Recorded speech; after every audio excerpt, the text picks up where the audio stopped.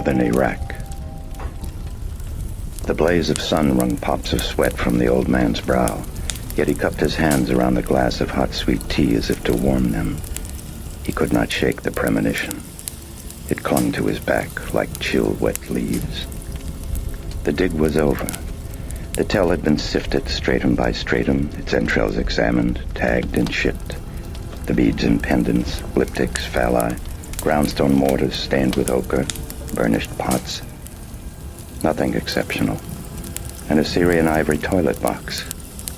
And man, the bones of man, the brittle remnants of cosmic torment that once made him wonder if matter was Lucifer upward groping back to his God. And yet now he knew better. The fragrance of licorice plant and tamarisk tugged his gaze to poppied hills, to reeded plains, to the ragged rock-strewn bolt of road that flung itself headlong into dread. Northwest was Mosul, east Erbil, south was Baghdad and Kirkuk, and the fiery furnace of Nebuchadnezzar. He shifted his legs underneath the table in front of the lonely roadside chaikana and stared at the grass stains on his boots and khaki pants. He sipped at his tea. The dig was over. What was beginning? He dusted the thought like a clay fresh find, but he could not tag it. Someone wheezed from within the chaikana, the withered proprietor shuffling toward him, kicking up dust in Russian-made shoes that he wore like slippers, groaning backs pressed under his heels. The dark of his shadow slipped over the table. "Kaman Shai Khawaja?" The man in khaki shook his head, staring down at the laceless, crusted shoes, kicked thick with debris of the pain of living. The stuff of the cosmos, he softly reflected. Matter, yet somehow finally spirit. Spirit and the shoes were to him but aspects of a stuff more fundamental, a stuff that was primal and totally other. The shadow shifted. The Kurd stood waiting like an ancient debt. The old man in khaki looked up into eyes that were damply bleached, as if the membrane of an eggshell had been pasted over the irises. Glaucoma. Once he could not have loved this man. He slipped out his wallet and probed for a coin among its tattered, crumpled tenants. A few dinars, an Iraqi driver's license, a faded plastic calendar card that was 12 years out of date. It bore an inscription on the reverse. What we give to the poor is what we take with us when we die. The card had been printed by the Jesuit missions. He paid for his tea and left a tip of 50 fils on a splintered table, the color of sadness. He walked to his Jeep. The gentle, rippling click of keys sliding into ignition was crisp in the silence. For a moment he waited, feeling at the stillness. Clustered on the summit of a towering mound, the fractured rooftops of Erbil hovered far in the distance, poised in the clouds like a rubbled, mud-stained benediction. The leaves clutched tighter at the flesh of his back. Something was waiting. Alama Khawaja. Rotted teeth. The Kurd was grinning, waving farewell. The man in khaki groped for a warmth in the pit of his being and came up with a wave and a mustard smile. It dimmed as he looked away. He started the engine, turned in a narrow, eccentric U, and headed toward Mosul. The Kurd stood watching, puzzled by a heart-dropping sense of loss as the Jeep gathered speed. What was it that was gone? What was it he had felt in the stranger's presence? Something like safety, he remembered, a sense of protection and deep well-being. Now it dwindled in the distance with a fast-moving Jeep. He felt strangely alone. The painstaking inventory was finished by 10 after 6.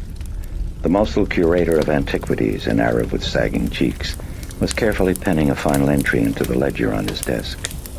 For a moment he paused, looking up at his friend as he dipped his pen point into an inkpot. The man in khaki seemed lost in thought. He was standing by a table, hands in his pockets, staring down at some dry, tagged whisper of the past. The curator observed him, curious, unmoving, then returned to the entry, writing in a firm, very small, neat script. Then at last he sighed, setting down the pen as he noted the time. The The train to Baghdad left at 8. He blotted the page and offered tea. The man in khaki shook his head, his eyes still fixed upon something on the table. The Arab watched him, vaguely troubled. What was in the air? There was something in the air. He stood up and moved closer, then felt a vague prickling at the base of his neck as his friend at last moved, reaching down for an amulet and cradling it pensively in his hand. It was a green stone head of the demon Pazuzu, personification of the southwest wind. Its dominion was sickness and disease. The head was pierced. The amulet's owner had worn it as a shield. Evil against evil, breathed the curator, languidly fanning himself with a French scientific periodical, an olive oil thumbprint smudged on the cover. His friend did not move. He did not comment. Is something wrong? No answer.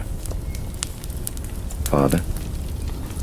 The man in khaki still appeared not to hear, absorbed in the amulet, the last of his finds. After a moment he set it down, then lifted a questioning look to the Arab. Had he said something? No, nothing. They murmured farewells. At the door, the curator took the old man's hand with an extra firmness. My heart has a wish, Father, that you would not go. His friend answered softly, and friend answered softly, and... This is Audible.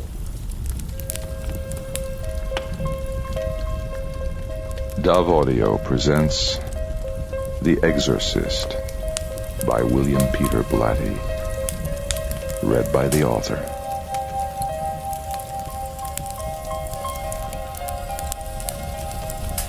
Prologue, Northern Iraq. The blaze of sun wrung pops of sweat from the old man's brow, yet he cupped his hands around the glass of hot sweet tea as if to warm them.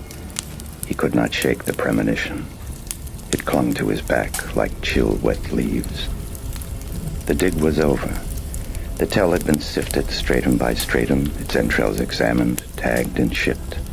The beads and pendants, lipticks, phalli, groundstone mortars stained with ochre, burnished pots. Nothing exceptional. An Assyrian ivory toilet box. And man, the bones of man, the brittle remnants of cosmic torment that once made him wonder if matter was Lucifer upward groping back to his God. And yet now he knew better. The fragrance of licorice plant and tamarisk tugged his gaze to poppied hills, to reeded plains, to the ragged rock-strewn bolt of road that flung itself headlong into dread. Northwest was Mosul, east Erbil, south was Baghdad and Kirkuk, and the fiery furnace of Nebuchadnezzar. He shifted his legs underneath the table in front of the lonely roadside chaikana and stared at the grass stains on his boots and khaki pants. He sipped at his tea. The dig was over. What was beginning? He dusted the thought like a clay-fresh find, but he could not tag it. Someone wheezed from within the chaikana, the withered proprietor shuffling toward him, kicking up dust in Russian-made shoes that he wore like slippers, groaning backs pressed under his heels. The dark of his shadow slipped over the table. Kaman Shay Khawaja? The man in khaki shook his head, staring down at the laceless, crusted shoes, kicked thick with debris of the pain of living. The stuff of the cosmos, he softly reflected. Matter, yet somehow finally spirit. Spirit and the shoes were to him but aspects of a stuff more fundamental, a stuff that was primal and totally other. The shadow shifted. The Kurd stood waiting like an ancient debt. The old man in khaki looked up into eyes that were damply bleached, as if the membrane of an eggshell had been pasted over the irises. Glaucoma. Once he could not have loved this man. He slipped out his wallet and probed for a coin among its tattered, crumpled tenants. A few dinars, an Iraqi driver's license, a faded plastic calendar card that was 12 years out of date. It bore an inscription on the reverse. What we give to the poor is what we take with us when we die. The card had been printed by the Jesuit missions. He paid for his tea and left a tip of 50 fils on a splintered table, the color of sadness. He walked to his Jeep. The gentle, rippling click of keys sliding into ignition was crisp in the silence. For a moment he waited, feeling at the stillness. Clustered on the summit of a towering mound, the fractured rooftops of Erbil hovered far in the distance, poised in the clouds like a rubbled, mud-stained benediction. The leaves clutched tighter at the flesh of his back. Something was waiting. Alamar, Khawaja. Rotted teeth. The Kurd was grinning, waving farewell. The man in khaki groped for a warmth in the pit of his being, and came up with a wave and a mustard smile. It dimmed as he looked away. He started the engine, turned in a narrow, eccentric U, and headed toward Mosul. The Kurd stood watching, puzzled by a heart-dropping sense of loss as the Jeep gathered speed. What was it that was gone? What was it he had felt in the stranger's presence? Something like safety, he remembered, a sense of protection and deep well-being. Now it dwindled in the distance with the fast-moving Jeep. He felt strangely alone. The painstaking inventory was finished by 10 after 6.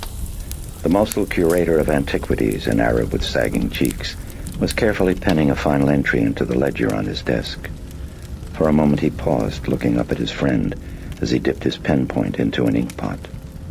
The man in khaki seemed lost in thought.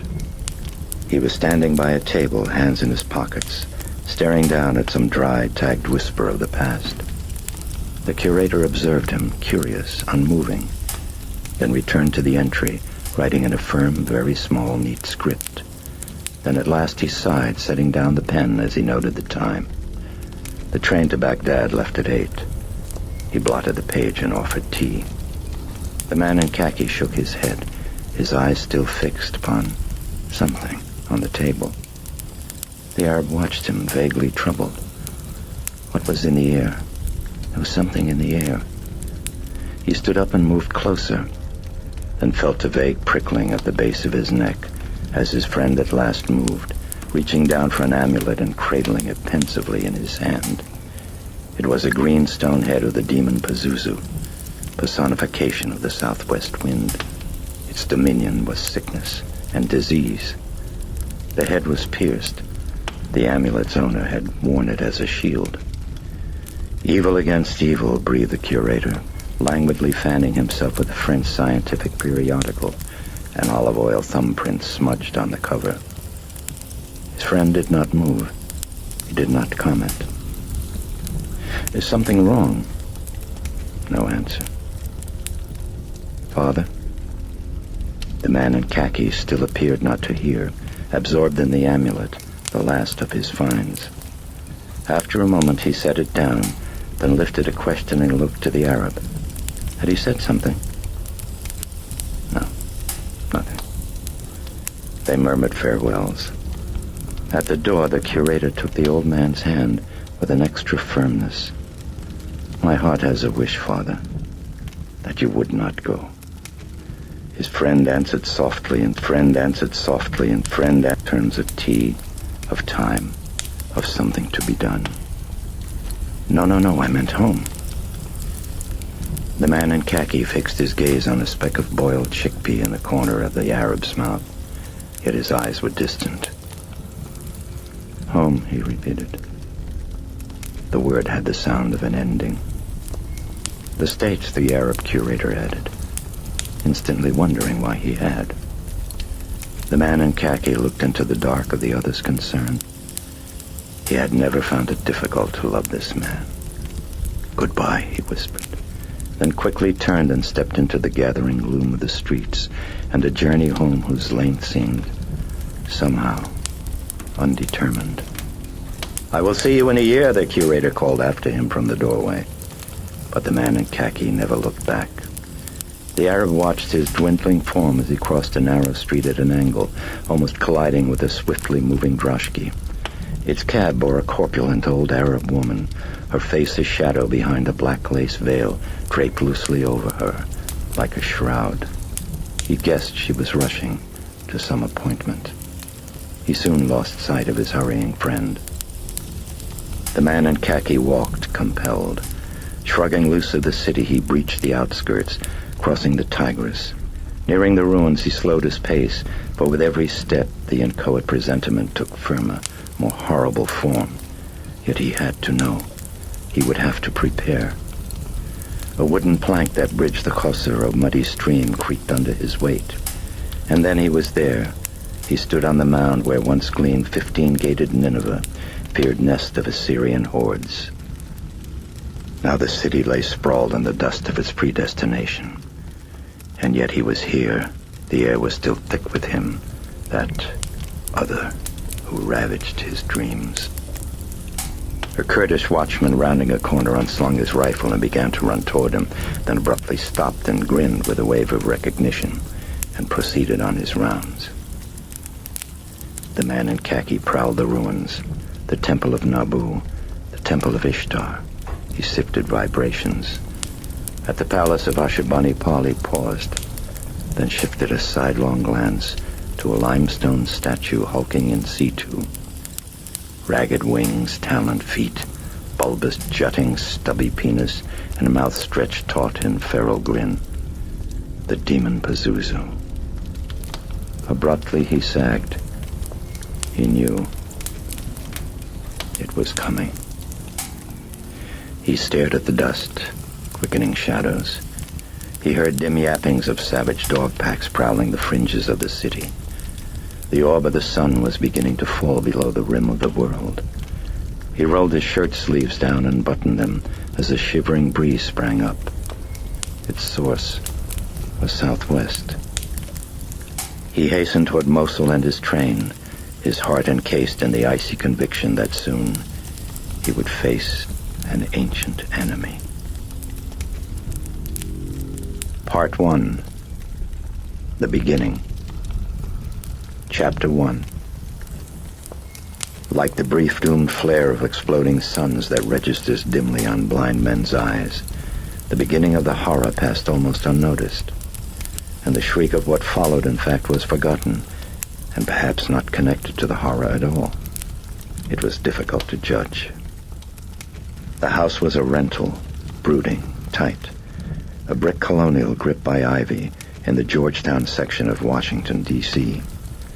Across the street was a fringe of campus belonging to Georgetown University.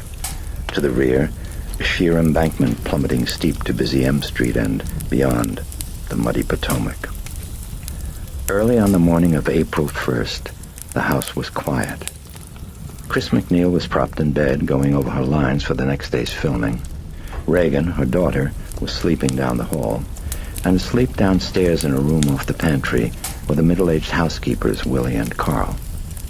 At approximately 12:25 a.m., Chris glanced from her script with a frown of puzzlement. She heard rapping sounds. They were odd, muffled, profound, rhythmically clustered. Alien code tapped out by a dead man. Funny, she thought. She listened for a moment, then dismissed it. But as the rappings persisted, she couldn't concentrate. She slapped down the script on the bed. Jesus, that bugs me. She got up to investigate. She went out to the hallway and looked around. It seemed to be coming from Regan's bedroom. What is she doing, she thought. She padded down the hall and the rappings grew subtly louder, much faster, and as she pushed on the door and stepped into the room, they abruptly ceased. What the heck's going on? Her pretty 11-year-old was asleep, cuddled tight to a large stuffed round-eyed panda, Pookie, faded from years of smothering, years of smacking, warm, wet kisses. Chris moved softly to her bedside and leaned over for a whisper. Rags, you awake? Regular breathing, heavy, deep. Chris shifted her glance around the room. Dim light from the hall fell pale and splintered on Regan's paintings, on Regan's sculptures, on more stuffed animals. Okay, thought Chris. Come on, Rags. Old mother's ass is dragging. Say it. April Fool. And yet Chris knew it wasn't like her. The child had a shy and very diffident nature. And who was the trickster? A somnolent mind imposing order on the rattlings of heating pipes or plumbing? Once in the mountains of Bhutan, she had stared for hours at a Buddhist monk who was squatting on the ground in meditation. Finally, she thought, she had seen him levitate. Perhaps. Recounting the story to someone, she invariably added, perhaps. And perhaps her mind, that untiring raconteur of illusion, had embellished the wrappings. Bullshit, she thought. I heard it. Abruptly, she flicked a quick glance to the ceiling. There, faint scratchings. Jesus, rats in the attic. Rats! She sighed. Yeah, that's it, she thought. Big tails, thump. Big tails, thump, thump. She felt oddly relieved, and then noticed the cold. The room was icy. She padded to the window, checked it. Closed. She touched the radiator. Hot. Oh, really? She thought. Puzzled, she moved to the bedside and touched her hand to Regan's cheek. It was smooth as thought and lightly perspiring. Oh, God, I must be sick. She looked at her daughter, at the turned-up nose and freckled face, and on a quick, warm impulse, leaned over the bed and kissed her cheek. I sure do love you, she whispered, then returned to her room and her bed and her script. For a while, Chris studied. The film was a musical comedy remake of Mr. Smith Goes to Washington. A subplot had been added dealing with campus insurrections. Chris was starring. She played a psychology teacher who sided with the rebels, and she hated it. Oh, it's dumb, she thought. This scene is absolutely dumb.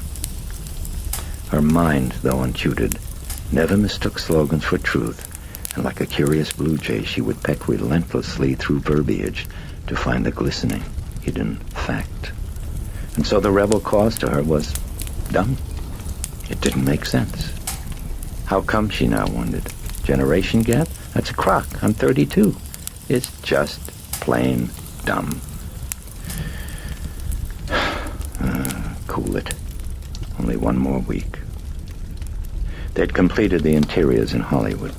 All that remained were a few exterior scenes on the campus of Georgetown University, starting tomorrow. It was Easter vacation and the students were away. She was getting drowsy. Heavy lids. She turned to a page that was curiously ragged. Bemused, she smiled. Her English director. When especially tense, he would tear with quivering, fluttering hands a narrow strip from the edge of the handiest page and then chew it, inch by inch, until it was all in a ball in his mouth. Dear Burke. She yawned, then glanced fondly at the side of her script. The pages looked gnawed. She remembered the rats. Little bastard sure got rhythm, she thought. She made a mental note to have Carl set traps for them in the morning. Fingers relaxing now, script slipping loose. She let it drop, thinking, dumb. It's dumb. A fumbling hand groped out to the light switch. There. She sighed. For a time she was motionless, almost asleep, and then kicked off her covers with a lazy leg. Too freaking hot, she thought. A mist of dew clung soft and gentle to the window panes. Chris slept and dreamed about death in the staggering particular. Death as if death was still never yet heard of while something was ringing, she gasping, dissolving, slipping off into void, thinking over and over, I am not going to be, I will die, I won't be, and forever and ever. Oh, Papa, don't let them, oh, don't let them do it, don't let me be nothing forever. And melting, unraveling, ringing, the phone. She jumped up with her heart pounding, hand to the phone and no weight in her stomach, a core with no weight in her telephone ringing. She answered. The assistant director. Can make up at 6, honey. Right. How you feeling, Chris? I go to the bathroom and it doesn't burn, and I figure I'm ahead. He chuckled. I'll see you. Right. Thanks. She hung up, and for moments sat motionless, thinking of the dream. A dream? More like thought and the half-like of waking. That terrible clarity. Gleam of the skull, non-being, irreversible. She couldn't imagine it. Oh, God, it can't be. She considered, and at last bowed her head. Yeah, but it is. She went to the bathroom, put on a robe, and padded quickly down to the kitchen, down to life and sputtering bacon. Good morning, Mrs. MacNeil. Gray, drooping Willie, squeezing oranges, blue sacks beneath her eyes, a trace of accent, Swiss, like Carl's. She wiped her hands on a paper towel and started moving toward the stove. I'll get it, Willie. Chris, ever sensitive, had seen her weary look, and as Willie now grunted and turned back to the sink, the actress poured coffee, then moved to the breakfast nook and sat down, and warmly smiled as she looked at her plate. A blush red rose. Regan. Oh, that angel. Many a morning when Chris was working, Regan would quietly slip out of bed, come down to the kitchen and place a flower, then grope her way crusty-eyed back to her sleep. Chris shook her head, rueful, recalling she had almost named her Goneril. Yes, sure. Right on. Get ready for the worst. Chris chuckled at the memory, sipped at her coffee. As her gaze caught the rose again, her expression turned briefly sad. Large green eyes grieving in a waif-like face. She'd recalled another flower, a son, Jamie. He had died long ago at the age of 3. Chris was very young and an unknown chorus girl on Broadway. She had sworn that she would not give herself ever again, as she had to Jamie, as she had to his father, Howard MacNeil.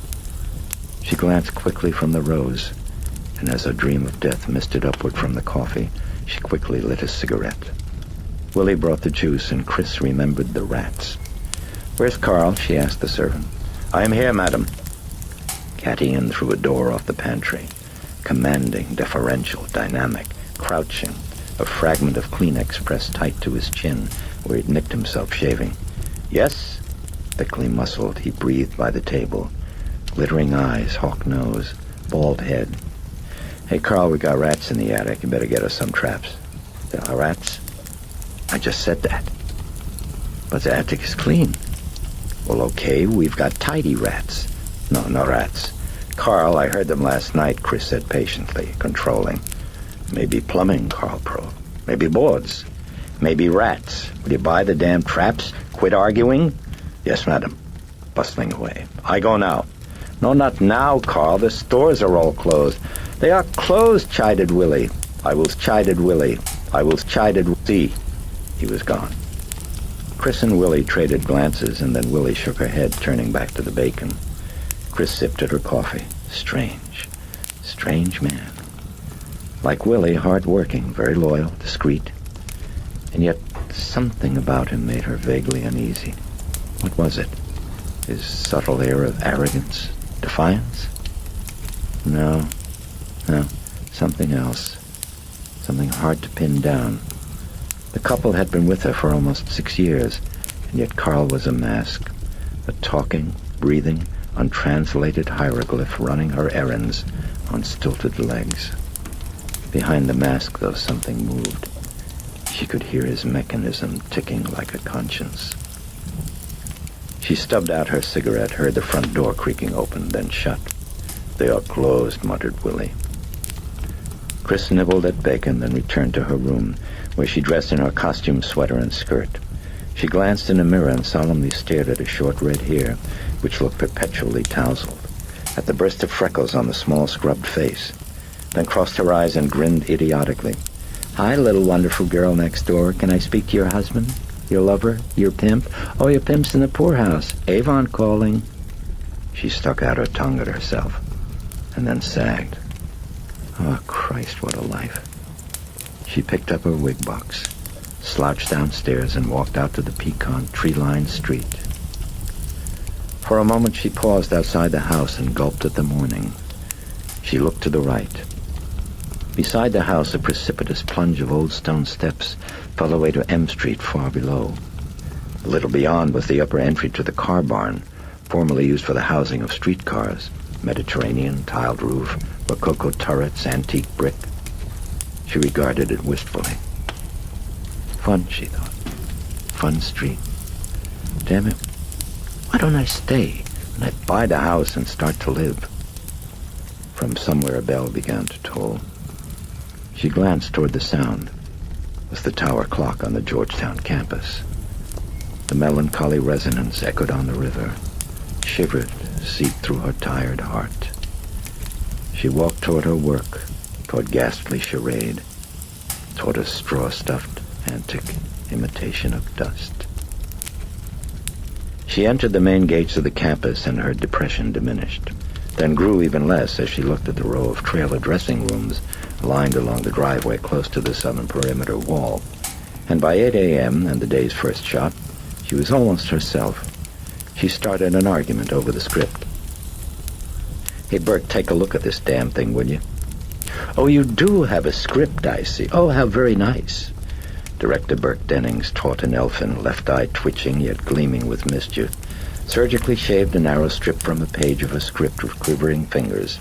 "I believe I'll munch," he cackled. They were standing on the esplanade that fronted the administration building and were knotted in the center of actors, lights, technicians, extras, grips. Here and there a few spectators dotted the lawn, mostly Jesuit faculty, numbers of children. The cameraman board picked up Daily Variety as Dennings put the paper in his mouth and giggled, his breath reeking faintly of the morning's first gin. "Oh, yes, I'm terribly glad you've been given a script."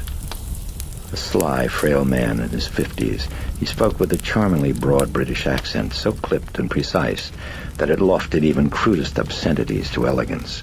And when he drank, he seemed always on the verge of guffaw, seemed constantly struggling to retain his composure. "Now then, tell me, my baby, what is it? What's wrong?" The scene in question called for the dean of the mythical college in the script to address a gathering of students in an effort to squelch a threatened sit-in. Chris would then run up the steps to the esplanade, tear the bullhorn away from the dean, and then point to the main administration building and shout, "Let's tear it down." "Just doesn't make sense," said Chris. "Oh, well, it's perfectly plain," lied Dennings. "Why the heck should they tear down the building, Burke? What for? Are you sending me up, my darling?" "No, I'm asking what for." "Because it's there, love, in the script." "No, on the grounds." "Well, it doesn't make sense, Burke. She just wouldn't do that." "She would." "No, she wouldn't." "Shall we summon the writer? I believe he's in Paris." "Hiding." "Fucking." He'd clipped it off with impeccable diction, fox eyes glinting in a face like dough as the word rose crisp to Gothic spires. Chris fell weak to his shoulders, laughing. "Oh, Burke, you're impossible, damn it." "Yes," he agreed. He said it like Caesar, modestly confirming reports of his triple rejection of the crown. "Now, shall we get on with it?" Chris didn't hear. She darted a furtive, embarrassed glance to a nearby Jesuit, checking to see if he'd heard the obscenity. Dark, rugged face, like a boxer's, chipped. In his 40s. Something sad about the eyes. Something pained, and yet warm and reassuring as they fastened on hers. He'd heard it. He was smiling. He glanced at his watch and moved away. "I say, shall we get on with it?" She turned, disconnected. "Yes, sure, Burke, let's do it." "Thank heaven. No, wait. Oh, good Christ." She complained about the tag of the scene. She felt that the high point was reached with her line as opposed to her running through the door of the building immediately afterward. "It adds nothing," said Chris. "It's dumb." "Yes, it is, love. It is," agreed Burke sincerely. "However, the cutter insists that we do it," he continued. "So there we are, you see?" "No, I don't." "No, of course not. It's stupid. You see, since the following scene," he giggled, "begins with Jed coming at us through a door, the cutter feels certain of a nomination if the scene preceding ends with you moving off through a door. That's done." "Well, of course it is. It's vomit. It's simply cunting, puking mad. Now then, why don't we shoot it and trust me to snip it from the final cut? It should make a rather tasty munch." Chris laughed and agreed. Burke glanced toward the cutter, who was known to be a temperamental egotist given to time-wasting argumentation, but he was busy with the cameraman. The director breathed a sigh of relief. Waiting on the lawn at the base of the steps while the lights were warming, Chris looked toward Dennings as he flung an obscenity at a hapless grip, and then visibly glowed. He seemed to revel in his eccentricity.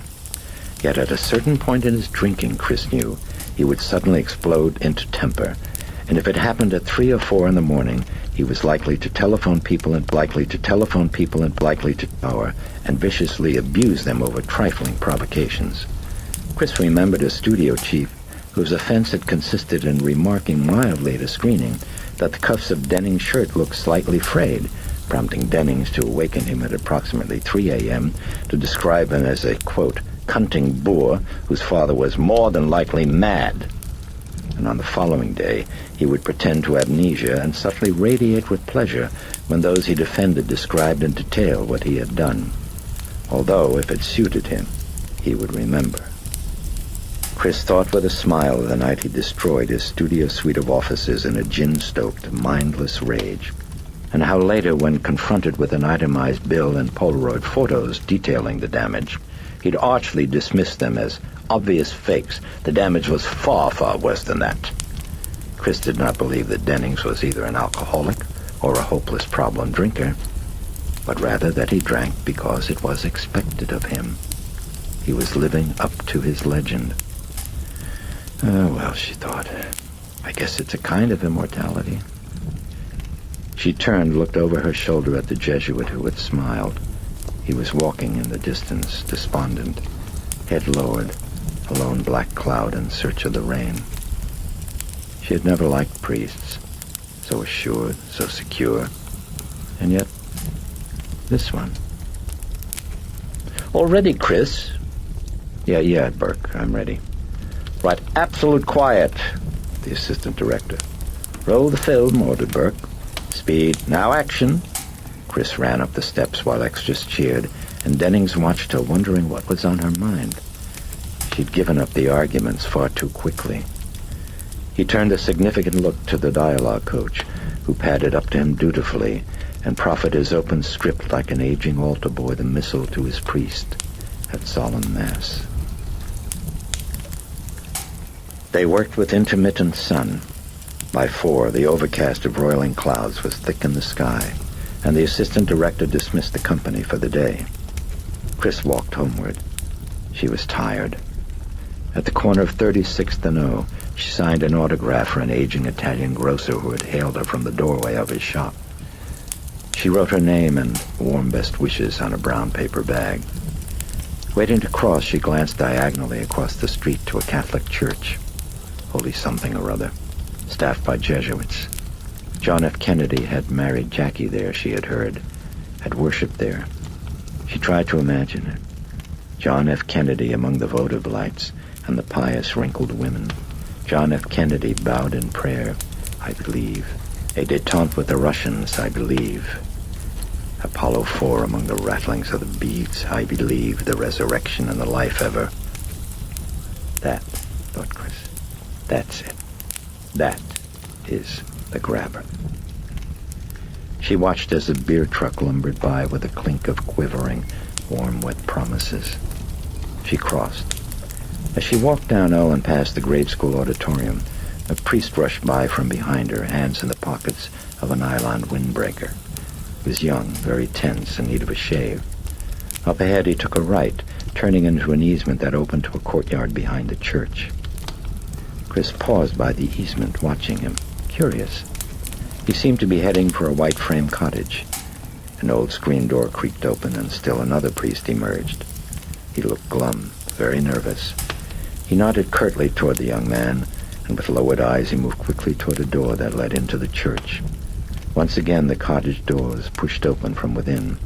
Another priest. It looked... Oh, hey, it is. The one who was smiling when Burke said fuck. Only now he looked grave, as he silently greeted the new arrival, his arm around his shoulder, in a gesture that was gentle and somehow parental. He led him inside, and the screen door closed with a slow, faint squeak.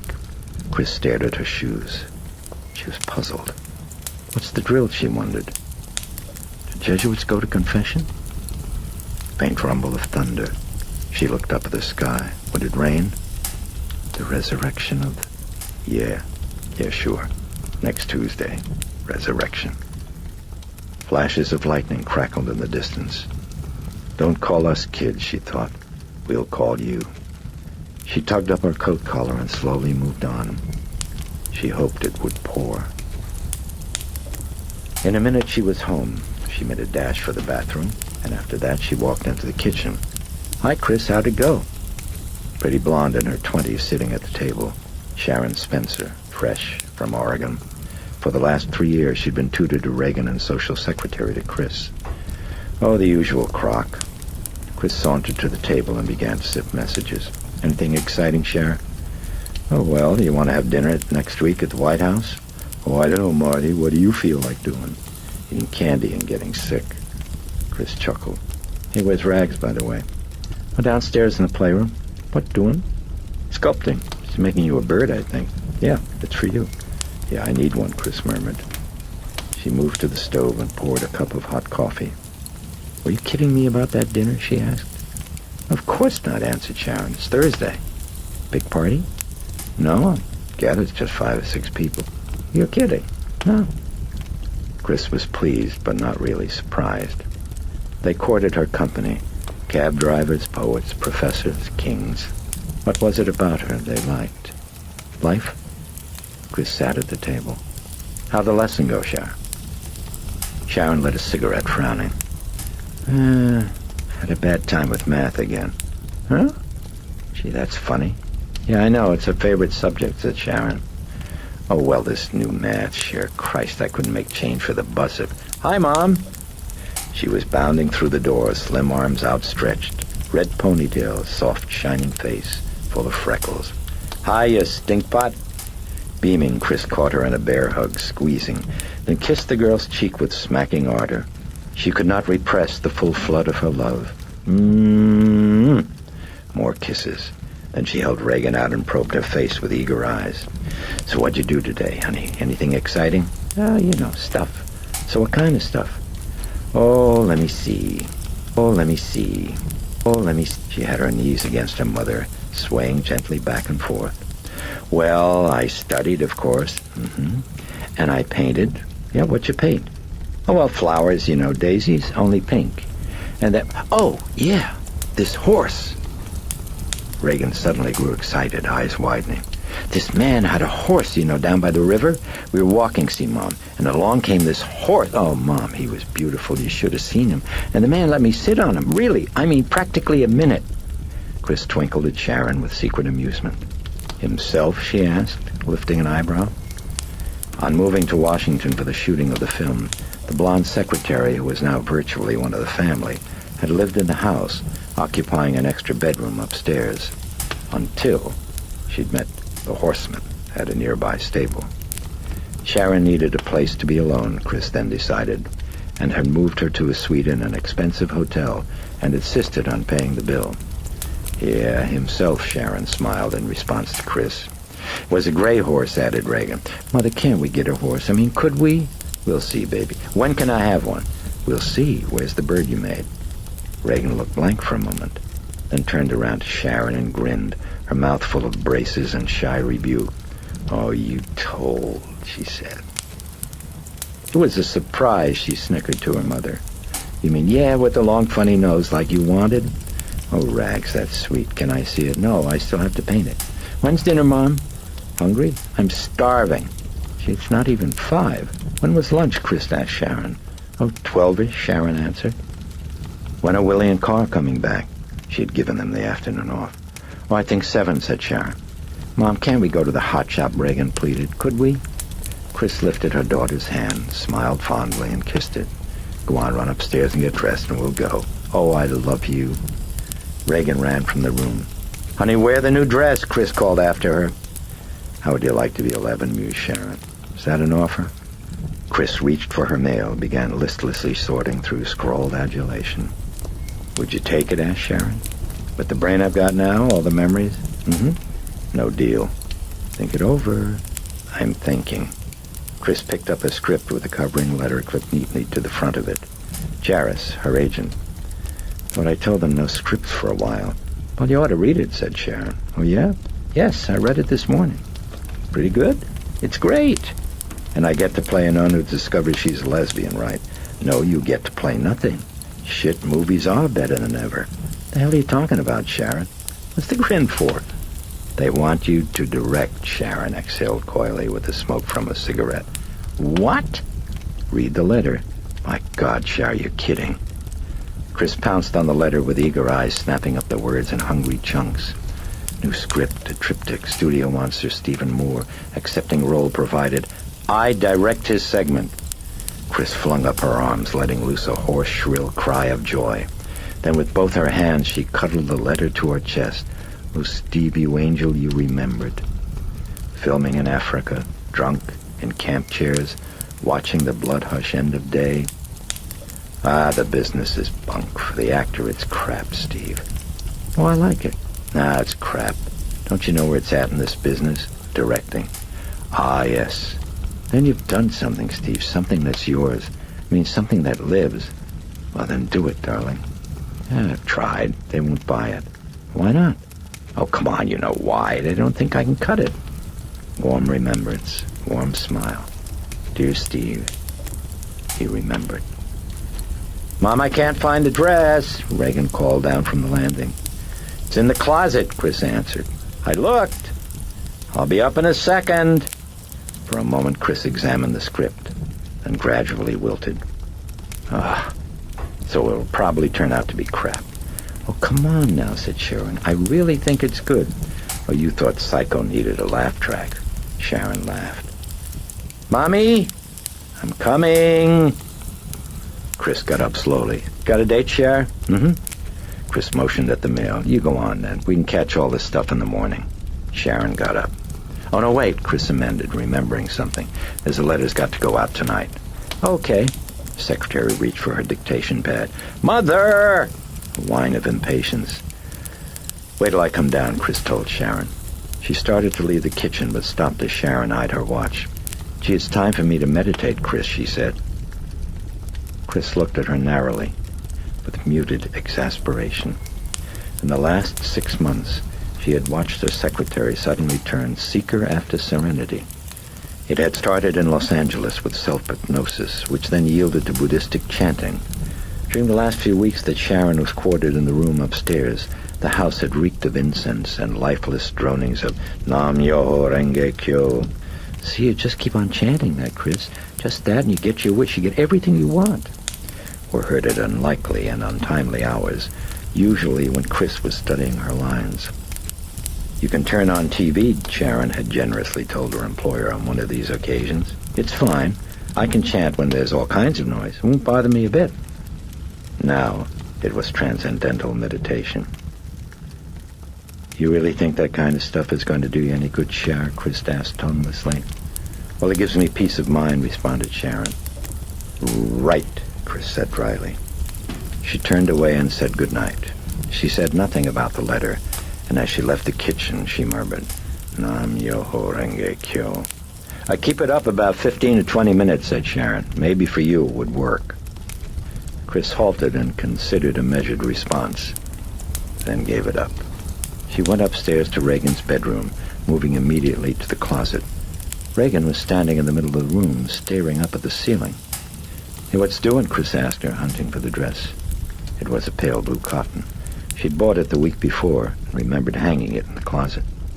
Funny noises, said Regan. Yeah, I know we've got friends. Regan looked at her. Squirrels, honey. Squirrels in the attic. Her daughter was squeamish and terrified of rats. Even mice upset her. The hunt for the dress proved fruitless. You see, Mom, it's not there. Yeah, I see. Maybe Willie picked it up with the cleaning. It's gone, Mom. Yeah, well, put on the navy. It's pretty. They went to the hot shop. Chris ate a salad while Regan had soup, 4 rolls, fried chicken, a chocolate shake, and a helping and a half of blueberry pie with coffee ice cream. Where does she put it, Chris wondered fondly. In her wrists? The child was slender as a fleeting hope. Chris lit a cigarette over her coffee and looked through the window on her right. The river was dark and currentless, waiting. I enjoyed my dinner, Mom. Chris turned to her, and as often happened, caught her breath and felt again that ache on seeing Howard's image in Regan's face. It was the angle of the light. She dropped her glance to Regan's plate. You gonna leave that pie, honey? Chris asked her. Regan lowered her eyes. I ate some candy, Mom. Chris stubbed out her cigarette and chuckled. Let's go. They were back before 7. Willie and Carl had already returned. Regan made a dash for the basement playroom, eager to finish the sculpture for her mother. Chris headed for the kitchen to pick up the script. She found Willie brewing coffee, coarse, open pot. She looked irritable and sullen. "Hi, Willie, how'd it go? Have a real nice time?" "Do not ask." Willie added an eggshell and a pinch of salt to the bubbling contents of the pot. They had gone to a movie, Willie explained. She had wanted to see the Beatles, but Carl had insisted on an art house film about Mozart. "Terrible," Willie simmered as she lowered the flame. "That dumbhead." "Sorry about that." Chris tucked the script underneath her arm. "Oh, Willie, have you seen that dress that I got for Rags last week? You know, the blue cotton." "Yes, I see it in her closet this morning." "Well, where'd you put it, Willie?" "It is there." "You didn't maybe pick it up by mistake with the cleaning?" "It is there." "With the cleaning?" "In the closet, madam." "No, it isn't, Willie. I looked." About to speak, Willie tightened her lips and scowled at the coffee. Carl had walked in. "Good evening, madam." He went to the sink for a glass of water. "Did you set those traps?" asked Chris. "No rats." "Did you set them, Carl?" "I set them, of course, but the attic is clean." "Tell me, how was the movie, Carl?" "Exciting." His back, like his face, was a resolute blank. Chris started from the kitchen humming a song made famous by the Beatles, but then she turned. Just one more shot, she thought. "Did you have any trouble getting the traps, Carl?" "No, no trouble." "At 6 in the morning?" "All night market, madam." Jesus. Chris took a long and luxurious bath, and when she went to the closet in her bedroom for her robe, she discovered Regan's missing dress. It lay crumpled in a heap on the floor of the closet. Chris picked it up. "What's it doing in here?" she thought. The tags were still on it. For a moment, Chris thought back, then remembered that the day that she'd purchased the dress, she had also bought 2 or 3 items for herself. Must have put them all together. Chris carried the dress into Regan's bedroom, put it on a hanger, and slipped it on the rack. She glanced at Regan's wardrobe. Nice, she thought. Nice clothes. "Yeah, Rags, look here. Not there, the daddy who never writes." As she turned from the closet, she stubbed her toe against the base of a bureau. "Oh, Jesus, that smarts." As she lifted her foot and massaged her toe, she noticed that the bureau was out of position by about 3 feet. "No wonder I bumped it." Well, he must have vacuumed, she decided. She went down to the study with the script from her agent. Unlike the massive double living room with its large bay windows in view, the study had a feeling of whispered density, of secrets between rich uncles. Raised brick fireplace, oak paneling, crisscrossed beams of a wood that implied it had once been a drawbridge. The room's few hints of a time that was present were the added bar, a few bright pillows, and a leopard skin rug that belonged to Chris and was spread on the pine wood floor by the fire, where she now stretched out with her head and shoulders propped on the front of a downy sofa.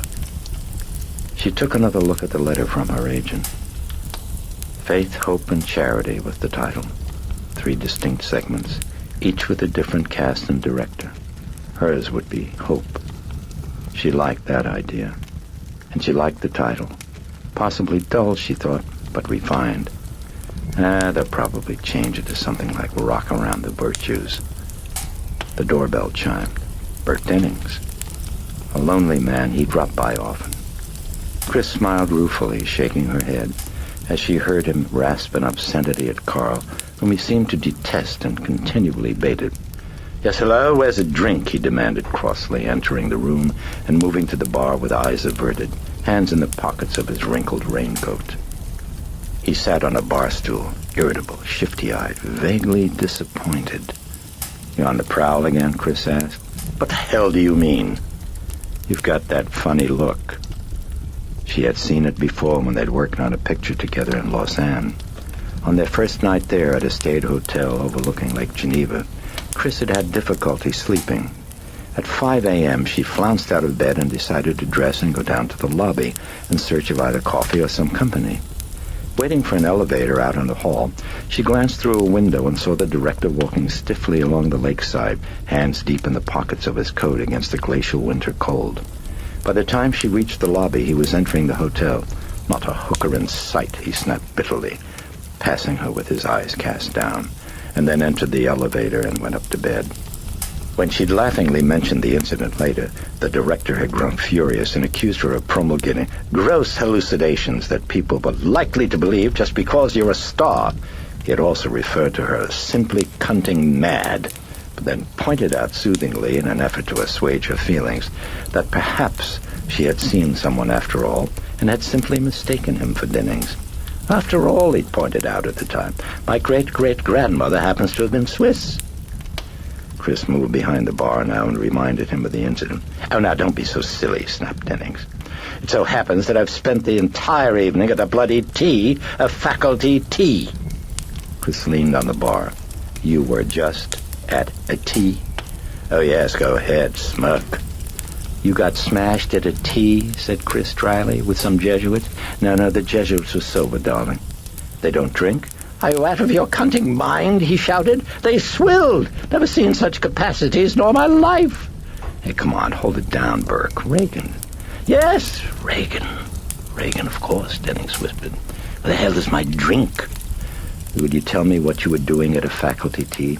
Bloody public relations, my darling. Something you should be doing. Chris handed him a gin on the rocks. God, the way we've been mucking the grounds, the director muttered. Pious, the glass to his lips. Yes, go ahead, laugh. That's all you're good for. Laughing and showing a bit of bum. I'm just smiling, Bert. Well, someone has to make a good show. And how many times did you say fuck at the tea, Bert? Darling, that's crude, he rebuked her gently. Now tell me, how are you, my darling? She answered with a despondent shrug. Are you glum? Come on, tell me. Oh, I don't know, Bert. Tell your uncle. Uncle. Shit, I think I'll have a drink, she said, reaching for a glass. Yes, it's good for the stomach. Now then what? She was slowly pouring vodka. You ever think about dying? I beg your dying, she interrupted. Did you ever think about it, Burke? I mean, what it means. I mean, really, what it means. Faintly edgy, he answered. I don't know. No, I don't. No, I don't think about it at all. I just do it. The hell you bring that up for? She shrugged. I don't know. She plopped ice into her glass and eyed it thoughtfully. Oh, yeah. Yeah, I do know, she amended. I thought about it this morning. Like a dream. Waking up. I don't know, I mean, it just sort of hit me. What it means, I mean, the end. The end! Like I'd never even heard of it before. She shook her head. Oh, Jesus, did that spook me, Burke. I felt like I was falling off the goddamn planet at 100 million miles an hour. Oh, rubbish. Death's a comfort, Dennings sniffed. Not for me, it isn't, Charlie. Well, you live through your children. Oh, come off it. My children aren't me. Yes, thank heaven, one's entirely enough. I mean, think about it, Burke. Not existing. Forever. Oh, for heaven's sake, show your bum at the faculty tea next week. Perhaps those priests can give you comfort. He banged down his glass. That's another. You know, I didn't know they drank. Well, you're stupid. His eyes had grown mean. Was he reaching the point of no return, Chris wondered. She had the feeling she had touched a nerve. Had she? Did they go to confession? She hadn't. How would I know? He suddenly bellowed. Well, weren't you studying to... Where's the bloody drink? Want some coffee, Burke? Don't be fatuous. I want another drink.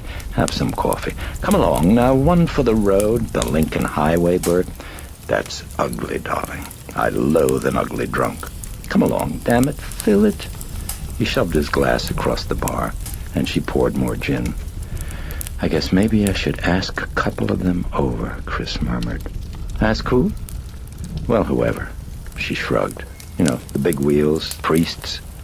They'll never leave, darling. They're fucking plunderers, he rasped, and he gulped his gin. Oh, yeah, he's starting to blow, thought Chris, and quickly changed the subject. She explained about the script and her chance to direct. Oh, good, Dennings muttered. Kind of scares me, Bert. Oh, twaddle. My baby, the difficult thing about directing is making it seem as if the damn thing were difficult. I had the clue my first time out. Here I am, you see. It's child's play. Burke, to be honest with you, now that they've offered me my chance, I'm really not sure I could direct my grandmother across the street. You know, all that technical stuff. come along. Leave all that to the editor, the cameraman, and the script girl, darling. Get good ones and they'll see you through. What's important is handling the cast, and you'd be marvelous, just absolutely marvelous at that. You could not only tell them how to move and read a line, my baby, you could show them. Just remember Paul Newman and Rachel, and don't be so hysterical. She still looked doubtful. Well, about this technical stuff, she worried. Drunk or sober, Dennings was the best director in the business, and she wanted his advice. For instance, he asked her. For almost an hour, she probed to the barricades of minutiae. The data were easily found in text, but reading tended to fray her patience. Instead, she read people. Naturally inquisitive, she juiced them, wrung them out. But books were unringable. Books were glib. They said therefore and clearly, when it wasn't clear at all, and their circumlocutions could never be challenged. They could never be stopped for a shrewdly disarming, "Hold it, I'm dumb. Could I have that again?" They could never be pinned, made to wriggle, dissected. Books were like Carl. "Darling, all you need is a brilliant cutter," the director cackled, rounding it off. "I mean someone who really knows his doors." He'd grown charming and bubbly and seemed to have passed the threatened point of danger. "Beg pardon, madam. You wish something?" Carl stood attentively at the door to the study. "Oh, hello, Thorndyke," Dennings giggled. "Or is it Heinrich? I can't keep it straight." "It is Carl." "Oh, yes, of course it is. Damn, I'd forgotten. Tell me, Carl, was it public relations you told me you did for the Gestapo, or was it community relations? I believe there's a difference." Carl spoke politely. "Neither one, sir. I am Swiss." "Oh, yes, of course," the director guffawed. "And you never went bowling with Goebbels, I suppose." Carl, impervious, turned to Chris. "And never went flying with Rudolf Hess." "Madam wishes..." "Oh, I don't know. Burke, you want some coffee?" "Oh, fuck it." The director stood up abruptly and strode belligerently from the room in the house. Chris shook her head and then turned to Carl. "Unplug the phone," she ordered expressionlessly. "Yes, madam. Anything else?" "Oh, maybe some Sanka. Where's Rags, Carl?" "Down in playroom, madam. I call her?" "Yeah, it's bedtime." "Oh, no, wait a second, Carl. Never mind. I'd better go see the bird. Just get me the Sanka, please." "Yes, madam. And for the umpty-eighth time, I apologize for Burke." "I pay no attention." "I know. That's what bugs him." Chris walked to the entry hall of the house, pulled open the door to the basement staircase, and started downstairs. "Hiya, Stinky. What you doing down there? You got the bird?" "Oh, yeah, come see. Come on down. It's all finished." The playroom was paneled and brightly decorated. Easels, paintings, phonograph, tables for games and a table for sculpting, red and white bunting left over from a party for the previous tenant's teenage son. "Hey, that's great!" exclaimed Chris as her daughter handed her the figure. It was not quite dry and looked something like a worry bird, painted orange except for the beak, which was laterally striped in green and white. A tuft of feathers was glued to the head. "Do you like it?" asked Regan. "Oh, honey, I do. I really do. You got a name for it?" "Well, what's a good one, huh?" "I don't know." Regan shrugged. Let me see. Chris tapped fingertips to teeth. "I don't know. What do you think? What do you think about Dumbbird? Just Dumbbird." Regan was snickering, hand to her mouth to conceal the braces, and nodding. "Dumbbird by a landslide. Hey, I'll leave it here to dry, and then I'll put him in my room." Chris was setting down the bird when she noticed the Ouija board. It was close, on the table. She'd forgotten she had it. Almost as curious about herself as she was about others, she'd originally bought it as a possible means of exposing clues to her subconscious. It hadn't worked. She used it a time or two with Sharon and once with Dennings, who had skillfully steered the plastic planchette. "Are you the one who's moving it, Ducky?" So that all of the messages were obscene, and then afterwards blamed it on the fucking spirits. "You playing with the Ouija board, honey?" "Mm-hmm." "You know how?" "Oh, well, sure. Here, I'll show you." Regan was moving to sit by the board.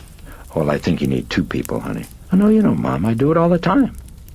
Chris was pulling up a chair. "Well, let's both play, okay?" Hesitation. "Well, okay." Regan had her fingertips positioned on the white planchette, and as Chris reached out to position hers, the planchette made a swift, sudden move to the position on the board marked No. Chris smiled at her slyly.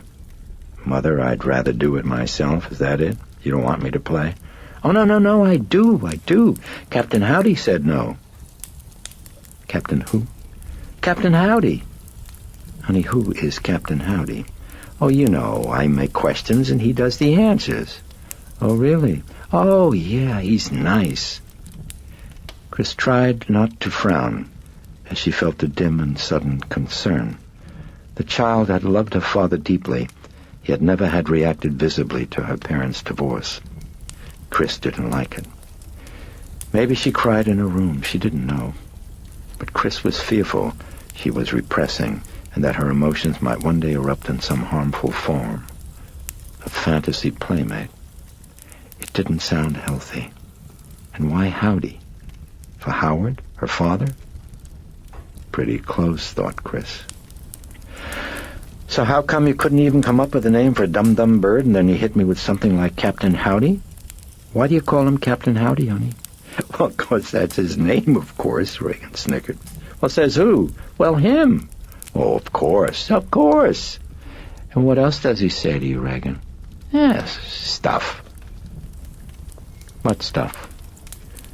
Regan shrugged. "Just stuff." "Well, for instance."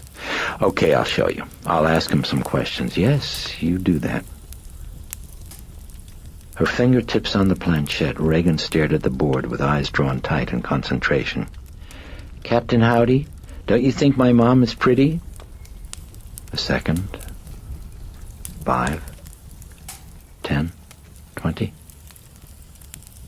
"Captain Howdy?" More seconds. Chris was surprised. She'd expected her daughter to slide the planchette to the section marked Yes. Oh, for Pete's sake, what now, she thought. An unconscious hostility? No, that's crazy. "Captain Howdy, that's really not very polite," chided Regan. "Honey, maybe he's sleeping. Do you think, Mom?" "I think you should be sleeping." "Already? Come on, babe, up to bed." Chris stood up. "He's a poop," muttered Regan, then followed her mother up the stairs. Chris tucked her into bed and then sat on the bedside. "Honey, Sunday's no work. You want to do something?" "Well, what?" When they'd first come to Washington, Chris had made an effort to find playmates for Regan. She'd uncovered only one, a 12-year-old girl named Judy. But Judy's family was away for Easter, and Chris was concerned now that Regan might be lonely. "Well, I don't know," Chris replied. "Something. You want to go see the sights? Hey, the cherry blossoms, maybe. That's right, they're out early. You want to go see them, honey?" "Oh, yeah, Mom. And tomorrow night, a movie. How's that?" "Oh, I love you." Regan gave her a hug, and Chris hugged her back with an extra fervor, whispering, "Oh, Rags, honey, I love you." "You can bring Mr. Dennings if you like." Chris pulled back for an appraisal. "Mr. Dennings? Well, I mean, it's okay." "No, it's not okay. Honey, why would I want to bring Mr. Dennings?" "Oh, well, do you like him?" "Oh, well, sure I like him, honey. Don't you?" Regan made no answer.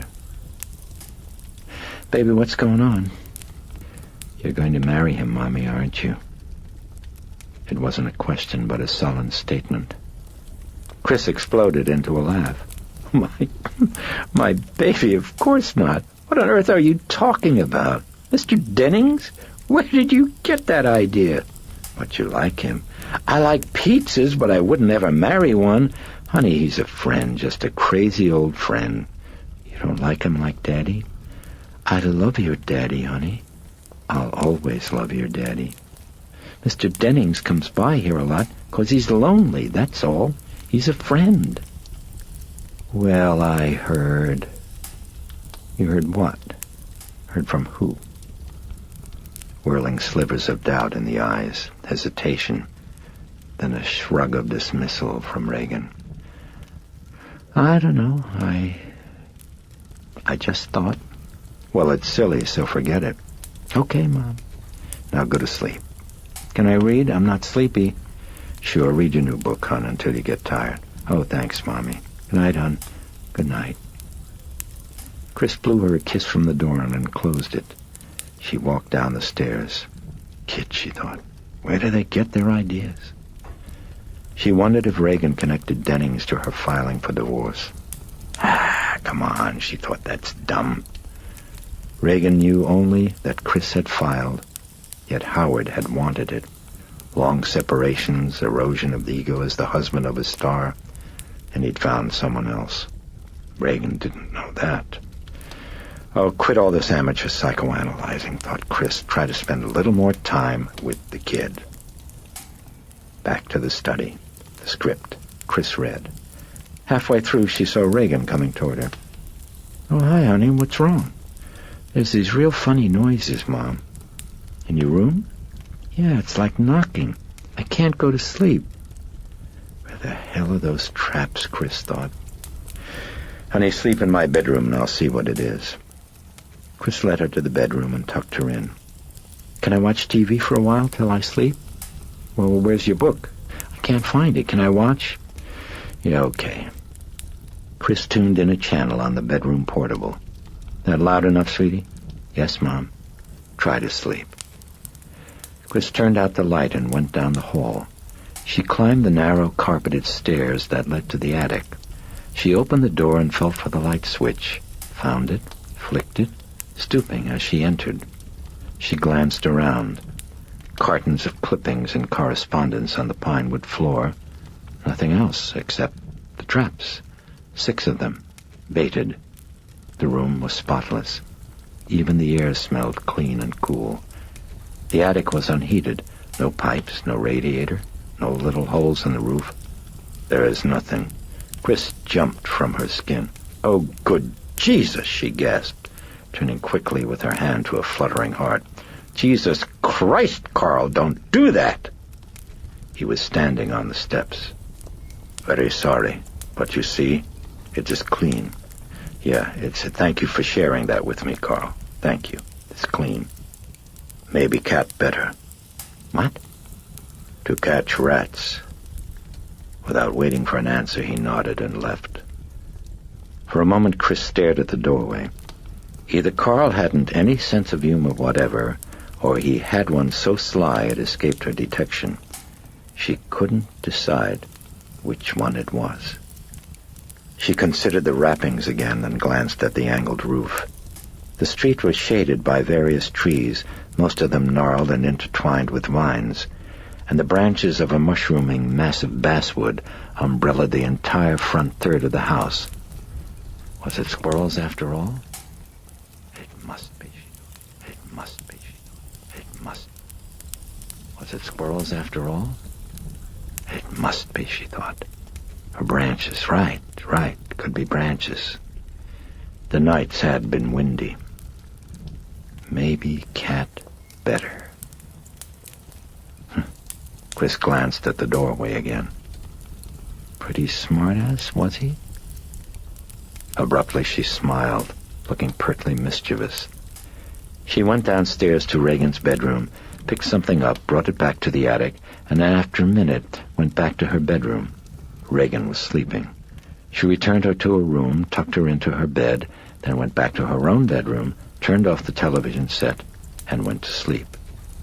The house was quiet until morning. Eating her breakfast, Chris told Carl in an offhand way that she thought she'd heard a trap springing shut during the night. Would you like to go and take a look? Chris suggested, sipping coffee and pretending to be engrossed in the morning paper. Without any comment, Carl went up to investigate. Chris passed him in the hall on the second floor as he was returning, staring expressionlessly at the large stuffed mouse he was holding. He'd found it with its snout clamped tight in a trap. As she walked toward her bedroom, Chris lifted an eyebrow at the mouse. Someone is funny, Carl muttered as he passed her.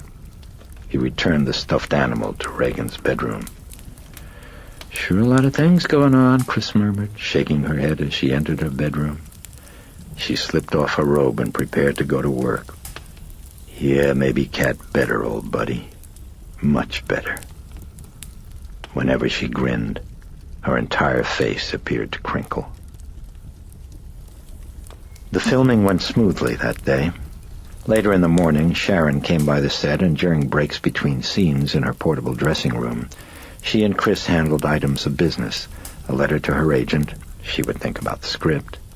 Okay to the White House. A wire to Howard reminding him to telephone on Regan's birthday. A call to her business manager asking if she could afford to take off a year. And plans for a dinner party April 23rd. Early in the evening, Chris took Regan out to a movie, and the following day they drove around to points of interest in Chris's Jaguar XKE.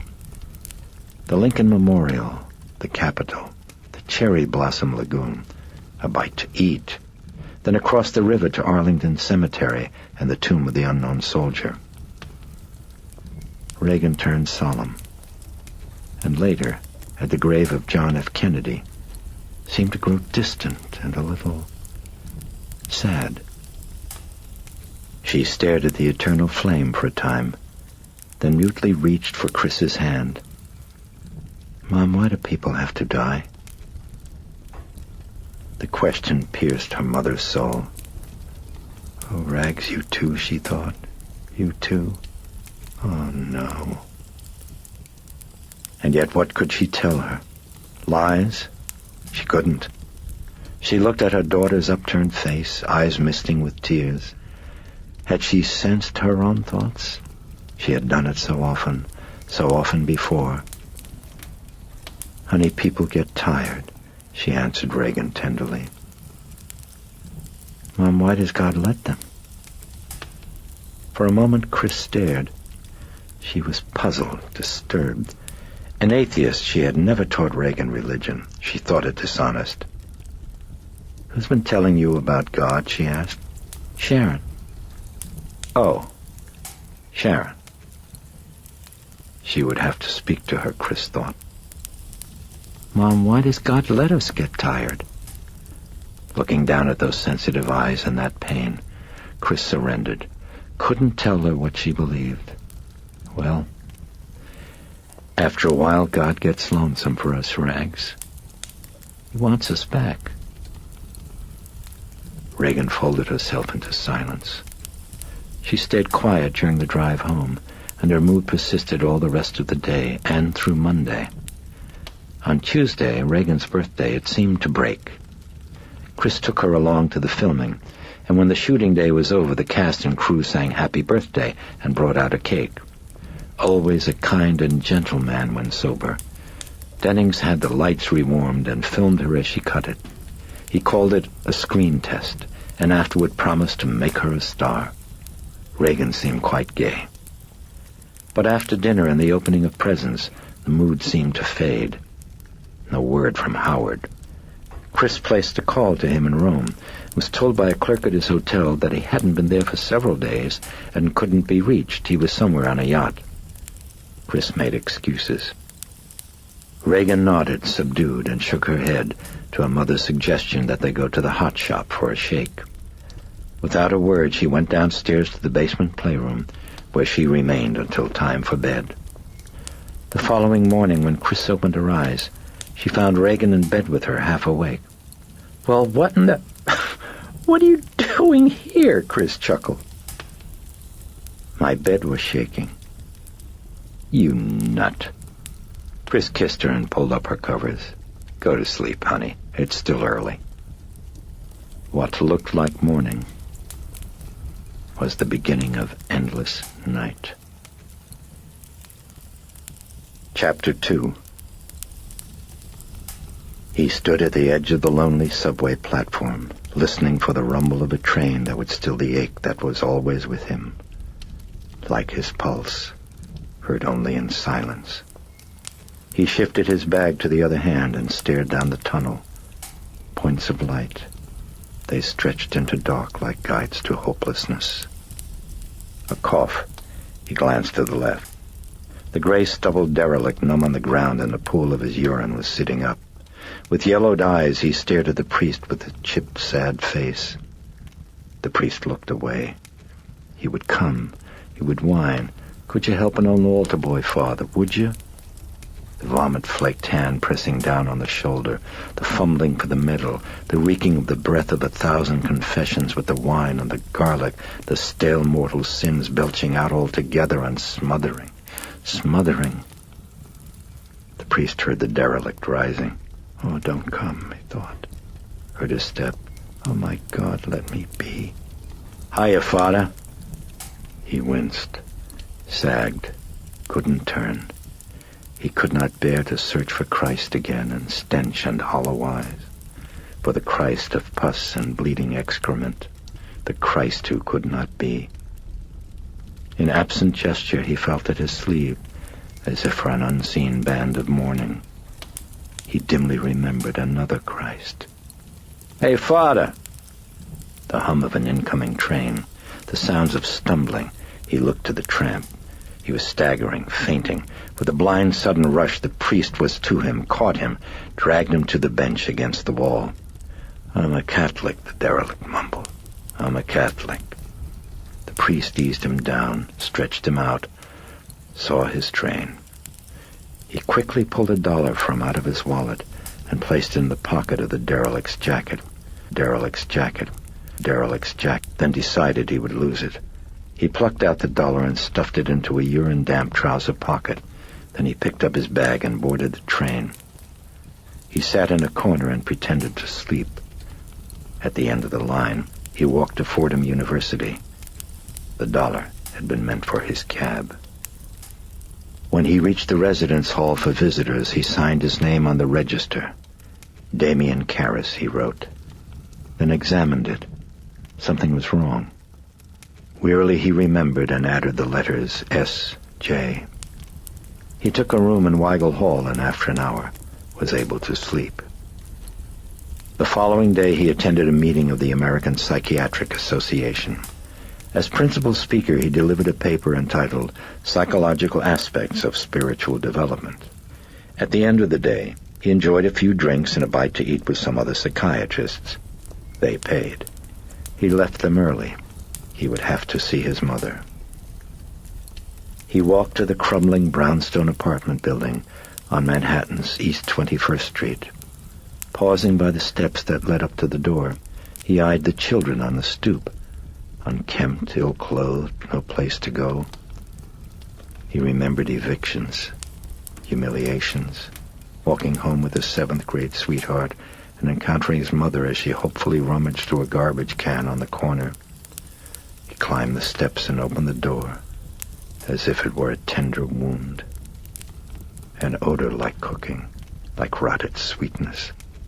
He remembered the visits to Mrs. Corelli at her tiny apartment with the 18 cats. He gripped the banister and climbed, overcome by a sudden draining weariness that he knew was caused by guilt. He should never have left her. Not alone. Her greeting was joyful, a shout, a kiss. She rushed to make coffee. Dark, stubby, gnarled eggs. He sat in the kitchen and listened to her talk, the dingy walls and soiled floor seeping into his bones. The apartment was a hovel. Social Security. Each month, a few dollars from a brother. She sat at the table, spoke of Mrs. This, Uncle That, still in immigrant accents. He avoided those eyes that were wells of sorrow, eyes that spent days staring out of a window. He should never have left her. He wrote a few letters for her later. She could neither read nor write any English. Then he spent time repairing the tuner on a crackling plastic radio. Her world, the news, Mayor Lindsay. He went to the bathroom. Yellowing newspapers spread on the tile. Stains of rust in the tub and the sink. On the floor an old corset. Seeds of vocation. From these he had fled into love. Now the love had grown cold. In the night he heard it whistling through the chambers of his heart like a lost crying wind. At 11:15 he kissed her goodbye, promised to return just as soon as he could. He left with the radio tuned to the news. Once back in his room in Weigel Hall, He gave some thought to writing a letter to the Jesuit head of the Maryland province. He'd covered the ground with him once before, a request for a transfer to the New York province in order to be closer to his mother, a request for a teaching post and relief from his duties. In requesting the latter, he'd cited as a reason unfitness for the work. The Maryland provincial had taken it up with him during the course of his annual inspection tour of Georgetown University, a function that closely paralleled that of an Army Inspector General in the granting of confidential hearings to those who had grievances or complaints. On the point of Damien Karras's mother, the provincial had nodded and expressed his sympathy, but the question of the priest's unfitness he thought contradictory on its face. But Karras had pursued it. "Well, it's more than psychiatry, Tom," he'd said. "You know that. Some of their problems come down to vocation, to the meaning of their lives. Hell, it isn't always sex that's involved, it's their faith, and I just can't cut it, Tom. It's too much. I need out.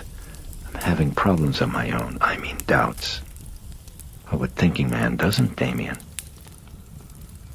A harried man with many appointments, the provincial had not pressed him for the reasons for his doubt, for which Karras was grateful. He knew that his answers would have sounded insane. The need to rend food with the teeth and then defecate, my mother's 9 First Fridays, stinking socks, thalidomide babies, an item in the paper about a young altar boy waiting at a bus stop, set on by strangers, sprayed with kerosene, ignited. No. Too emotional, he thought, vague, existential. More rooted in logic was the silence of God. In the world there was evil, and much of the evil resulted from doubt, from an honest confusion among men of good will. Would a reasonable God refuse to end it? Not reveal himself? Not speak? "Lord, give us a sign," said the Gospels. The raising of Lazarus was dim in the distant past. No one now living had heard his laughter. Why not a sign, he thought. At various times the priest would long to have lived with Christ, to have seen, to have touched, to have probed his eyes. "Ah, my God," he would think, "let me see you. Let me know. Come in dreams." The yearning consumed him. He sat at the desk now with pen above paper. Perhaps it wasn't time that had silenced the provincial. Perhaps he understood that faith was finally a matter of love. The provincial had promised to consider the requests, but thus far nothing had been done. Karras wrote the letter and went to bed. He sluggishly awakened at 5 a.m. and went to the chapel in Weigel Hall, secured a host, then returned to his room and said Mass. Et clamor meus a te veniat, he prayed with murmured anguish. Let my cry come unto thee. He lifted the host in consecration with an aching remembrance of the joy it once gave him, felt once again, as he did each morning, the pang of an unexpected glimpse from afar and unnoticed of a long-lost love. He broke the host above the chalice. Peace I leave you, my peace I give you. He tucked the host inside his mouth and swallowed the papery taste of despair. When the Mass was over, he polished the chalice and carefully placed it in his bag. He rushed for the 7:10 train back to Washington, carrying pain in a black valise. Chapter 3. Early on the morning of April 11th, Chris made a telephone call to her doctor in Los Angeles and asked him for a referral to a local psychiatrist for Regan. "Oh," said the doctor, "what's wrong?" Chris explained. Beginning on the day after Regan's birthday, and following Howard's failure to call, she had noticed a sudden and dramatic change in her daughter's behavior and disposition. Insomnia, quarrelsome, fits of temper, kicked things, threw things, screamed, wouldn't eat. In addition, her energy seemed abnormal.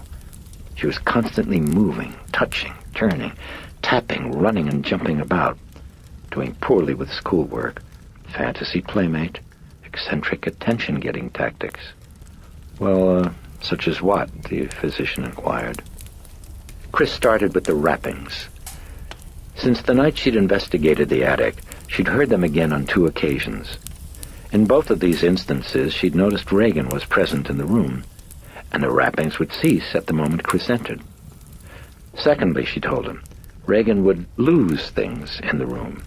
A dress, her toothbrush, books, her shoes. She complained about somebody moving her furniture. Finally, on the morning following the dinner at the White House, Chris saw Carl in Regan's bedroom pulling a bureau back into a place from a spot that was halfway across the room. When Chris had inquired what he was doing, he repeated his former, "Someone is funny," and refused to elaborate any further. But shortly thereafter, Chris had found Regan in the kitchen complaining that someone had moved all her furniture during the night when she was sleeping. This was the incident, Chris explained, that had finally crystallized her suspicions. It was clearly her daughter who was doing it all. "You mean somnambulism?" asked the doctor. "She's doing it in her sleep?" No, Mark, she's doing it when she's awake, to get attention." Chris mentioned the matter of the shaking bed, which had happened twice more and was always followed by Regan's insistence that she sleep with her mother. "Oh, well, that could be physical," the internist ventured. "No, Mark, I didn't say the bed is shaking. I said that she says that it's shaking." "Well, do you know that it isn't shaking?" "Well, no." "Well, it might be clonic spasms," the doctor murmured. "Who? Is there any temperature?" "No. Listen, what do you think?" she asked. "Should I take her to a shrink or what?" "Chris, you mentioned her schoolwork. How's she doing with her math?" "Why'd you ask?" "Well, how's she doing?" he persisted. "Oh, just rotten. I mean suddenly rotten." The doctor grunted. "Why'd you ask?" Chris repeated. "Well, it's part of the syndrome." "Syndrome of what?" "Nothing serious. I'd rather not guess about it over the phone. You got a pencil?" He wanted to give her the name of a Washington internist. "Mark, can't you come out here and check her yourself?" She thought of Jamie. A lingering infection. Chris's doctor at that time had prescribed a new broad-spectrum antibiotic. Refilling a prescription at a local drugstore, the pharmacist was wary. "I don't want to alarm you, ma'am, but this is quite new on the market," he'd said. "And they found that in Georgia it's been causing aplastic anemia in..." Jamie, she remembered. Dead. And ever since, Chris had never trusted doctors. Only Mark. And that had taken years. "Mark, can't you?" Chris pleaded. "No, I can't, but don't worry. This man is brilliant. The best. Now, get a pencil." Hesitation, then, "Okay." Chris wrote down the name. "Have him look her over," he said, "and then tell him to call me. And forget the psychiatrist for now." "Are you sure, Mark?" He delivered a blistering statement regarding the readiness of the general public to recognize psychosomatic illness, while failing to recognize the reverse, that illness of the body was often the cause of seeming illness of the mind. "Now, what would you say, Chris," he proposed as an instance, "if you were my internist, God forbid, and I told you I had headaches, recurring nightmares, nausea, insomnia, and blurring of the vision, and also that I generally felt unglued and was worried to death about my job? Would you say I was neurotic?" "I'm a bad one to ask, Mark. I know you're crazy. Those symptoms I just gave you, Chris, are the same as for a brain tumor. Check the body. That's first. Then we'll see." Chris telephoned the internist and made an appointment for that afternoon. Her time was her own now. The filming was over, at least for her. Burke Dennings continued, loosely supervising the work of the second unit, a generally less expensive crew that was filming scenes of lesser importance, mostly helicopter shots of various exteriors around the city, also stunt work, scenes without any of the principal actors, but he wanted each foot of the film to be perfect. The doctor was in Arlington, Samuel Klein. While Regan sat crossly in an examining room, Klein seated her mother in his office and took a briefcase history. She told him the trouble. He listened, nodded, made copious notes. When she mentioned the shaking of the bed, he appeared to frown. But Chris continued. "Mark seemed to think it was kind of significant that Regan's doing poorly with her math." "Now, why was that?" "You mean schoolwork?" "Yeah, schoolwork, but math in particular. What does it mean?" "Well, let's wait until I've looked at her, Mrs. MacNeil." He then excused himself and gave Regan a complete examination that included taking samples of her urine and her blood.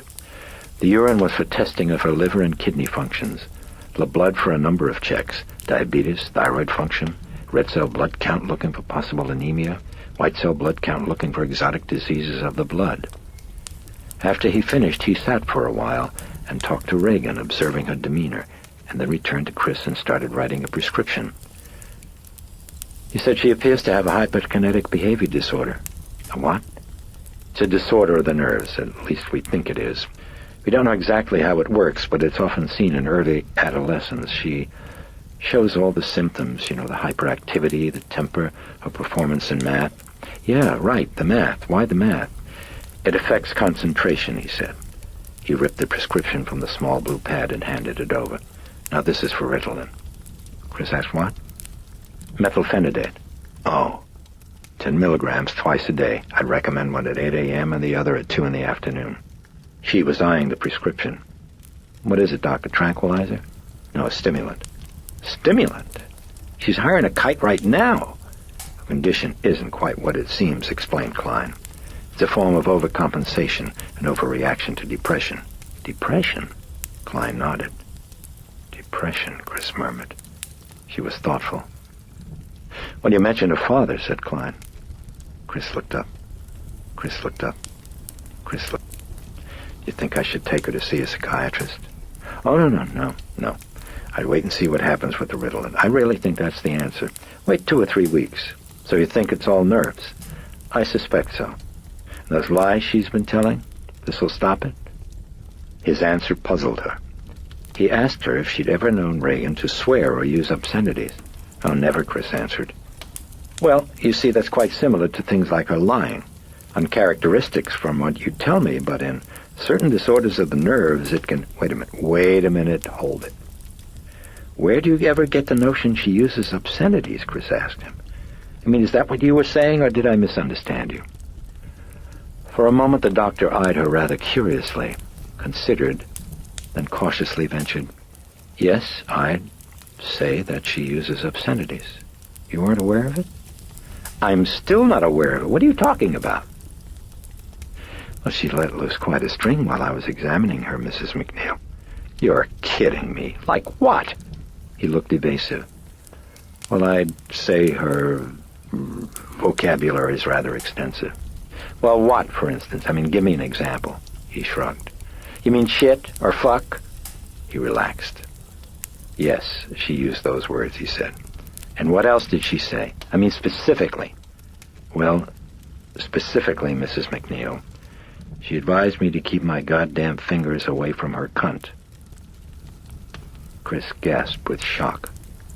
She used those words? Well, it isn't unusual, Mrs. MacNeil, and I really wouldn't worry about it at all. It's a part of the syndrome. Chris was shaking her head, looking down at her shoes. It's just hard to believe. Look, I doubt that she even understood what she was saying, the doctor soothed her. Yeah, I guess, murmured Chris. Yeah, maybe not. Try the Ritalin, he advised her, and we'll see what develops. And I'd like to take a look at her again in 2 weeks. He consulted a calendar pad on his desk. Let's see, Wednesday the 27th, would that be convenient? Yeah, sure, she murmured, getting up from the chair. She crumpled the prescription in a pocket of her coat.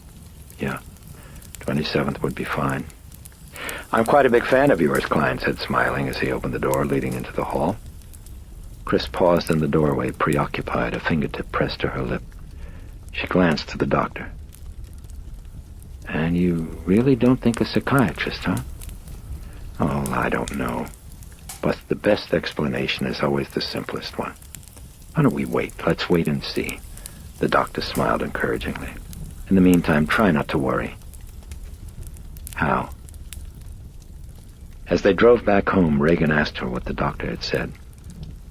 That you're nervous. Chris had decided not to talk about her language. Burke, she thought. She picked it up from Burke. But she did speak to Sharon about it later, asking if she'd ever heard Regan use that kind of obscenity. Gee, no, replied Sharon. I mean, not even lately. But I think our art teacher made a remark. A special tutor who came to the house. "You mean recently?" Chris asked. "Yeah, it was just last week. But you know her. I just figured maybe Regan said damn or crap, something like that. By the way, have you been talking to her much about religion, Sharon?" Sharon flushed. "Well, a little, that's all. I mean, Chris, it's hard to avoid. You see, she asks so many questions and, well," she gave a helpless little shrug. "It's just hard. I mean, how do I answer without telling her what I think is a great big lie? Give her a multiple choice." In the days that preceded her scheduled dinner party, Chris was extremely diligent in seeing that Regan took her dosage of Ritalin. By the night of the party, however, she had failed to observe any noticeable improvement. There were subtle signs, in fact, of a gradual deterioration, increased forgetfulness, untidiness, and one complaint of nausea. As for attention-getting tactics, although the familiar ones failed to recur, there appeared to be a new one. Reports of a foul, unpleasant smell in Regan's bedroom.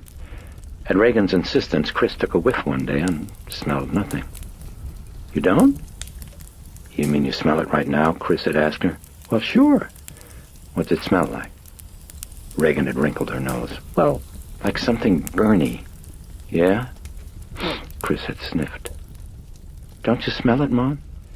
"Well, yes, hon," Chris had lied. Just a little. Let's open up the window for a while, get some air in." In fact, Chris had smelled nothing, but had made up her mind that she would temporize, at least until the appointment with the doctor. She was also preoccupied with a number of other concerns. One was arrangements for the dinner party. Another had to do with the script. Although she was very enthusiastic about the prospect of directing, a natural caution had prevented her from making a prompt decision. In the meantime, her agent was calling her daily. She told him she'd given the script to Dennings for an opinion and hoped he was reading and not consuming it. The third and the most important of Chris's concerns was the failure of two financial ventures: a purchase of convertible debentures through the use of prepaid interest, and an investment in an oil drilling project in southern Libya. Both had been entered upon for the sheltering of income that would have been subject to enormous taxation. But something even worse had developed. The wells had come up dry, and rocketing interest rates had prompted a sell-off in bonds. These were the problems that her gloomy business manager flew into town to discuss. He arrived on Thursday. Chris had him charting and explaining through Friday. At last, she decided on a course of action that the manager thought wise. He nodded approval, but he frowned when she brought up the subject of buying a Ferrari. "You mean a new one?" he asked her. "Oh, why not? I drove one in a picture once. If we write to the factory maybe and remind them, could be they'd give us a deal, don't you think?" He didn't, and cautioned that he thought a new car was improvident. "Ben," said Chris, "I made $800,000 last year, and you're saying I can't get a freaking car? Don't you think that's ridiculous? Where did it go?" He reminded her that most of her money was in shelters. Then he listed the various drains on her gross: federal income tax, projected federal income tax, her state tax, tax on her real estate holdings, 10% commission to her agent, 5 to him, 5 to her publicist, 5 to her publicist, 1.25 taken out as a donation to the Motion Picture Welfare Fund, an outlay for wardrobe in tune with the fashion, salaries to Willie and Carl and Sharon and the caretaker of the Los Angeles home, various travel costs, and finally, her monthly expenses. "Do you do another picture this year?" he asked her. She shrugged. "I don't know. Do I have to?" "Yeah, I think you'd better." She cupped her face in both her hands and eyed him moodily. "How about a Honda?" He made no reply.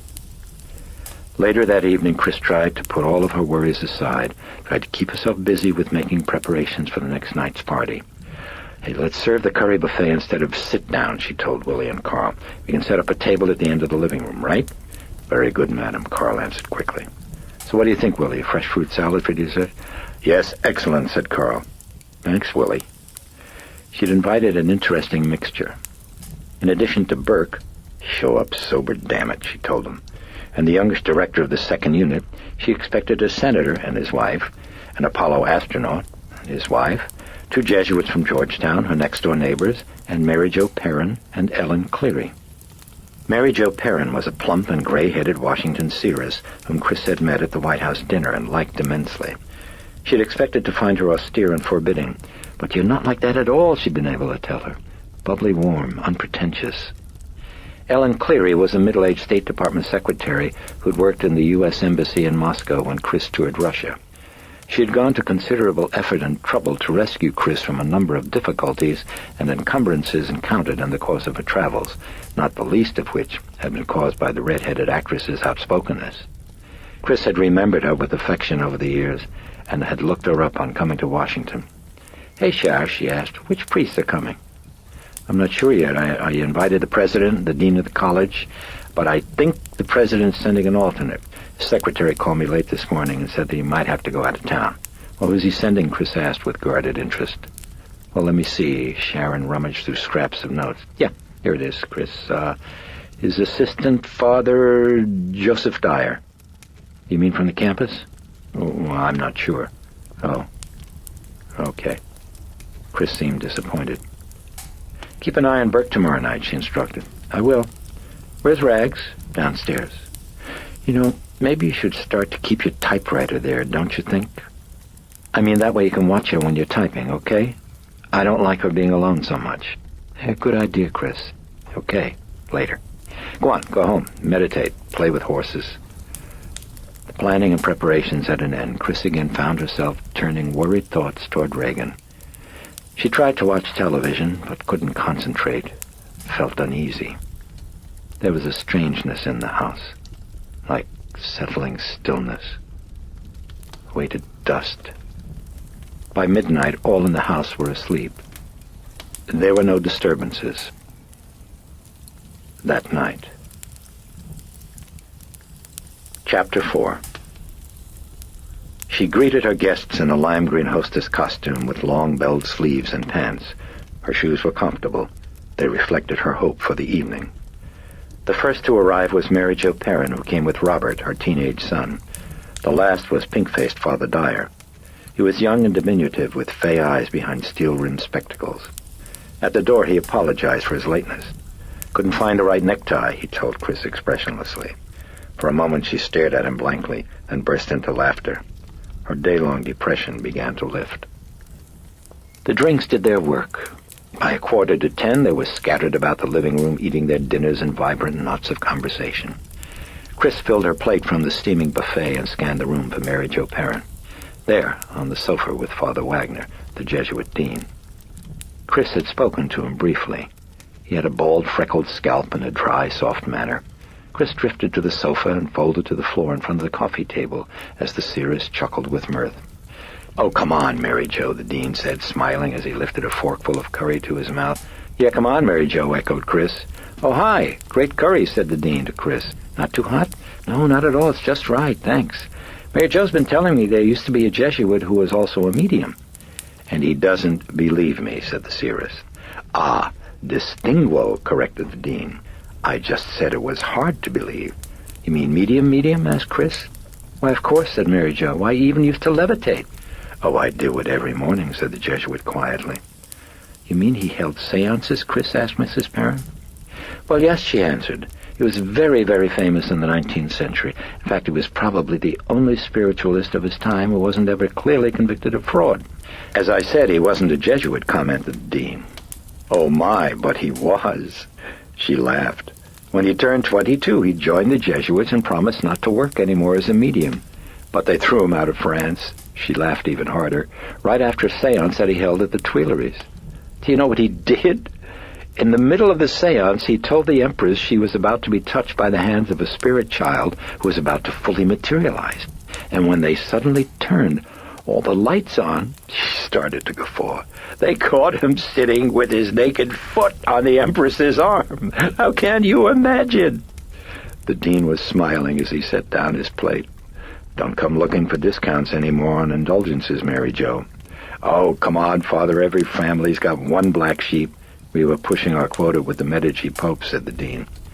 "You know, I had an experience once," began Chris, but the dean interrupted. "Are you making this a matter of confession?" Chris smiled and said, "No, I'm not a Catholic." "Oh, well, neither are the Jesuits," Mrs. Perrin chuckled. "Dominican slander," retorted the dean. Then to Chris he said, "I'm sorry, my dear, you were saying?" "Well, just that I thought I saw somebody levitate once in Bhutan." She recounted the story. "Do you think that's possible?" she ended. "I mean, really, seriously." "Who knows?" the dean shrugged. "Who knows what gravity is, or matter, when it comes to that?" "Would you like my opinion?" interjected Mrs. Perrin. The dean said, "No, Mary Jo. I've taken a vow of poverty." "So have I," Chris muttered. "What was that?" asked the dean, leaning forward. "Oh, nothing. Oh, say, there's something I've been meaning to ask you. Do you know that little cottage that's back of the church over there?" She pointed in the general direction. "Holy Trinity?" the dean asked. "Yeah, right, Holy Trinity. Well, what goes on in there?" "Oh, well, that's where they say Black Mass," said Mrs. Perrin. "Black who?" said Chris. "Black Mass. What's that?" "She's kidding," said the dean. "Yes, I know," said Chris, "but I'm done." I mean, what is a Black Mass?" "Oh, basically, it's a travesty on the Catholic Mass," explained the dean. "It's connected to witchcraft, devil worship." "Really? You mean there really is such a thing?" "I really couldn't say, Chris, although I heard a statistic once about something like, possibly 50,000 Black Masses being said every year in the city of Paris." "You mean now?" marveled Chris. "Today?" "It's just something I heard." "Yes, of course, from the Jesuit Secret Service," twitted Mrs. Perrin. "Not at all. I hear voices," responded the dean. "You know, back in L.A., mentioned Chris, you hear an awful lot of stories about witch cults being around. I've often wondered if it's true." "Well, as I said, I wouldn't know," said the dean. "But I tell you who might, Joe Dyer." "Hey, where's Joe?" The dean looked around. "Oh, over there," he said, nodding toward the other priest who was standing at the buffet with his back to them. He was heaping a second helping onto his plate. "Hey, Joe?" The young priest turned, his face impassive. "You called, great dean?" The other Jesuit beckoned with his fingers. "All right, just a second," answered Dyer, and resumed his attack on the curry and salad. "That's the only leprechaun in the priesthood," said the dean with an edge of fondness. He sipped at his wine. "They had a couple of cases of desecration in Holy Trinity last week, and Joe said something about one of them reminding him of some things that they used to do at Black Mass, so I expect he knows something about the subject." "Well, what happened at the church?" asked Mary Jo Perrin. "Oh, it's really too disgusting," said the dean. "Come on, we're all through with our dinners." No, please, it's too much," he demurred. "Come on." "You mean you can't read my mind, Mary Jo?" the dean asked her. "Oh, I could," she responded, "but I really don't think I'm worthy to enter that Holy of Holies." She chuckled. "Well, it really is sick," began the dean. He described the desecrations. In the first of the incident, the elderly sacristan of the church had discovered a mound of human excrement on the altar cloth directly before the tabernacle. "Oh, that really is sick," Mrs. Perrin grimaced. "Well, the other's even worse," remarked the dean, then employed indirection and one or two euphemisms to explain how a massive phallus sculpted in clay had been found firmly glued to a statue of Christ on the left side altar. "That's sick enough," he concluded. Chris noticed that Mary Jo seemed genuinely disturbed as she said, "Oh, that's enough now. Yes, sorry that I asked. Let's change the subject, please." "No, I'm fascinated," said Chris. "Yes, of course, I'm a fascinating human." It was Father Dyer speaking.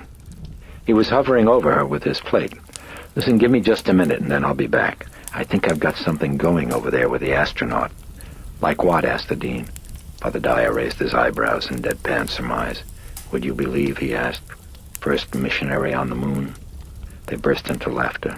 "You're just the right size," said Mrs. Perrin. "They could stow you in the nose cone." "No, not me," he corrected her solemnly, and then turned to the dean to explain. "I've been trying to fix it up for Emery." "That's our disciplinarian on campus," Dyer explained in an aside to the women. "Nobody's up there, and that's what he likes, you see. He sort of likes things quiet." "And so who would he convert?" Mrs. Perrin asked. "What do you mean?" Dyer frowned at her earnestly. "He'd convert the astronauts. That's it. I mean, that's what he likes. You know, one or two people. No groups, just a couple."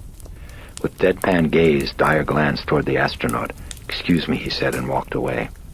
"I like him," said Mrs. Perrin. "Me too," Chris agreed. Then she turned to the dean. "You haven't told me what goes on in that cottage," she reminded him. "A big secret? Who's that priest I keep seeing there, you know? The one I mean, sort of dark?" "Father Karras," said the dean in a lowered tone, with a trace of regret. "Yeah, what's he do?" "He's a counselor, Chris." The dean put down his wine glass and turned it by the stem. Had a pretty rough knock last night, poor guy. Oh, what? Asked Chris with a sudden concern. Well, his mother passed away. Chris felt a melting sensation of grief that she couldn't explain. Oh, I'm sorry, she said. He seems to be taking it pretty hard, resumed the Jesuit. She was living by herself, and I guess she was dead for a couple of days before they found her. Oh, how awful, Mrs. Perrin murmured. Who found her? Chris asked solemnly. The superintendent of her apartment building. I guess they wouldn't have found her even now, except, well, the next-door neighbors complained about her radio going all the time. That's sad, Chris murmured. Excuse me, please, madam. Chris looked up at Carl. He held a tray filled with glasses and liqueurs. Sure, set it down right here, Carl, okay? That'll be fine. Chris liked to serve the liqueurs to her guests herself. It added an intimacy, she felt, that might otherwise be lacking. Well, let's see now. I'll start with you, she told the dean and Mrs. Perrin, and she served them. Then she moved about the room, taking orders and fetching for each of her guests.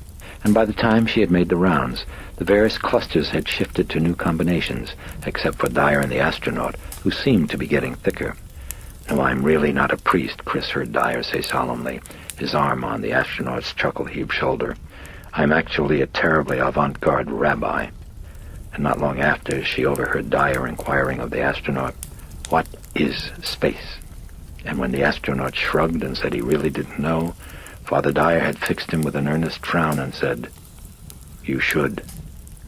Chris was standing with Ellen Cleary afterward, reminiscing about Moscow, when she heard a familiar strident voice ringing angrily through from the kitchen. Oh, Jesus, thought Chris. Burke! He was shrieking obscenities at someone. Chris excused herself and went quickly to the kitchen, where Dennings was railing viciously at Carl, while Sharon made futile attempts to hush him. Burke! Exclaimed Chris. Knock it off! The director ignored her, continuing to rage. The corners of his mouth flecked foaming with saliva, while Carl leaned mutely against the sink with folded arms and stolid expression, his eyes fixed unwaveringly on Dennings. Carl, Chris snapped, will you get out of here? Get out! Can't you see how he is? But the Swiss would not budge until Chris began actually to shove him toward the door. Nazi pig! Dennings screamed at his back. And then he turned genially to Chris and rubbed his hands together. Now then, what's dessert? He asked mildly. Dessert? Chris thumped at her brow with the heel of her hand.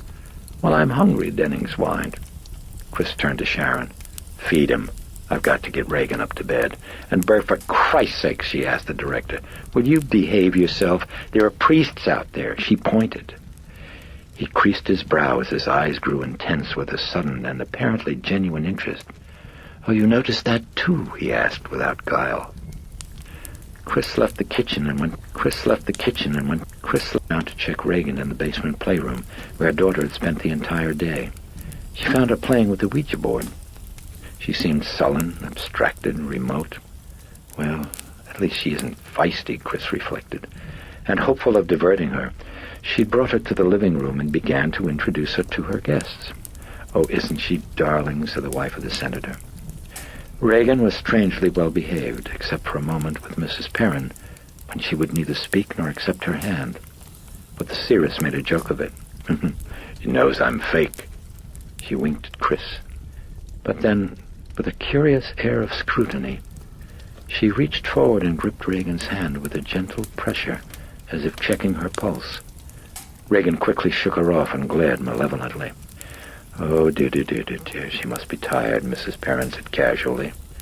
Yet she continued to watch Regan with a probing fixity, an anxiety unexplained. She's been feeling kind of sick, Chris murmured in apology. She looked down at Regan. Haven't you, honey? Regan did not answer. She kept her eyes on the floor. There was no one left for Regan to meet except the senator and Robert, Mrs. Perrin's son, and Chris thought it best to pass them up. She took Regan up to bed and tucked her in. Do you think you can sleep? Chris asked. I don't know, Regan answered dreamily. She turned on her side and was staring at the wall with a distant expression. Would you like me to read to you for a while? A shake of the head. Okay, then. Try to sleep.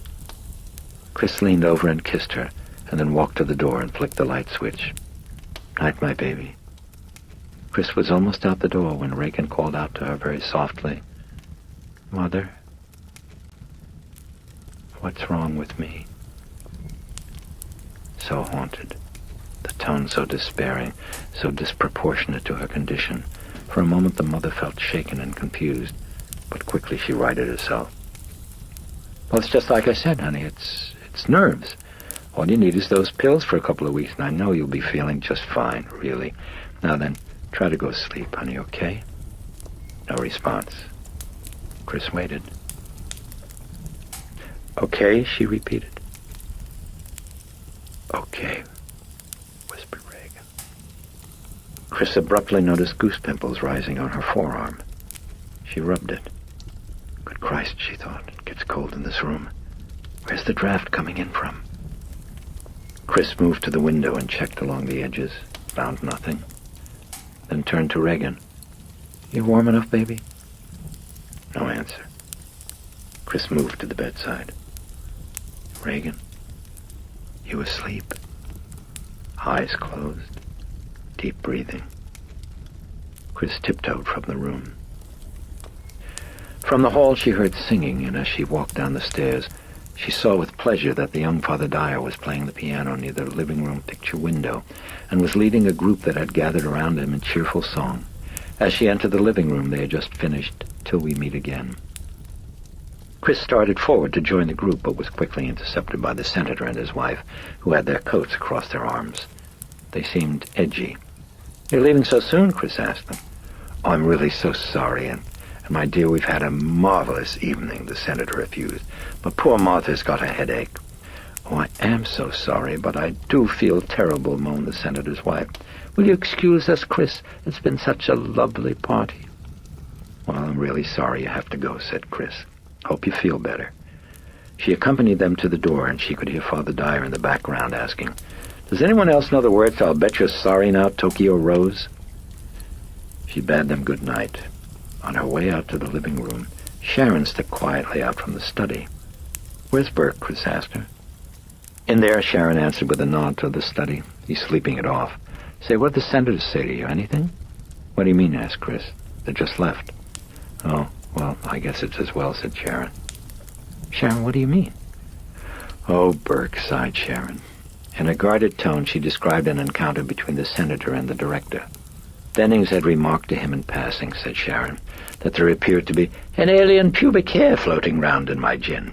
Then he turned to the senator and added in a tone that was vaguely accusatory, "Never seen it before in my life. Have you?" Chris giggled as Sharon went on to describe how the senator's embarrassed reaction had triggered one of Dennings' chaotic rages in which he'd expressed his boundless gratitude for the existence of politicians, since without them one couldn't distinguish who the statesman were, you see.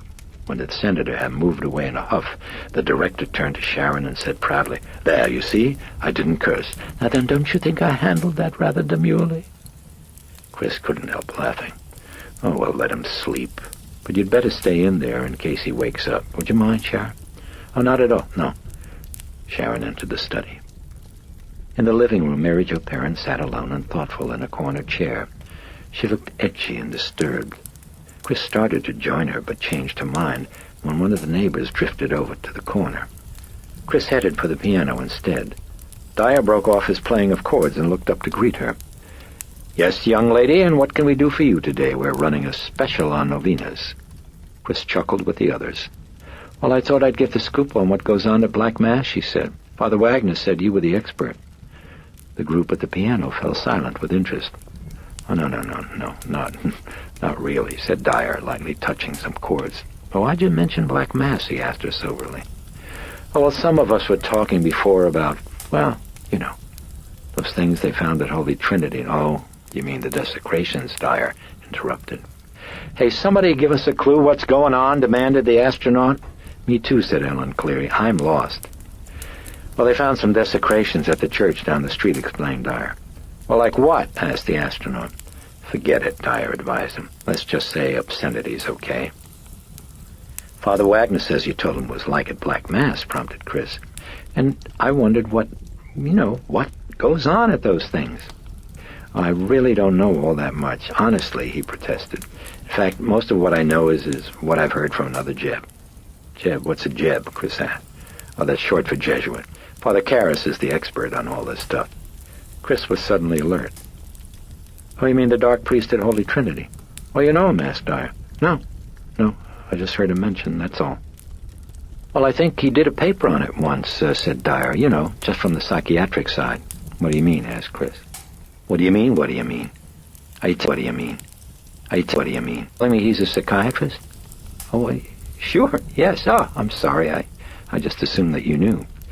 Listen, somebody tell me something, the astronaut demanded again impatiently. What does go on at Black Mass? Let's just say perversions, Dyer shrugged. Obscenities, blasphemies. It's an evil parody of the Mass, where instead of God they worship Satan and they sometimes offered human sacrifice. Ellen Cleary shook her head and walked away. It's getting a little too creepy for me, she smiled thinly. Chris paid her no notice. The dean joined the group unobtrusively. But how can you know that, she asked the young Jesuit. Even if there was such a thing as Black Mass, who's to say what went on there? Well, I guess they got most of it, answered Dyer, from the people who were caught and then confessed. Oh, come on, Joe, said the dean. Those confessions were worthless. People were tortured. No, only the snotty ones, Dyer said blandly. There was a ripple of vaguely nervous laughter. The dean eyed his watch. Well, I really should be going, he said to Chris. I've got the 6 o'clock Mass in Dogwood Chapel. I've got the banjo Mass, Dyer beamed. Then his eyes shifted to a point in the room beyond Chris, and he abruptly sobered. Well, now I think we have a visitor, Mrs. MacNeil, he cautioned, motioning with his head. Chris turned and gasped on seeing Regan in her nightgown, urinating gushingly onto the rug. Staring fixedly at the astronaut, she intoned in a lifeless voice, "You're going to die up there." "Oh, my God," cried Chris in pain, rushing to her daughter. "Oh, God, oh, my baby, oh, come on, come with me." She took Regan by the arms and led her quickly away with a tremulous apology over her shoulder to the ashen astronaut. "I'm so sorry. She's been sick. She must be walking in her sleep. She didn't know what she was saying." "Gee, maybe we should go," she heard Dyer say to someone. No, stay," Chris protested, turning around for a moment. "Please stay. It's okay. I'll be back in just a minute." Chris paused by the kitchen, instructing Willie to see to the rug before the stain became indelible. And then she walked Regan upstairs to her bathroom, bathed her, and changed her nightgown. "Honey, why did you say that?" Chris asked her repeatedly. But Regan appeared not to understand. She mumbled non sequiturs. Her eyes were vacant and clouded. Chris tucked her into bed, and almost immediately Regan appeared to fall asleep. For a time Chris waited, listening to her breathing. Then she left the room. At the bottom of the stairs, she encountered Sharon and the young director of the 2nd unit, assisting Dennings out of the study. They had called a cab and were going to shepherd him back to his suite at the Sheraton Park Hotel. "Take it easy," Chris advised as they left the house with Dennings between them. Barely conscious, the director muttered, "Fuck it," and slipped into fog in the waiting cab. Chris returned to the living room where the guests, who still remained, expressed their sympathy as she gave them a brief account of Regan's illness. When she mentioned the rappings and the other attention-getting phenomena, Mrs. Perrin stared at her intently. Once Chris looked at her, expecting her to comment, but Perrin said nothing, and Chris continued.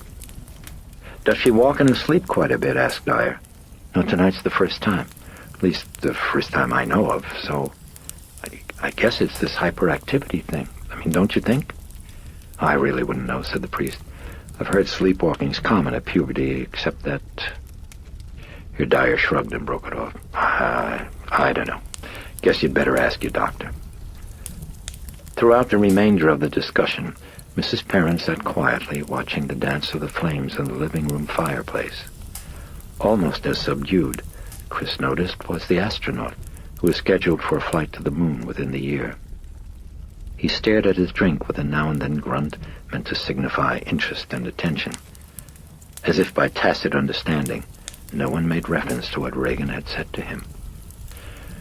"Well, I do have that Mass," said the dean at last, rising to leave. This triggered a general departure. Everyone stood up and expressed their thanks for dinner and the evening. At the door, Father Dyer took Chris's hand and probed her eyes earnestly. "Do you think there's a part in one of your movies for a very short priest who can play the piano?" he asked her. "Well, if there isn't," Chris laughed, "then I'll have one written in for you, Father." "I was thinking of my brother," Dyer told her solemnly. "Oh, you!" Chris laughed again and bade Dyer a fond and warm good night. The last to leave were Mary Jo Perrin and her son. Chris held them at the door with idle chatter. She had the feeling that Mary Jo had something on her mind that she was holding back. To delay her departure, Chris asked her opinion on Regan's continued use of the Ouija board and her Captain Howdy fixation. "You think there's any harm in it?" she asked. Expecting an airily perfunctory dismissal, Chris was surprised when Mrs. Perrin frowned and looked down at the doorstep.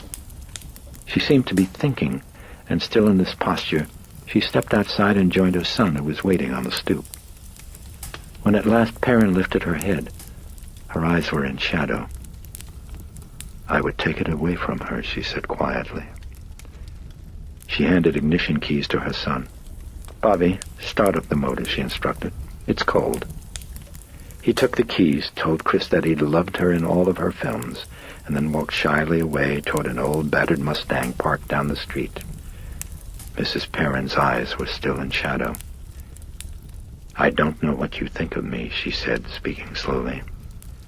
"Many people associate me with spiritualism, but that's wrong. Yes, I think I have a gift," she continued quietly. "But it isn't occult. In fact, to me it seems natural, perfectly natural. Being a Catholic, I believe that we all have a foot in two worlds. The one that we're conscious of is time. But now and then a freak like me gets a flash from the other foot, and that one, I think, is somewhere in eternity. Well, eternity has no time. There the future is present. So now and again, when I feel that other foot, I believe I get to see the future. I do. And who knows? Maybe not. Maybe all of it's coincidence." She shrugged. "But I still think I do. And if that's so, why, I still say it's natural, you see. But the occult." She paused, picking words. "The occult is something different. I've stayed away from that. I think dabbling with that can be dangerous. And that includes fooling around with a Ouija board." Until now, Chris had thought her a woman of eminent sense. And yet something in her manner now was deeply disturbing. She felt a creeping foreboding that she tried to dispel. "Come on now, Mary Jo," Chris smiled. "Don't you know how those Ouija boards work? It isn't anything at all but a person's subconscious, that's all." "Yes, perhaps," Perrin answered quietly. "Perhaps. Could all be suggestion. But in story after story that I've heard about seances, Ouija boards, all of that, they always seem to point to the opening of a door of some sort. No, not to the spirit world, perhaps. You don't believe in that. Perhaps, then, a door in what you call the subconscious. I don't know. All I know is that things seem to happen. And, my dear, there are lunatic asylums all over the world filled with people who dabbled in the occult." "Are you kidding?" There was momentary silence. Then again the soft voice began droning out of darkness. "There was a family in Bavaria, Chris, in 1921. I don't remember the name, but they were a family of 11. You could check it in the newspapers, I suppose. Just a short time following an attempt at a seance, they went out of their minds, all of them, all 11. They went on a burning spree in their house, and when they'd finished with the furniture, they started on the 3-month-old baby of one of the younger daughters. And that is when the neighbors broke in and stopped them. The entire family," she ended, "was put in an asylum." "Oh, boy," breathed Chris, as she thought of Captain Howdy. He had now assumed a menacing coloration. Mental illness, was that it? Something. I knew I should take her to see a psychiatrist, she said. Oh, for heaven's sake, said Mrs. Perrin, stepping into the light. You never mind about me. You just listen to your doctor. There was attempted reassurance in her voice that was not convincing. I'm great at the future, Mrs. Perrin smiled. But in the present, I'm absolutely helpless. She was fumbling at her purse. Now then, where are my glasses? There, you see? I've mislaid them. Oh, sorry. Here they are, right here. She had found them in a pocket of her coat. Lovely home, she remarked as she put on the glasses and glanced up at the upper facade of the house. Gives a feeling of warmth. God almighty, I'm relieved, said Chris. For a second there, I thought you were going to tell me it's haunted. Mrs. Perrin glanced down to her. Why would I tell you a thing like that? Chris was thinking of a friend, a noted actress in Beverly Hills, who had sold her home because of her insistence that it was inhabited by a poltergeist. I don't know. She grinned wanly. On account of who you are, I guess. I was kidding. It's a very fine house, Mrs. Perrin reassured her in an even tone. I've been here before, you know, many times. Have you really? Yes, an admiral had it, a friend of mine. I get a letter from him now and then. They've shipped him to sea again, poor dear. I don't know if it's really him that I miss or this house. She smiled. But then, maybe you'll invite me back. Mary Jo, I'd love to have you back. I mean it. You're a fascinating person. Well, at least I'm the nervous person, you know. Ah, come on. Listen, call me. Really, please. Will you call me next week? Yes, I would like to hear how your daughter's coming on. You got the number, Mary Jo? Yes, it's at home in my book. What was off, wondered Chris.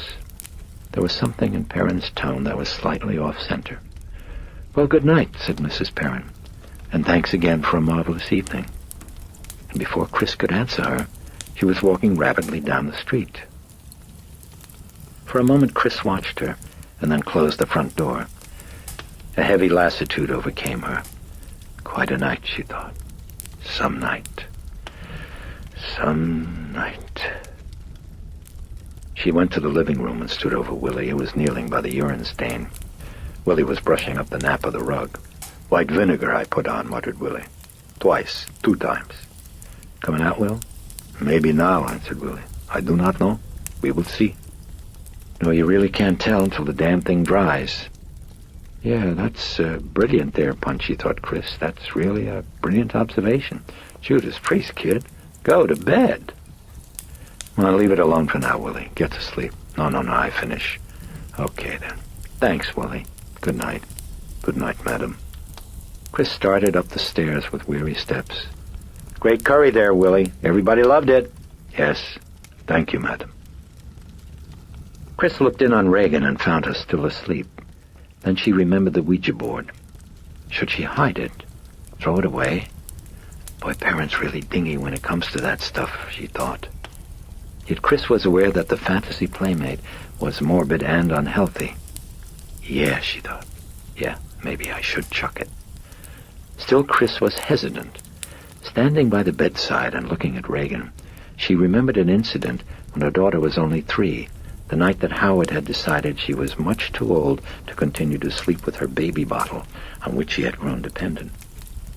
He'd taken it away from her that night, and Regan had screamed until 4 a.m, then acted hysterical for days. And now Chris feared a similar reaction. She thought, better wait until I talk it all out with a shrink. Moreover, the Ritalin, she reflected, hadn't had a chance to take effect. At the last, she decided to wait and see. Chris retired to her room, settled wearily into bed, and almost instantly fell asleep. Then awakened to fearful, hysterical screaming at the rim of her consciousness. Mother, come here! Come here! I'm afraid! Yes, I'm coming, all right, hon, I'm coming! Chris raced down the hall to Regan's bedroom. Sounds of whimpering, crying, sounds like bed springs. Oh, my baby, what's wrong? Chris exclaimed as she reached out and flicked on the lights. Good Christ almighty. Regan lay taut on her back, face stained with tears and contorted with terror as she gripped at the sides of her narrow bed. Mother, why is it shaking? Make it stop. Oh, I'm scared. Make it stop. Mother, please make it stop. The mattress of the bed was quivering violently back and forth. quivering violently back and forth.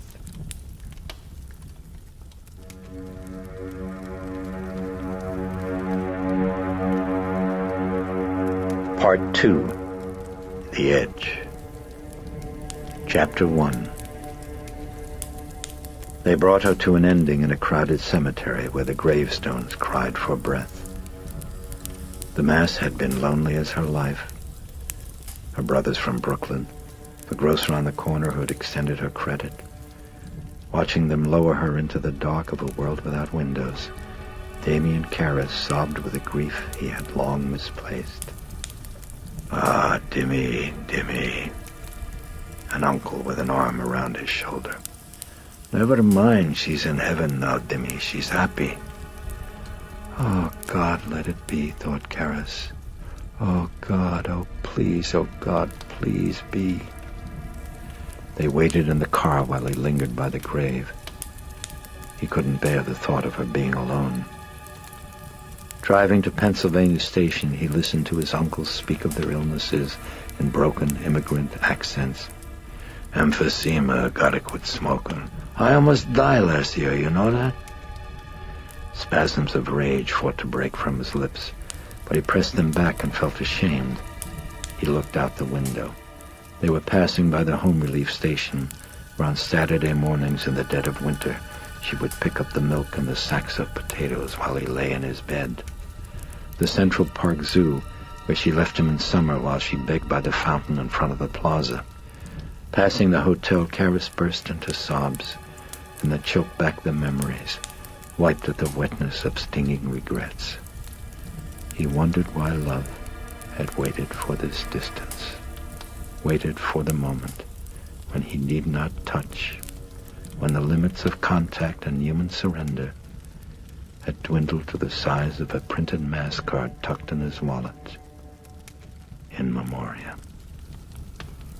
He knew. This grief was old. He arrived at Georgetown in time for dinner, but had no appetite. He paced inside his cottage. Jesuit friends came by with condolences, stayed briefly, promised prayers. Shortly after 10, Joe Dyer appeared with a bottle of scotch. He displayed it proudly. "Kevis real." "Where'd you get the money for it? Out of the poor box?" "Don't be an asshole," said Dyer. "That would be breaking my vow of poverty." "Where did you get it then?" "I stole it." Karras smiled and shook his head as he fetched a glass and a pewter coffee mug. He rinsed them out in his tiny bathroom sink and said, "I believe you." "Ah, greater faith I have never seen," said Dyer. Karras felt a stab of familiar pain. He shook it off and returned to Dyer, who was sitting on his cot, breaking open the seal on the bottle. He sat beside him. "Would you like to absolve me now or later?" said Dyer. "Just pour," said Karras. "We'll absolve each other." Dyer poured deep into glass and cup. "College presidents should not drink," he murmured. "He sets a bad example. I figure I relieved him of a terrible temptation." Karras swallowed scotch, but not the story. He knew the president's ways too well. A man of tact and sensitivity, he always gave through indirection. Dyer had come, he knew, as a friend, but also as the president's personal emissary. So when Dyer made a passing comment about Karras possibly needing a rest, the Jesuit psychiatrist took it as a hopeful omen of the future and felt a momentary flood of relief. Dyer was good for him, made him laugh, talked about the party and Chris MacNeil, purveyed new anecdotes about the Jesuit prefect of discipline. He drank very little, but continually replenished Karras's glass, and when he thought Karras was numb enough for sleep, he got up from the cot and made Karras stretch out, while he sat at the desk and continued to talk until Karras's eyes were closed and his comments were mumbled grunts. Dyer stood up and undid the laces of Karras's shoes. He slipped them off. "You gonna steal my shoes now?" Karras muttered thickly. "No, I tell fortunes by reading the creases. Now shut up and go to sleep." "You're a Jesuit cat burglar." Dyer laughed lightly and covered Karras with a coat that he took from a closet. "Listen, somebody's got to worry about the bills around this place," he said. "All you other guys do is rattle beads and pray for the hippies down on M Street." Karras made no answer. His breathing was regular and deep. Dyer moved quietly to the door and flicked out the light. "Stealing is a sin," muttered Karras in the darkness. "Mea culpa," Dyer said softly. For a time he waited, then at last decided that Karras was asleep. He left the cottage. In the middle of the night, Karras awakened in tears. He had dreamed of his mother. Standing at a window high in Manhattan, he'd seen her emerging from a subway kiosk across the street. She stood at the curb with a brown paper shopping bag, searching for him. He waved, but she didn't see him. She wandered the street, buses, trucks, unfriendly crowds. She was growing frightened. She returned to the subway and began to descend. Karras grew frantic and ran to the street, began to weep as he called her name, as he couldn't find her, as he pictured her helpless and bewildered in the maze of tunnels beneath the ground. He waited for his sobbing to subside, and then fumbled for the scotch. He sat on the cot and drank in darkness. Wet came the tears. They would not cease. This was like childhood, this grief. He remembered a telephone call from his uncle. "Dimmy, the edema has affected her brain. She won't let a doctor come anywhere near her. Just keeps screaming things. Even talks to the goddamn radio. I figure she gotta go to Bellevue, Dimmy. Regular hospital, they're not gonna put up with that. I just figure a couple of months, she's good as new. Then we take her out again, okay? Listen, Dimmy, I tell you, true, we already done it.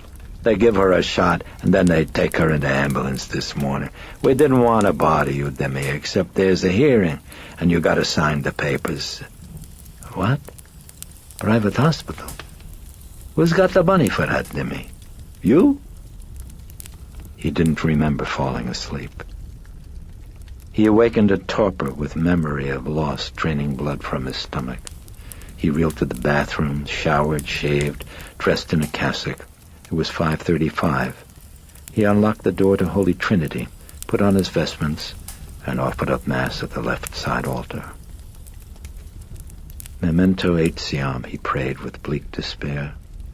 "Remember thy servant, Mary Karras." In the tabernacle door he saw the face of the nurse at Bellevue Receiving, heard again the screams from the isolation room. "You her son?" "Yes, I'm Damien Karras." "Well, I wouldn't go in there. She's pitching a fit." He'd looked through the port at the windowless room with the naked light bulb hanging from the ceiling. Padded walls, stark, no furniture save for the cot on which she raved. "Grant her, we pray thee, a place of refreshment, light, and peace." As she met his gaze, she'd grown suddenly silent, moved to the port with a baffled look. "Why you do this, Dimmy? Why?" Her eyes had been meeker than a lamb's. "Agnus Dei," murmured Karras as he bowed and struck his breast. "Lamb of God, who takest away the sins of the world, grant her rest." As he closed his eyes and held the host, he saw his mother in the hearing room, her hands clasped gentle in her lap, her expression docile and confused as the judge explained to her the Bellevue psychiatrist's report. "Do you understand that, Mary?" She'd nodded, wouldn't open her mouth. They'd taken her dentures. "Well, what do you say about that, Mary?" demanded the judge. She'd proudly answered him, "My boy, he speak for me." An anguished moan escaped from Karras as he bowed his head above the host. He struck his breast as if it were time and murmured, "Domine non sum dignus, I am not worthy. Say but the word, and my soul shall be healed." Against all reason, against all knowledge, he prayed that there was someone to hear his prayer. He did not think so. After the Mass, Karras returned to the cottage and tried to sleep, but without success. Later in the morning, a youngish priest that he'd never seen came by unexpectedly. He knocked and looked in the door. "You busy? Can I see you for a while?" In the eyes of the young priest, the restless burden, in the voice, the tugging plea. For a moment, Karras hated him. "Come in," he said gently, and inwardly raged at that portion of his being that rendered him helpless, that he could not control, that lay coiled within him like a length of rope, always ready to fling itself unbidden at the cry of someone else's need. It gave him no peace, not even in sleep. At the edge of his dreams, there was often a sound like a faint, brief cry of someone in distress. It was almost inaudible in the distance, always the same, and for minutes after waking, he would feel the anxiety of some duty unfulfilled. The young priest fumbled, faltered, seemed shy. Karras led him patiently, offered cigarettes, instant coffee, then forced a look of interest as the moody young visitor gradually unfolded a familiar problem, the terrible loneliness of priests. Of all the anxieties that Karras encountered among the community, this one had lately become the most prevalent. Cut off from their families as well as from women, many of the Jesuits were also fearful of expressing affection for fellow priests, of forming deep and loving friendships. Like I'd like to put my arm around another guy's shoulder, but right away I'm scared he's going to think I'm queer. I mean, you hear all these theories about so many latents attracted to the priesthood, so I just don't do it. I won't even go into somebody's room just to listen to records, or talk, or smoke. It's not that I'm afraid of him. I'm just worried about him getting worried about me. Karras felt the weight easing slowly from the other and onto him. He let it come, let the young priest talk. He knew he would return again and again, find relief from aloneness, make Karras his friend. And when he'd realized he had done so without fear and suspicion, perhaps he would go on to make friends among the others. The psychiatrist grew weary, found himself drifting into private sorrow. He glanced at a plaque that someone had given him the previous Christmas. "My brother hurts," it said. "I share his pain. I meet God in him." A failed encounter. He blamed himself. He had mapped the streets of his brother's torment, yet never had walked them, or so he believed. He thought that the pain which he felt was his own. At last the visitor looked at his watch. It was time for lunch in the campus refectory. He rose and started to leave, then paused to glance at a current novel on Karras's desk. "Have you read it?" asked Karras. The other priest shook his head. No, I haven't. Should I?" "I don't know. I just finished it." "I'm not at all sure that I really understand it," Karras lied. He picked up the book and handed it over. "You want to take it along? I'd really like to hear someone else's opinion." "Well, sure," said the Jesuit, examining the copy on the flap of the dust jacket. "I'll try to get it back to you in a couple of days." His mood seemed brighter. As the screen door creaked with his departure, Karras felt momentary peace. He picked up his breviary and stepped out to the courtyard, where he slowly paced and set his office. In the afternoon he had still another visitor, the elderly pastor of Holy Trinity, who took a chair by the desk and offered condolences on the passing of Karras's mother. "Said a couple of masses for her, Damien. And one for you," he wheezed with the barest trace of a brogue. "Oh, that was thoughtful of you, Father. Thank you very much." "How old was she?" 70. "Ah, it's a good old age." Karras fixed his gaze on an altar card that the pastor had carried in with him. One of 3 employed in the Mass, it was covered in plastic and inscribed with a portion of the prayers that was said by the priest. The psychiatrist wondered what he was doing with it. "Well, Damien, we've had another one of those things here today in the church, and another desecration." A statue of the Virgin at the back of the church had been painted like a harlot, the pastor told him. Then he handed the altar card to Karras. "And this one, the morning after you'd gone, to New York. Was it Saturday?" "Yes, Saturday, right, yes." "Well, take a look at that. I just had a talk with the sergeant of police, and, well, look at this card, would you, Damien?" As Karras examined it, the pastor explained that someone had slipped in a typewritten sheet between the original card and its cover. The ersatz text, though containing some strikeovers and various typographical errors, was in basically fluent and intelligible Latin, and described in vivid, erotic detail an imagined homosexual encounter involving the Blessed Virgin Mary and Mary Magdalene. That's enough now. You don't have to read it all," said the pastor, snapping back the card, as if fearing that it might be an occasion of sin. "Now, that's excellent Latin, Damien. I mean, it's got style. A church Latin style. Well, the sergeant says he talked to some fellow, a psychologist, I think, and he says that the person's been doing this all. Well, he could be a priest, you know, a very sick priest. Do you think?" The psychiatrist considered for a while. Then he nodded. Yes, it could. Acting out a rebellion, perhaps, in a state of complete somnambulance. I don't know. It could be, yes, maybe so. Can you think of any candidates, Damien? I don't get you, Father. Well, now, sooner or later they come and see you, wouldn't you say? I mean, the sick ones, if there are any from the campus. You know, they like that. I mean, with that kind of illness, you know. No, I don't. I didn't think you'd tell me. Well, I wouldn't know anyway, Father. Somnambulism is a way of resolving any number of possible conflict situations, and the usual form of resolution is symbolic. Though, I really wouldn't know. And if it is a somnambulist, he's probably got a complete posterior amnesia about what he's done, so that even he wouldn't have a clue.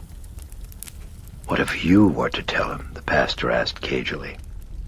He plucked at an earlobe, a habitual gesture Karras had noticed whenever he thought he was being wily. I really don't know, repeated the psychiatrist. No, I really didn't think that you'd tell me. The pastor rose and moved for the door. You know what you're like, you people? Huh? Like priests? As Karras laughed gently, the pastor returned and dropped the altar card on his desk. I suppose you should study this thing, he mumbled. Something might come to you. The pastor moved for the door. Did they check it for fingerprints? Asked Karras. The pastor stopped and turned slightly. Oh, I doubt it. After all, it's not a criminal we're after now, is it? More likely it's only a demented parishioner. What do you think of that, Damien? Do you think that it could be someone in the parish? You know, I think so. Wasn't a priest at all. It was someone among the parishioners. He was pulling at his earlobe again. Don't you think? I really wouldn't know, Karras said again. No, I didn't think you'd tell me. Later that day, Father Karras was relieved of his duties as counselor and assigned to the Georgetown University Medical School as lecturer in psychiatry. His orders were to rest. Chapter 2. Regan lay on her back on Klein's examining table, arms and legs bowed outward. Taking her foot in both his hands, the doctor flexed it toward her ankle. For moments he held it there in tension, then suddenly released it. The foot relaxed into normal position. He repeated the procedure several times, but without any variance in the result. He seemed satisfied. When Regan abruptly sat up and spat in his face, he instructed a nurse to remain in the room and return to his office to talk to Chris. It was April 26th. He'd been out of the city both Sunday and Monday, and Chris hadn't reached him until this morning to relate the happening at the party and the subsequent shaking of the bed. It was actually moving, the doctor had said. Yeah, it was moving. How long? I don't know. Maybe 10, maybe 15 seconds. I mean, that's all I saw. Then she sort of went stiff, and she went to bed, or I don't know. Maybe she'd wet it before. But all of a sudden, she was dead asleep, and she never woke up till the next afternoon. Dr. Klein entered thoughtfully. Well, what is it? Chris asked in an anxious tone. When she'd first arrived, he'd reported his suspicion that the shaking of the bed had been caused by a seizure of clonic contractions and alternating tensing and relaxing of the muscles. The chronic form of such a condition, he told her, was clonus, and usually indicated a lesion in the brain. Well, the test was negative, he told her, and described the procedure, explaining that in clonus, the alternate flexing and releasing of the foot would have triggered a run of clonic contractions. As he sat at his desk, he still seemed worried, however. Has she ever had a fall, he asked her. You mean like on the head? Well, yeah. No. No, not that I know of. Childhood measles? Oh, the usual. Measles and mumps and chickenpox. Sleepwalking history? No, not until now. What do you mean? She was walking in her sleep at the party? Well, yeah. She still doesn't know what she did that night. And there's other stuff, too, that she doesn't remember. You mean lately? Sunday. Regan's still sleeping. An overseas telephone call from Howard. How's Rags? Thanks a lot for the call on our birthday. I was stuck on a yacht, now for Christ's sakes, lay off me. I called her the minute I was back in the hotel. Oh, sure. She didn't tell you? What do you mean, you talked to her? Yes. That's why I thought I'd better call you. What the hell's going on with her? What are you getting at? She just called me a cocksucker and hung up the phone. Recounting the incident to Dr. Klein, Chris explained that when Regan had finally awakened, she had no memory whatever of either the telephone call or of what had happened on the night of the dinner. Well, perhaps she wasn't lying about the moving of the furniture, Klein hypothesized. I don't get that. Well, she moved it herself, no doubt, but perhaps while in one of those states where she really didn't know what she was doing. It's known as automatism, like a trance state, you know. The patient doesn't know or remember what he's doing. But something just occurred to me, Doc, you know that? There's a great big heavy bureau in our room made out of teakwood. Must weigh 1/2 a ton. I mean, how could she have moved that? Extraordinary strength is pretty common in pathology. Oh, really? How come? The doctor shrugged. No one knows. Now, besides what you've told me, he continued, have you noticed any other bizarre behavior? Well, she's gotten real sloppy. Bizarre, he repeated. For her, Doc, that's bizarre. Oh, no, wait. Yeah, there's this. You remember that Ouija board she's been playing with? Captain Howdy? The fantasy playmate, right. The internist nodded. Well, now she can hear him, Chris revealed. The doctor leaned forward, folding his arms atop the desk. As Chris continued, his eyes were alert and had narrowed to dart points of speculation. Yesterday morning, said Chris, I could hear her talking to Howdy in her bedroom. I mean, she'd talk and then seem to wait, as if she were playing with the Ouija board. When I peeked inside the room, though, there wasn't any Ouija board. There wasn't any Ouija board. There, just Rags. And she was nodding her head, Doc, just like she was agreeing with what he was saying. Did she see him? Oh, I don't think so. She sort of had her head to the side, the way she does when she listens to records. The doctor nodded thoughtfully. Yes. Yes, I see. Any other phenomena like that? Does she see things, smell things? Smell, Chris remembered. Right. She keeps smelling something bad in her bedroom. Something burning? Asked the doctor. Hey, that's right, Chris exclaimed. How do you know that? It's sometimes the symptom of a type of disturbance in the chemical-electrical activity of the brain. In the case of your daughter, in the temporal lobe, you see. He put a hand to the front of his skull. Up here in the forward part of the brain. Now, it's rare, but it does cause bizarre hallucinations, and usually just before a convulsion. I suppose that's why it's taken with schizophrenia so often. But it isn't schizophrenia. It's produced by a lesion in the temporal lobe.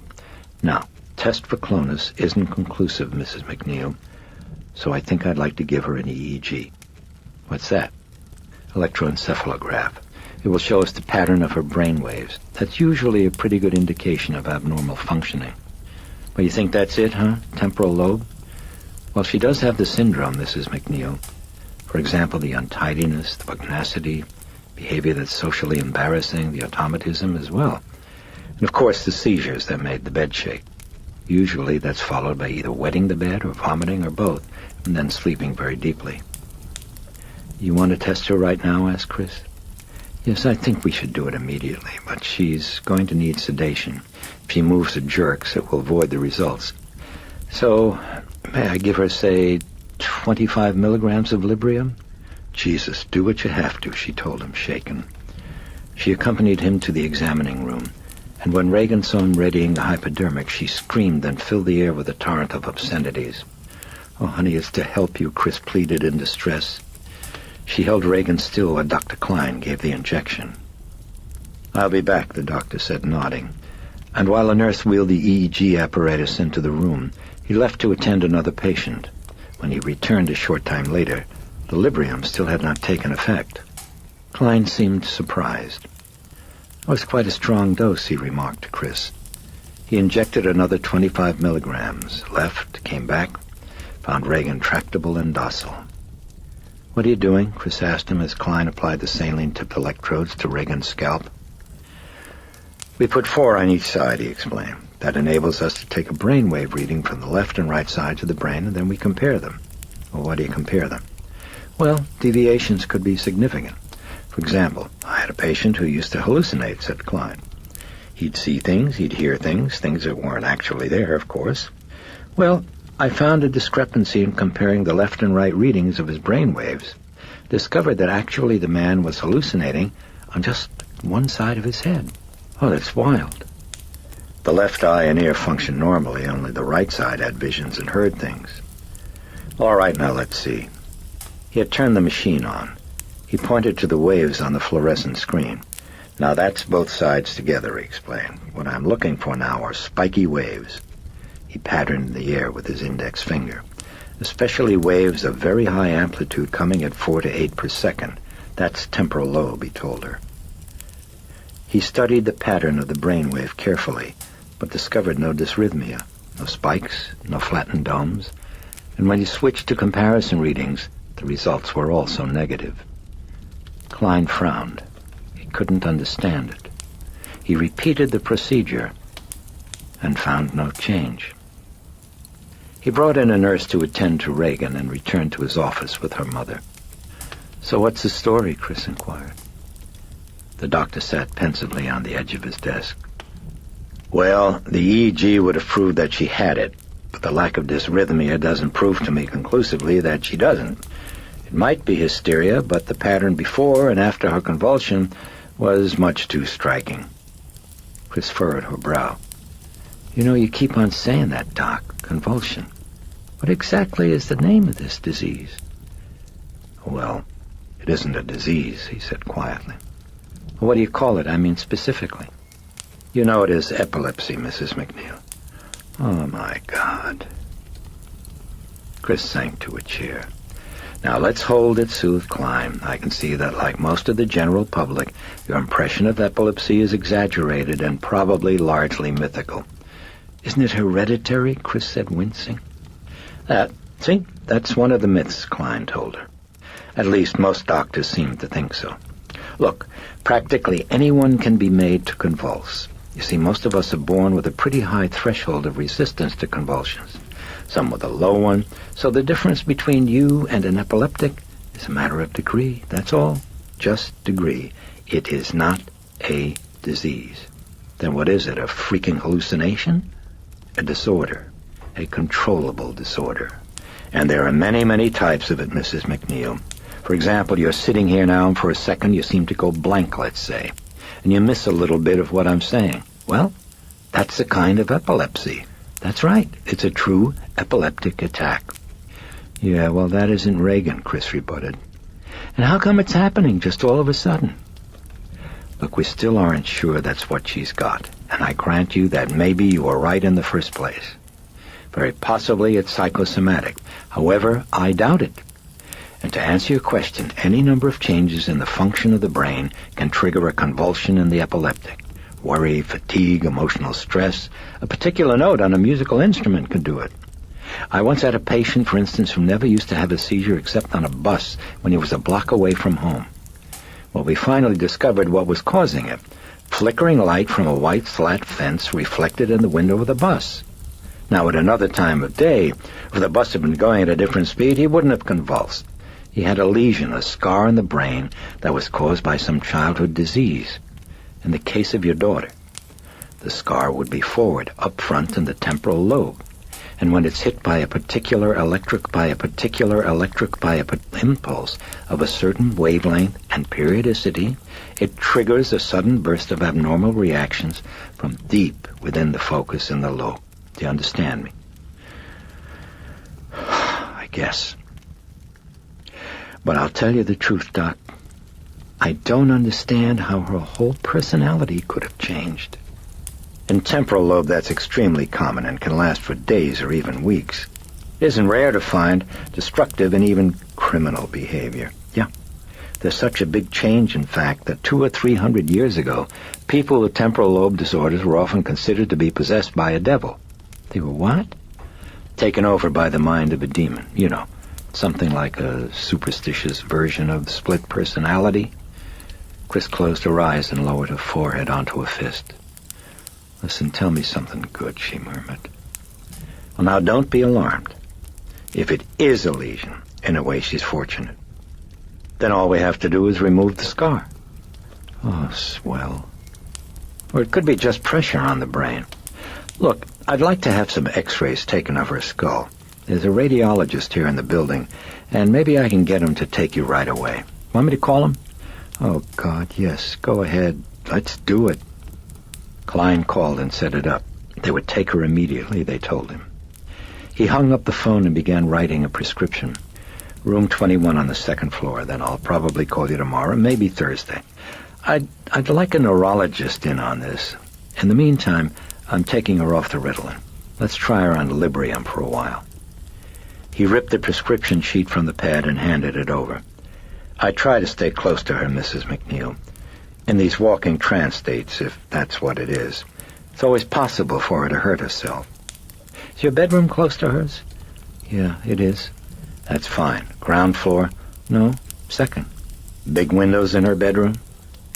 "Well, one. What's the deal?" "Well, I try to keep it closed, maybe even put a lock on it. In a trance state, she might go through it. I once had a patient," Chris finished with a trace of a wry, weary smile. He grinned. "I guess I do have a lot of them, don't I?"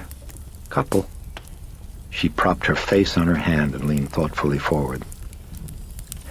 "You know, I thought of something else just now." "And what was that?" "Well, like after a fit, you were saying, she'd right away fall dead asleep, like on Saturday night. I mean, didn't you said that, right?" "Well, yes," Klein nodded. "That's right." "Well, then, how come those other times she said that her bed was shaking, she was always wide awake?" You didn't tell me that." "Well, yeah, it's so. She looked just fine. She'd just come to my room and asked to get in bed with me." "Any bedwetting, vomiting?" Chris shook her head. "She was fine." Klein frowned and gently chewed on his lip for a moment. "Well, let's look at those x-rays," he finally told her. Feeling drained and numb, Chris shepherded Regan to the radiologist, stayed at her side while the x-rays were taken, took her home. She'd been strangely mute since the second injection, and Chris made an effort now to engage her. Honey, you want to play Monopoly or something?" Regan shook her head and then stared at her mother with unfocused eyes that seemed to be retracted into infinite remoteness. "I'm feeling sleepy," she said in a voice that belonged to the eyes. Then turning, she climbed up the stairs to her bedroom. Must be the Librium, Chris reflected as she watched her. Then at last she sighed and went into the kitchen. She poured some coffee and sat down at the breakfast nook table with Sharon. "How'd it go?" Sharon asked. "Oh, Christ." Chris fluttered the prescription slip onto the table. "Better call and get that filled," she said, and then explained what the doctor had told her. "If I'm busy or out, keep a real good eye on her, would you, Shar? Dawning. Sudden. "That reminds me," said Chris. She got up from the table and went up to Regan's bedroom, found her under the covers and apparently asleep. Chris moved to the window and tightened the latch. She stared below. The window, facing out from the side of the house, directly overlooked the precipitous public staircase that plunged to M Street far below. Boy, she thought, I better call a locksmith right away. Chris returned to the kitchen and added the chore to the list from which Sharon sat working, gave Willie the dinner menu, and returned a call from her agent. Yeah, Chris, what about the script? He wanted to know. Yeah, it's great, Ed. Let's do it, she told him. When's it go? Well, your segment's in July, so you got to start preparing right away. You mean now? Chris, I mean now. This isn't acting. You're involved in a lot of the pre-production. You've got to work with the set designer, the costume designer, the makeup artist, the producer. You have to pick a cameraman and a cutter and block out your shots. Come on, Chris, you know the drill. Oh, shit. You got a problem? Yeah, I do. I've got a problem. Oh. A real problem. What is it? Well, Regan's pretty sick. Oh, shit. I'm sorry. What's wrong? They don't know yet. I'm waiting for some tests. Listen, Ed, I can't leave her. So who says to leave her? No, you don't understand, Ed. I need to be at home with her. She needs my attention. Ed, it's too complicated. I can't explain it now, so why don't we just hold off for a while? Chris, we can't. They want to try for the music hall over Christmas, and I think that they're pushing it now. Well, for Christ's sake, Ed, they can wait 2 weeks. Now, come on. Look, you bugged me that you want to direct, and now all of it... Right, Ed, I know, she interrupted. Look, I really want it bad, so you'll just have to tell them that I need some more time. And if I do, we're going to blow it. Now, that's my opinion. Look, they don't want you anyway. That's not news. They're just doing this for Moore, and I think if they go back to him now and say she isn't too sure she wants to do it yet, he'll have an out. Oh, Chris. Come on, talk sense. Look, you do what you want. I don't care. There's no money in this thing unless it hits. But if you want it, I'm telling you. I asked for a delay, and I think we're going to blow it. Now, what should I tell him? Oh, boy, sighed Chris. Yeah, it's not easy, I know. No, it isn't, Ed. Well, listen. She thought. Then she shook her head. Ed, they'll just have to wait, she said wearily. Your decision. Okay, Ed. Let me know. I will. I'll be calling. Take it easy. You too, Ed. Goodbye. She hung up the phone in a state of depression and lit up a cigarette. I talked to Howard, by the way. Did I tell you? She said to Sharon. Oh, when? Did you tell him what's happening with Rags? I told him. I told him he ought to come to see her. Is he coming? I don't know. I don't think so. You'd think he'd make the effort. Yeah, I know, Chris sighed. But you've got to understand his hang-up, Cher. That's it. I know that's it. What's it? Oh, the whole Mr. Chris MacNeil thing. Rags was a part of it. She was in and he was out. Always me and Rags together on the magazine covers. Me and Rags in the layouts, mother and daughter, pixie twins. She tipped ash from her cigarette with a moody finger. Ah, nuts, who knows? It's all mixed up. It's hard to get hacked with him, Cher. I just can't. She reached out for a book by Sharon's elbow. So what are you reading? What do you mean? Oh, that. That's for you. I forgot. Mrs. Perrin dropped it by. She was here? Yeah, this morning. Said she's sorry she missed you and she's going out of town, but she'll call you as soon as she's back. Chris nodded and glanced at the title of the book. A Study of Devil Worship and Related Occult Phenomena. She opened it and found a penned note from Mary Jo Perrin.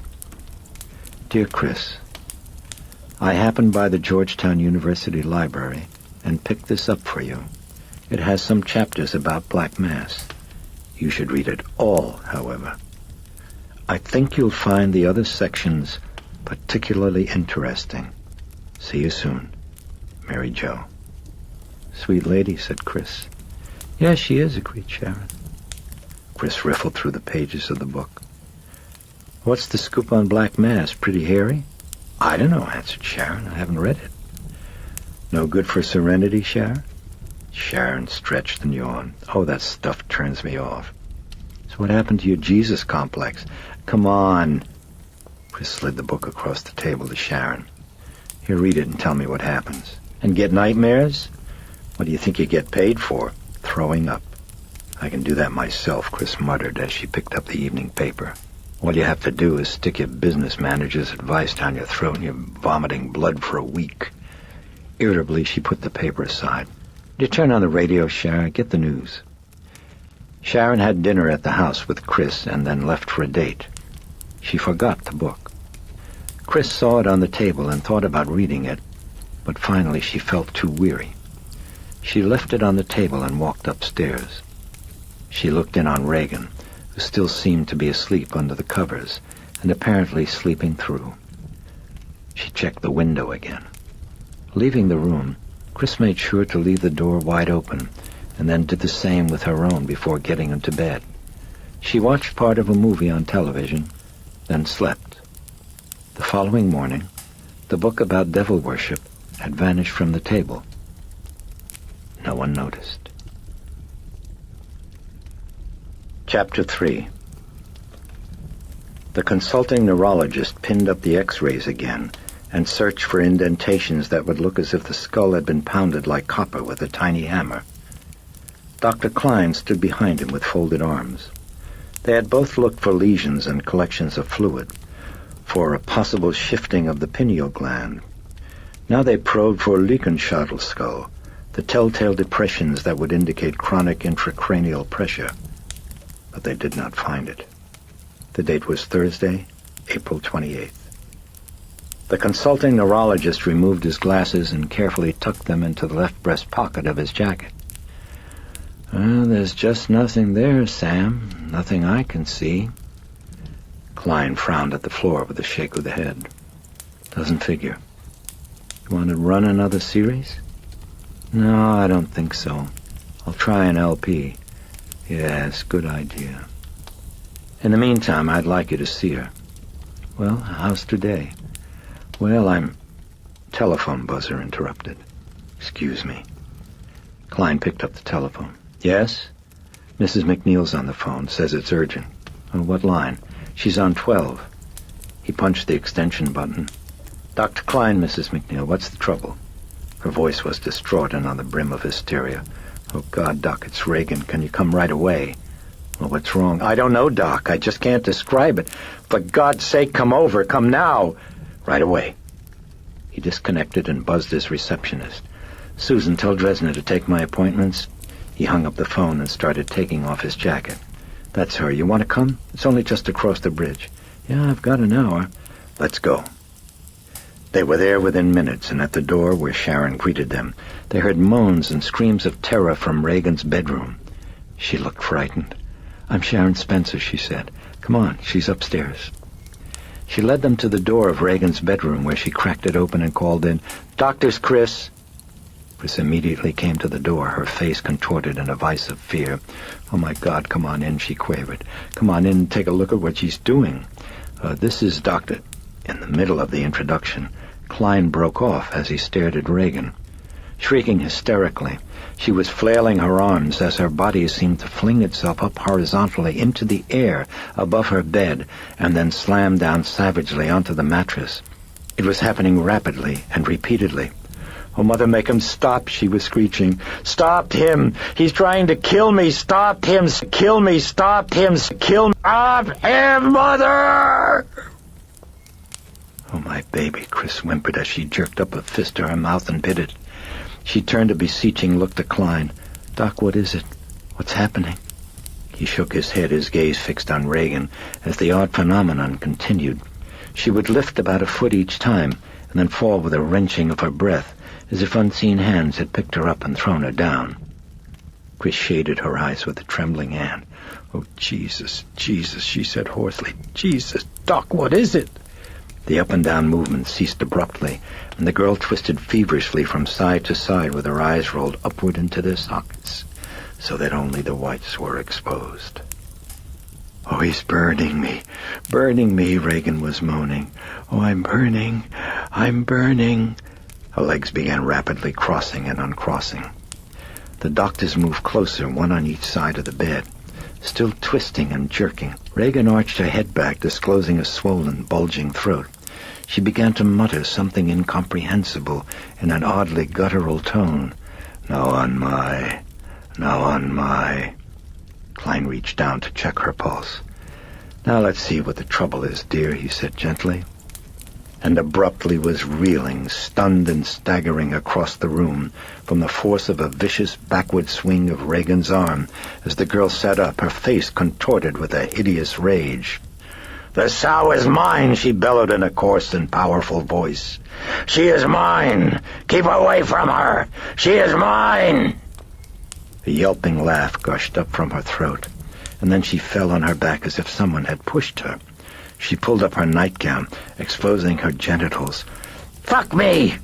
Fuck me!" she screamed at the doctors, and with both her hands began masturbating frantically. Moments later, Chris ran from the room with a stifled sob when Regan put her fingers to her mouth and licked them. As Klein approached the bedside, Regan seemed to hug herself, her hands caressing her arms. "Ah, yes, my pearl," she crooned in that strangely coarsened voice. Her eyes were closed as if in ecstasy. "My child, my flower, my pearl." Then again she was twisting from side to side, moaning meaningless syllables over and over, and abruptly sat up with eyes staring wide with helpless terror. She mewed like a cat, then barked, then neighed, and then, bending at the waist, started whirling her torso around in rapid, strenuous circles. She gasped for breath. "Oh, stop him," she wept.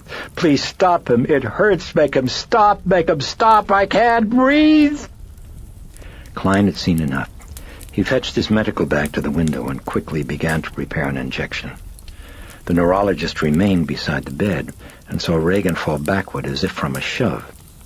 Her eyes rolled upward into their sockets again, and rolling from side to side, she began to mutter rapidly in guttural tones. The neurologist leaned closer and tried to make it out. Then he saw Klein gently beckoning. He moved to him. "I'm giving her Librium," Klein told him guardedly, holding the syringe to the light of the window. "You're going to have to hold her." The neurologist nodded. He seemed preoccupied. He inclined his head to the side, as if listening to the muttering from the bed. "What's she saying?" Klein whispered. "I don't know. Just gibberish. Nonsense syllables." Yet his own explanation seemed to leave him unsatisfied. "She says it as if it means something, though. It's got cadence." Klein nodded toward the bed, and they approached quietly from either side. As they came, she went rigid, as if in the stiffening grip of tetany, and the doctors looked at each other significantly, then looked again to Regan as she started to arch her body upward into an impossible position, bending it backward like a bow until the brow of her head had touched her feet. She was screaming in pain. The doctors eyed each other with questioning surmise. Then Klein gave a signal to the neurologist. But before the consultant could seize her, Regan fell limp in a faint and wet the bed. Klein leaned over and rolled up her eyelid. He checked her pulse. "She'll be out for a while," he murmured. "I think she convulsed. Don't you?" Yes, I think so." "Well, let's take some insurance," said Klein. Deftly, he administered the injection. "Well, what do you think?" Klein asked the consultant as he pressed a circle of sterile tape against the puncture. "Temporal lobe. Sure, maybe schizophrenia is a possibility, Sam. But the onset's much too sudden. She hasn't any history of it, right?" No, she hasn't." "Neurasthenia?" Klein shook his head. "Then hysteria, maybe," offered the consultant. "I've thought of that." "Sure, but she'd have to be a freak to get her body twisted up like she did voluntarily now, wouldn't you say?" He shook his head. "No, I think it's pathological, Sam. Her strength, the paranoia, the hallucinations. Schizophrenia, okay. Those symptoms it covers. But temporal lobe would also cover the convulsions. There's one thing that bothers me, though." He trailed off with a puzzled frown. "Oh, what's that?" "Well, I'm really not sure, but I thought I heard signs of dissociation. My pearl, my child, my flower, the sow. I had the feeling she was talking about herself. Is that your impression, too, or am I reading something into it? Klein stroked his lip as he mulled the question. Well, frankly, at the time it never occurred to me, but now that you point it out, yeah, could be. Yes, it could. Then he shrugged off the notion. Well, I'll do an LP right now while she's out, and then maybe we'll know something. The neurologist nodded.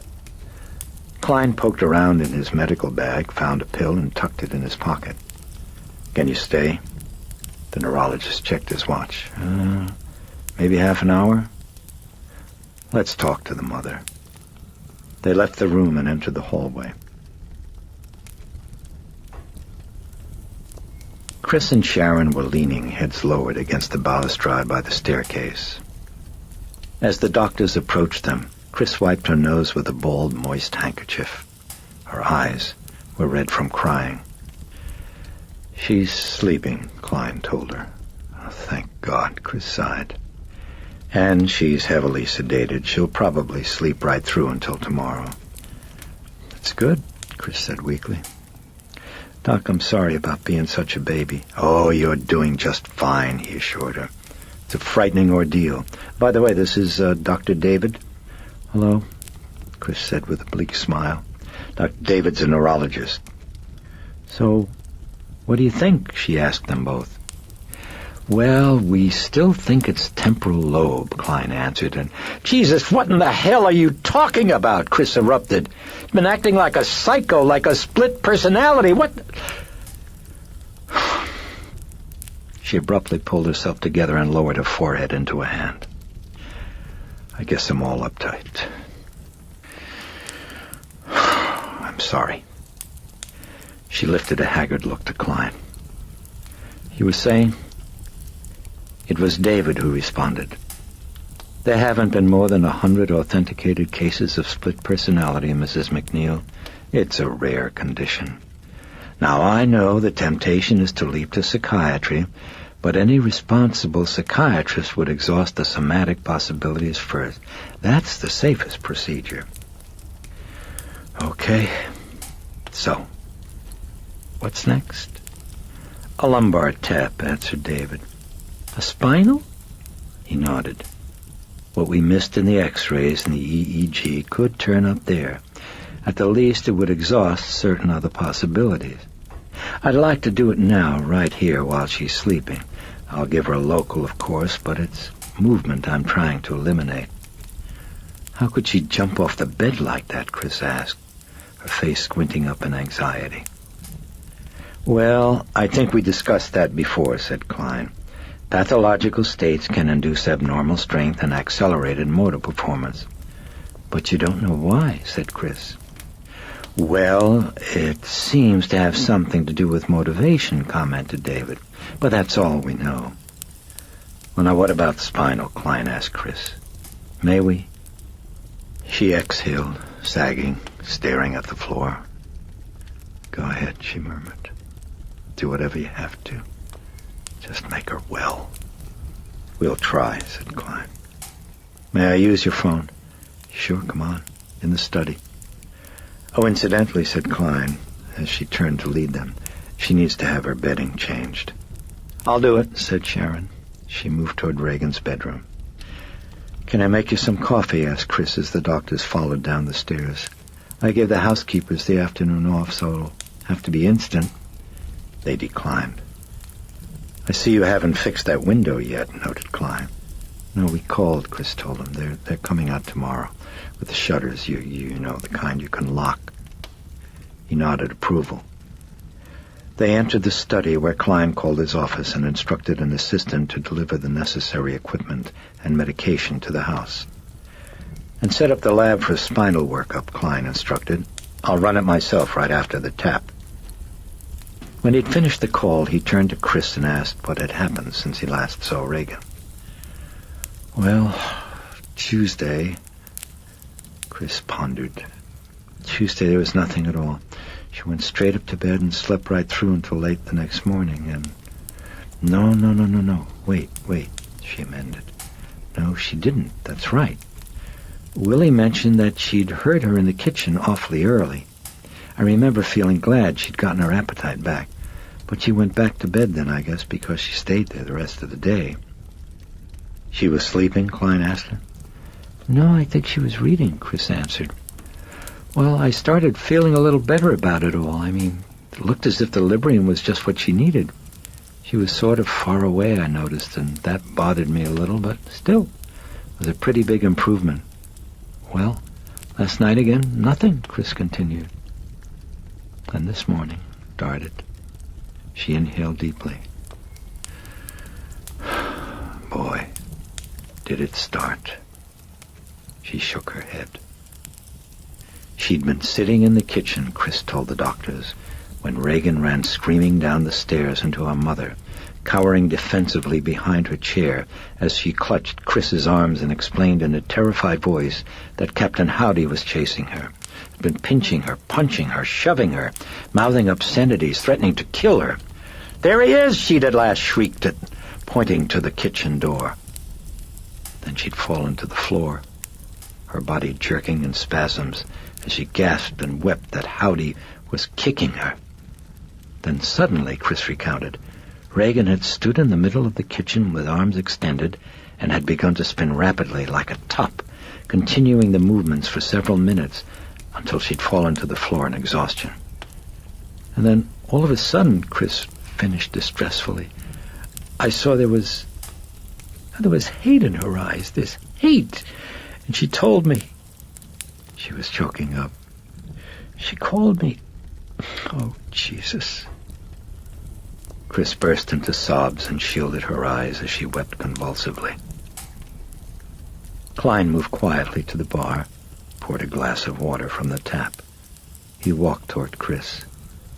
Oh, shit, where's a cigarette? Chris sighed tremulously as she wiped at her tears with the back of a finger. Klein gave her the water and a small green pill. Try this instead, he advised. A tranquilizer? Yes. I'll have a double. One's enough. Big spender. She swallowed the pill and then handed the empty glass to the doctor.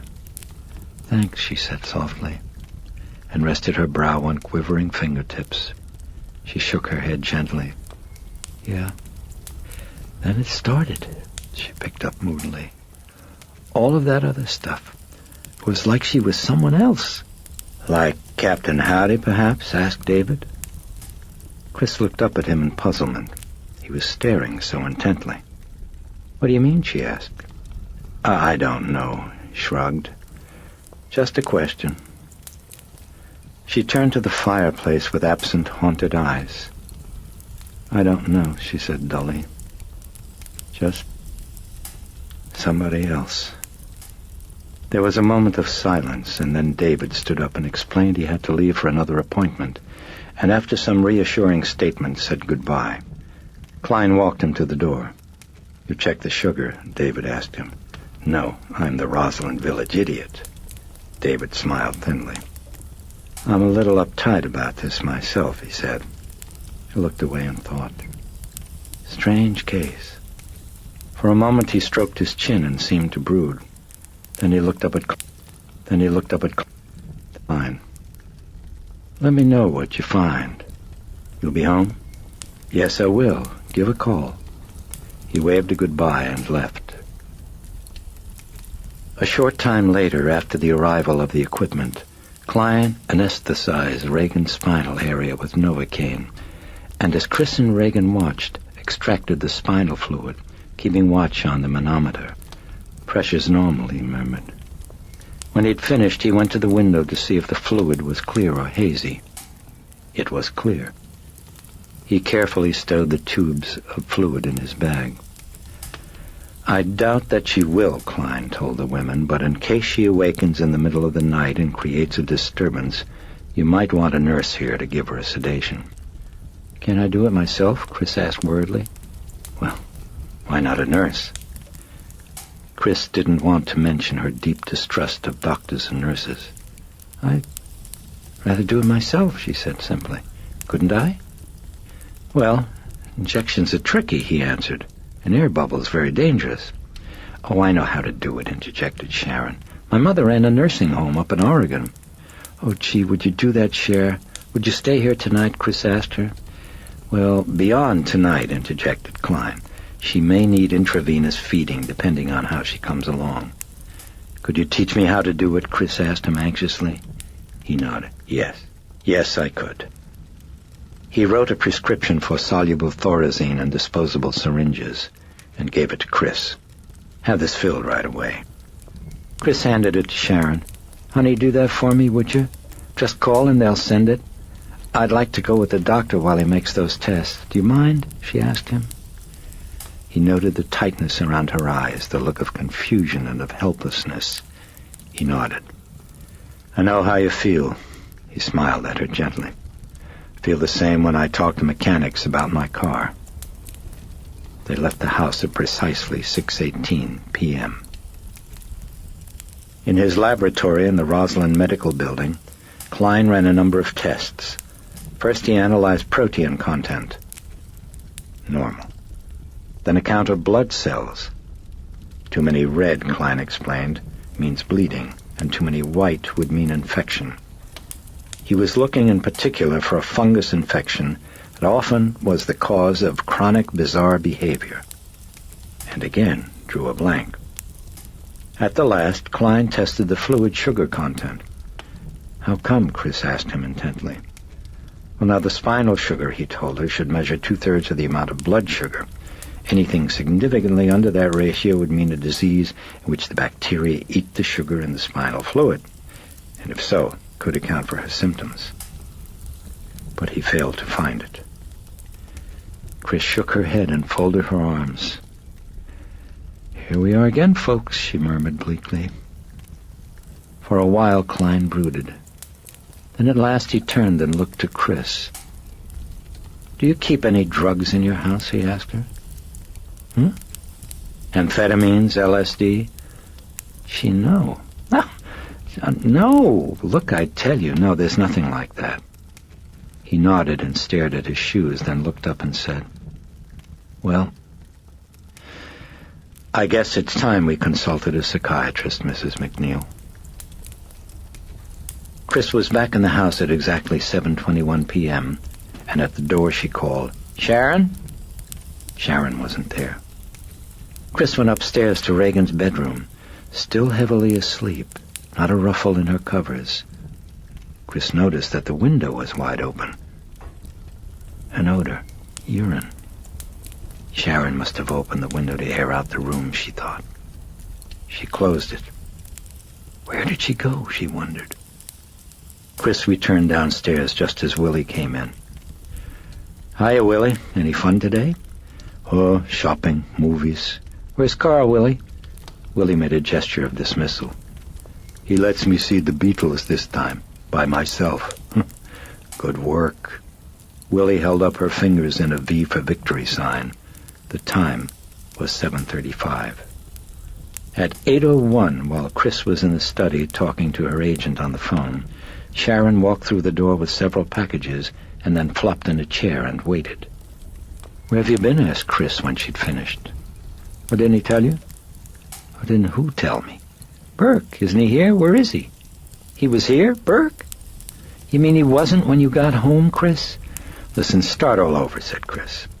"Oh, that nut," Sharon chided with a head shake.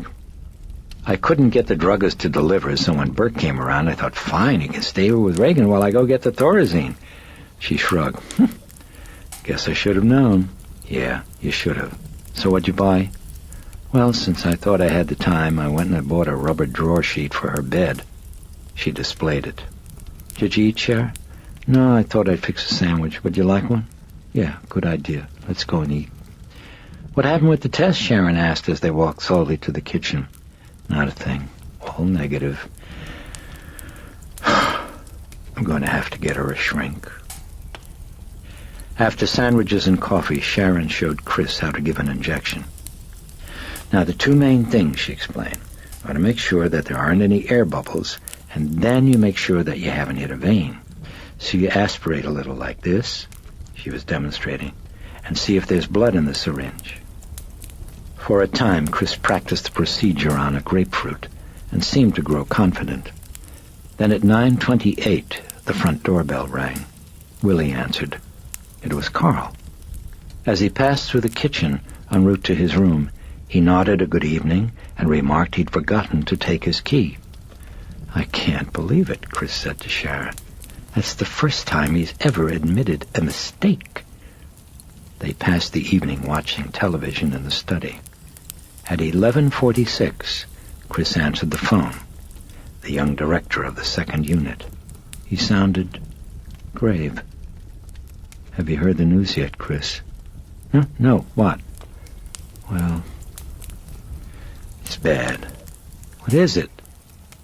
"Burke's dead, Chris." He'd been drunk. He had stumbled. He had fallen down the steep flight of steps beside the house, fallen far to the bottom, where a passing pedestrian on M Street watched as he tumbled into night without end. A broken neck. This bloody, crumpled scene. His last. As the telephone fell from Chris's fingers, she was silently weeping, standing unsteadily. Sharon ran and caught her, supported her, hung up the phone and led her to the sofa. "Burke's dead," Chris sobbed. "Oh, my God," gasped Sharon. "What happened?" But Chris could not speak yet. She wept. Then later they talked. For hours. They talked. Chris drank, reminisced about Dennings. Now laughed, now cried. "Oh, my God, my God, my God." Now laughed, now cried. "Oh, my God," she kept sighing. "Poor Burke, poor Burke." Her dream of death kept coming back to her. At a little past 5 in the morning, Chris was standing moodily behind the bar, her elbows propped, head lowered, eyes sad. She was waiting for Sharon to return from the kitchen with a tray of ice. She heard her coming. "I still can't believe it," Sharon was sighing as she entered the study. Chris looked up and froze. Gliding spider-like, rapidly, close behind Sharon, her body arched backward in a bow with her head almost touching her feet, was Regan, her tongue flicking quickly in and out of her mouth while she hissed sibilantly, like a serpent. "Sharon," Chris said numbly, still staring at Regan. Sharon stopped. So did Regan. Sharon turned and saw nothing, and then screamed as she felt Regan's tongue snaking out at her ankle. Chris whitened. "Call that doctor, Sharon, and get him out of bed. Get him now!" Wherever Sharon moved, Regan would follow. Chapter 4. Friday, April 29th. While Chris waited in the hall outside the bedroom, Dr. Klein and a noted neuropsychiatrist were examining Regan. The doctors observed for half an hour, flinging, whirling, tearing at the hair. Regan occasionally grimaced and pressed her hands against her ears as if blotting out sudden, deafening noise. She bellowed obscenities, screamed in pain. Then at last she flung herself face downward onto the bed and tucked her legs up under her stomach. She moaned incoherently. The psychiatrist motioned Klein away from the bed. "Let's get her tranquilized," he whispered. "Maybe I can talk to her." The internist nodded and prepared an injection of 50 milligrams of Thorazine. When the doctors approached the bed, however, Regan seemed to sense them and quickly turned over, and as the neuropsychiatrist attempted to hold her, she began to shriek in malevolent fury, bit him, fought him, held him off. It was only when Carl was called in to assist that they managed to keep her sufficiently rigid for Klein to administer the injection. The dosage proved inadequate. Another 50 milligrams was injected. They waited. Regan grew tractable, then dreamy, then stared at the doctors in sudden bewilderment. "Where's Mom? I want my Mom." At a nod from the neuropsychiatrist, Klein left the room to go and get Chris. "Your mother will be here in just a second, dear," the psychiatrist told Regan. He sat on the bed and stroked her head. There, it's all right, dear. I'm a doctor." "I want Mom," wept Regan. "She's coming. Do you hurt, dear? Regan nodded, the tears streaming down. Where do you hurt? Just every place, sobbed Regan. I feel all achy. Oh, my baby. Mom! Chris ran to the bed and hugged her, kissed her, comforted and soothed. Then Chris herself began to weep. Oh, Rags, you're back. It's really you. Oh, Mommy hurt me, Regan sniffled. Make him stop hurting me, please, okay? Chris looked puzzled for a moment, then glanced to the doctors with a pleading question in her eyes. She's heavily sedated, the psychiatrist said gently. You mean he cut her off? We'll see. Then he turned to Regan. Can you tell me what's wrong, dear? I don't know, she answered. I don't know why he does it to me. Tears rolled down from her eyes. He was always my friend before. Who's that? Captain Howdy. And it's like somebody else is inside me, making me do things. Captain Howdy? I don't know. A person? She nodded. Who? I don't know. Well, all right, then. Let's try something, Regan. A game. The psychiatrist was reaching in his pocket for a shining bauble attached to a silvery length of chain. Have you ever seen movies where someone gets hypnotized? Regan nodded. Well, I'm a hypnotist. Oh, yes, yes. I hypnotize people all the time. That's, of course, if they let me. Now, I think if I hypnotize you, Regan, it will help you get well. Yes, that person inside you will come right out. Would you like to be hypnotized?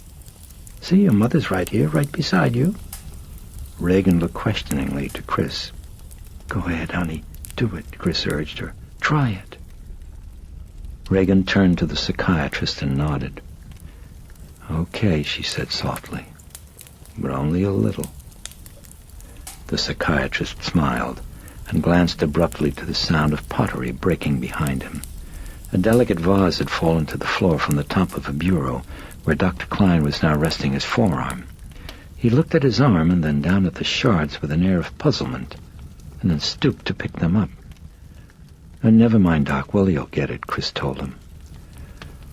Would you close those shutters for me, Sam? The psychiatrist asked him. And pull the drapes. When the room was dark, the psychiatrist gripped the chain in his fingertips and began to swing the bauble back and forth with an easy movement. He shone a pen light on it. It glowed. He began to intone the hypnotic ritual. Now watch this, Regan. Keep watching, and soon you'll feel your eyelids growing heavier and heavier. Within a very short time, she seemed to be in trance. Extremely suggestible, the psychiatrist murmured. Then he spoke to the girl. Are you comfortable, Regan? Yes. Her voice was soft and whispery. How old are you, Regan? 12. Is there someone inside you? Sometimes. When?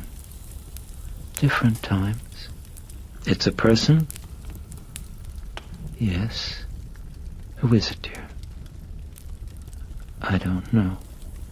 Captain Howdy? I don't know. A man? I don't know. But he's there? Yes, sometimes. Now? I don't know. If I ask him to tell me, will you let him answer? No. Why not? I'm afraid. Of what? I don't know. If he talks to me, Regan, I think he will leave you. Do you want him to leave you? Yes.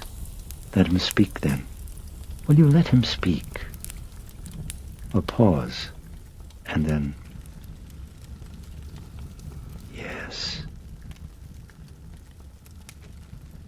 I am speaking to the person inside of Regan now, the psychiatrist said firmly. If you are there, you too are hypnotized and must answer all my questions. For a moment he paused to allow the suggestion to enter her bloodstream. Then he repeated it. If you are there, then you are hypnotized and must answer all my questions. Come forward and answer now. Are you there? Silence. Then something curious happened. Regan's breath turned suddenly foul. It was thick like a current. The psychiatrist smelled it from 2 feet away. He shone the penlight on Regan's face. Chris stifled a gasp. Her daughter's features were contorting into a malevolent mask, lips pulling tautly into opposite directions, tummified tongue lolling wolfish from her mouth. "Oh, my God," breathed Chris. "Are you the person in Regan?" the psychiatrist asked.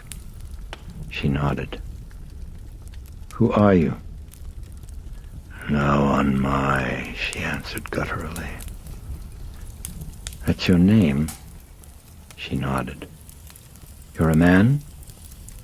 She said, "Say." "Did you answer?" "Say." "If that's yes, nod your head." She nodded. "Are you speaking in a foreign language?" "Say." "Where do you come from?" "Dog." "You say that you come from a dog?" "Dog morphmotion." The psychiatrist thought for a moment, then attempted another approach. "When I ask you questions now, you will answer by moving your head. A nod for yes and a shake for no. Do you understand that?" Regan nodded. "Did your answers to my questions have meaning?" he asked her. "Yes." "Are you someone whom Regan has known?" "No." "That she knows of?" "No." "Are you someone she's invented?" "No." "You're real?" This time the answer was yes. "Part of Regan?" "No." "Were you ever a part of Regan?" "No." "Do you like her?" "No." "Dislike her?" "Yes." "Do you hate her?" "Yes." "Over something she's done?" "Yes." "Do you blame her for her parents' divorce?" "No." "Has it something to do with her parents?" "No." "With a friend?" "No." "But you hate her?" "Yes." "Are you punishing Regan?" "Yes." "You wish to harm her?" "Yes." "To kill her?" "Yes." "If she died, wouldn't you die too?" "No." This answer seemed to disquiet him, and he lowered his eyes in thought. The bed spring squeaked as he shifted his weight. In the smothering stillness, Regan's breathing rasped as from a rotted, putrid bellows. Here, yet far, distantly sinister. The psychiatrist lifted his glance again to that hideous, twisted face. His eyes gleamed sharply with speculation. "Is there something she can do that would make you leave her?" "Yes." "Can you tell me what it is?" "Yes." "Will you tell me?" "No." "But—" Abruptly the psychiatrist gasped in startled pain as he realized with horrified incredulity that Regan was squeezing his scrotum with a hand that had gripped him like an iron talon. Eyes wide staring, he struggled to free himself, but he couldn't. Sam, Jesus, help me," he croaked. Agony, bedlam. Chris looked up and then leaped for the light switch, Klein running forward, Regan with her head back, cackling demonically, then howling like a wolf. Chris slapped at the light switch, turned, saw grainy flickering film of a slow-motion nightmare. Regan and the doctors writhing on a bed in a tangle of shifting arms and legs, in a melee of grimaces, gasps, and curses, and the howling and the yelping and the hideous laughter, with Regan oinking, Regan neighing, then the film racing faster and the bedstead shaking, violently quivering from side to side, as Chris watched helplessly while her daughter's eyes rolled upward into their sockets, and she wrenched up the keening shriek of terror, torn raw and bloody from the base of her spine. Regan crumpled and fell unconscious. Something unspeakable left the room. For a breathless moment, no one moved. Then, slowly and carefully, the doctors untangled themselves and stood up. They stared at Regan. After a time, the expressionless climb took Regan's pulse.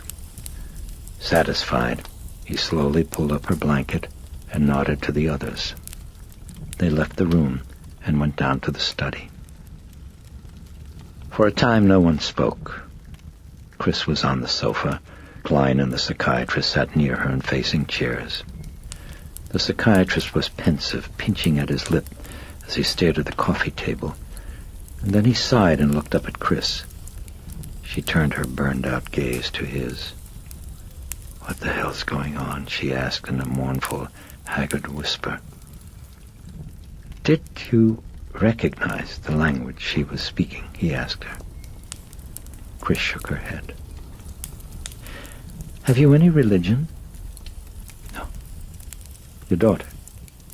"No." And now the psychiatrist asked her a lengthy series of questions relating to Regan's psychological history. When at last he had finished, he seemed disturbed. "What is it?" Chris asked him, white-knuckled fingers clenching and unclenching on a balled-up handkerchief. "What has she got?"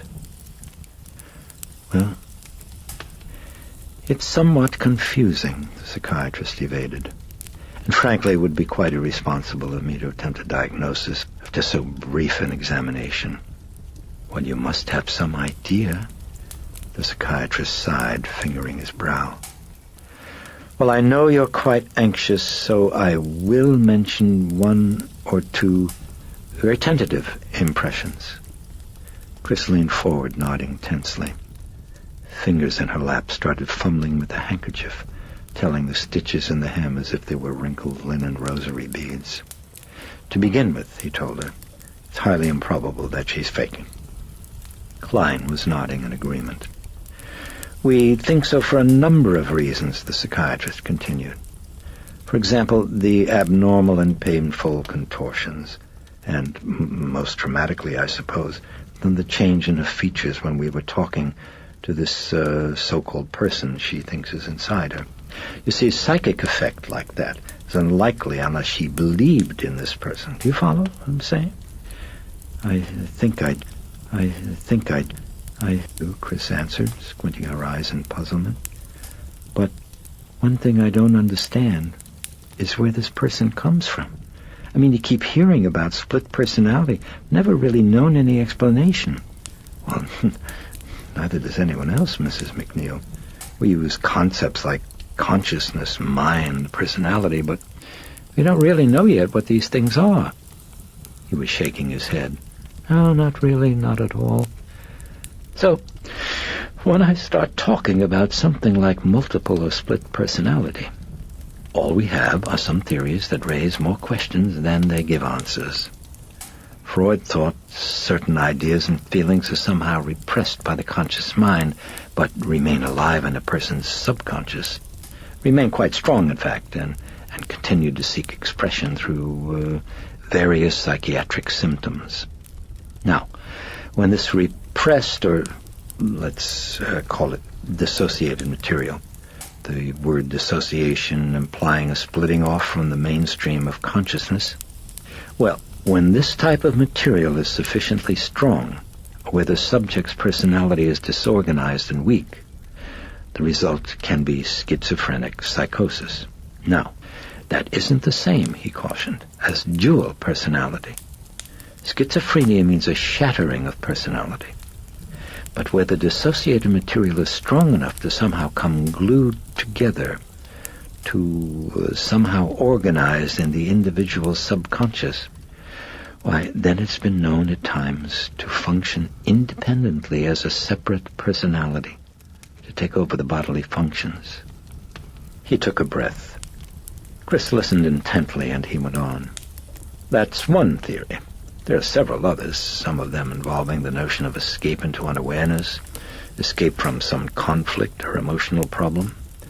Getting back to Regan, she hasn't any history of schizophrenia, and the EEG didn't show up the brainwave pattern that normally accompanies it. So I tend to reject schizophrenia. which leaves us the general field of hysteria. I gave last week, Chris murmured bleakly. The worried psychiatrist smiled thinly. Hysteria, he continued, is a form of neurosis in which emotional disturbances are converted into bodily disorders. Now, in certain of its forms, there's dissociation. In psychasthenia, for example, the individual loses consciousness of his actions, but he sees himself act and attributes his actions to someone else. His idea of the second personality is vague, however, and Regan seems specific. So, we come to what Freud used to call the conversion form of hysteria. That form grows from unconscious feelings of guilt and the need to be punished. Now, dissociation is the paramount feature here, even multiple personality. And the syndrome might also include epileptoid-like convulsions, hallucinations, abnormal motor excitement. Gee, that does sound a lot like Regan, Chris ventured moodily. I mean, don't you think? I mean, except for the guilt part. What would you have to feel guilty about? Well, the cliché answer, the psychiatrist responded, might be the divorce. Children often feel they are the ones rejected and assume the full responsibility for the departure of one of their parents. In the case of your daughter, there's reason to believe that that could be the case. Here I'm thinking of the brooding, the deep depression over the notion of people dying, thanatophobia. In children, you'll find it accompanied by guilt formation that's related to family stress. Very often fear of the loss of a parent. It produces rage and intense frustration. In addition, the guilt in this type of hysteria needn't be known to the conscious mind. Could even be the guilt that we call free-floating. A general guilt that relates to nothing in particular, he concluded. Chris gave her head a shake. I'm confused, she murmured. I mean, where does this new personality come in? Well, again, it's a guess, the psychiatrist replied. Only a guess. But, assuming that it is conversion hysteria stemming from guilt, then the second personality is simply the agent who handles the punishing. If Regan herself were to do it, you see, that would mean she would recognize her guilt. But she wants to escape that recognition. Therefore, a second personality. And that's what you think she's got? Well, as I said, I don't know, replied the psychiatrist, still evasive. He seemed to be choosing his words as he would moss-covered stones to cross a stream. It's extremely unusual for a child of Regan's age to be able to pull together and organize the components of a new personality. And certain, other things are puzzling. A performance of the Ouija board, for example, would indicate extreme suggestibility. And yet, apparently, I never really hypnotized her. He shrugged. Well, perhaps she resisted. But the really striking thing, he noted, is the new personality's apparent precocity. It isn't a 12-year-old at all. It's much, much older. And then there's the language she was speaking. He stared at the rug in front of the fireplace, thoughtfully tugging at his lower lip. There's a similar state, of course, but we don't know very much about it.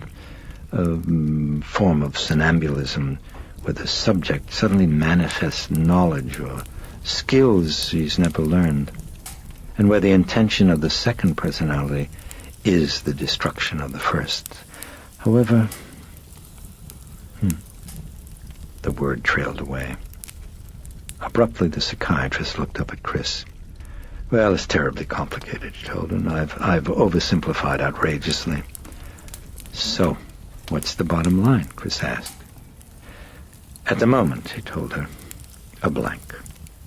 She needs an intensive examination by a team of experts. 2 or 3 weeks of really concentrated study in a clinical atmosphere. Say, the Barringer Clinic in Dayton. Ideal. Chris looked away. It's a problem, Mrs. MacNeil? No. No problem, she sighed. I just lost hope, that's all. I didn't get you. It's an inside tragedy. The psychiatrist telephoned the Barringer Clinic from Chris's study. They agreed to take Regan the following day. The doctors left. Chris swallowed pain with remembrance of Dennings, with remembrance of death and the worm and the void and unspeakable loneliness and stillness, darkness, underneath the sod, with nothing moving, no motion. Briefly she wept. Too much, too much. Then she put it away and began to pack. She was standing in her bedroom selecting a camouflaging wig to wear in Dayton when Carl appeared. There was someone to see her, he told her. Who?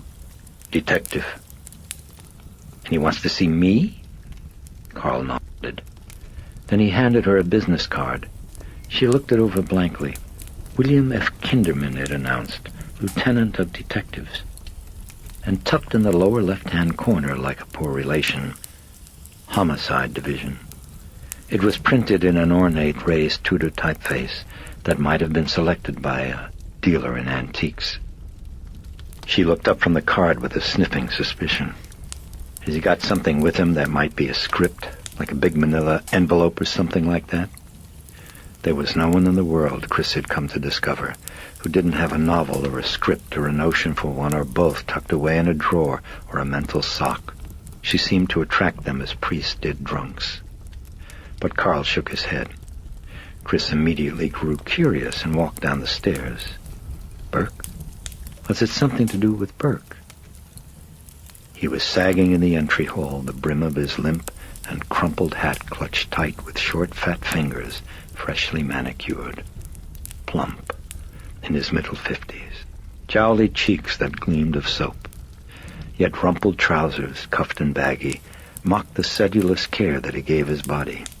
A gray tweed coat hung loose and old-fashioned, and his moist brown eyes, which drooped at the corners, seemed to be staring at times gone by. As he waited, he wheezed asthmatically.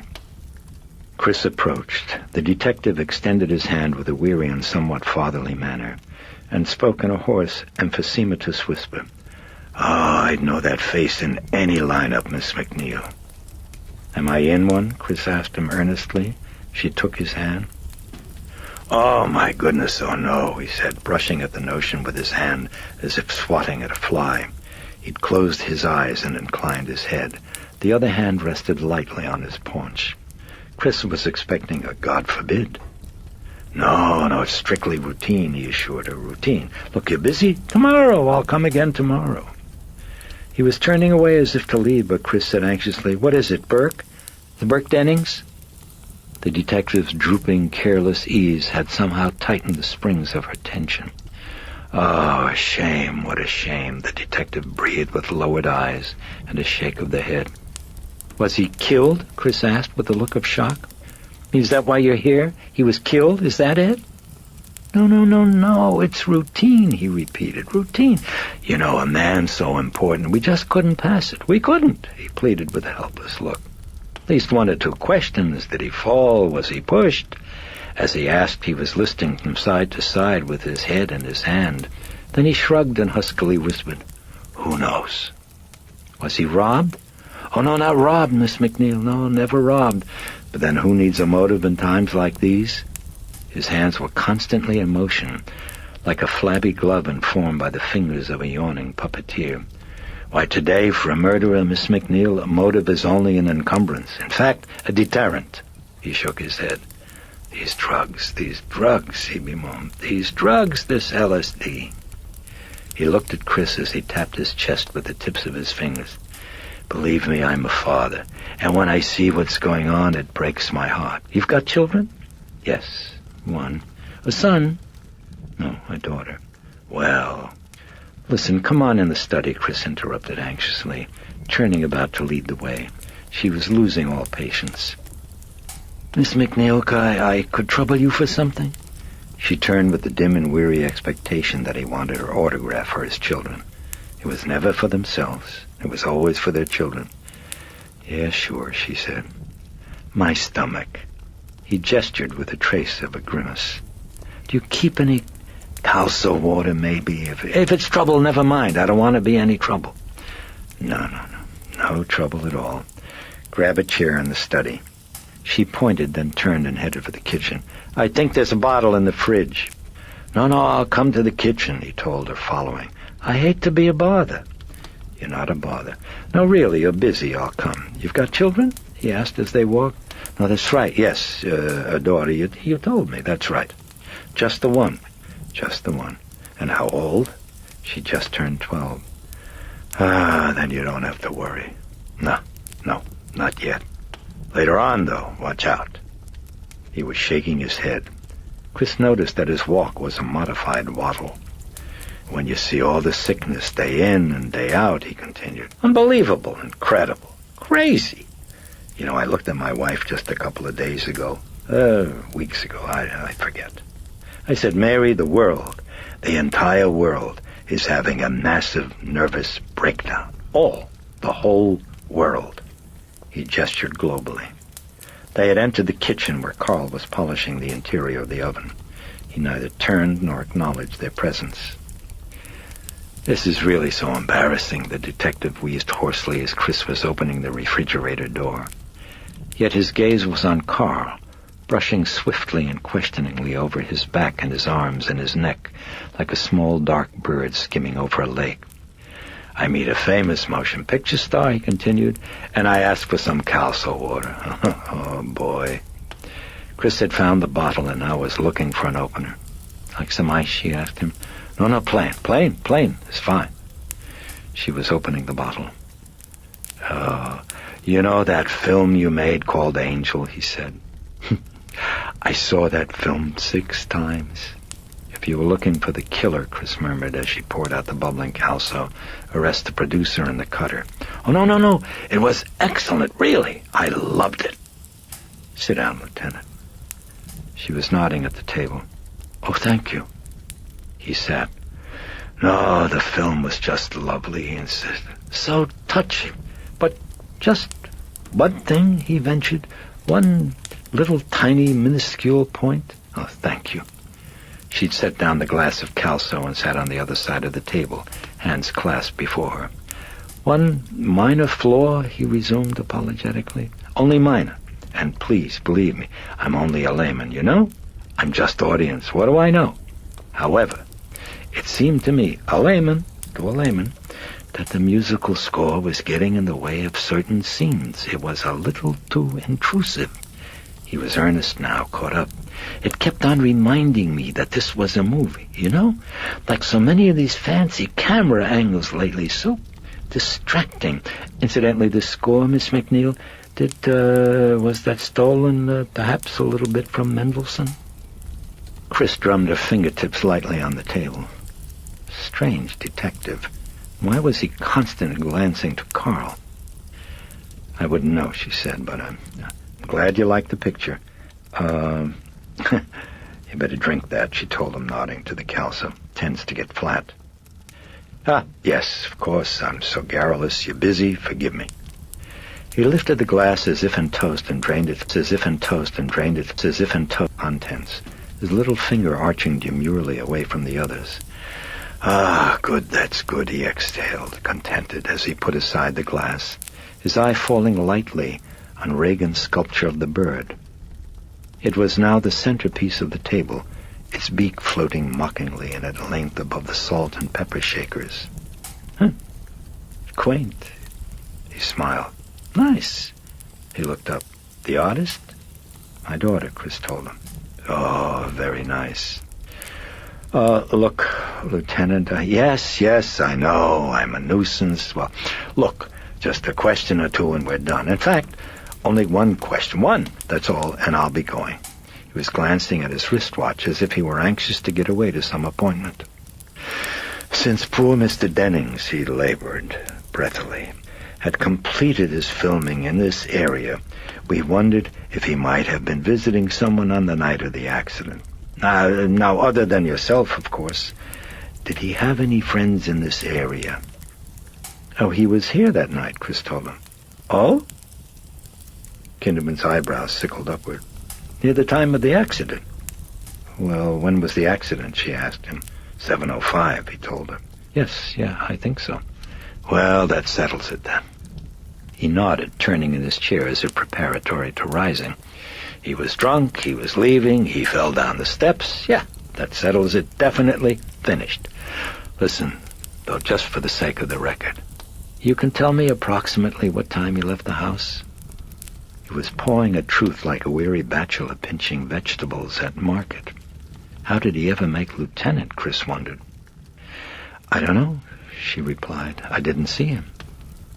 I don't understand. Well, he came and left while I was out. I was over to the doctor's office in Roslyn. Ah, I see. He nodded. Of course, but then, how do you know he was here? Oh, well, Sharon said. Sharon? He interrupted. Sharon Spencer, right. She's my secretary. She was here when Burke dropped by. She came to see her, he asked. No, me. Ah, yes, of course, yes. Forgive me for interrupting. My daughter was sick, and Sharon left him here while she went to pick up some prescriptions. By the time I got home, though, Burke was gone. And what time was that, please? 7:15 or so, 7:30. And what time had you left? Maybe 6:15-ish. What time had Miss Spencer left? I don't know. And between the time Miss Spencer left and the time you returned, who was here in the house with Mr. Dennings besides your daughter? No one. No one? You left her alone? Chris nodded. No servants? No, Willie and Carl were. Who are they? Chris abruptly felt the earth shift under her feet. The nuzzling interview, she realized, was suddenly steely interrogation. Well, Carl's right there, she said. She motioned with her head, her glance fixed dully on the servant's back. Still polishing the oven. And Willie's his wife, she resumed. They're my housekeepers. Still polishing. They'd taken the afternoon off, and when I got home, they weren't back yet. Willie... Chris paused. Willie what? Oh, well, nothing. Chris shrugged as she tugged her gaze away from the manservant's brawny back. The oven was clean, she had noticed. Why was Carl still polishing it? She reached for a cigarette. Kinderman lit it. So then, only your daughter would know when Dennings left the house. Listen, it was really an accident. Of course, it's routine, Miss MacNeil. I promise you it's routine. Mr. Dennings wasn't robbed, and he had no enemies, none that we know of, that is, in the district. Chris darted a momentary glance to Carl, but then shifted it quickly back to Kinderman. Had he noticed? Apparently not. He was fingering the sculpture. It's got a name, this kind of bird. I can't think of it. Something. He noticed Chris staring and looked vaguely embarrassed. Forgive me, you're busy. Well, listen, a minute and we're done. Now, your daughter, she would know when Mr. Dennings left? No, she wouldn't. She was heavily sedated. Oh, dear me, a shame. Kinderman's droopy eyelids seeped concern. It's serious? Yeah, I'm afraid it is. May I ask, he probed with a delicate gesture. She shook her head. We still don't know. Watch out for drafts, Kinderman cautioned firmly. Chris looked blank. A draft in the winter when a house is hot is a magic carpet for bacteria. My mother used to say that. Maybe that's folk myth, maybe, he shrugged. But a myth, to speak plainly, to me is like a menu in a fancy French restaurant. Glamorous, complicated camouflage for a fact you wouldn't otherwise swallow, like maybe the lima beans, he said earnestly. Chris relaxed. The shaggy dog, padding fuddled through cornfields, had returned. That's hers? That's her room? He was thumbing toward the ceiling. That great big window looking out on those steps? Chris nodded. Keep the window closed and she'll get better. Well, it's always closed and it's always shuttered, Chris said, as he dipped a pudgy hand in the inside pocket of his jacket. She'll get better, he repeated sententiously. Just remember, an ounce of prevention. Chris drummed her fingertips on the tabletop again. You're busy. All right. Well, we're finished. We're done. Just a note for the record, routine, it's all over. From the pocket of the jacket he'd extracted a crumpled mimeograph program of a high school production of Cyrano de Bergerac, and now groped in the pockets of his coat, where he netted a tooth-marked yellow stub of a No. 2 pencil, whose point had the look of having been sharpened with the blade of a scissors. He pressed the program flat on the table, brushing out the wrinkles. Now, just a name or two. That's Spencer with a C? Yes, C. A C, he repeated, writing the name in a margin of the program. And the housekeepers, John and Willie. No, it's Carl and Willie Engstrom. Ah, Carl, right, that's Carl. Carl Engstrom. He scribbled the names in a dark, thick script. Now, the times I remember, he told her huskily, turning the program in search of white space. Times at... Oh, no, wait, no, I forgot. Yes, the housekeepers. You said they got home at what time? I didn't say. Carl, what time did you get in last night? Chris called to him. The Swiss turned around, his face inscrutable. Exactly 9:30, madam. Yeah, right, that's right. You'd forgotten your key, I remember. I looked at the clock in the kitchen when you rang the doorbell. You saw a good film? The detective asked Carl. I never go by reviews, he explained to Chris in a breathy aside. It's what the people think, the audience.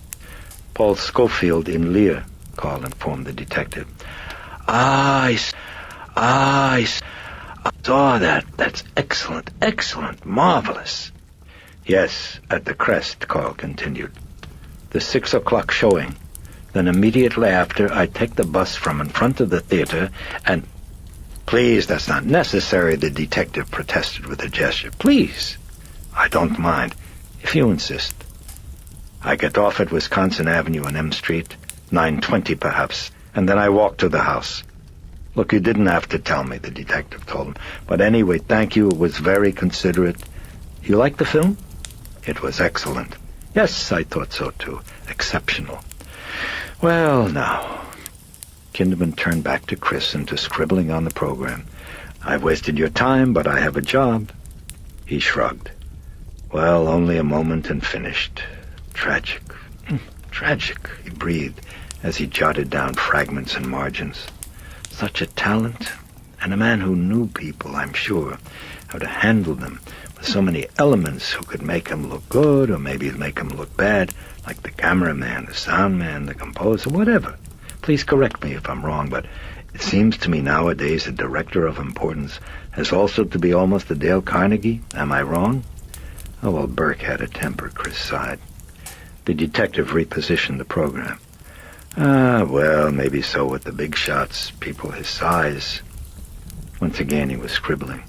But the key is the little people, the menials, the people who handle the minor details that if they didn't handle right would be major details. Don't you think? Chris glanced at her fingernails and ruefully shook her head. When Burke let fly, he never discriminated, she said with a weak, wry smile. No, sir. It was only when he drank, though, you know. Ah, finished. We're finished. Kinderman was dotting a final I. Oh, no, wait, he abruptly remembered. Mrs. Engstrom, I forgot. They went and came together? He was gesturing toward Carl. No, she went to see a Beatles film, Chris answered just as Carl was turning to reply. She got in a few minutes after I did. Why did I ask that? It wasn't important. Kinderman shrugged as he folded up the program and tucked it away in a pocket of his jacket, along with the pencil. Well, that's that. When I'm back in the office, no doubt I'll remember something I should have asked. With me, that always happens. Well, I could call you. He stood up. Chris rose along with him. Well, I'm going out of town for a couple of weeks, she said. It can wait, he assured her. It can wait. He was staring at the sculpture with a smiling fondness. Cute. So cute, he said. He'd leaned over and picked it up and was rubbing his thumb along its beak.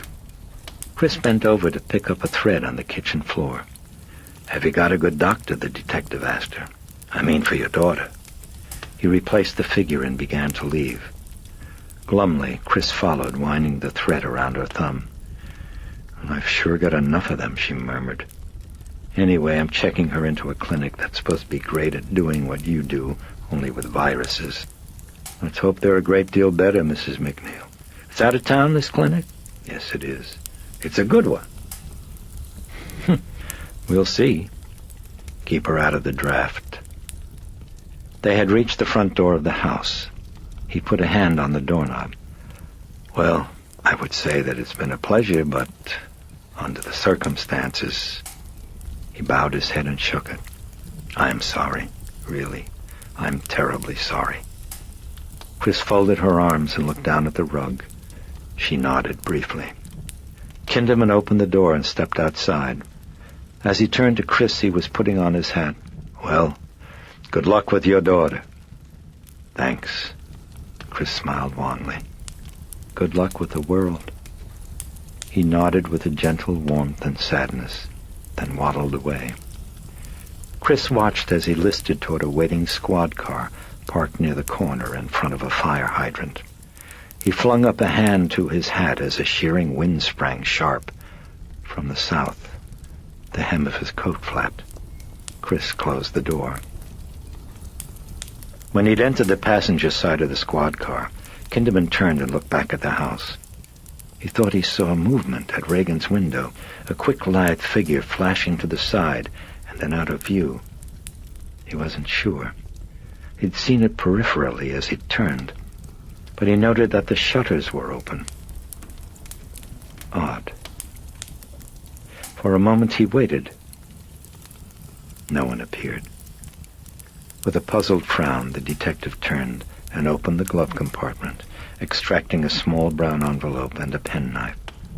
Unclasping the smallest of the blades of the knife, he held his thumb inside the envelope and surgically scraped paint from Regan's sculpture from under his thumbnail. When he had finished and was sealing the envelope, he nodded to the detective sergeant behind the wheel. They pulled away. As they drove down Prospect Street, Kinderman pocketed the envelope.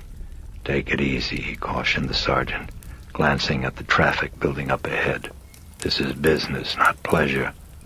He rubbed at his eyes with weary fingers. Oh, what a life, he sighed. What a life. Later that evening, while Dr. Klein was injecting Regan with 50 milligrams of sparine to assure her tranquility on the journey to Dayton, Lieutenant Kinderman stood brooding in his office, palms pressed flat atop his desk as he pored over fragments of baffling data. The narrow beam of an ancient desk lamp flared on a clutter of scattered reports. There was no other light. He believed that it helped him narrow the focus of concentration. Kinderman's breathing labored heavy in the darkness as his glance flitted here, now there. Then he took a deep breath and shut his eyes. Mental clearance sale, he instructed himself, as he did whenever he wished to tidy his brain for a fresh point of view. Absolutely everything must go. When he opened his eyes, he examined the pathologist's report on Dennings. Tearing of the spinal cord with fractured skull and neck, plus numerous contusions, lacerations, and abrasions. Stretching of the neck skin, ecchymosis of the neck skin, shearing of platysma, sternomastoids, splenius, trapezius, and various smaller muscles of the neck, with fracture of the spine and of the vertebrae, and shearing of both the anterior and posterior spinous ligaments. Kinderman looked out a window at the dark of the city. The Capitol dome light glowed. The Congress was working late. He shut his eyes again, recalling his conversation with the district pathologist at 11:55 on the night of Denning's death. It could have happened in the fall? No, it's very unlikely. The sternomastoids and the trapezius muscles alone are enough to prevent it. Then you've also got the various articulations of the cervical spine to be overcome, as well as the ligaments holding the bones together. Speaking plainly, however, is it possible? Well, of course he was drunk, and these muscles were doubtless somewhat relaxed. Perhaps if the force of the initial impact was sufficiently powerful, and falling maybe 20 or 30 feet before he hit. Yes, that. And if immediately after impact, his head got stuck in something. I mean, in other words, if there were immediate interference with the normal rotation of the head and body as a unit, well, maybe, I'm telling you, just maybe you could get this result. Could another human being have done it? Yes, but he'd have to be an exceptionally powerful man. Kinderman had checked Carl Engstrom's story regarding his whereabouts at the time of Denning's death. The show times matched and did the schedule that night of a D.C. transit bus. Moreover, the driver of the bus that Carl had claimed he had boarded by the theater went off duty at Wisconsin and M Streets, where Carl had stated he alighted at approximately 20 minutes after 9. A change of drivers had taken place, and the off-duty driver had logged the time of his arrival at the transfer point, precisely 9:18.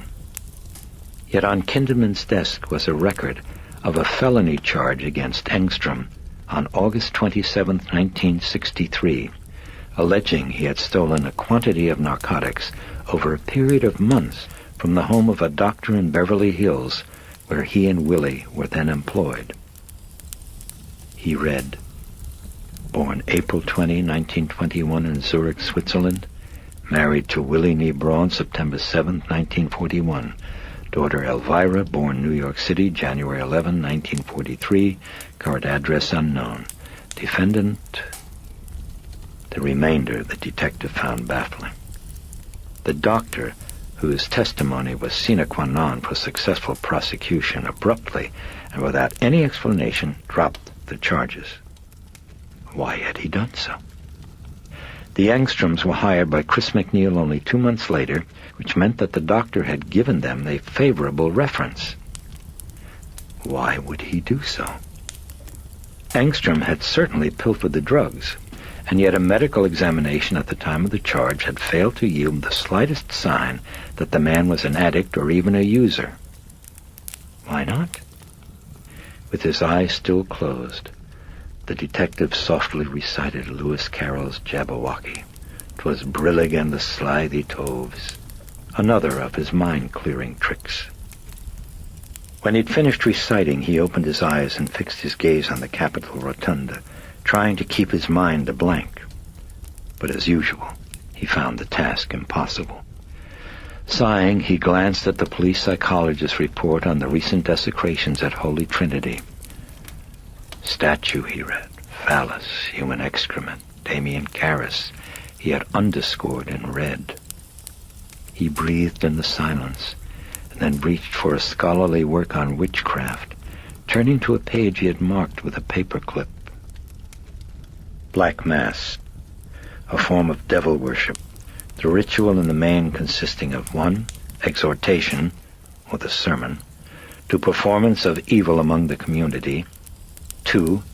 Coition with the demon, reputedly painful, the demon's penis invariably described as icy cold, and 3. A variety of desecrations that were largely sexual in nature. For example, communion hosts of unusual size were prepared, compounded of flour, feces, menstrual blood, and pus, which then was slit and used as artificial vaginas with which the priest would ferociously copulate while raving that they were ravishing the Virgin Mother of God or that they were sodomizing Christ. In another instance of such a practice, a statue of Christ was inserted deep in a girl's vagina, while into her anus was inserted the host, which the priest then crushed as he shouted obscenities and sodomized the girl. Life-sized images of Christ and the Virgin Mary also played a frequent role in the ritual. The image of the Virgin, for example, usually painted to give her a dissolute, sluttish appearance, was equipped with breasts which the cultists sucked, and also a vagina into which the penis might be inserted. The statues of Christ were equipped with phalluses for fellatio by both the men and the women, and also for insertion into the vaginas of the women and the anuses of the men. Occasionally, rather than an image, a human figure was bound to a cross and made to function in place of the statue, and upon the discharge of his semen, it was collected in a blasphemously consecrated chalice and used in the making of the communion host, which was destined to be consecrated on an altar covered with excrement. This... Kinderman flipped the pages to an underlined paragraph dealing with ritualistic murder. He read it slowly, nibbling at the pad of an index finger, and when he had finished he frowned at the page and shook his head. He lifted a brooding glance to the lamp. He flicked it out. He left his office and drove to the morgue. The young attendant at the desk was munching at a ham and cheese sandwich on rye, and brushed the crumbs from a crossword puzzle as Kinderman approached him. "Dennings," the detective whispered hoarsely. The attendant nodded, filling in a 5-letter horizontal, then rose with his sandwich and moved down the hall. Kinderman followed him, hat in hand, followed faint scent of caraway seed and mustard to rows of refrigerated lockers, to the dreamless cabinet used for the filing of sightless eyes. They halted at locker 32. The expressionless attendant slid it out. He bit at his sandwich, and a fragment of mayonnaise-speckled crust fell lightly to the shroud. For a moment Kinderman stared down. Then slowly and gently he pulled back the sheet to expose what he'd seen, and yet could not accept. Burke Dennings' head was turned completely around, facing backward. Chapter 5.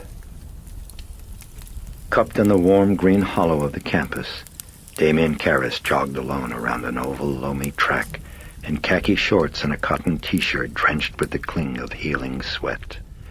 Up ahead on a hillock, the lime-white dome of the astronomical observatory pulsed with the beat of his stride. Behind him, the medical school fell away with churned-up shards of earth and care. Since release from his duties, he came here daily, lapping the miles and chasing sleep. He had almost caught it, almost eased the clutch of grief that gripped at his heart like a deep tattoo. It held him gentler now. 20 laps. Much gentler. More, 2 more. Much gentler. Powerful leg muscles, blooded and stinging, rippling with a long leonine grace. Karras thumped around a turn when he noticed someone sitting on a bench to the side where he laid out his towel, sweater, and pants. A middle-aged man in a floppy overcoat and pulpy crushed felt hat. He seemed to be watching him. Was he? Yes. His head was turning as Karras passed. The priest accelerated, digging at the final lap with pounding strides that jarred the earth. Then he slowed to a panting, gulping walk as he passed the bench without a glance, both hands pressed light to his throbbing sides. The heave of his rock-muscled chest and shoulders stretched the T-shirt, distorting the stenciled word "philosophers" inscribed across the front in once black letters, now faded to a hint by repeated washings. The man in the overcoat stood up and began to approach him. "Father Karras?" the tenement called hoarsely. The priest turned around and nodded briefly, squinting at the sunlight, waiting for Kinderman to reach him, then beckoned him along as once again he began to move. "Do you mind? I'll cramp," he panted. "Yes, of course," the detective answered, nodding with a wincing lack of enthusiasm as he tucked his hands into his pockets. The walk from the parking lot had tired him. Have we met?" asked the Jesuit. "No, Father, no. But they said that you looked like a boxer, some priest at the residence hall. I forget." He was tugging out his wallet. "So bad with names." "And yours, please?" "William Kinderman, Father." He flashed his identification. "Homicide." "Really?" Karras scanned the badge and identification card with a shining, boyish interest. Flushed and perspiring, his face had an eager look of innocence as he turned to the waddling detective. "What's this about?" "Hey, you know something, Father?" Kinderman answered, inspecting the Jesuit's rugged features. "It's true. You do look like a boxer. Excuse me, that scar, there, above, by your eye?" He was pointing. "Like Brando it looks in Waterfronts. Just exactly Marlon Brando. They gave him a scar." He was illustrating, pulling at the corner of his eye. A scar that made his eye look a little bit closed, just a little, made him look a little dreamy all the time, always sad. "Well, that's you," said, pointing. "You're Brando. People tell you that, Father?" "No, they don't." "You have a box?" "Oh, a little." "You're from here in the district, Father?" "Yeah. No. New York." "Ah, Golden Gloves, am I right?" "You just made captain." Karras smiled. "Now what can I do for you?" "Walk a little slower, please. Emphysema." The detective was gesturing at his throat. Oh, I'm sorry. Karras slowed his pace. Never mind. Do you smoke? Yes, I do. You shouldn't. Well, now, tell me the problem. Ah, right, of course, I'm digressing. Incidentally, you're busy? The detective inquired. I'm not interrupting? Interrupting what? Asked Karras, bemused. Well, mental prayer, perhaps. You will make Captain. Karras smiled cryptically. Pardon me, I missed something? Karras shook his head, but the smile lingered. I doubt that you ever miss a thing, he remarked. His sidelong glance toward Kinderman was sly and warmly twinkling. Kinderman halted and mounted a massive and hopeless effort at looking befuddled. But glancing at the Jesuit's crinkling eyes, he lowered his head and chuckled ruefully. Ah, well, of course, a psychiatrist. Who am I kidding? He shrugged. Look, it's habit with me, Father. Forgive me. Schmaltz. That's the Kinderman method. Pure schmaltz. Well, I'll stop. I'll tell you straight what it's all about. The desecrations, Karras said, nodding. So I wasted my schmaltz, the detective said quietly. Sorry. Never mind, Father. That I deserve. Yes, the things in the church, he confirmed. Correct. Only maybe something else besides, something serious. Murder? Yes, kick me again. I love it. I enjoy it. Well, homicide division, the Jesuit shrugged. Never mind, Marlon Brando, never mind. You know, people tell you for a priest you're a little bit smart-ass. Mea culpa, Karras murmured. Though he was smiling, he felt a regret that perhaps he'd diminished the man's self-esteem. He hadn't meant to. Now he felt glad of a chance to express a sincere perplexity. I don't get it, though, he added, taking care that he wrinkled his brow. What's the connection? Look, Father, could we keep this between us, confidential? You know, like a matter of confession, so to speak? Of course. Karras was eyeing the detective earnestly. What is it? You know that director who was doing the film here, Father? Burke Dennings? Oh, I've seen him. You've seen him? The detective nodded. You're also familiar with how he died? Well, the papers, Karras shrugged again. Ah, that's just a part of it, said Kinderman. Oh? Only part of it. Part. Just a part. Listen, what do you know on the subject of witchcraft? What? Listen, Patience. I'm leading up to something. Don't say what. Now, witchcraft, please. You're familiar? Yeah, a little. From the witching end, not the hunting. Oh, I once did a paper on it. Karras smiled. The psychiatric end. Oh, really? Wonderful. Great. Wonderful, that's a bonus. A plus, you could help me a lot. A lot more than I thought. Listen, Father. Now, witchcraft. He reached up and gripped at the Jesuit's arm as they rounded a turn and approached the bench. Now, me, I'm a layman and, plainly speaking, not well educated. Not formally, no. But I read. Look, I know what they say about self-made men, that they're horrible examples of unskilled labor. But me, I'll speak plainly, I'm not ashamed, not at all. Abruptly, he arrested the flow, looked down, and shook his head. Schmaltz, it's a habit. I can't stop the schmaltz. Look, forgive me, you're busy. Yes, I'm praying. The Jesuit's soft delivery had been dry and expressionless. Kinderman halted for a moment and eyed him. You're serious? No. The detective faced forward again, and they walked. Look, I'll come to the point, Father. The desecrations. They remind you of anything to do with witchcraft? Maybe some rituals used in Black Mass. A+. And now, Dennings. You read how he died? In a fall. Well, I'll tell you, and please, confidential. Of course. The detective looked suddenly pained as he realized Karras had no intention of stopping at the bench. Do you mind? He asked wistfully. What? Could we stop, maybe sit? Oh, yeah, sure. They began to move back toward the bench. You won't cramp, Father? No, I'm fine. Are you sure? I'm fine. All right, if you insist. You were saying? In a second, please. Just 1 second. Kinderman settled his aching bulk on the bench with a sigh of content. "Ah, better, that's better," he said as the Jesuit picked up his towel and wiped his perspiring face. "Middle age, what a life. Brick Dennings? Brick Dennings, yes." The detective was nodding down at his shoes. Then he glanced up at Karras. The priest was wiping the back of his neck. "Brick Dennings, good father, was found at the bottom of that long flight of steps at exactly 5 minutes after 7, with his head turned completely around and backward." Peppery shouts drifted muffled from the baseball diamond where the varsity team held practice. Karras stopped wiping and held the lieutenant's steady gaze. "It didn't happen in the fall," he said at last. "Sure, it's possible," Kinderman shrugged, "but unlikely," Karras brooded.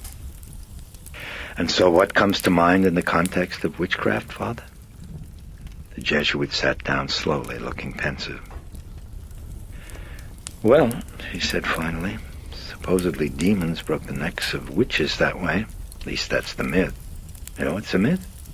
"Oh, largely," he said, turning to Kinderman. "Although people did die that way, I suppose. Likely members of a coven who either defected or gave away secrets. That's just a guess. But I know it was a trademark of demonic assassins." Kinderman nodded. Exactly. I remembered the connection from a murder in London. That's now. I mean lately, just 4 or 5 years ago, Father. I remembered that I read it in the papers." "Yes, I've read that too, but I think it turned out to be some sort of hoax." "That's what I thought. Am I wrong?" "No, that's right, Father, absolutely right. But in this case, at least, you can see some connection maybe with that and the things in the church. Maybe somebody crazy, Father, maybe someone with a spite against the church, some unconscious rebellion, perhaps." "Sick priest," murmured Karras. "That it?" "Listen, you're the psychiatrist, Father. You tell me." "Well, of course the desecrations are clearly pathological," Karras said thoughtfully, slipping on his sweater. "And if Dennings was murdered, well, I guess the killer's pathological too. And perhaps had some knowledge of witchcraft? Could be, the detective grunted. So, who fits the bill, also lives in the neighborhood, and also has access in the night to a church?" "Sick priest," Karras said, reaching out moodily beside him to a pair of sun-bleached khaki pants. "Listen, Father, this is hard for you. Please, I understand. But for priests on the campus here, you're the psychiatrist," Father said. No, I've had a change of assignment." "Oh, really? In the middle of the year?" "Huh?" "That's the order." Karras shrugged as he pulled on the pants. "Still, you know who was sick at the time and who wasn't, correct? I mean, this kind of sickness, you'd know that." "No, not necessarily, Lieutenant. Not at all.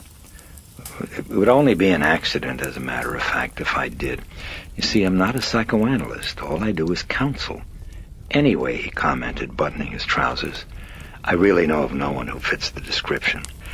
"Ah, yes, doctor's ethics. If you knew, you wouldn't tell." "No, I probably wouldn't."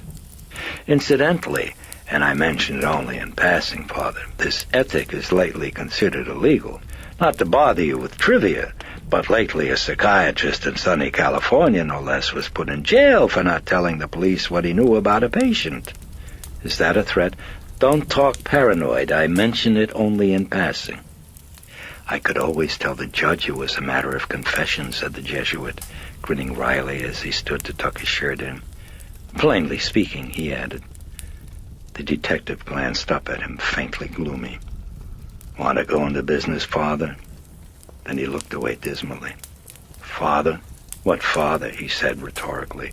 "You're a Jew. I could tell when I met you." The Jesuit chuckled. "Yes, laugh," said Kinderman. "Laugh." But then he smiled, looking impishly pleased with himself. He turned with beaming eyes. "That reminds me. The entrance examination to be a policeman, Father. When I took it, one question went something like, 'What are rabies and what would you do for them?' You know what some dumbhead put down for an answer? Emis, honest to God? Rabies, he said, are Jew priests, and I would do anything I could for them. Honest!" He'd raised up a hand as if an oath. Karras laughed. Come on, I'll walk you to your car. Are you parked in the lot? The detective looked up at him, reluctant to move. Then we're finished? The priest put a foot on the bench, leaning over, an arm resting heavily on his knee. Look, I'm really not covering up, he said. Really. If I knew of a priest like the one you're looking for, the least I would do is to tell you that there was such a man without giving you his name. Then I guess I'd report it to the provincial. But I don't know of anyone who even comes close. Ah, well, the detective sighed. I never thought it was a priest in the first place. No, not really. He nodded toward the parking lot. Yes, my car is over there. They started walking. What I really suspect, the detective continued. If I said it out loud, you'd call me a nut. I don't know. He was shaking his head. All these clubs and these cults where they kill for no reason makes you start thinking peculiar things. To keep up with the times these days, you have to be a little bit crazy. Karras nodded. What's that thing on your shirt? The detective asked him, motioning his head toward the Jesuit's chest. What thing? On the T-shirt, the detective clarified. The writing, philosophers, it says. Oh, I taught a few courses one year, said Karras, at Woodstock Seminary in Maryland. I played on the lower-class baseball team. They were called the philosophers. Ah, and the upper-class team? Theologians. Kinderman smiled and shook his head. Theologians 3, philosophers 2, he mused. Philosophers 3, theologians 2. Oh, of course. Of course. Strange things, the detective brooded. Strange. Listen, Father, he began on a reticent tack. Listen, Doctor.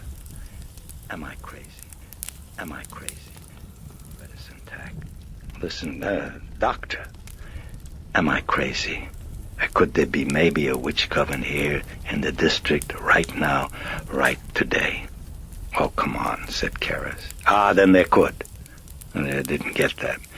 Now, I'll be the doctor, the detective announced to him, punching at the air with an index finger. You didn't say so, but instead you were smart-ass again. That's defensive, good father, defensive. You're afraid you'll look gullible, maybe, a superstitious priest in front of Kingdom, the mastermind, the rationalist. He was tapping the finger at his temple. The genius beside you here, the walking age of reason, right? Am I right? The Jesuit stared at him now with mounting surmise and respect. Well, that's very astute, he remarked. Well, all right, then, Kinderman grunted. So I'll ask you again. Could there maybe be witch covens here in the district? Well, I really wouldn't know, answered Karras thoughtfully, arms folded across his chest. But in parts of Europe they say Black Mass. Today? Yeah, today. You mean just like the old days, Father? Look, I read about those things incidentally, the sex and the statues and who knows, whatever. Not meaning to disgust you, by the way, but they did all those things? It's for real? I don't know. Your opinion, then, Father Defensive. The Jesuit chuckled. All right, then. I think it's for real, or at least I suspect so. But most of my reasoning's based on pathology. Sure, Black Mass, but anyone doing those things is a very disturbed human being, and disturbed in a very special way. There's a clinical name for that kind of disturbance, in fact. It's called Satanism. It means people who can't have any sexual pleasure unless it's connected to a blasphemous action. Well, it's not that uncommon, not even today, and Black Mass was just used as the justification. Again, please forgive me, but the things with the statues of Jesus and Mary, what about them? They're true? Well, I think this might interest you as a policeman. His scholarly interest aroused and stirring, Karras's manner grew quietly animated. The records of the Paris police still carry the case of a couple of monks from a nearby monastery. It was... let's see. He scratched his head as he tried to recall. Oh, yeah, the one at Crépy, I believe. Well, whatever. He shrugged. Close by. At any rate, the monks came into an inn and got rather belligerent about wanting a bed for 3. Well, the third they were carrying was a life-size statue of the Blessed Mother. Oh, boy, that's shocking, breathed the detective. That's shocking. But true, and as a fair indication that what you've been reading is based on fact. Well, the sex, maybe so. Maybe so. I can see. That's a whole other story altogether. Never mind. But the ritual murders now, Father. That's true? Now, come on. Using blood from the newborn babies? The detective was alluding to something else he had read in the book on witchcraft, describing how the unfrocked priest at Black Mass would at times slit the wrist of a newborn infant so that the blood poured into a chalice and later was consecrated and consumed in the form of communion. That's just like the stories they used to tell about the Jews, the detective continued, how they stole Christian babies and drank their blood. Look, forgive me, but your people told all those stories. If we did, forgive me. You're absolved. You're absolved. Something dark, something sad, passed across the priest's eyes, like the shadow of pain briefly remembered. He quickly fixed his eyes on the path just ahead. Well, I really don't know about ritual murder, said Karras. I don't. But a midwife in Switzerland once confessed to the murder of 30 or 40 babies for use at Black Mass. Oh, well, I don't know. Maybe she was tortured, he amended. Who knows? But she certainly told a convincing story. She said she'd hide a long, thin needle up her sleeve so that when she was delivering the baby, she'd slip out the needle and stick it through the crown of the baby's head and then hide the needle again. No marks, he said, glancing at Kinderman. The baby looked stillborn. You've heard of the prejudice European Catholics used to have against midwives? Well, that's how it started. Oh, that's frightening. This century hasn't got the lock on insanity. Anyway, wait a minute. Wait now. Forgive me, Father. These stories, they were told by some people who were tortured, correct? So they're basically not so reliable. They signed the confessions and later the machas, they filled in the blanks. I mean, then there was nothing like habeas corpus, no writs of let my people go, so to speak. Am I right? Am I right? Yes, you're right. But then too many of the confessions were voluntary. So who would volunteer such things? Well, possibly people who are mentally disturbed. Aha, another reliable source. Well, of course, you're quite right, Lieutenant. I'm just playing devil's advocate. But one thing that sometimes we tend to forget is that people psychotic enough to confess to such things might conceivably be psychotic enough to have done them. For example, the myths about werewolves. So fine, they're ridiculous. No one can turn himself into a wolf. But what if a man was so disturbed that he not only thought that he was a werewolf, but he also acted like one? Oh, terrible. What is this, theory now, Father, or is this fact you're telling me? Well, there's William Stumpf, for example, or Peter, one or the other. I can't remember. Anyway, a German in the 16th century who thought he was a werewolf. He murdered maybe 20 or 30 young children. You mean he confessed this?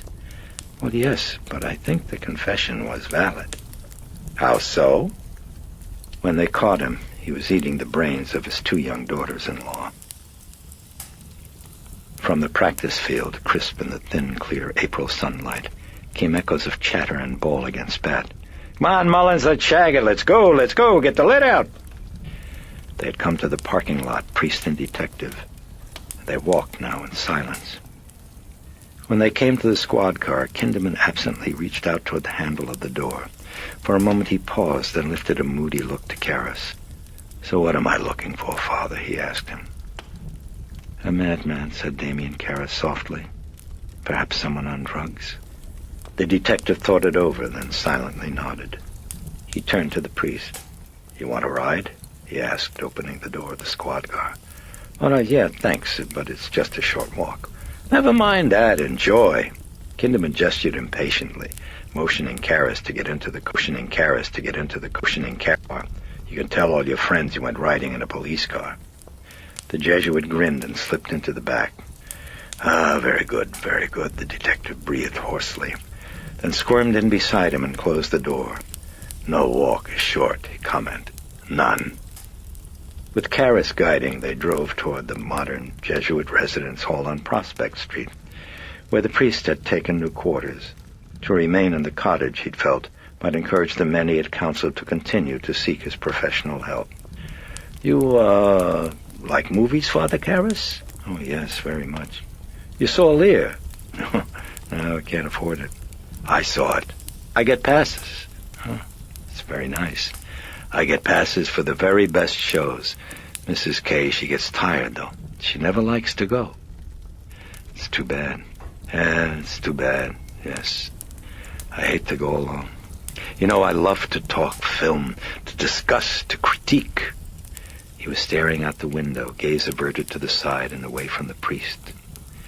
Karras nodded silently, looking down at his large and very powerful hands. They were clasped between his legs. A moment passed. Then Kinderman hesitantly turned with a wistful look. Would you like to see a film with me sometimes, Father? It's free. I get passes, he added quickly. The priest looked at him, grinning. As Elwood P. Dowd used to say in Harvey, Lieutenant. When? Oh, I'll call you. The detective beamed eagerly. They'd come to the residence hall and parked. Karras put a hand on the door and clicked it open. Please do. Look, I'm sorry I wasn't much help. Never mind, you were a help, Kinderman waved limply. Karras was climbing out of the car. In fact, for a Jew who's trying to pass, you're a very nice man. Karras turned, closed the door, and leaned into the window with a faint, warm smile. Do people ever tell you look like Paul Newman? Always. And believe me, inside this body, Mr. Newman is struggling to get out. Too crowded. Inside, he said, is also Clark Gable. Karras waved with a grin and started away. Father, wait! Karras turned. The detective was squeezing out of the car. Listen, Father, I forgot, he puffed, approaching. Slipped my mind. You know that card with the dirty writing on it, the one that was found in the church? You mean the altar card? Well, yes, altar card, whatever. It's still around. Yes, I've got it in my room. I was checking the Latin. Why, you want it?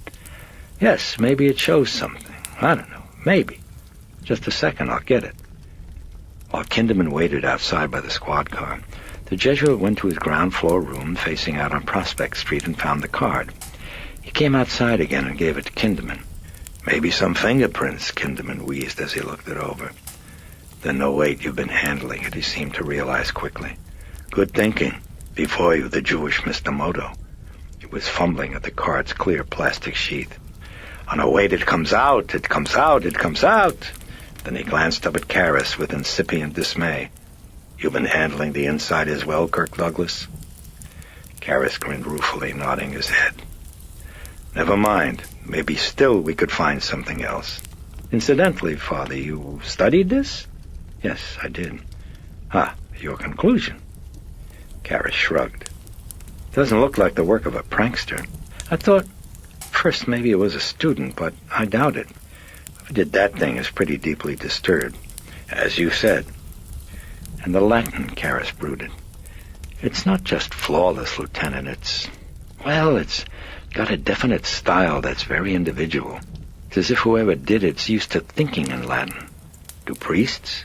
Oh, come on now. Just answer the question, please, Father Paranoia. Well, yes, at a point in their training they do. At least Jesuits and some of the other orders. At Woodstock Seminary, certain philosophy courses were taught in Latin. How so? Well, for precision of thought. It's like law. Ah, I see. Karras suddenly looked earnest, grave. Look, Lieutenant, can I tell you who I really think did it? The detective leaned closer. No. Who? Dominicans. Go pick on them. Karras smiled, waved goodbye, and walked away. I lied, the detective called after him sullenly. You look like Sal Mineo. Kinderman watched as the priest gave another little wave and entered the residence hall. Then he turned and got into the squad car.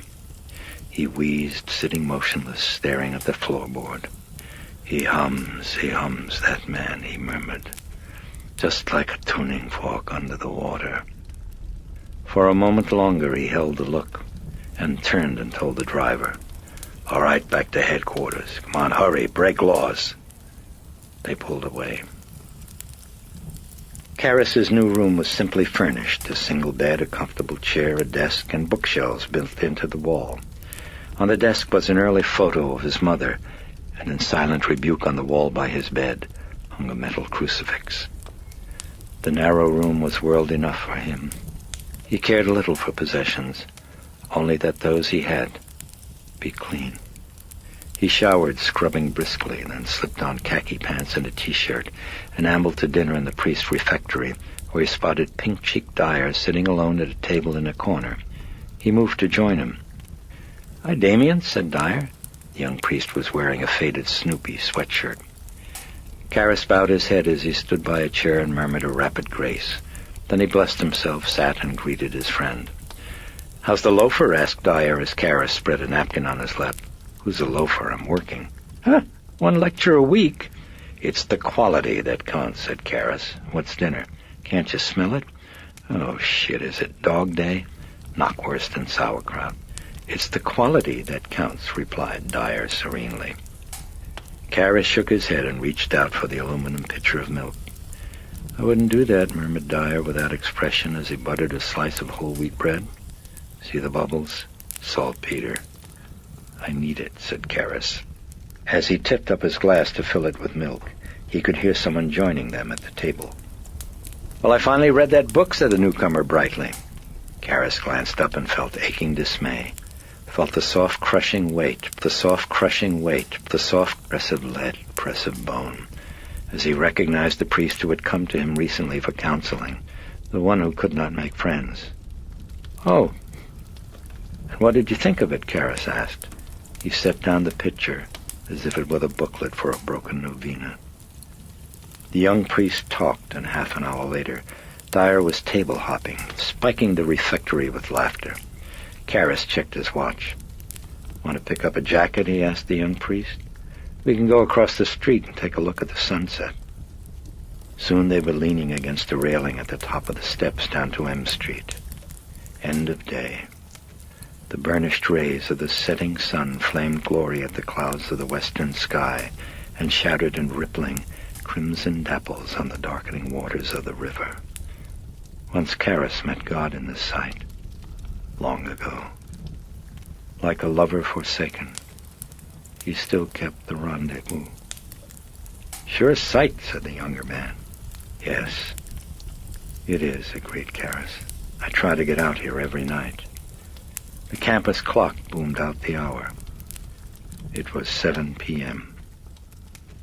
At 7:23, Lieutenant Kinderman pondered a spectrographic analysis showing that the paint from Regan's sculpture matched a scraping of paint from the desecrated statue of the Virgin Mary. And at 8:47, in a slum of the northeast section of the city, an impassive Carl Engstrom emerged from a rat-infested tenement house, walked 3 blocks south to a bus stop, waited alone for a minute, expressionless, then crumpled, sobbing, against a lamppost. Lieutenant Kinderman, at the time, was at the movies. Chapter 6. On Wednesday, May 11th, they were back in the house. They put Regan to bed, installed a lock on the shutters, and stripped all the mirrors from her bedroom and bathroom. Fewer and fewer lucid moments, the doctors at Barringer had written. And now there's a total blacking out of her consciousness during the fits, I'm afraid. That's new, and would seem to eliminate genuine hysteria. In the meantime, a symptom or two in the area of what we call parapsychic phenomena have emerged. Dr. Klein came by and Chris attended with Sharon as he drilled them in proper procedures for administering sustagen feedings to Regan during her periods of coma. He inserted the nasogastric tubing. First, Chris forced herself to watch, and yet not see her daughter's face, to grip at the words that the doctor was saying and push away others she'd heard at the clinic. They seeped through her consciousness like fog through the branches of a willow tree. Now, you stated no religion here, Mrs. MacNeil, is that right? No religious education at all? Oh, well, maybe just God, general. Why? Well, for one thing, the content of much of her raving, when it isn't that gibberish she's been spouting, is religiously oriented. Now, where do you think she might get that? Well, I don't know. Give me a for instance. Oh, Jesus and Mary, 69, for example. Klein had guided the tubing into Regan's stomach. First you check to see if the fluid's gotten into the lung, he instructed, pinching on the tube in order to clamp off the flow of sustagen. Syndrome of a type of disorder, continued the voice in Chris's head, that you rarely ever see anymore except among primitive cultures. We call it somnambuliform possession. Quite frankly, we don't know much about it, except that it starts with some conflict or guilt that eventually leads to the patient's delusion that his body has been invaded by an alien intelligence, a spirit, if you will. In times gone by, when belief in the devil was fairly strong, the possessing entity was usually a demon. In relatively modern cases, though, it's mostly the spirit of someone dead. A lot of times, someone the patient has known or seen and is able unconsciously to mimic, like the voice or the mannerisms, even the features of the face at times. After the gloomy Dr. Klein had left the house, Chris phoned her agent in Beverly Hills and announced to him lifelessly that she wouldn't be directing the segment. Then she called Mrs. Perrin. She was out. Chris hung up the phone with a mounting feeling of desperation. Someone she would have to have help from. Cases where it's spirits of the dead are more easy to deal with, the voice returned. You don't find the rages in most of those cases, or the hyperactivity or the motor excitement. However, in the other main type of somnambuliform possession, the new personality is always malevolent, always hostile toward the first. Its primary aim, in fact, is to damage, torture, and sometimes even kill it. A set of restraining straps was delivered to the house, and Chris stood watching, wan and spent, while Carl affixed them to Regan's bed and then to her wrists. Then as Chris moved a pillow in an effort to center it under Regan's head, the Swiss straightened up and looked pityingly at the child's ravaged face. "She is going to be well?" he asked. A hint of some emotion had tinged his words. They were lightly italicized with concern. But Chris couldn't answer. As Carl was addressing her, she'd picked up an object that had been tucked under Regan's pillow. "Who put this crucifix here?" she demanded. The syndrome is only the manifestation of some conflict, of some guilt. So we try to get at it, the voices of the doctors returned. We try to find out what it is. Well, the best procedure in a case like this is hypnotherapy. However, we can't seem to put her under, so then we took a shot at narcosynthesis. That's treatment that uses narcotics, but frankly, that looks like another dead end. So what's next? Mostly time, I'm afraid, Mrs. MacNeil, mostly time. We'll just have to keep trying and hope for a change. In the meantime, she's going to have to be hospitalized. Chris found Sharon in the kitchen setting up a typewriter on the table. She had just brought it up from the basement playroom. Willie sliced carrots at the sink for a stew. "Was it you who put the crucifix under her pillow, Shar?" Chris asked with a strain of tension. "What do you mean?" asked Sharon, fuddled. "You didn't?" "Chris, I don't even know what you're talking about. Look, I told you on the plane. All I've ever said to Rags is God made the world and maybe think that." "Fine, Sharon, fine. I believe you, but—" "Me, I don't put it," growled Willie defensively. "Somebody put it there, damn it," Chris erupted, then wheeled on Carl as he entered the kitchen and opened the refrigerator door. "Look, I'll ask you again," she gritted in a tone that verged on shrillness. "Did you put that crucifix under her pillow?" "No, madam," he answered levelly. He was folding ice cubes into a face towel. No cross."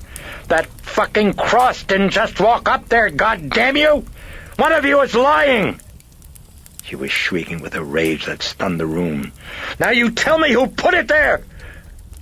Abruptly, she slumped to a chair and began to sob into trembling hands. "Oh, I'm so sorry. I'm so sorry. I don't know what I'm doing," she wept. "My God, I don't know what I'm doing."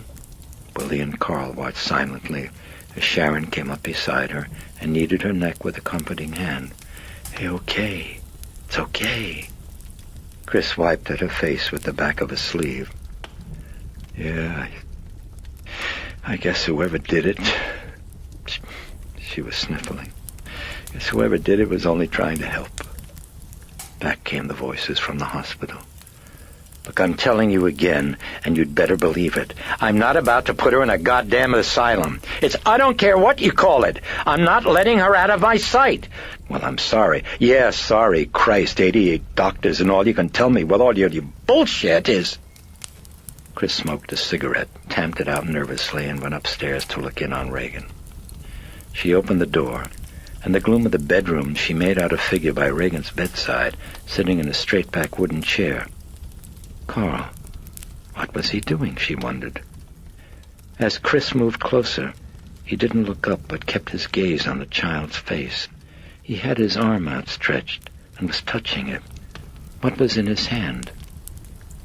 As Chris reached the bedside, she saw what it was. The improvised ice pack he had fashioned in the kitchen. Carl was cooling Regan's forehead. Chris was touched, stood watching with surprise, and when Carl did not move or acknowledge her presence, she turned and quietly left the room. She went to the kitchen, drank black coffee, smoked another cigarette. Then on an impulse she went to the study. Maybe... An outside chance, returned the voice of the doctor from Barringer. Since possession is loosely related to hysteria, insofar as the origin of the syndrome is almost always autosuggested. So, your daughter must have known about possession, believed in possession, and known about some of its symptoms, so that now her unconscious is producing the syndrome. If that can be established, you might take a stab at a form of cure that's autosuggestive. I think of it as shock treatment in these cases, though most of the therapists wouldn't agree, I suppose. Oh well, as I said, it's a very outside chance, and since you're opposed to your daughter being hospitalized, would you name it for God's sake? What is it? Have you ever heard of exorcism, Mrs. MacNeil? The books in the study were part of the furnishings, and Chris was unfamiliar with them. Now she was scanning the titles, searching. Well, it's a stylized ritual, Mrs. MacNeil, that's now out of date, in which rabbis and priests try to drive out the spirit. It's only the Catholics who haven't discarded it yet, but they keep it pretty much in the closet as a sort of, an embarrassment, I think. But to someone who thinks that he's really possessed, I would say that the ritual's rather impressive. It used to work, in fact.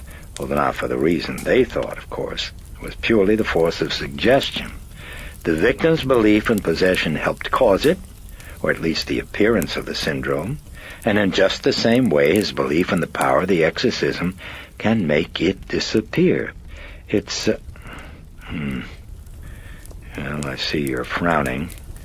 Well, perhaps I should tell you about the Australian Aborigines. They're convinced that if some wizard thinks a death ray at them from a distance, why, they're definitely going to die, you see. And the fact is, Mrs. MacNeil, they do. They just lie down and slowly die. And the only thing that saves them at times is a similar form of suggestion, a counteracting ray by another wizard. Are you telling me to take my daughter to a witch doctor? Yes, I suppose that I'm saying just that. As a desperate measure, maybe to a priest. Now, that's a rather bizarre little piece of advice, I know. Even dangerous, in fact, unless we can definitely ascertain whether Regan knew anything at all about possession, and particularly exorcism, before this all came on. Do you think she might have read about it? No, I don't. Seen a movie about it sometime. Something on television. No. Read the Gospels, perhaps, the New Testament? Why? Why the Gospels? Well, there are quite a few accounts of possession in them, of exorcisms by Christ. The descriptions of the symptoms, in fact, are the same as in possession today. Now, if you know, look, it's no good. Never mind, just forget it. Please. That's all I need is to have a father here that I called in a bunch of...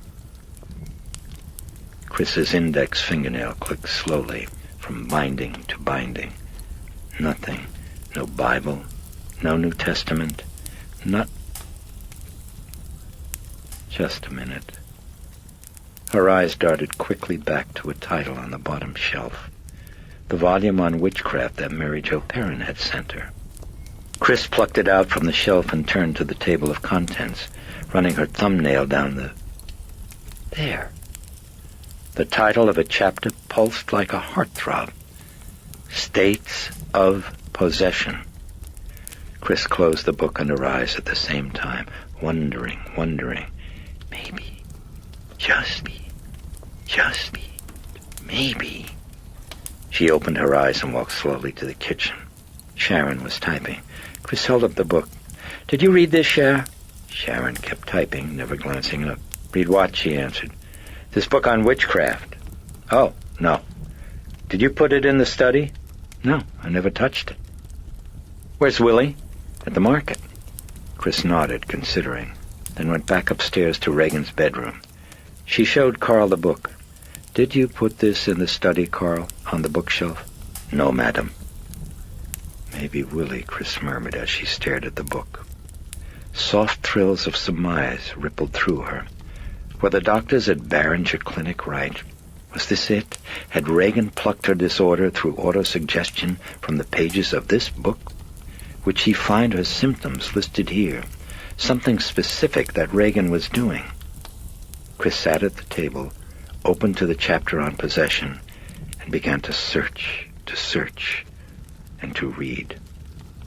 Immediately derivative of the prevalent belief in demons was the phenomenon known as possession, a state in which many individuals believed that their physical and mental functions had been invaded and were being controlled by either a demon, most common in the period under discussion, or the spirit of someone dead. There is no period of history or quarter of the globe where this phenomenon has not been reported, and in fairly constant terms, and yet it is still to be adequately explained. Since Traugott Oesterreich's definitive study, first published in 1921, very little has been added to the body of knowledge, the advances of psychiatry notwithstanding. Not fully explained? Chris frowned. She'd had a different impression from the doctors. She read on. What is known is the following, that various people at various times have undergone massive transformations so complete that those around them feel they are dealing with another person. Not only the voice, the mannerisms, facial expressions, and characteristic movements are altered, but the subject himself now thinks of himself as totally distinct from the original person and as having a name, whether human or demonic, and separate history of its own. The symptoms. Where were the symptoms? Chris wondered impatiently. In the Malay archipelago, she read, where possession is even today an everyday common occurrence, the possessing spirit of someone dead often causes the possessed to mimic its gestures, voice, and mannerisms so strikingly the relatives of the deceased will burst into tears. But aside from so-called quasi-possession, those cases that are ultimately reducible to fraud, paranoia, and hysteria, the problem has always lain with interpreting the phenomena, the oldest interpretation being the spiritist, an impression that is likely to be strengthened by the fact that the intruding personality may have accomplishments quite foreign to the first. In the demoniacal form of possession, for example, the demon may speak in languages unknown to the first personality. There, something. All right, Regan's gibberish. An attempt at a language? She read on quickly. Or manifest various parapsychic phenomena, telekinesis, for example, the movement of objects without application of material force. The wrappings, the flinging up and down on the bed. In cases of possession by the dead, she read on, there are manifestations such as Oesterreich's account of a monk who abruptly, while possessed, became a gifted and brilliant dancer, although he had never, before his possession, had occasion to dance so much as a step. So impressive at times are these manifestations that Jung, the psychiatrist, after studying a case at first hand, could offer only partial explanation for what he was certain could not have been a fraud. Worrisome, thought Chris. The tone of this was worrisome. And William James, the greatest psychologist that America has ever produced, resorted to positing the plausibility of the spiritualist interpretation of the phenomenon after closely studying the so-called Watseka Wonder, a teenage girl in Watseka, Illinois, who became indistinguishable in personality from a girl named Mary Roth, who had died in a state insane asylum 12 years prior to the possession. Frowning, Chris did not hear the doorbell chime, didn't hear Sharon stop typing to rise and go answer it. The demoniacal form of possession is usually thought to have had its origin in earliest Christianity. Yet in fact both possession and exorcism predate the time of Christ. The ancient Egyptians, as well as the earliest civilizations of the Tigris and the Euphrates, believed that physical and spiritual disorders were caused by invasion of the body by demons. The following, for example, is the formula for exorcism against maladies of children in ancient Egypt. Go hence, thou who comest in darkness, whose nose is turned backwards, whose face is upside down. Hast thou come to kiss this child? I will not let thee. Chris? She kept reading, absorbed. Sharon, busy. There's a homicide detective wants to see you. Oh, Christ, Sharon, tell him to... She stopped. No, hold it. Chris frowned, still staring at the book. No, okay. Tell him to come in. Let him in. A sound of walking. A sound of waiting. What am I waiting for? Chris wondered. She sat on expectancy that was known yet undefined, like the vivid dream one can never remember. He came in with Sharon, his hat brim crumpled in his hand, wheezing and listing and deferential. So sorry, you're busy, I'm a bother. How's the world, Lieutenant? Very bad. How's your daughter? No change. I'm sorry. I'm terribly sorry. He was hulking by the table now, his eyelids dripping concern. Look, I wouldn't even bother. Your daughter, it's a worry. God knows, when my Ruthie was down with... No. Yes, Sheila. It was Sheila, Please sit down, Chris cut in. Yes, thank you, he exhaled, gratefully settling his bulk in a chair across the table from Sharon, who had now returned to a typing of letters. I'm sorry, you were saying, Chris asked the detective. Well, my daughter, she... never mind. He dismissed it. You're busy. I'll get started. I tell my life story. You could maybe make a film of it. Really. It's incredible. If you only knew half the things that used to happen in my crazy family, like my... One, all right, one. I'll tell one. Like my mother, every Friday she made us gefilte fish, right? Only all week long, the whole week, no one gets to take a bath on account of my mother has the carp in the bathtub. It's swimming back and forth, the whole week, because my mother said this cleaned out the poison in his system. You're prepared for this? Because it... never mind. That's enough. He sighed wearily, motioning his hand in a gesture of dismissal. But now and then, a laugh, just to keep us from crying.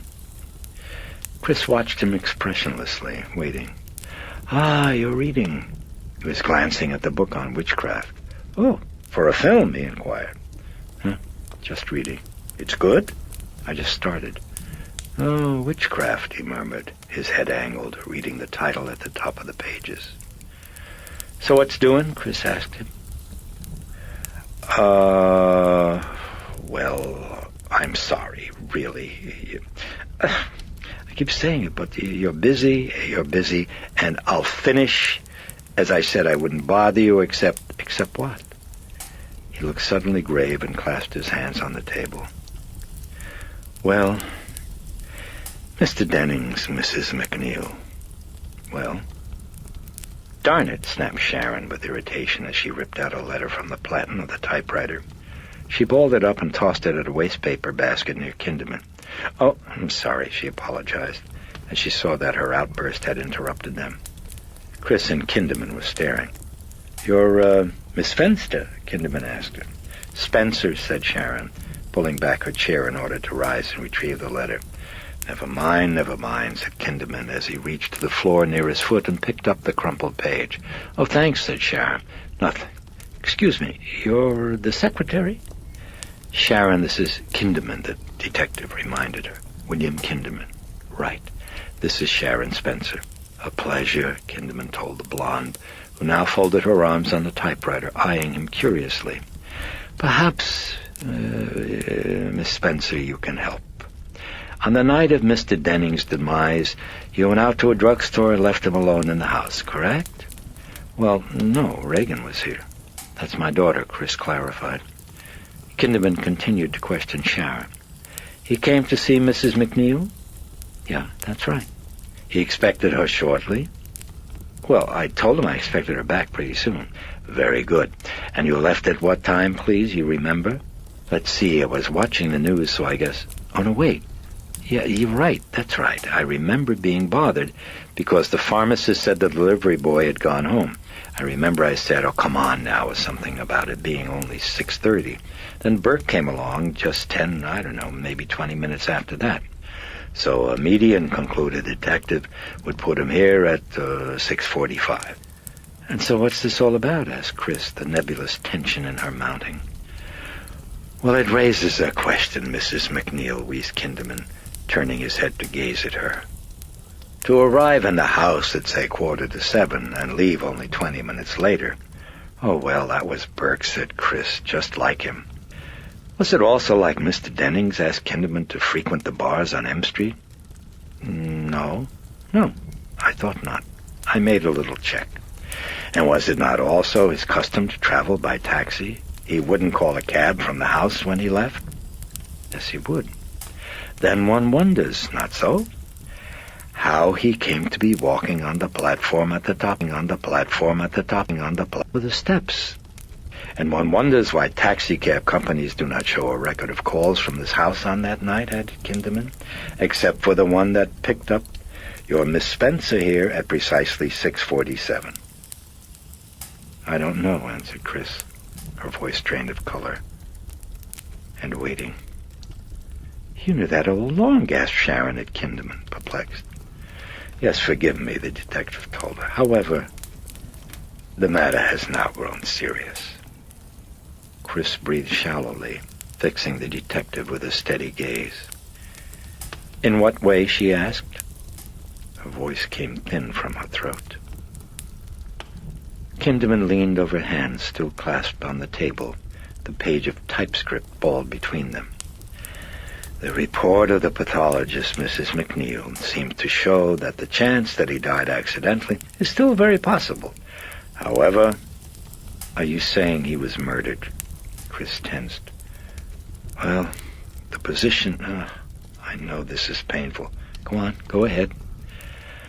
The position of Denning's head and a certain shearing of the muscles of the neck. But, oh, God, Chris winced.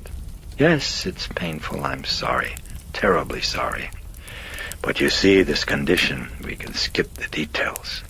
But it never could happen, you see, unless Mr. Dennings had fallen some distance before he hit the steps. For example, some 20 or 30 feet before he went rolling down to the bottom. So, a clear possibility, plainly speaking, is maybe... well, first, let me ask you. He turned now to a frowning Sharon. When you left, he was where, Mr. Dennings? With the child? No, he was down here in the study. He was fixing a drink. Might your daughter remember, Kinderman turned to Chris, if perhaps Mr. Dennings was in her room that night? Has she ever been alone with him? Chris recalled the question. Why do you ask, she said. Might your daughter remember? No, I told you before she was heavily sedated. Yes, you told me, that's true, I recall it. But perhaps she awakened, not so? And no chance. She was also sedated, he interrupted, when last we spoke? Oh, well, yeah, as a matter of fact, she was, Chris recalled. So what? I thought I saw her at her window that day. You're mistaken. Kinderman shrugged. Huh? Could be. I'm not sure. Listen, why are you asking all this? Chris demanded. Well, a clear possibility, as I was saying, is maybe the deceased was so drunk that he stumbled and fell from the window in your daughter's bedroom. Chris shook her head. No way, no chance. In the first place, the window was always closed. In the second place, Burke was always drunk, but he never got sloppy. Never sloppy at all. That right, Cher? Yeah, that's right. Burke used to direct when he was smashed. Now, how could he stumble and fall out a window? Were you maybe expecting someone else here that night? He asked Chris. No. Have you friends who drop by without calling, maybe? Just Burke, Chris answered. Why? The detective lowered his head and shook it, frowning at the crumpled paper in his hands. Strange, so baffling. He exhaled wearily. Baffling. Then he lifted his glance to Chris. The deceased comes to visit, stays only 20 minutes without even seeing you, and leaves all alone here a very sick girl. And speaking plainly, Mrs. MacNeil, it's not likely he would fall from a window, as you say. Besides that, a fall wouldn't do to his neck what we found, except maybe a chance in 1,000. He nodded with his head at the book on witchcraft. You've read in that book about ritual murder? Some prescience chilling her. Chris shook her head. Maybe not in that book, he said. However, forgive me, I mention this only so maybe you'll think just a little bit harder. Poor Mr. Dennings was discovered with his neck wrenched around in the style of ritual murder by so-called demons, Mrs. MacNeil. Chris went white. Some lunatic killed Mr. Dennings, the detective continued, eyeing Chris fixedly. At first, I never told you to spare you the hurt. Besides, it could technically still be an accident. But me, I don't think so. My hunch, my opinion, I believe he was killed by a powerful man, point 1. And the fracturing of his skull, point 2. Plus the various things I have mentioned would make it very probable, not certain, the deceased was killed and then afterward pushed from your daughter's window. But no one was here except your daughter. How could this be? It could be one way. If someone came calling between the time Miss Spencer left and the time you returned. Not so? Maybe so. Now I ask you again, please. Who might have come? Judas Priest, just a second, Chris whispered hoarsely, still in shock. Yes, I'm sorry, it's painful. Perhaps I'm all wrong, I'll admit. But you'll think now. Who? Tell me who might have come. Chris had her head down, frowning in thought. Then she looked up at Kinderman. No, there's no one. Maybe you then, Miss Spencer, he asked her. Someone comes here to see you? Oh, no one, said Sharon, her eyes very wide. Chris turned to her. Does the horseman know where you work? The horseman? Asked Kinderman. It's her boyfriend, Chris explained. The blonde shook her head. He's never come here. Besides, he was in Boston that night, some convention. Oh, he's a salesman? No, a lawyer. The detective turned again to Chris. The servants, they have visitors? No, never, not at all. You expected a package that day, some delivery? Not that I know of. Why? Mr. Dennings was... Not to speak ill of the dead, may he rest in peace, God bless him. But as you said, in his cups he was somewhat, call it irascible, capable doubtless of provoking an argument, an anger. In this case of rage from perhaps a delivery man who came by to drop a package. So were you expecting something like dry cleaning maybe, groceries, liquor, a package? I really wouldn't know, Chris told him. Carl handles all of that. Ah, I see. You want to ask him? The detective sighed and leaned back from the table, stuffing his hands in the pockets of his coat. He stared glumly at the witchcraft book. Never mind. It's remote. You've got a daughter very sick, and never mind. He made a gesture of dismissal and rose from the chair. Very nice to have met you, Miss Spencer. Same here, Sharon nodded remotely. Baffling, said Kinderman with a head shake. Strange. He was focused on some inner thought. Then he looked at Chris as she rose from her chair. Well, I'm sorry. I've bothered you for nothing. Forgive me. Here, I'll walk you to the door, Chris told him, thoughtful. Ah, don't bother. No, it's no bother. If you insist. Incidentally, he said as they moved from the kitchen, just a chance in a million, I know, but your daughter, you could possibly ask her if she saw Mr. Dennings in her room that night? Chris walked with folded arms. Look, you wouldn't have had a reason to be up there in the first place. I know that. I realize that's true.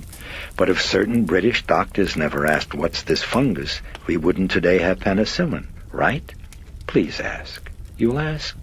When she's well enough. Yes, I'll ask. Couldn't hurt. In the meantime, they'd come to the front door, and Kinderman faltered, looking embarrassed. He put fingertips to his mouth in a hesitant gesture. Look, I really hate to ask you, however. Chris tensed for some new shock, the prescience tingling again in her bloodstream. What? For my daughter. You could maybe give an autograph. He'd reddened, and Chris almost laughed with relief at herself, at despair in the human condition. Of course. Where's a pencil, she said. Right here, he responded instantly, whipping out the stub of a chewed-up pencil from the pocket of his coat, while he dipped his other hand in a pocket of his jacket and slipped out a calling card. Oh, she would love it, he said as he handed them both to Chris. What's her name? Chris asked, pressing the card against the door and poising the pencil stub to write. There followed a weighty hesitation. She heard only wheezing. She glanced around. In Kinderman's eyes, she saw some massive, terrible struggle. I lied, he said finally, his eyes at once desperate and defiant. It's for me. He fixed his gaze on the card and blushed. Write to William. William Kinderman. It's spelled on the back. Chris eyed him with a wan and unexpected affection, checked the spelling of his name, and wrote William F. Kinderman, I love you, and signed her name. Then she gave him the card, which he tucked in his pocket without reading the inscription. You're a very nice lady, he told her sheepishly, his gaze averted. You're a very nice man. He seemed to blush harder. No, I'm not. I'm a bother. He was opening the door. Never mind what I said here today. It's upsetting. Forget it. Keep your mind on your daughter. Your daughter. Chris nodded, her despondency surging up again as Kinderman stepped outside onto the stoop and donned his hat. But you'll ask her, he reminded as he turned. I will, Chris whispered. I promise. I will. Well, goodbye, then. Take care. Once more, Chris nodded, then added, You too. She closed the door softly, then instantly opened it again as he knocked.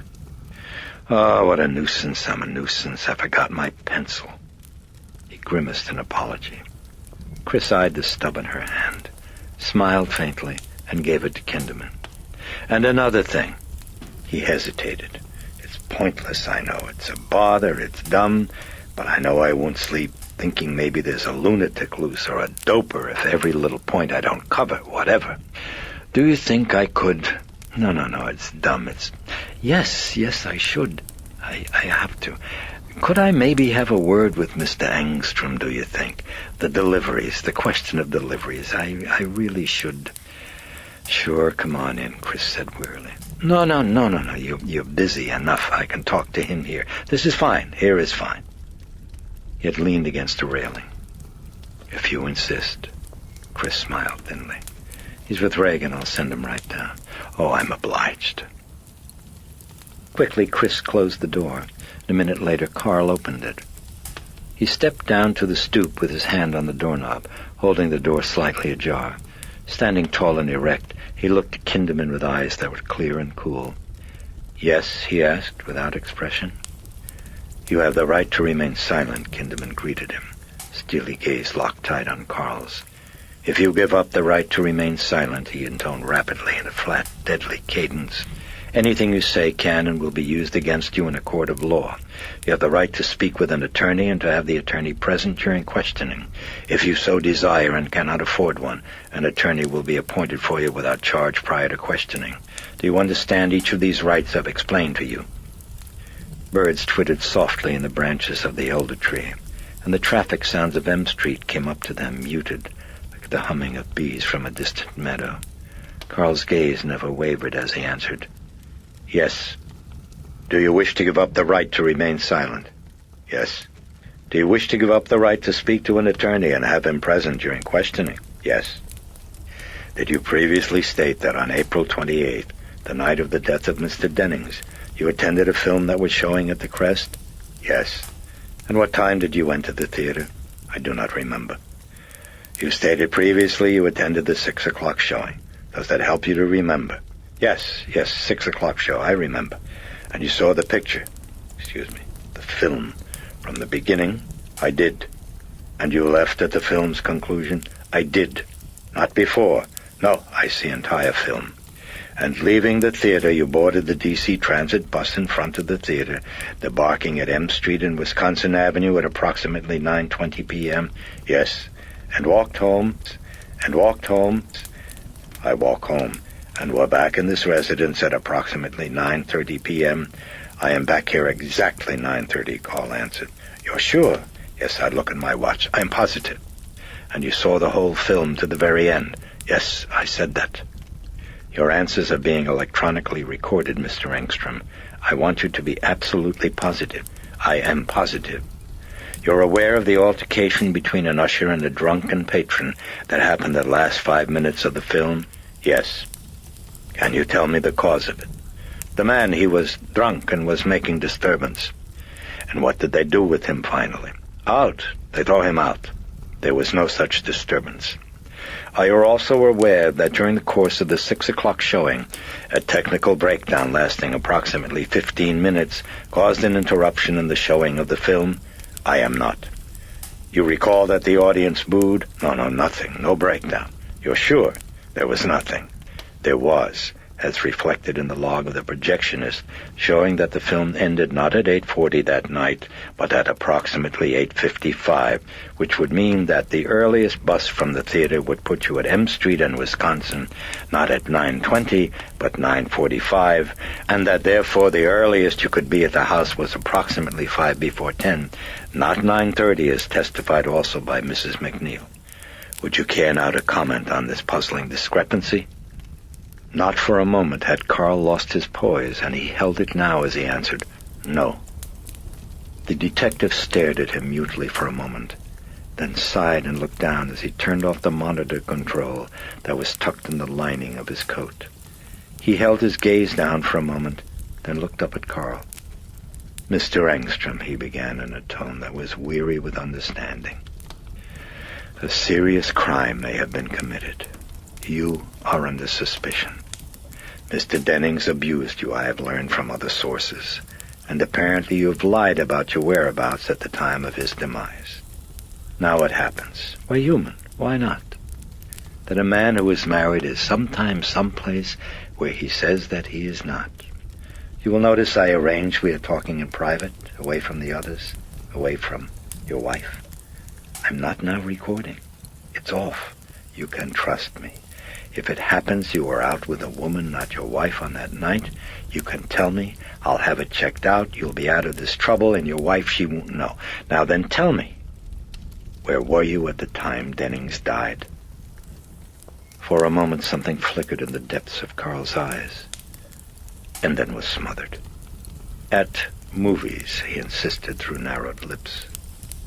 The detective eyed him steadily, silent and unmoving. No sound but his wheezing as the seconds ticked heavily. You're going to arrest me? Carl asked the silence at last, in a voice that subtly wavered. The detective made no answer, but continued to eye him, unblinking. And when Carl seemed again about to speak, the detective abruptly pushed away from the railing, moving toward the squad car with hands in his pockets. He walked unhurriedly, viewing his surroundings to the left and the right, like an interested visitor to the city. From the stoop, Carl watched, his features stolid and impassive, as Kinderman opened the door of the squad car, reached inside to a box of Kleenex fixed at the dashboard, extracted a tissue and blew his nose, while staring idly across the river, as if considering where to have lunch. Then he entered the car without glancing back. As the car pulled away and rounded the corner of 35th, Carl looked at the hand that was not on the doorknob, and saw it was trembling. When she heard the front door being closed, Chris was brooding at the bar in the study, pouring out a vodka over ice. Footsteps. Carl going up the stairs. She picked up her vodka and moved slowly back toward the kitchen, stirring her drink with an index finger, picking her way with absent eyes. Something was horribly wrong. Like light from a room leaking under the door, a glow of dread seeped into the darkened hall of her mind. What lay behind the door? What was it? Don't look. She entered the kitchen, sat at the table, and sipped at her drink. I believe he was killed by a powerful man. She dropped her glance to the book on witchcraft. Something. Footsteps. Sharon, returning from Regan's bedroom, entering, sitting at the table by the typewriter, cranking fresh stationery into the roller. Something. Pretty creepy, Sharon murmured, fingertips resting on the keyboard and eyes on her steno notes to the side. Uneasiness hung in the room. Chris sipped absently at her drink. Sharon probed at the silence in a strained, low voice. I got an awful lot of hippie joints down around him in Wisconsin. Potheads, occultists. Police call them hellhounds. She paused as if waiting for comment, her eyes still fixed upon the notes, then continued. God, I wonder if Burke might have... Oh, Christ, Shav, forget about it, will you? Chris erupted. Got all I can think about with rags. Do you mind? She had her eyes shut. She clenched the book. Sharon returned instantly to the keys of the typewriter, clicking off words at a furious tempo for a minute, then abruptly bolted up from her chair and out of the kitchen. I'm going for a walk, she said icily. Stay the hell away from M Street, Chris rumbled at her moodily, her gaze on the book over folded arms. I will. And then... Chris heard the front door being opened, then closed. She sighed, felt a pang of regret, but the flurry had siphoned off tension. Not all. Still the glow in the hall. Very faint. Shut it out. Chris took a deep breath and tried to focus on the book. She found her place, grew impatient, started hastily flipping through pages, skimming, searching for descriptions of Regan's symptoms. Demonic possession, she read. Syndrome, case of an 8-year-old girl, abnormal, 4 strong men to restrain him from... Turning a page, Chris stared and froze. Sounds. Willie coming in with groceries. Willie? Willie? Chris asked tonelessly. Yes, madam, Lee answered, setting down her bags. Without looking up, Chris held up the book. Was it you put this book in the study, Willie? Willie glanced at the book and nodded, then turned around and began to slip items from the bags. Willie, where did you find it? Up in bedroom, Willie answered, putting bacon in the meat compartment of the refrigerator. Which bedroom, Willie? Miss Regan, I find it on the bed when I am cleaning. When did you find it? Chris asked, her gaze still locked to the pages of the book. After all, go to hospital, madam, when I vacuum in Regan bedroom. You're sure? I am sure, madam. Yes, I am sure. Chris did not move, did not blink, did not breathe, as the headlong image of an open window in Regan's bedroom the night of Denning's accident rushed at her memory, talons extended like a bird of prey who knew her name. As she recognized a sight that was numbingly familiar, as she stared at the facing page of the book, a narrow strip had been surgically shaved from the length of its edge. Chris jerked her head up at the sounds of commotion in Regan's bedroom. Rappings rapid with a nightmarish resonance, massive like a sledgehammer pounding in a tomb. Regan screaming in anguish, in terror imploring. Carl bellowing angrily at Regan. Chris bolted from the kitchen. God almighty, what's happening? Frenzied, Chris raced for the stairs toward the bedroom. Heard a blow, someone reeling, someone crashing like a boulder to the floor with her daughter crying, "No! Oh, no, don't! No, please!" And Carl bellowing, No, not Carl, someone else. A thundering bass that was threatening, raging. Chris plunged down the hall and burst into the bedroom. Gasped, stood rooted in paralyzing shock as the rappings boomed massively, shivering through walls, as Carl lay unconscious on the floor near the bureau, as Regan, her legs propped up and spread wide on a bed that was violently bouncing and shaking, clutched the bone-white crucifix in raw-knuckled hands. The bone-white crucifix poised at her vagina, the bone-white crucifix she stared at with terror, eyes bulging, a face that was bloodied from the nose, the nasogastric tubing ripped out. "Oh, please! Oh, no! Please!" she was shrieking as her hands brought the crucifix closer, as she seemed to be straining to push it away. "You'll do as I tell you, you filth! You'll do it!" The threatening bellow. The words came from Regan, her voice coarse and guttural, bristling with venom, while in an instantaneous flash her expression and features were hideously transmuted into those of the feral demonic personality that had appeared in the course of hypnosis. And now faces and voices, as Chris watched, stunned, interchanged with rapidity. "No! You'll do it! Please! You will, you bitch, or I'll kill you! Please! Yes, you're going to let Jesus fuck you! Fuck you!" Regan, now eyes wide and staring, flinching from the rush of some hideous finality, mouth agape, shrieking at the dread of some ending. Then abruptly the demonic face once more possessed her, now filled her, the room choking suddenly with a stench in the nostrils, with an icy cold that seeped from the walls as the rappings ended, and Regan's piercing cry of terror turned to a guttural, yelping laugh of malevolent spite and rage triumphant, while she thrust down the crucifix into her vagina and began to masturbate ferociously, roaring in that deep, coarse, deafening voice, "Now you're mine! You're mine, you stinking cow! You bitch! Let Jesus fuck you!" Chris stood rooted to the ground in horror, frozen, her hands pressing tight against her cheeks, as again the demonic loud laugh cackled joyously, as Regan's vagina gushed blood onto sheets, with her hymen the tissues ripped.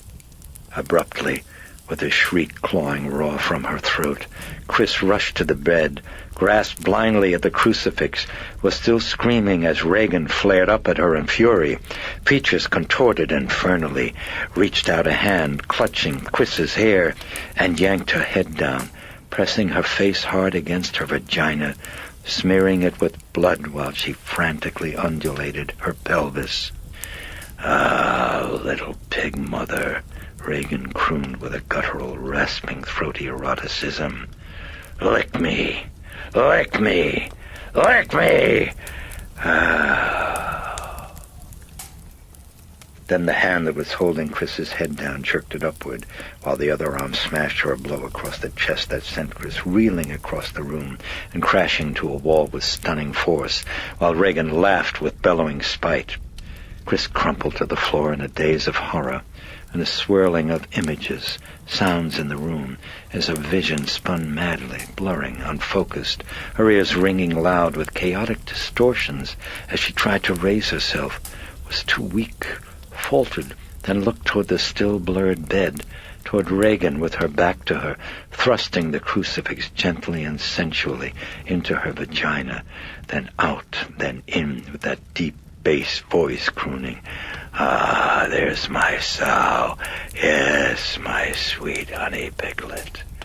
The words were cut off as Chris started crawling painfully toward the bed, with her face smeared with blood, with her eyes still unfocused, limbs aching, past Carl. Then she cringed, shrinking back in incredulous horror, as she thought she saw hazily in the swimming fog, her daughter's head turning slowly around on a motionless torso, rotating monstrously, inexorably, until at last it seemed facing backward. "Do you know what she did, your cunting daughter?" giggled an elfin, familiar voice. Chris blinked at the mad-staring, grinning face, at the cracked, parched lips and fox-like eyes. She screamed until she fainted. This audiobook has been broken into multiple parts to make the download faster. You have reached the end of a part, but not the end of the complete audiobook. So please check your library for the next part of this audiobook. Audible hopes you have enjoyed this program. This is Audible. Dove Audio presents The Exorcist by William Peter Blatty. Read by the author.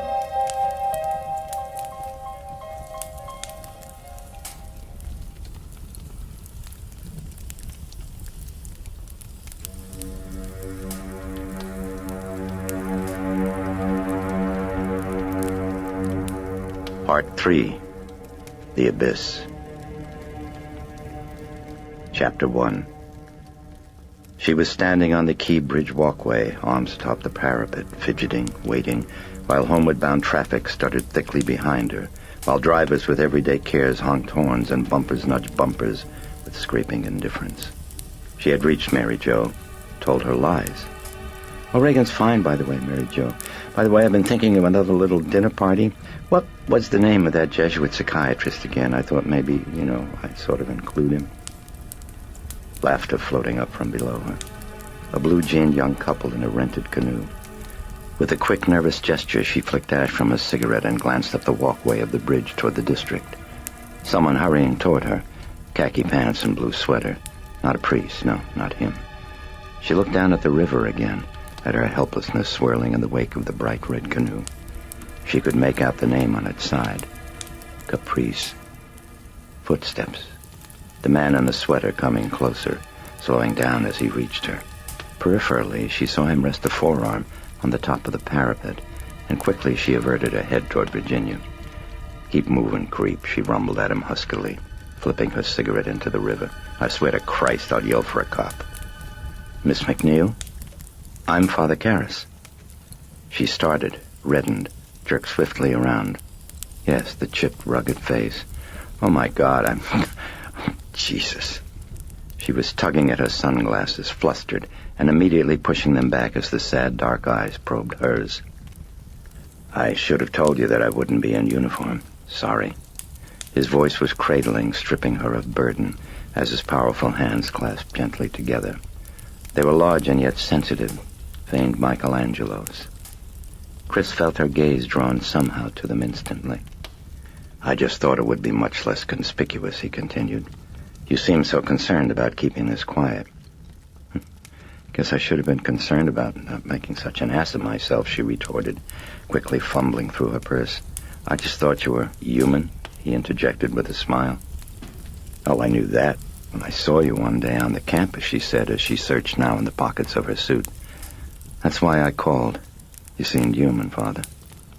She looked up and saw him staring at her hands. "Got a cigarette, Father?"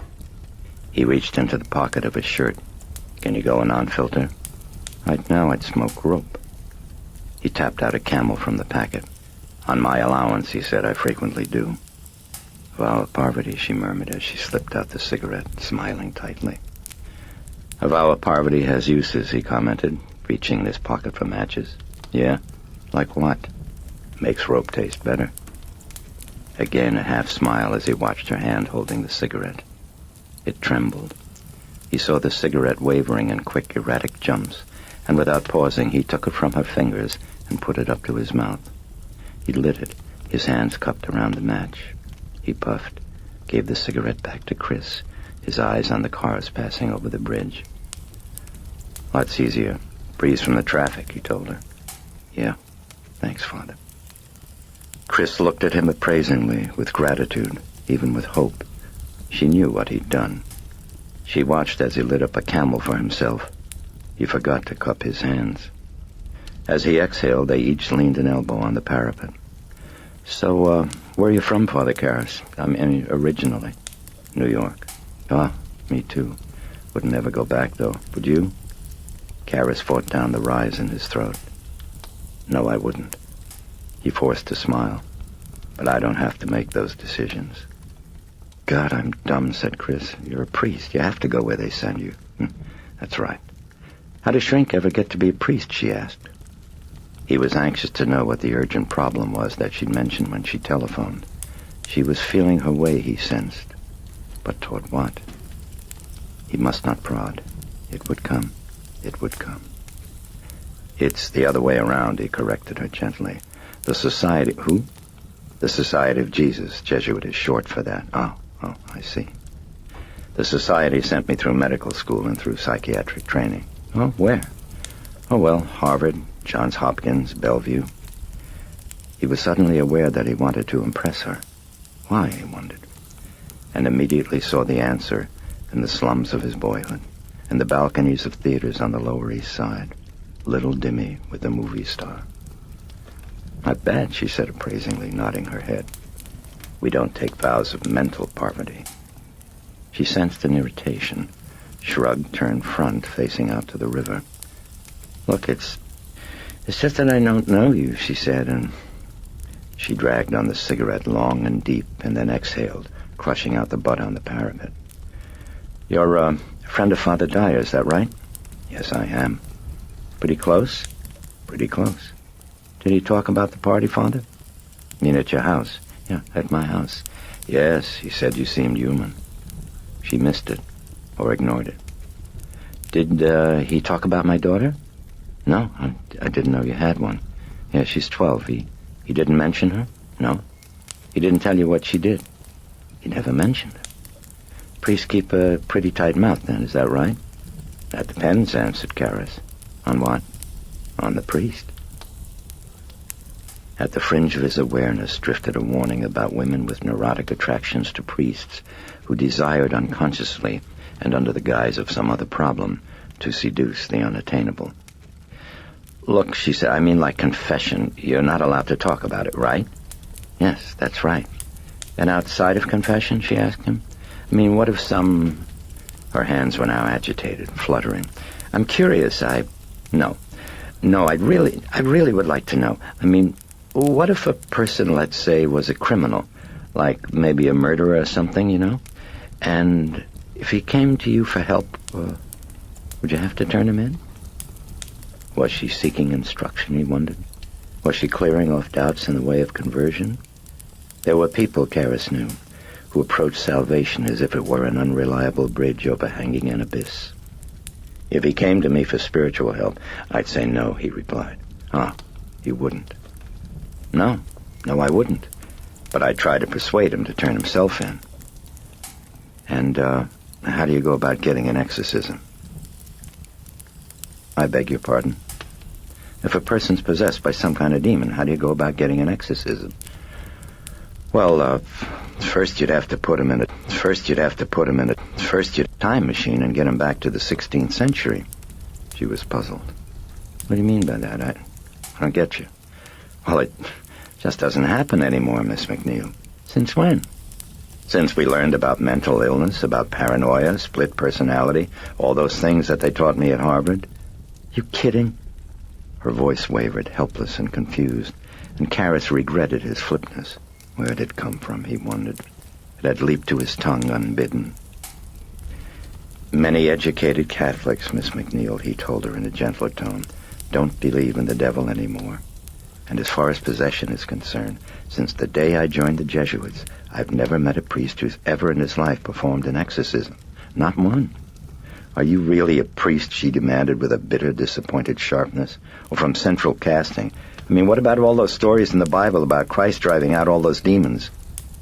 Again, he was answering crisply, unthinking. Look, if Christ had said those people who were supposedly possessed had schizophrenia, which I imagine they did, they would probably have crucified him 3 years earlier. Oh, really? Chris put a shaking hand to her sunglasses, deepening her voice in an effort at control. Well, it happens, Father Karras, that someone very close to me is probably possessed. She needs an exorcism. Would you do it? To Karras, it suddenly seemed unreal. Key Bridge, across the river, the hot shop, traffic, Chris MacNeil, the movie star. As he stared at her, groping for an answer, she slipped off the sunglasses, and Karras felt momentary, wincing shock at the redness, at the desperate pleading in those haggard eyes. The woman was serious, he realized. Father Karras, it's my daughter, she told him huskily. My daughter. Then all the more reason, he at last said gently, to forget about exorcism. And why? God, I don't understand, she burst out in a voice that was cracking and distraught. He took her wrist in a comforting hand. In the first place, he told her in soothing tones, it could make things worse. But how? The ritual of exorcism is dangerously suggestive. It could plant the notion of possession where it didn't exist before, or if it did, could tend to fortify it.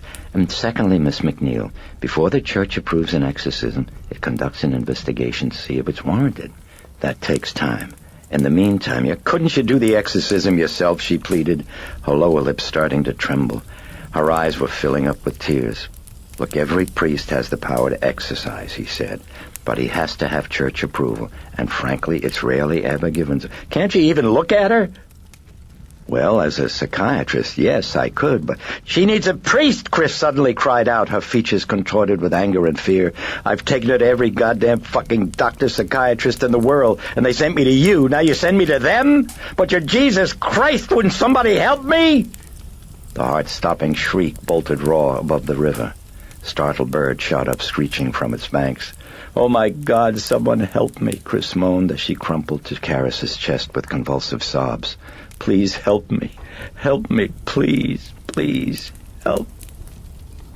The Jesuit looked down at her, lifted up comforting hands to her head as the riders in traffic locked automobiles glanced out windows to watch them with passing disinterest. It's all right, Karras whispered as he patted her shoulder. He wanted only to calm her, to humor her, to stem hysteria. My daughter? It was she who needed psychiatric help. It's all right. I'll go see her, he told her. I'll see her. He approached the house with her in silence, with a lingering sense of unreality, with thoughts of the next day's lecture at the Georgetown Medical School. He had yet to prepare his notes. They climbed the front stoop. Karras glanced down the street at the Jesuit residence hall and realized he would now miss dinner. It was 6:10. He looked at Chris as she slipped the key in the lock. She hesitated, turned to him. Father, do you think you should wear your priest clothes? The voice. How childlike it was. How naive, he thought. And too dangerous, he told her. She nodded and started opening the door, and it was then that Karras felt it. A chill, tugging warning. It scraped through his bloodstream like particles of ice. Father Karras. He looked up. Chris had entered. She was holding the door for him. For a hesitant moment, he stood unmoving. Then abruptly he went forward, stepping into the house with an odd sense of ending. Karras heard commotion. Upstairs, a deep, booming voice was thundering obscenities, threatening and anger and hate and frustration. Karras glanced at Chris. She was staring at him mutely. Then she moved on ahead. He followed her upstairs and along the hall to Regan's bedroom, where Carl leaned against the wall just opposite the door, his head sagging low over folded arms. As the servant looked slowly up at Chris, Karras saw bafflement and fright in his eyes. The voice from the bedroom, this close, was so loud that it almost seemed amplified electronically. It wants no straps still, Carl told Chris in an odd, cracking voice. I'll be back in a second, Father, Chris told the priest dully. Karras watched her walk down the hall and into her own bedroom. Then he glanced at Carl. The Swiss was looking at him fixedly. "You're a priest?" Carl asked. Karis nodded, then looked quickly back to the door of Regan's room. The raging voice had been displaced by the long, strident lowing of some animal that might have been a steer. Something prodding at his hand. He looked down. "That's her," Chris was saying. "That's Regan." She was giving him a photograph. He took it. Young girl, very pretty, sweet smile. "That was taken 4 months ago," Chris said numbly. She took back the photo and motioned with her head at the bedroom door. "Now you go and take a look at her now." She leaned against the wall beside Carl. "I'll wait here." "Who's in there with her?" Karis asked her. "No one." He held her steady gaze and then turned with a frown to the bedroom door. As he grasped the doorknob, the sounds from within ceased abruptly. In the ticking silence, Karis hesitated, then entered the room slowly, almost flinching backward at the pungent stench of moldering excrement that hit him in the face like a palpable blast. Quickly reining back his revulsion, he closed the door.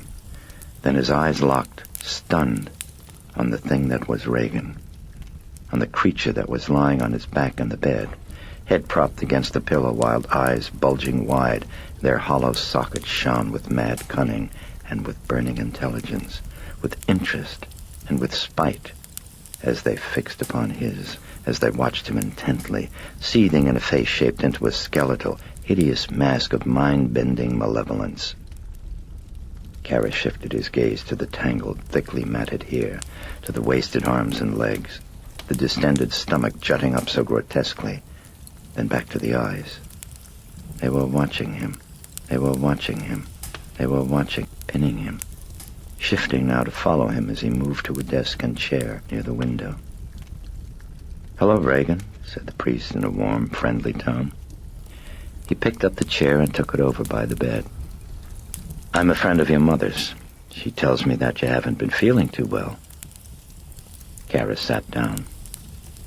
"Do you think you'd like to tell me what's wrong? I'd like to help you." The eyes gleamed fiercely, unblinkingly, and the yellowish saliva dribbled down from a corner of her mouth to her chin. Then her lips stretched taut into a feral grin, into bow-mouthed mockery. "Well, well, well," gloated Regan sardonically. And hairs prickled on the back of Karis's neck, for the voice was an impossibly deep bass, thick with menace and power. "So it's you. They sent you. Well, we've nothing to fear from you at all." "Yes, that's right. I'm your friend, and I'd like to help," said Karis. "You might loosen these straps, then," Regan croaked. She had tugged up her wrists so that now Karis noticed they were bound with a double set of restraining straps. "Are they uncomfortable for you?" he asked her. "Oh, extremely. They're a nuisance. An infernal nuisance." The eyes glinted slyly with secret amusement. Karis saw the scratch marks on her face, the cuts on her lips where apparently she'd bitten them. "I'm afraid you might hurt yourself, Regan." "I'm not Regan." She rumbled the words, still with that hideous grin that now seemed to Karis to be her permanent expression. How incongruous the braces on her teeth looked, he reflected. "Oh, I see. Well, then, maybe we should introduce ourselves. I'm Damien Karis," said the priest. "Who are you?" "I'm the devil." "Oh, good, very good," Karis nodded approvingly. "Now we can talk." A little jet, if you like." "Oh, very good for the soul. However, you will find that I cannot talk freely while bound with these straps. I'm accustomed to gesturing," Regan ruled. "As you know, I've spent much of my time in Rome, dear Karis. Now kindly undo the straps." What precocity of language and thought, mused Karis. He leaned forward in his chair with professional interest. "You say you're the devil?" he asked. "Oh, I assure you." "Then why don't you just make the straps disappear?" "That's much too vulgar a display of power, Karis. Too crude. After all, I'm a prince." "I much prefer persuasion, Karis. Togetherness, community involvement. Moreover, if I loosen the straps myself, my friend, I deny you the opportunity of performing a charitable act. But a charitable act, said Karras, is a virtue, and that's what the devil would want to prevent. So in fact, I'd be helping you now if I didn't undo the straps. Unless, of course, he shrugged, unless, of course, you're really not the devil. In that case, perhaps I would undo the straps. How very foxy of you, Karras. If only dear Herod were here to enjoy this. Which Herod? Asked Karras with narrowed eyes. Was she punning on Christ calling Herod that fox, he thought. There were two. Are you talking about the king of Judea? The Tetrarch of Galilee! She blasted him with anger and scorching contempt. Then abruptly she was grinning again, cajoling in that sinister voice. You see how these damnable straps have upset me, Karras? Undo them, undo them, undo them, and I'll tell you the future. It's very tempting. My fault. But then how do I know that you can read the future? I'm the devil. Yes, you say so, but you won't give me proof. You have no faith. Karras stiffened. No faith in what? In me, dear Karras, in me. Something mocking and malicious danced hidden in those eyes. All these proofs, all these signs in the sky. Well, now something very simple might do, offered Karras. For example, the devil knows everything, correct? No, almost everything, Karras. Almost. You see, they keep saying that I'm proud. I'm not. Now then, what are you up to, fox? The yellowed, bloodshot eyes gleamed craftily. I thought we might just test the extent of your knowledge. Ah, yes. The largest lake in South America, japed Regan, eyes bulging with glee, is Lake Titicaca in Peru. Will that do it? No, I'll have to ask something only the devil would know. For example, where is Regan, do you know? She is here. Where is here? In the pig. Well, let me see her. Why? Why? I'd prove that you're telling the truth. Do you want to fuck her, Karras? Loose the straps and I'll let you go at her. Let me see her. She's a poor conversationalist, my friend. I strongly advise you to stay with me. Well, it's obvious you don't know where she is. Karras shrugged, so apparently you are not the devil. I am! Regan's bellow was accompanied by a sudden jerk forward, a face contorting with rage. Karras shivered as the massive, terrifying voice boomed, crackling off the walls. I am! Well, then let me see Regan, said Karras. That would prove it. I will show you. I will read your mind, it seethed furiously. Think of a number between 1 and 10, Karras. No, that wouldn't prove a thing. I would have to see Regan. Abruptly it chuckled, leaning back against the headboard. No, nothing would prove anything at all to you, Karras. How splendid. How splendid indeed. In the meantime, we shall try to keep you properly beguiled. After all, now, we wouldn't wish to lose you. Who is we? Karras probed, with alert, quick interest. We are quite a little group in the Piglet, it said, nodding. Ah, yes. Quite a stunning little multitude. Later I may see about discreet introductions. In the meantime, I'm suffering from a maddening itch that I cannot reach. Would you loosen one strap for a moment, Karras? No. Just tell me where it itches and I'll scratch it. Ah, sly. Very sly. Show me Regan and perhaps I'll undo one strap, offered Karras. If... Abruptly he flinched in shock as he found himself staring into eyes filled with terror, at a mouth gaping wide in a soundless shriek for help. But then quickly the Regan identity vanished in a blurringly rapid remolding of features. Would you take off these straps? Asked a wheedling voice in a clipped British accent. In a flash the demonic personality returned. Could you help an old altar boy, father? It croaked, and then threw back its head in laughter. Karras sat stunned, felt the glacial hands at the back of his neck again, more palpable now, more firm, more firm. The Regan thing broke off its laughter and fixed him with taunting eyes. Incidentally, your mother is here with us, Karras. Do you wish to leave a message? I'll see that she gets it. Then Karras was suddenly dodging a projectile stream of vomit, leaping out of his chair. It caught a portion of his sweater in one of his hands. His face now colorless, the priest looked down at the bed. Regan cackled with glee. His hand dripped vomit onto the rug. If that's true, the priest said numbly, then you must know my mother's first name. What is it? The Regan thing hissed at him, mad eyes gleaming, head gently undulating like a cobra's. What is it? Regan lowed like a steer in an angry bellow that pierced the shutters and shivered through the glass of the large bay window. The eyes rolled upward into their sockets. For a time, Karras watched as the bellowing continued. Then he looked at his hand and walked out of the room. Chris pushed herself quickly away from the wall, glancing with distress at the Jesuit sweater. What happened, Father? Did she vomit? Got a towel, he asked her. Yeah, there's a bathroom right there, she said hurriedly, pointing at a hallway door. Carl, take a look at her, she instructed, and followed the priest to the bathroom. Oh, God, I'm so sorry, she exclaimed in agitation, whipping a towel off the bar. The Jesuit moved to the wash basin. Have you got her on tranquilizers, he asked. Chris turned on the water taps. Yeah, Father, Librium. Here, take off that sweater and then you can wash. What dosage, he asked her, tugging at the sweater with his clean left hand. Here, I'll help you, she said. She pulled at the sweater from the bottom. Well, today she's had 400 milligrams, Father. 400? She had the sweater pulled up to his chest. Yeah, that's how we got her into those straps. Took all of us together to... You gave your daughter 400 milligrams at once? Come on, get your arms up, Father. He raised them and she tugged delicately. She's so strong you can't believe it. She pulled back the shower curtain, tossing the sweater into the tub.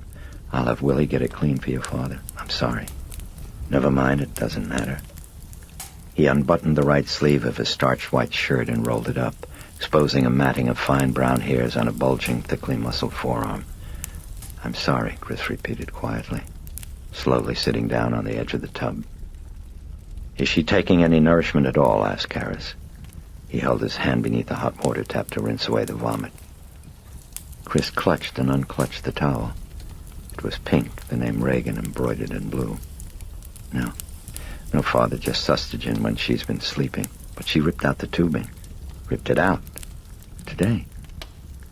Disturbed, Karras soaped and rinsed his hands, and after a pause said gravely, she ought to be in a hospital. I just can't do that, answered Chris. Why not? I just can't. I can't have anyone else involved. Chris dropped her head, inhaled, exhaled. She's done something, Father. I can't take the risk of someone else finding out. Not a doctor, not a nurse. She looked up. Not anyone. Frowning, he turned off the taps, remembering. What if a person, let's say, was a criminal? He lowered his head, staring down at the basin. Who's giving her the sustagen, the Librium, her medicines? We are. Her doctor showed us how. You need prescriptions. Well, you can do some of that, can't you, Father? Karras turned to her, hands upraised above the basin like a surgeon after wash-up. For a moment he met her haunted gaze, felt some terrible secret in them, some dread. He nodded at the towel in her hands. She stared blankly. Towel, please, he said softly. Oh, I'm sorry. Very quickly she fumbled it out to him, still watching him with a tight expectancy. The Jesuit dried his hands. Well, Father, what's it look like? Chris finally asked him. Do you think she's possessed? Do you? I don't know. I thought you were the expert. How much do you know about possession, Miss MacNeil? I don't know, just a little bit that I've read. Some things that the doctors told me. What doctors? At Barringer Clinic. He folded the towel and carefully draped it over the bar. Are you Catholic? He asked her. No. Your daughter? No. Well, what religion? None, but Why did you come to me then? Who advised you to come to me? I came because I'm desperate. No one advised me. He stood with his back to her, fringes of the towel still lightly in his grip. You said earlier a psychiatrist advised you to come to me. Well, I don't know what I was saying. I've been practically out of my head. Look, I couldn't care less about your motive, he answered with a carefully tempered intensity. All I care about is doing what's best for your daughter. But I'll tell you right now, if that you're looking for an exorcism as an autosuggestive shock cure, you're much better off calling Central Casting, Miss MacNeil, because the church won't buy it, and you'll have wasted precious time. Karras clutched at the towel rack to steady his trembling hands. What's wrong with me, he wondered. What's happened? Incidentally, it's Mrs. MacNeil, he heard Chris telling him dryly. He lowered his head and gentled his tone. Look, whether it's a demon or a mental disorder, I'll do everything I possibly can to help, but I've got to have the truth. It's important for Regan. At the moment, I'm groping in a state of ignorance, which is nothing supernatural for me or abnormal. It's just my usual condition. Now, why don't we both get out of this bathroom and go downstairs where we can talk? He had turned back to her with a faint, warm smile of reassurance and reached out his hand to help her up. I could really use a cup of coffee. I could use a drink, she said. While Carl and Sharon looked after Regan, they sat in the study, Chris on the sofa, Karras in a chair beside the fireplace, and Chris related the history of Regan's illness, though she carefully withheld any mention of phenomena related to Dennings. The priest listened, saying very little, an occasional question, a nod, a frown. Chris admitted that at first she'd considered exorcism as shock treatment. No, I don't know, she said, shaking her head. Freckled, clasped fingers twitched in her lap. I just don't know. She lifted a look to the pensive priest. What do you think, Father? Compulsive behavior produced by guilt, perhaps, put together with split personality? Father, I've had all that garbage. Now, how can you say that after what you've just seen? If you've seen as many patients in psychiatric wards as I have, you can say it very easily, he assured her. Come on now. Possession by demons, all right. Let's assume it's a fact of life, that it happens. But your daughter doesn't say she's a demon. She insists she's a demon. She insists she's a demon. She's the devil himself. That's the same thing as saying you're Napoleon Bonaparte. Do you see that? I haven't heard them. Well, they heard them at Barringer, Father, so it wasn't just here in the house. Well, perhaps, but we'd hardly need a devil to explain them. So explain them, she demanded. Psychokinesis. What? Well, you've heard of poltergeist phenomena, haven't you? Ghosts throwing dishes and things? Karras nodded. It's not that uncommon, and usually happens around an emotionally disturbed adolescent. Apparently, extreme inattention of the mind can sometimes trigger some unknown energy that seems to move objects around at a distance. There's nothing supernatural about it. Well, like Regan's abnormal strength. Again, in pathology, it's common. Call it mind over matter, if you will. I call it weird, she said. Well, in any case, it happens outside of possession. Boy, isn't this beautiful, she said wearily. Here I am an atheist, and here you are a priest, and the best explanation for any phenomenon, Karras overrode her, is always the simplest one available that accommodates all the facts. Well, maybe I'm dumb, she retorted, but telling me an unknown gizmo in somebody's head throws dishes at a ceiling tells me nothing at all. So what is it? Can you tell me what, for Pete's sake, it is? No, we don't understand. What the hell's split personality, Father? You say it, I hear it. What is it? Am I really that stupid? Would you tell me what it is in a way that I can finally get it through my head? In the red-veined eyes was a plea of despairing confusion. Look, there's no one in the world who pretends to understand it, the priest told her gently. All we know is that it happens, and anything beyond the phenomenon itself is only the purest speculation. But think of it this way, if you like. The human brain contains, 17 billion cells. Chris leaned forward, frowning intently. Now, looking at these brain cells, continued Karras, we see that they handle approximately 100 million messages per second. That's the number of sensations bombarding our body right now.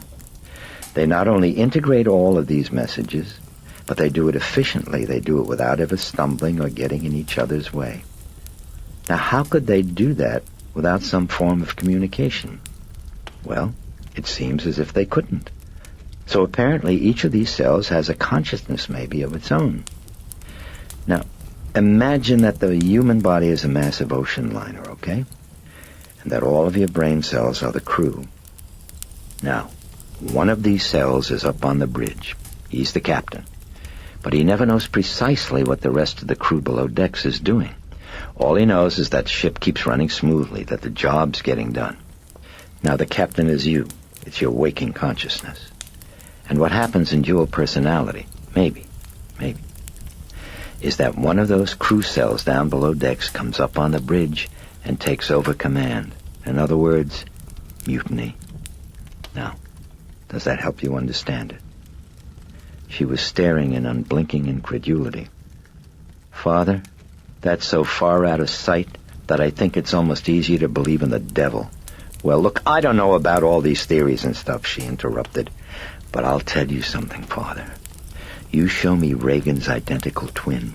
Same face, same voice, same smell, same everything down to the way she dots her eyes, and I'd still know in a second that it wasn't really her. I'd know it. I'd know it in my gut, and I'm telling you, I know that thing upstairs is not my daughter.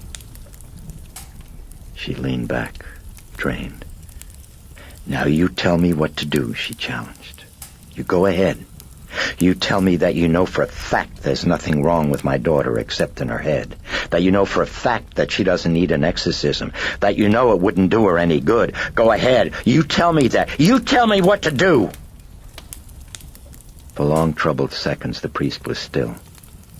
Then he answered softly. Well, there's little in this world that I know for a fact. He brooded, sunk back in his chair. Then he spoke again. Does Regan have a low-pitched voice, he asked? I mean, normally. No. In fact, I'd say it's very light. Would you consider her precocious? No, not at all. Do you know her IQ? Well, about average. And her reading habits? Nancy drew in comic books, mostly. And her style of speech right now. How much different would you say it is from normal? Oh, God, completely. She never used half of those words. No, I don't mean the content of her speech. I mean the style. Style? The way she puts words together. Gee, I'm really not sure I know what you mean. Well, would you have any letters she's written, compositions? A recording of her voice would really be...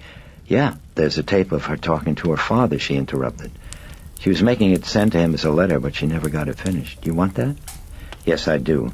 But I'll also need her medical records, especially the file from Barringer. Look, Father, I've been that route, and yes, I know, but I have to see the records for myself. So you're still against an exorcism? I'm only against the chance of doing your daughter more harm than good. Well, you're talking now strictly as a psychiatrist, right, Father? No, I'm talking now also as a priest. If I go to the Chancery office or wherever it is I have to go to get their permission to perform an exorcism, the first thing I'd have to have is a pretty substantial indication that your daughter's condition isn't a purely psychiatric problem. After that, I'd need evidence the church would accept as signs of possession. Well, like what? I don't know. I'll have to go look it up. Are you kidding? I thought you were supposed to be an expert. Look, you probably know more about demonic possession right now than most priests. In the meantime, when can you get me the Barringer records? Look, I'll charter a plane if I have to, Father. Okay, and the tape? Chris stood up. I'll go see if I can find it. Just one other thing, he added. She paused beside his chair. That book you mentioned with the section on possession, do you think you can remember now if Regan ever read it prior to the onset of the illness? She concentrated, fingernails scraping at her teeth. Gee, I seem to remember her reading something the day before before the trouble really started. But I really can't be sure. But she did it sometime, I think. I mean, I'm sure. I'm pretty sure. I'd like to see it. May I have it? It's yours. It's overdue at your library. I'll get it. She was moving from the study. That tape's in the basement, I think. I'll look. I'll be right back in a second. Karras nodded absently, staring at a pattern in the rug. And then after many minutes he got up, walked slowly to the entry hall, and stood motionless in the darkness, stood without expression in another dimension, staring into nothing with his hands in his pockets, as he listened to the grunting of a pig from upstairs, to the yelping of a jackal, to hiccups, to hissing. "Oh, you there?" I went looking in the study. Karras turned to see Chris flicking on the light. "Are you leaving, Father?" She came forward with the book and the tape. "Yes, I'm afraid I've got a lecture to prepare for tomorrow." "Oh, where?" "At the med school," he said. He accepted the book and the tape from her hands. "I'll try to get by here sometime tomorrow afternoon or evening," he said. "In the meantime, if anything urgent develops, you be sure that you call me, no matter what time. I'll leave word at the switchboard to let you ring through." She nodded. The Jesuit opened the door. "Now, how are you fixed for medication?" he asked. "Okay," she said. "It's all on refillable prescription." "You won't call your doctor in again?" The actress closed her eyes and very slightly shook her head. "You know I'm not a GP, Karras cautioned. "I can't," she whispered. "I can't." He could feel her anxiety pounding like waves on an unknown beach. "Well, now, sooner or later I'm going to have to tell one of my superiors what I'm up to," he said. "Especially if I'm going to be coming by here at various unusual hours of the night." "Do you have to, Father?" She frowned at him worriedly. "Well, otherwise it might look a little bit odd, don't you think?" She looked down. "Yeah, I see what you mean," she murmured. "Do you mind? I'll tell him only what I have to. Don't worry," he assured her. "It won't get around." She lifted a helpless, tormented face to the strong, sad eyes, saw strength, and saw pain. "Okay," she said weakly. She trusted the pain. He nodded. "We'll be talking." He started outside, but then hung in the doorway for a moment, thinking, a hand to his lips. "Did your daughter know a priest was coming over?" "No, nobody knew but me." "Did you know that my mother had died just recently?" "Oh, yes, I did. I'm very sorry." "Is Regan aware of that?" "Why?" "Is she aware of it?" No, not at all." He nodded. "Why do you ask?" Chris repeated, a brow slightly puckered with curiosity. "It's not important." He shrugged. "I just wondered." He examined her features with a faint look of worry. "Are you getting any sleep?" "Oh, a little." "Get pills, then. Are you taking any Librium?" "Uh-huh." "How much?" he asked. 10 milligrams, twice a day." "Try 20 twice a day. In the meantime, try to keep away from your daughter.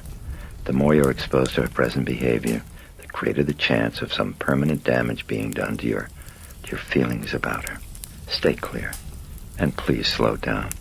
You'll be no help to Regan, you know, with a nervous breakdown." She nodded despondently, eyes lowered. "Now please go to bed," he said gently. "Will you please go to bed right now?" "Yeah, okay," she said softly. "Okay. I promise." She looked at him with a trace of a smile. "Good night, Father." "Thanks. Thanks a lot." He studied her for a moment without expression, and quickly moved away.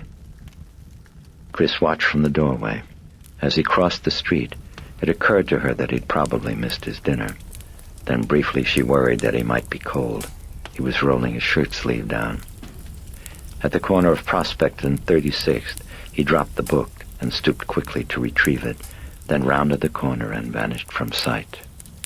As she watched him disappear, Chris abruptly was aware of a feeling of lightness.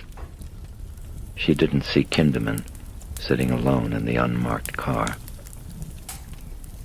She closed the door.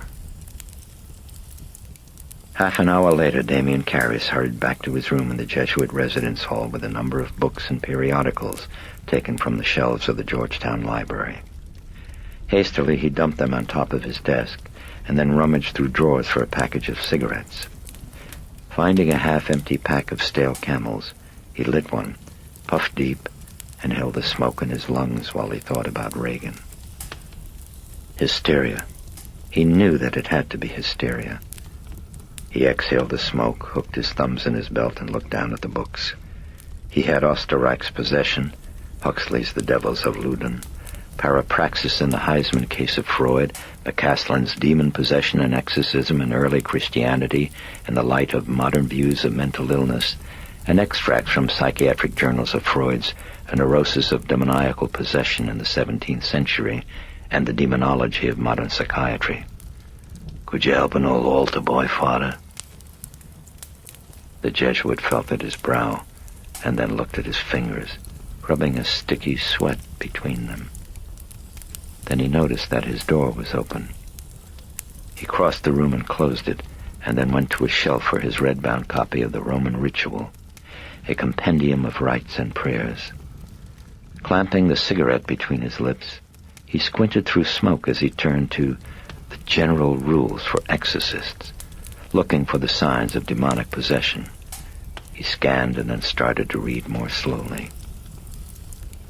The exorcist should not believe too readily that a person is possessed by an evil spirit, but he ought to ascertain the signs by which a person possessed can be distinguished from one who is suffering from some illness, especially one of a psychological nature.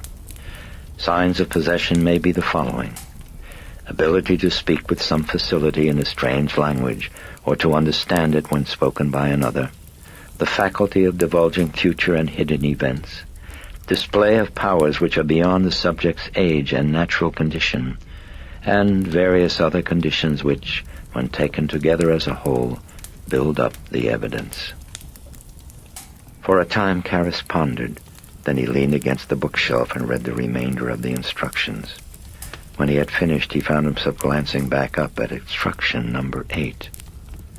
Some reveal a crime which has been committed and the perpetrators thereof. He looked up at the door as he heard a knock. "Damien, come in." It was Dyer. "Hey, Chris MacNeil was trying to reach you. She ever get hold of you?" "When, Joe? You mean tonight?"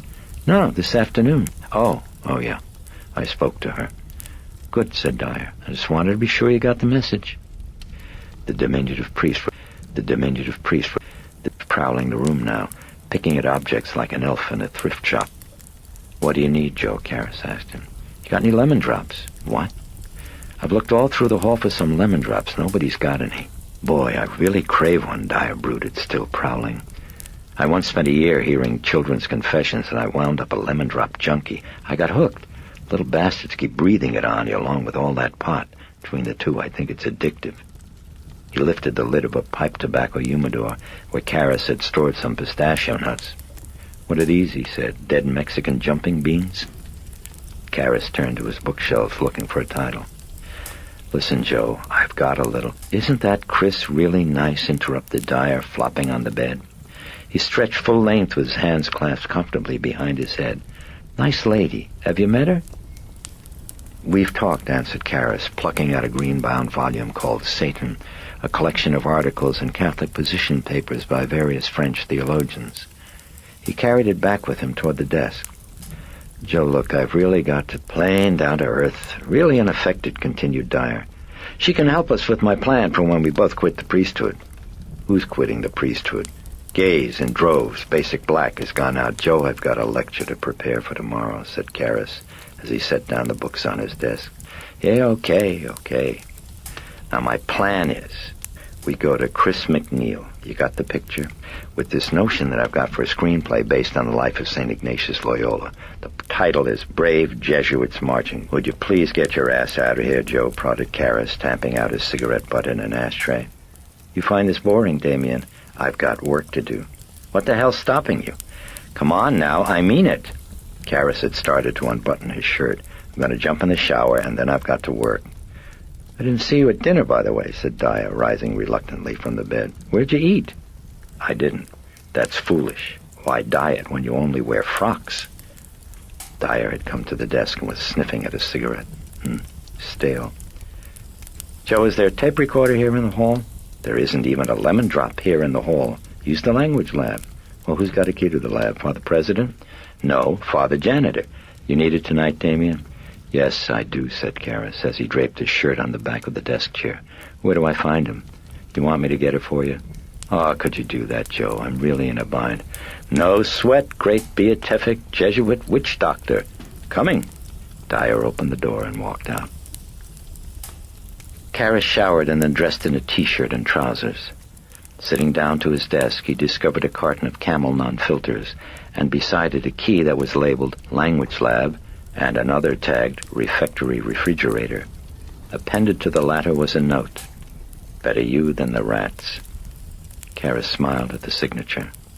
The Lemon Drop Kid. He put the note aside, then unfastened his wristwatch and placed it in front of him on the desk. The time was 10:58 p.m. He began to read. Freud, McCaslin, Satan, Osterreich's exhaustive study, and at a little after 4 a.m. he had finished. He was rubbing at his face and at his eyes, which was smarting. He glanced at the ashtray, ashes in the twisted butts of cigarettes, smoke hanging thick in the air. He stood up and walked wearily to a window, slid it open. He gulped at the coolness of the moist morning air and stood there thinking. Regan had the physical syndrome of possession. That much he knew. About that he had no doubt. For in case after case, irrespective of geography or period of history, the symptoms of possession were substantially constant. Some Regan had not evidenced as yet, such as stigmata, the desire for repugnant foods, the insensitivity to pain, the frequent loud and irrepressible hiccuping. But the others she had manifested clearly: the involuntary motor excitement, foul breath, furred tongue, the wasting away of the frame, the distended stomach, the irritations of the skin and mucous membrane, and most significantly present were the basic symptoms of the hard core of cases which Osterreich had characterized as genuine possession.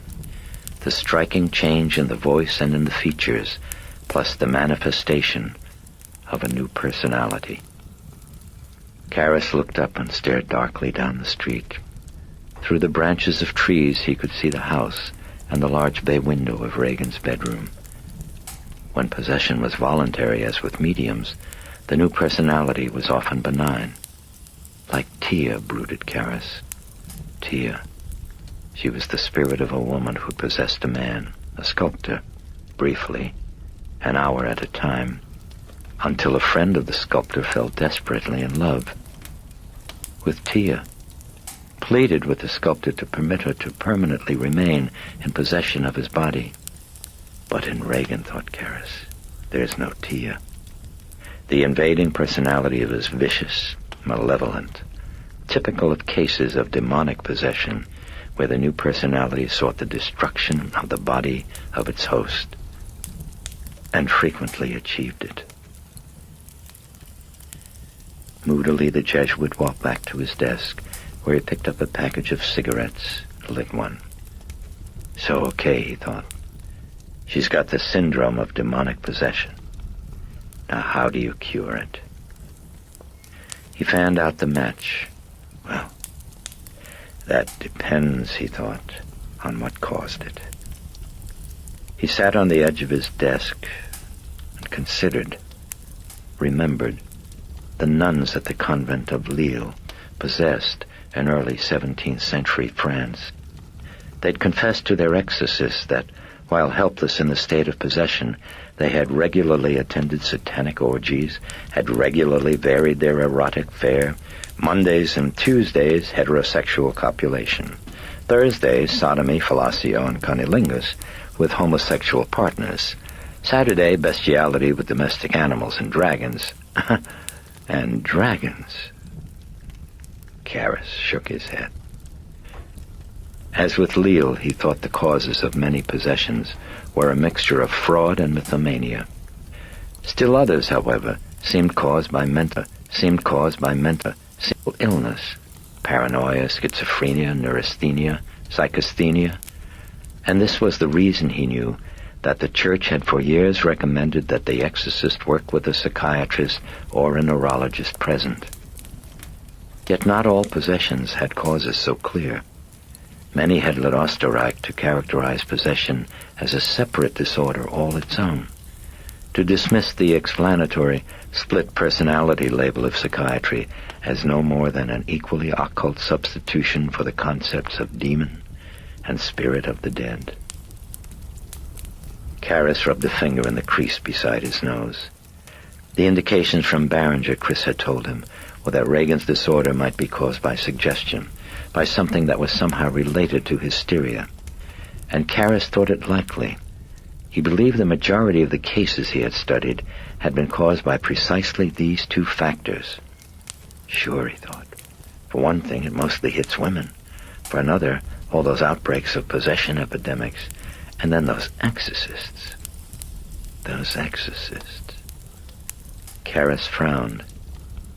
The exorcists themselves often became the victims of possession.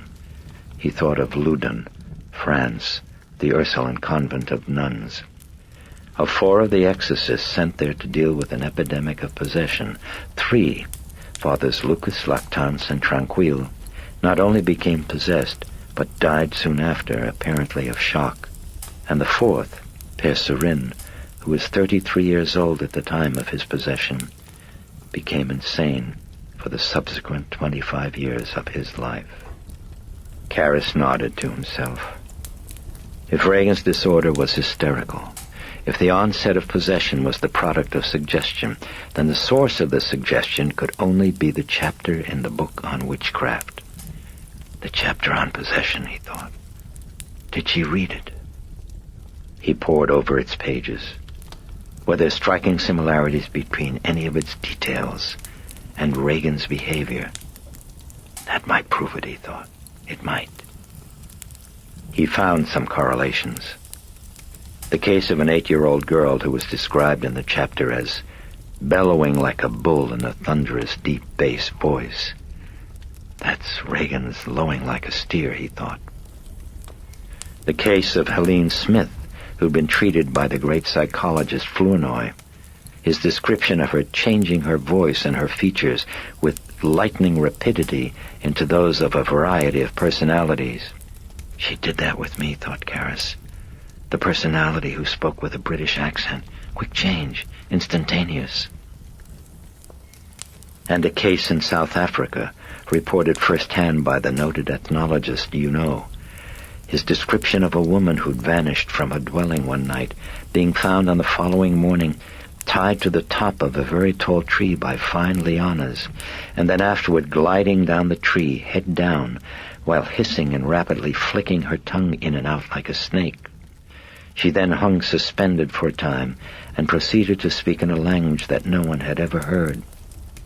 That's Regan gliding like a snake, he thought, when she was following Sharon, the gibberish, an attempt at an unknown language. Then the case of Joseph and Thibaut Berner, aged 8 and 10. Description of them lying on their backs and suddenly whirling like tops with the utmost rapidity. Sounds pretty close to her whirling like a dervish, he thought. There were other similarities, still other reasons for suspecting suggestion. Mention of abnormal strength, of obscenity of speech, and accounts of possession from the Gospels, which perhaps were the basis, thought Karras, of the curiously religious content of Regan's ravings at Barringer Clinic. Moreover, in the chapter there was mention of the onset of possession in stages. The first, infestation, consists of an attack through the victim's surroundings, he recalled.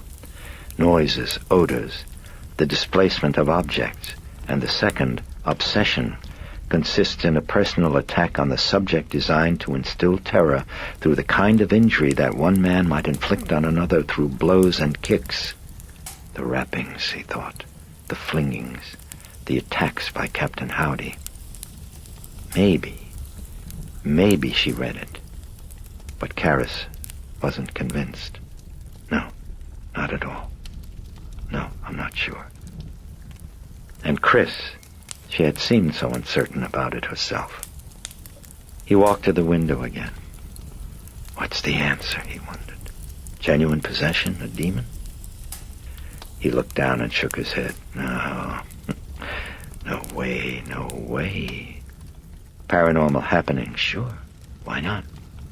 Too many competent observers had reported them. Doctors, psychiatrists, men like you know. But the problem is, how do you interpret the phenomena?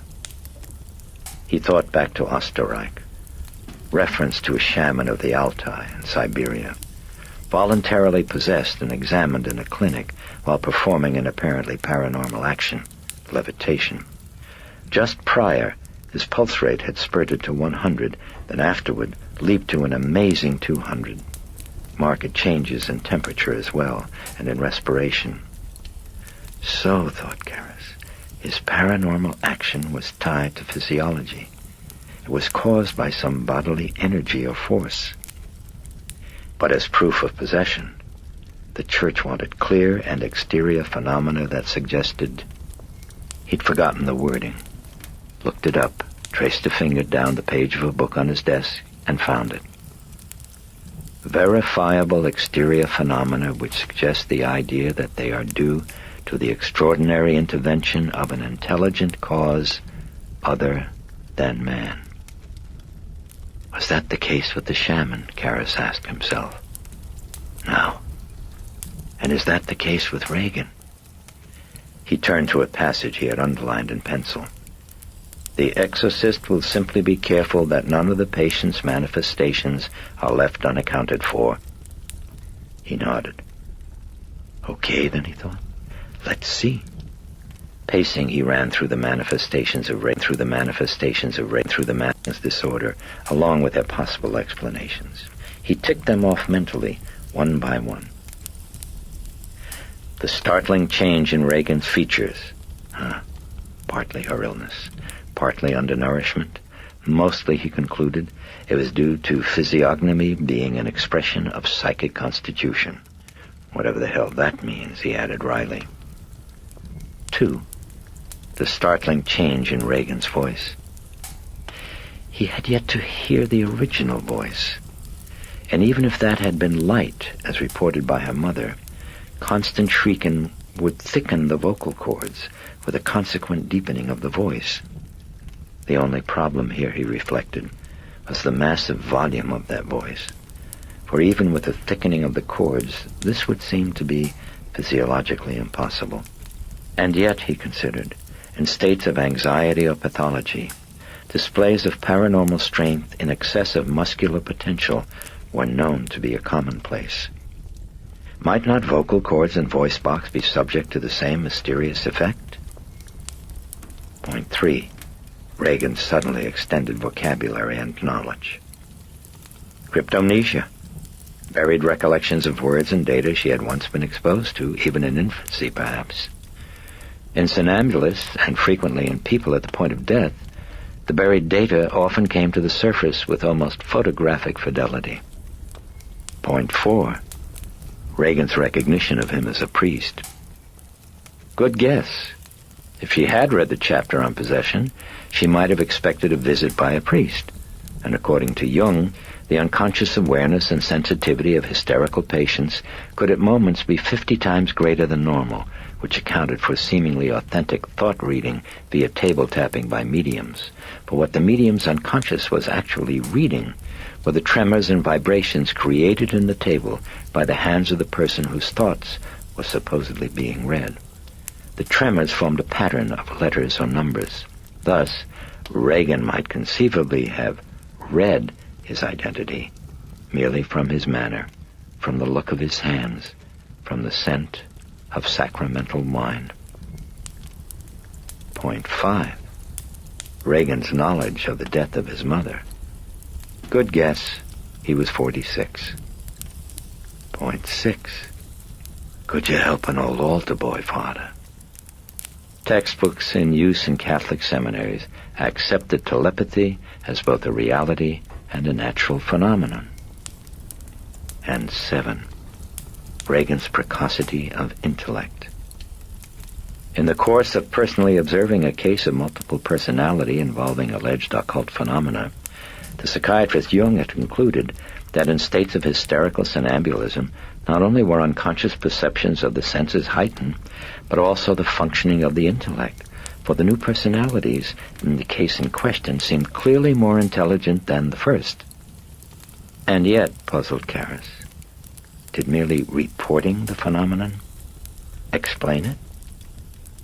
Abruptly, he stopped pacing and hovered by his desk, for it suddenly dawned upon him that Regan's pun on Herod was even more complicated than at first it had appeared. When the Pharisees told Christ of Herod's threats, he remembered, Christ had answered them, "Go and tell that fox that I cast out devils." He glanced at the tape of Regan's voice for a moment, then sat wearily at the desk. He lit another cigarette, exhaled, thought again of the Burner boys, of the case of the 8-year-old girl who had manifested symptoms of full-blown possession. What book had this girl read that had enabled her unconscious mind to simulate the symptoms to such perfection? And how did the unconscious of victims in China communicate the symptoms to the various unconscious minds of people possessed in Siberia, in Germany, and Africa, so that the symptoms were always the same? "Incidentally, your mother is here with us, Karras." He stared unseeing as smoke from his cigarette rose like whispered curls of memory.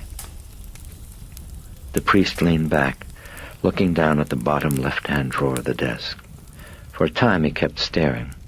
Then slowly he leaned down, pulled open the drawer, and extracted a faded language exercise book. Adult education. His mother's. He set it on the desk and thumbed the pages over with a tender care. Letters of the alphabet over and over. Then simple exercises. Lesson 6. My complete address.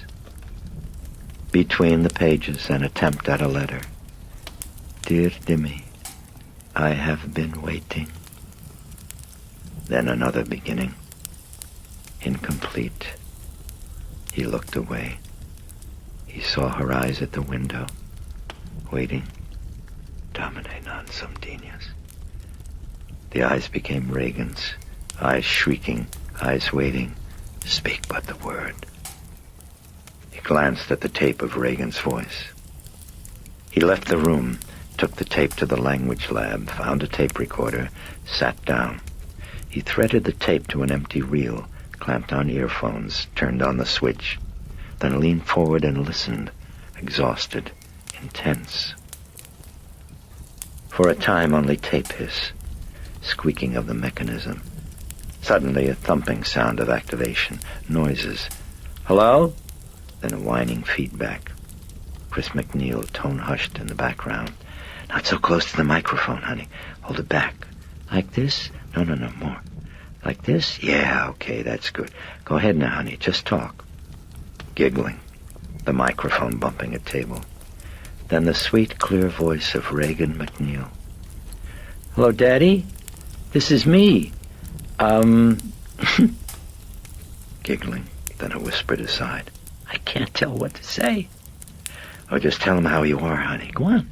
Tell him all about the things you've been doing. More giggling. Then, Daddy? Well, you see, I hope you can hear me okay. And, well, now, let's see. Well, now, let's see. Well, first wait now. See, first we're in Washington, Daddy, you know? That's where the president lives and his house. You know, Daddy, Mom, I better start over. No? Okay. See, Daddy, Karras heard the rest only dimly, from afar, through the roaring of blood in his ears, like the ocean as up through his chest and his face swelled an overwhelming intuition. That thing that I saw in that room wasn't Regan. He returned to the Jesuit residence hall, found a cubicle, said Mass before the rush. As he lifted the host in consecration, it trembled in his fingers with a hope he dared not hope, that he fought with every particled fiber of his will. For this is my body, he whispered tremulously. No bread. This is nothing but bread. He dared not love again and lose. That loss was too great, that pain too keen. He bowed his head and swallowed the host like lost illusion. For a moment it stuck in the dryness of his throat.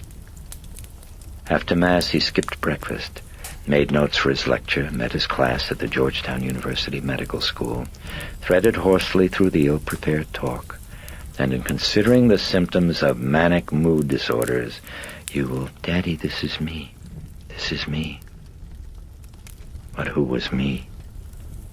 Karras dismissed the class early and returned to his room, where immediately he hunched over his desk, palms of his hands pressed flat, and intently re-examined the church's position on the paranormal signs of demonic possession. Was I being too hard-nosed, he wondered. He scrutinized the high points in Satan.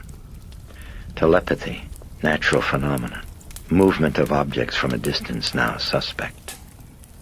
From the body there may emanate some fluid. Our forefathers, science. Nowadays we must be more cautious, the paranormal evidence notwithstanding, however. He slowed the pace of his reading.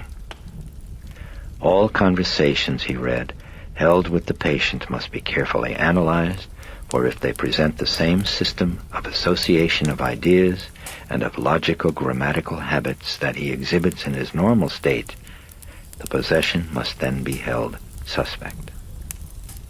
Karras breathed deeply, exhausted, then exhaled, dropped his head.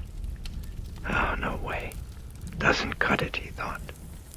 He glanced to the plate on the facing page. A demon. His gaze flicked down idly to the caption. Pazuzu. Karras shut his eyes. Something wrong. Tranquille, he thought of Tranquille. He envisioned the exorcist's death, the final agonies, the bellowing, the hissing, the vomiting, the hurlings to the ground from his bed by his demons, who were furious because soon he would be dead and beyond their torment. And Lucas. What about Lucas?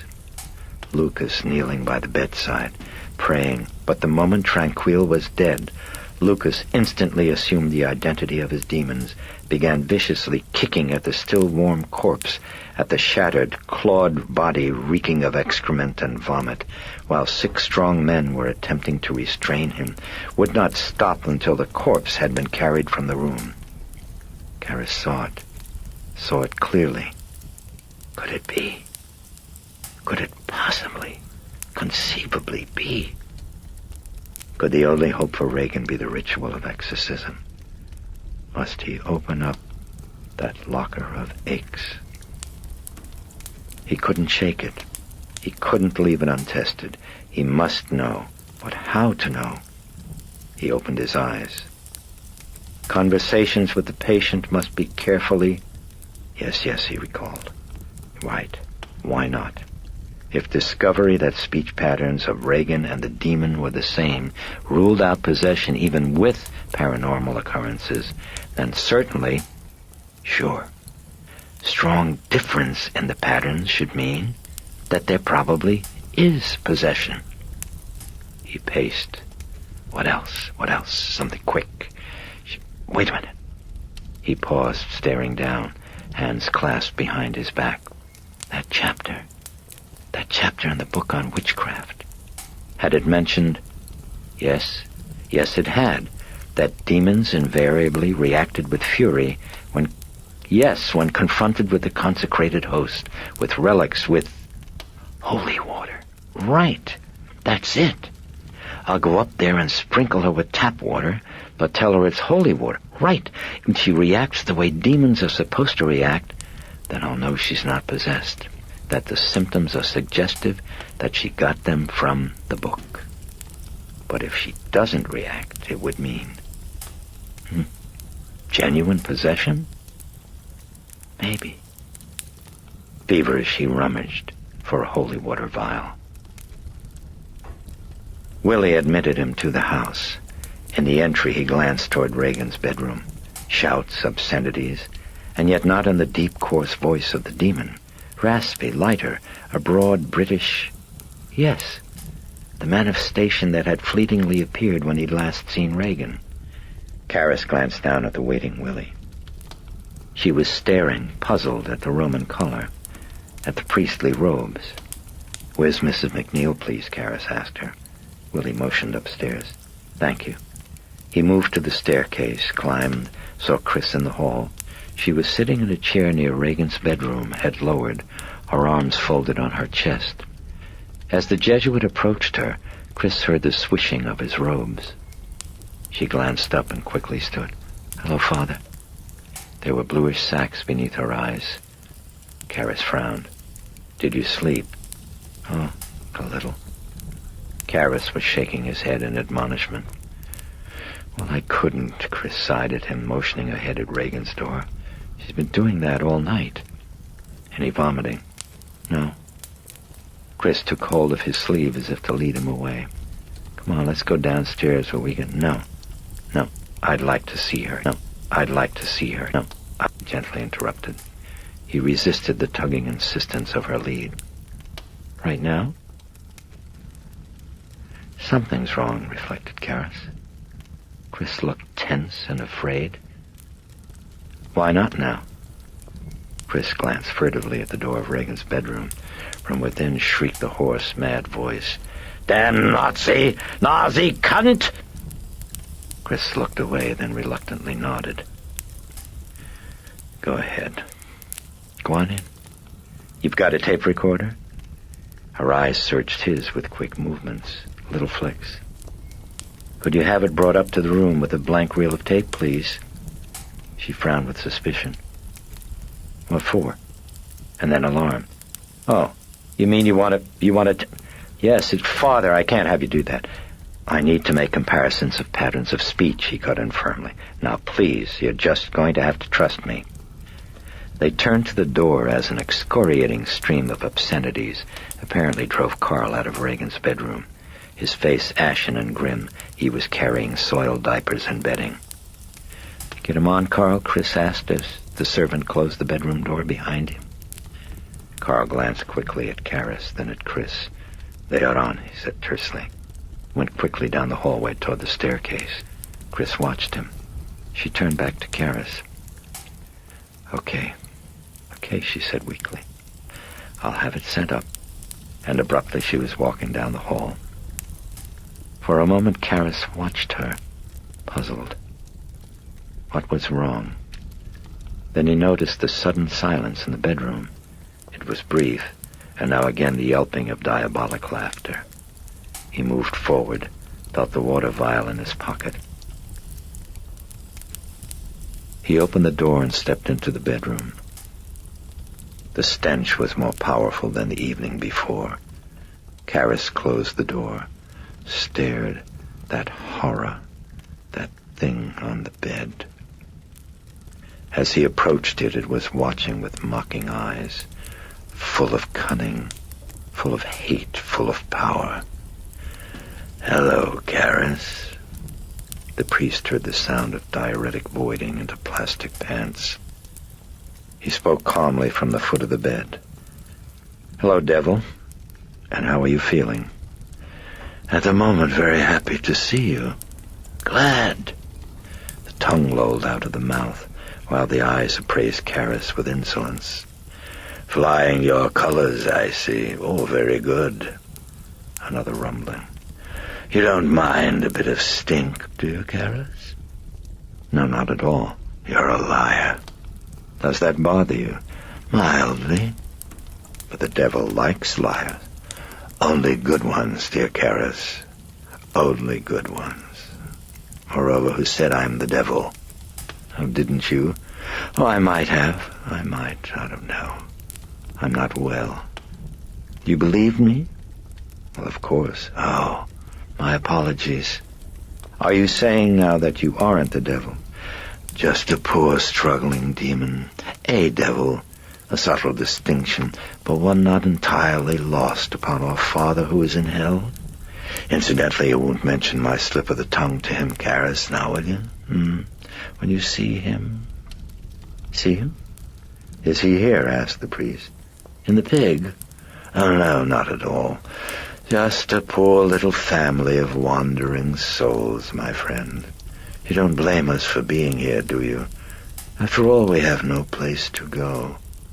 No home. And how long are you planning to stay? The head jerked up from the pillow, contorted in rage as it roared, "Until the piglet dies!" And then as suddenly Regan settled back into a thick-lipped, drooling grin. "Incidentally, what an excellent day for an exorcism, Karis." The book, thought Karis. She must have read that in the book. The sardonic eyes were staring piercingly. "Do begin it soon. Very soon." Inconsistent, thought Karis. Something off here. "You would like that?" "Oh, intensely." "But wouldn't that drive you out of Regan?" The demon put its head back, cackling maniacally, and then broke it off. "It would bring us together." "You and Regan?" "You and us, my good friend," croaked the demon. "You and us." Karis stared. At the back of his neck he felt hands, icy cold, lightly touching, and then gone. Caused by fear, he concluded. Fear? Fear of what? "Yes, you'll join our little family, Karis. You see, the trouble with signs in the sky, my dear morsel, is that once having seen them, one has no excuse. Have you noticed how few miracles one hears about lately? Not our fault, Karis. Don't blame us. We try." Karis jerked his head at a loud, sudden banging. A bureau drawer had popped open, sliding out its entire length. He felt a quick rising thrill as he watched it abruptly bang shut. There it is, he thought.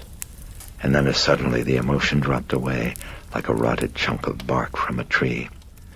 Psychokinesis. Karis heard chuckling. He glanced back to Regan.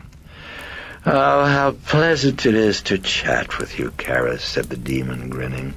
"I feel free, like a wanton. I spread my great wings. In fact, even my telling you this will serve only to increase your damnation, my doctor, my dear and inglorious physician." "You did that?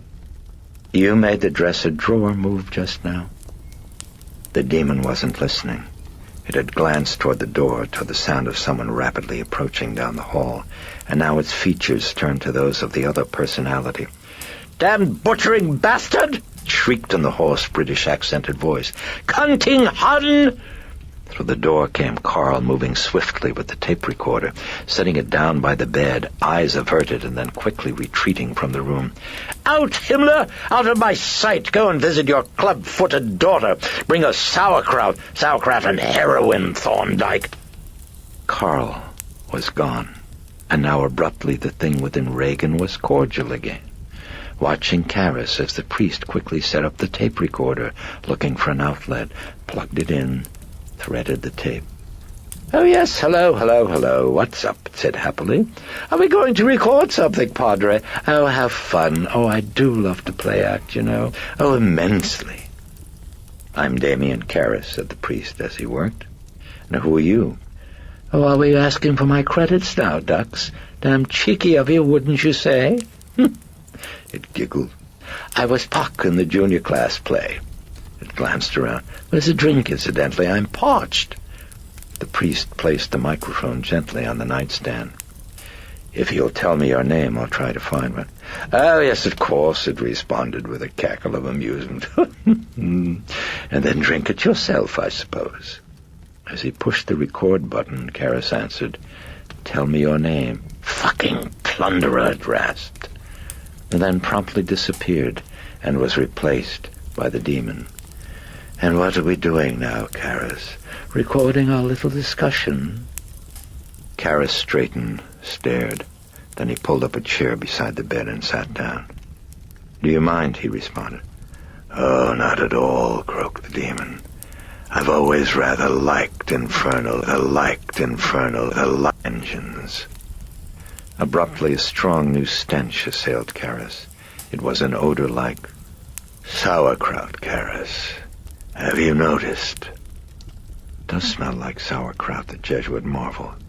It seemed to be emanating from the bed, from Regan's body. Then it was gone, replaced by the putrid stench of before. Karras frowned. I imagined it, didn't I? Or a suggestion? He thought of the holy water. Now? No, save it. Get more of the speech pattern. To whom was I speaking before? He asked. Merely one of the family, Karras. A demon? You give too much credit. How so? The word demon means wise one, and he is stupid. The Jesuit grew taut. In what language does demon mean wise one, he asked. On Greek. You speak Greek? Oh, very fluently. One of the signs, Karras thought with excitement. Speaking in an unknown tongue. It was more than he'd hoped for. Posegnokas hoti presbyteros aimi? He quickly inquired in classical Greek. Oh, I am not in the mood, Karras. Oh, then you can. I am not in the mood. Disappointment. Karras brooded. You made the dresser drawer come sliding out, he inquired. Oh, most assuredly. Very impressive, Karras nodded. You're certainly a very, very powerful demon. Oh, I am. I was wondering if you'd do it again. Yes, in time. Do it now, please. I'd really like to see it. In time. Why not now? We must give you some reason for doubt. Some, just enough to assure the final outcome. It put back its head with a chuckle of malice. How novel to attack through the truth. Oh, what joy. Icy hands lightly touching at his neck. Karras stared. Why the fear again? Fear? Was it fear? No, not fear, said the demon. It was grinning. That was me. Hands gone now. Karras frowned, felt new wonder, chipped it down. Telepathic, he thought. Or is she? Find out. Find out right now. Can you tell me what I'm thinking right now? Your thoughts are too dull to entertain. Oh, then you can't read my mind. You may have it as you wish. As you wish. Try the holy water. Now. Karras heard the squeaking of the tape recorder mechanism. No. No, he thought. Just keep digging. Get more of a sampling of the speech. No, you're a fascinating person, said Karras. Regan sneered. Oh, no, really, said Karras. I'd like to know more about your background. You've never told me who you are, for example. A devil, rumbled the demon. Yes, I know, but which devil? What's your name? Ah, now, what's in a name, Karras? Never mind my name. Call me Howdy if you find it more comfortable. Oh, yes, Captain Howdy, Karras nodded. Regan's friend. Yes, a very close friend. Oh, really? Indeed. But then why do you torment her? Because I am her friend. The piglet likes it. She likes it. Oh, she adores it. But why?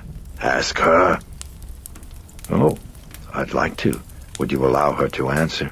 No. Well, then what would be the point in my asking? None. The demon's eyes glinted spite.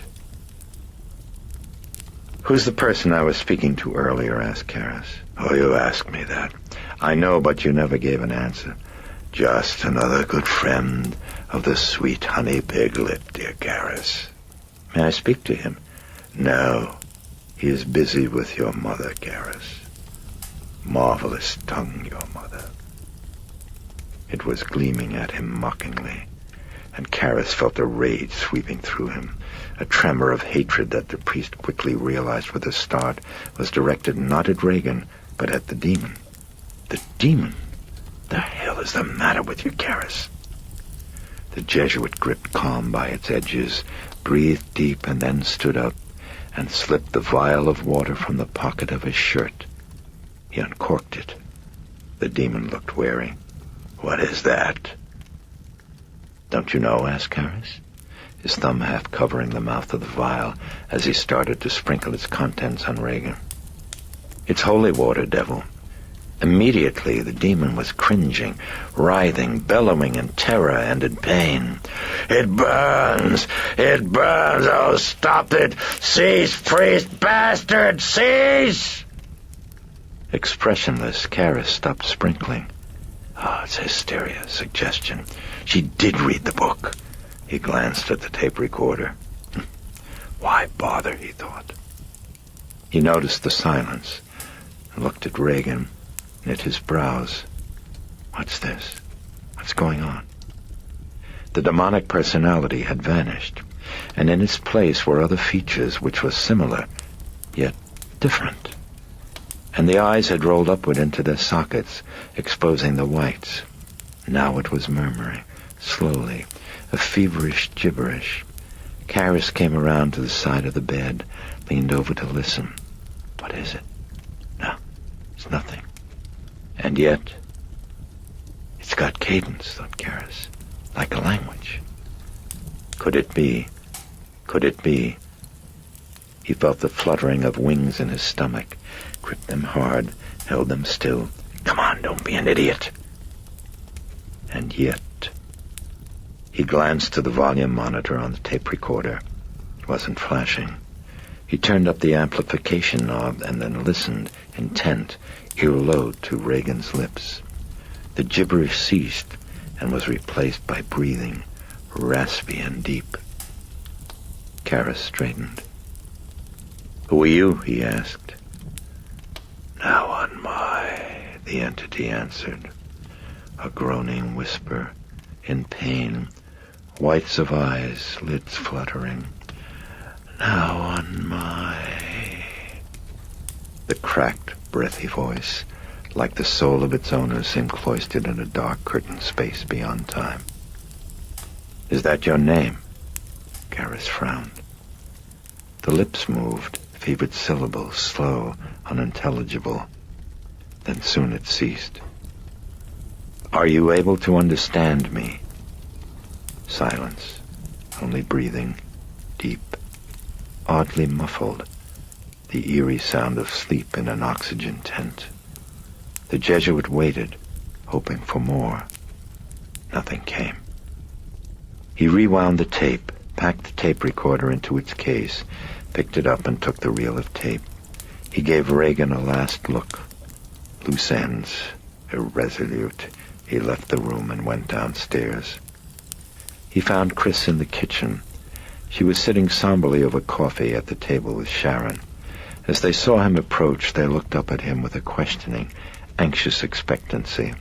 Chris said quietly to Sharon, "Better go check on Regan, okay?" Sharon took a final sip of coffee, nodded wanly at Karras, and left. He sat down wearily at the table. "So what's doing?" Chris asked him, searching his eyes. About to answer, Karras waited as Carl entered quietly from the pantry and went over to the sink to scrub pots. Chris followed his gaze. "It's okay," she said softly. "Go ahead. So what's the drill?" There were two personalities I hadn't seen before. Well, no, one I guess I'd seen for just a moment, the one that sounds British. Is that anyone you know? Is that important? Chris asked. He saw again the special tension in her face. Yes, it's important. She looked down and nodded. Yeah, it's someone I knew. Who? She looked up. Burke Dennings. The director? Yes. The director, yes. The Jesuit considered her answer for a moment in silence. He saw her index finger twitching. Would you like some coffee or something, Father? Karras shook his head. No, thanks. He leaned forward, elbows on the table. Was Regan acquainted with Dennings? Yes. And A clattering sound. Startled, Chris flinched, turned, and saw that Carl had dropped the roasting pan to the floor and was stooping to retrieve it. As he lifted it, he dropped it again. "God almighty, Carl!" "Sorry, madam." "Go on, Carl, get out of here. Go see a movie or something. We can't all stay cooped in this house." She turned back to Karis, picking up a cigarette packet and slamming it down on the table when Carl protested. "No, I look... Carl, now! I mean it!" Chris snapped at him nervously, raising her voice but not turning her head. "Get out! Just get out of this house for a while. We've all got to start getting out! Now just go!" "Yes, you go," echoed Willie as she entered and snatched away the pan from Carl's grasp. She pushed him irritably toward the pantry. Carl eyed Karis and Chris briefly and then left. "Sorry, Father," Chris murmured in apology. She reached for a cigarette. "He's had to take an awful lot lately." "No, you were right," said Karis gently. He picked up the matches. "You should all make an effort to get out of the house." He lit her cigarette. "You too." "So, what did Burke say?" Chris asked. "Just obscenities," Karis said, shrugging. "And that's all?"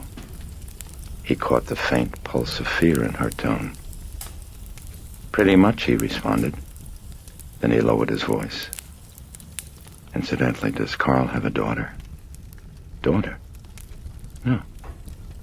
Not that I know of. Or if he does, he's never mentioned it." "You're sure about that?" Willie was scouring at the sink. Chris turned to her. "You don't have a daughter, do you, Willie?" "Oh, she'd die, madam, long, long before." "Oh, I'm sorry, Willie." Chris turned back to Karis. "That's the first I ever heard of her," she whispered. "Why'd you ask? And how did you know?" "Regan. She mentioned it," said Karis. Chris stared. "Has she ever shown signs of having ESP?" he asked. "I mean, prior to this time." "Well," Chris hesitated. "Well, I don't know. I'm not sure. I mean, there've been lots of times when she seems to be thinking the same things that I'm thinking, but, I mean, doesn't that happen with people who are close?" Karis nodded and thought. "Now, this other personality that I mentioned," he began, "that's the one that emerged in hypnosis once?" "You mean that talks gibberish?" "Uh-huh. Right. Who is it?" "I don't know." "It's not familiar at all?" "No, not at all." "Have you sent for the medical records?" "Yeah, they'll be here this afternoon. They're being flown down. They'll be coming straight to you." She sipped coffee. "That's the only way I could get them loose, and even at that I had to raise hell. Yes, I thought there might be trouble." "There was, but they're coming. But they're coming." She took another sip. "Now, what about the exorcism, Father?" He looked down and then sighed. "Well, I'm not very hopeful I can sell it to the bishop." "What do you mean, not very hopeful?" She set down the coffee cup, frowning anxiously. He dipped into his pocket and extracted the vial, holding it out to show Chris. "Do you see this?" She nodded. "I told Regan it was holy water," Karis explained, "and when I started to sprinkle her with it, she reacted very violently." "So?" "It's not holy water. It's ordinary tap water." "So maybe some demons just don't know the difference." "You really believe there's a demon inside her?" "I believe that there's something inside of Regan that's trying to kill her, Father Karis, and whether it knows piss from water doesn't seem to have very much to do with it at all, don't you think? I mean, sorry, but you asked my opinion." She tamped out her cigarette. "What's the difference between holy water and tap water anyway?" "Holy water's blessed." "Oh, mazel tov, Father, I'm happy for it. So what are you telling me meantime? No exorcism?" "Look, I've only just begun to dig into this," Karis said. "But the church has criteria that have to be met, and they have to be met for a very good reason. Keeping clear of the superstitious garbage that people keep pinning on her year after year. I give you levitating priests, for example, and statues of the Blessed Mother that supposedly cry on Good Fridays and feast days. Now, I think I can live without contributing to that. "Do you like a little Librium, Father?" "I'm sorry, but you asked my opinion." "I got it." He was reaching for his cigarettes. "Hey, me too," Chris said huskily. He extended the pack, and she took one. He popped one in his mouth and lit both. They exhaled with audible sighs and slumped around the table. "I'm sorry," he told her softly. "Yeah, those non-filter cigarettes will kill you." He toyed with the cigarette packet, crinkling cellophane. "Look, here are the signs that the church might accept. One is speaking in a language that the subject has never known before and never studied. I'm working on that one. With the tapes. We'll see. Then there's clairvoyance, although nowadays telepathy or ESP, it might nullify that one. You believe in that stuff?" He looked at her. She was serious, he decided. He continued. "And the last one is powers beyond her ability and age. That's a catch-all, anything occult." "Well, now what about those poundings in the wall?" "Well, by itself it means nothing." "And the way she was flying up and down off the bed?" "Not enough." "Well, then, what about those things on her skin?" "What things? I didn't tell you?" "Tell me what?" "Oh, it happened at the clinic," Chris explained. "There were, well," she traced a finger on her chest. "You know, like writing, just letters. They'd show up on her chest, then disappear, just like that." Karis frowned. "You said letters, not words?" No words, just an M once or twice, then there was an L." "And you saw this?" he asked her. "Well, no, but they told me." "Who told you?" "The doctors at the clinic. Look, you'll see it in the records. It's for real." "Yes, I'm sure. But again, that's a natural phenomenon." "Where? In Transylvania?" Karis shook his head. "No, I've come across cases of that in the journals.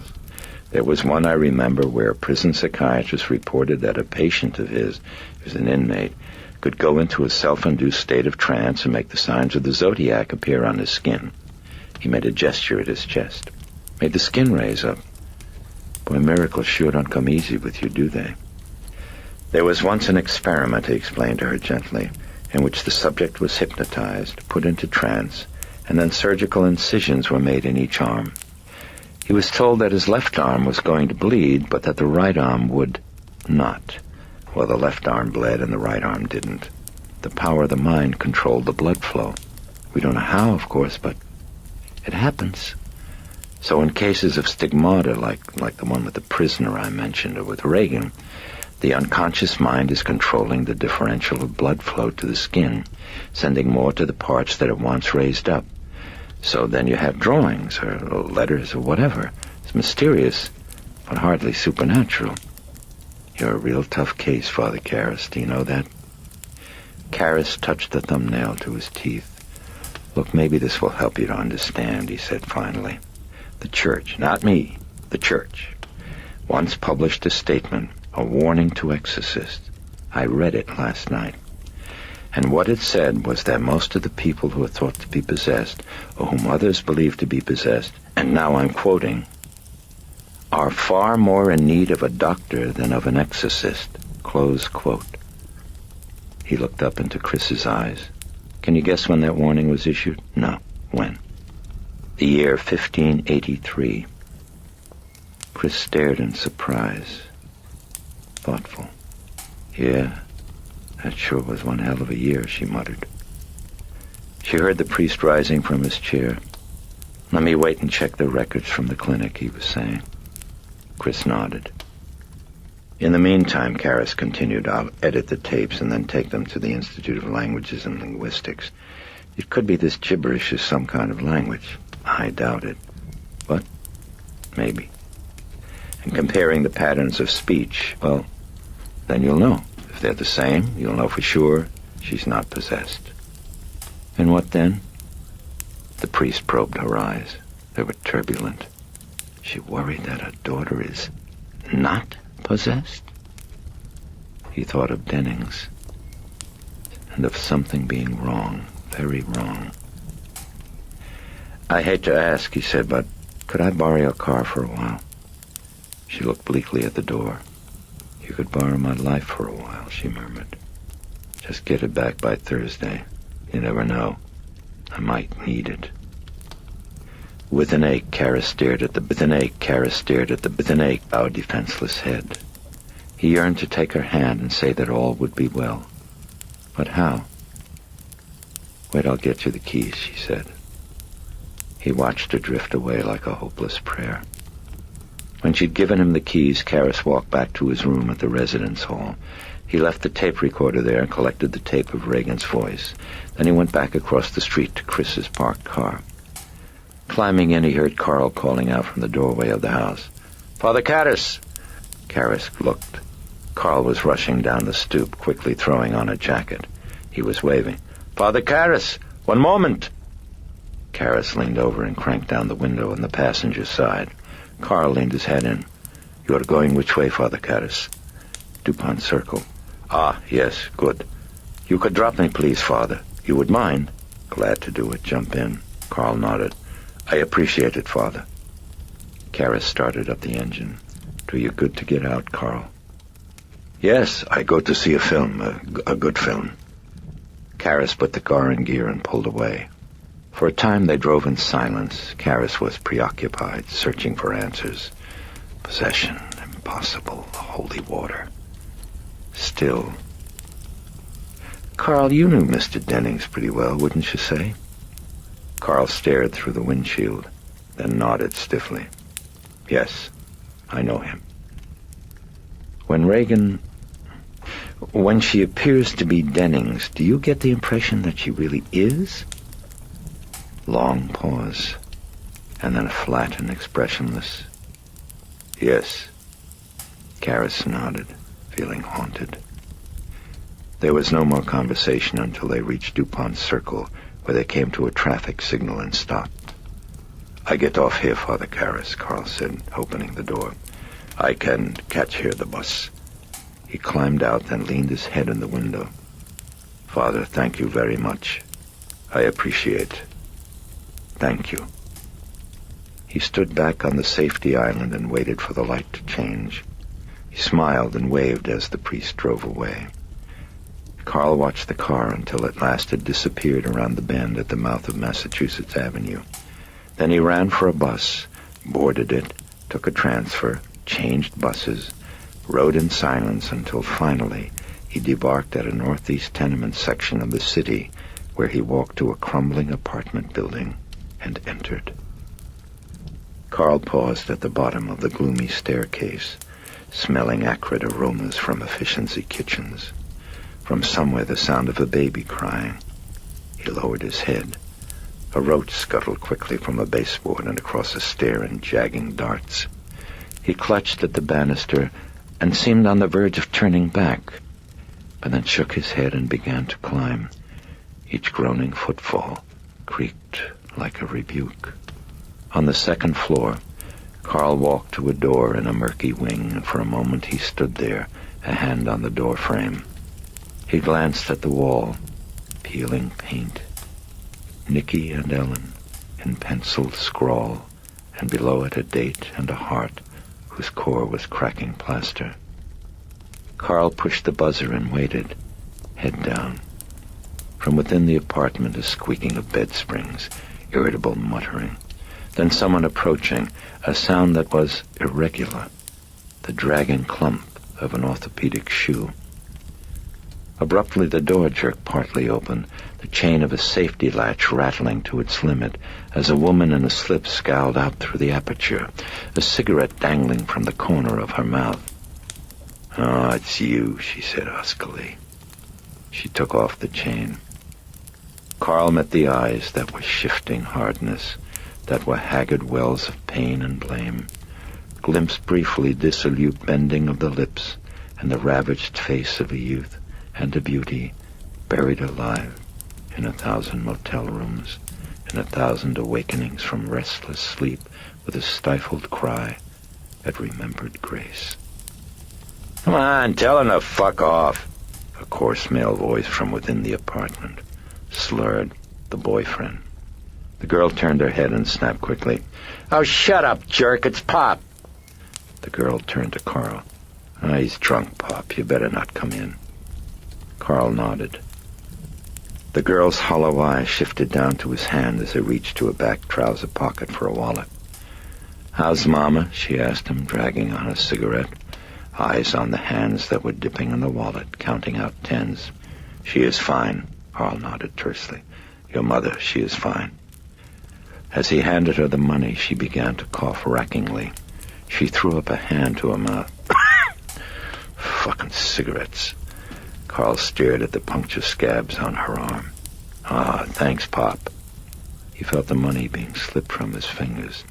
"Jesus, hurry it up," growled the boyfriend from within. "Listen, Pop, we better cut this kind of short, okay? You know how he gets." "Elvira." Carl had suddenly reached through the door and grasped her wrist.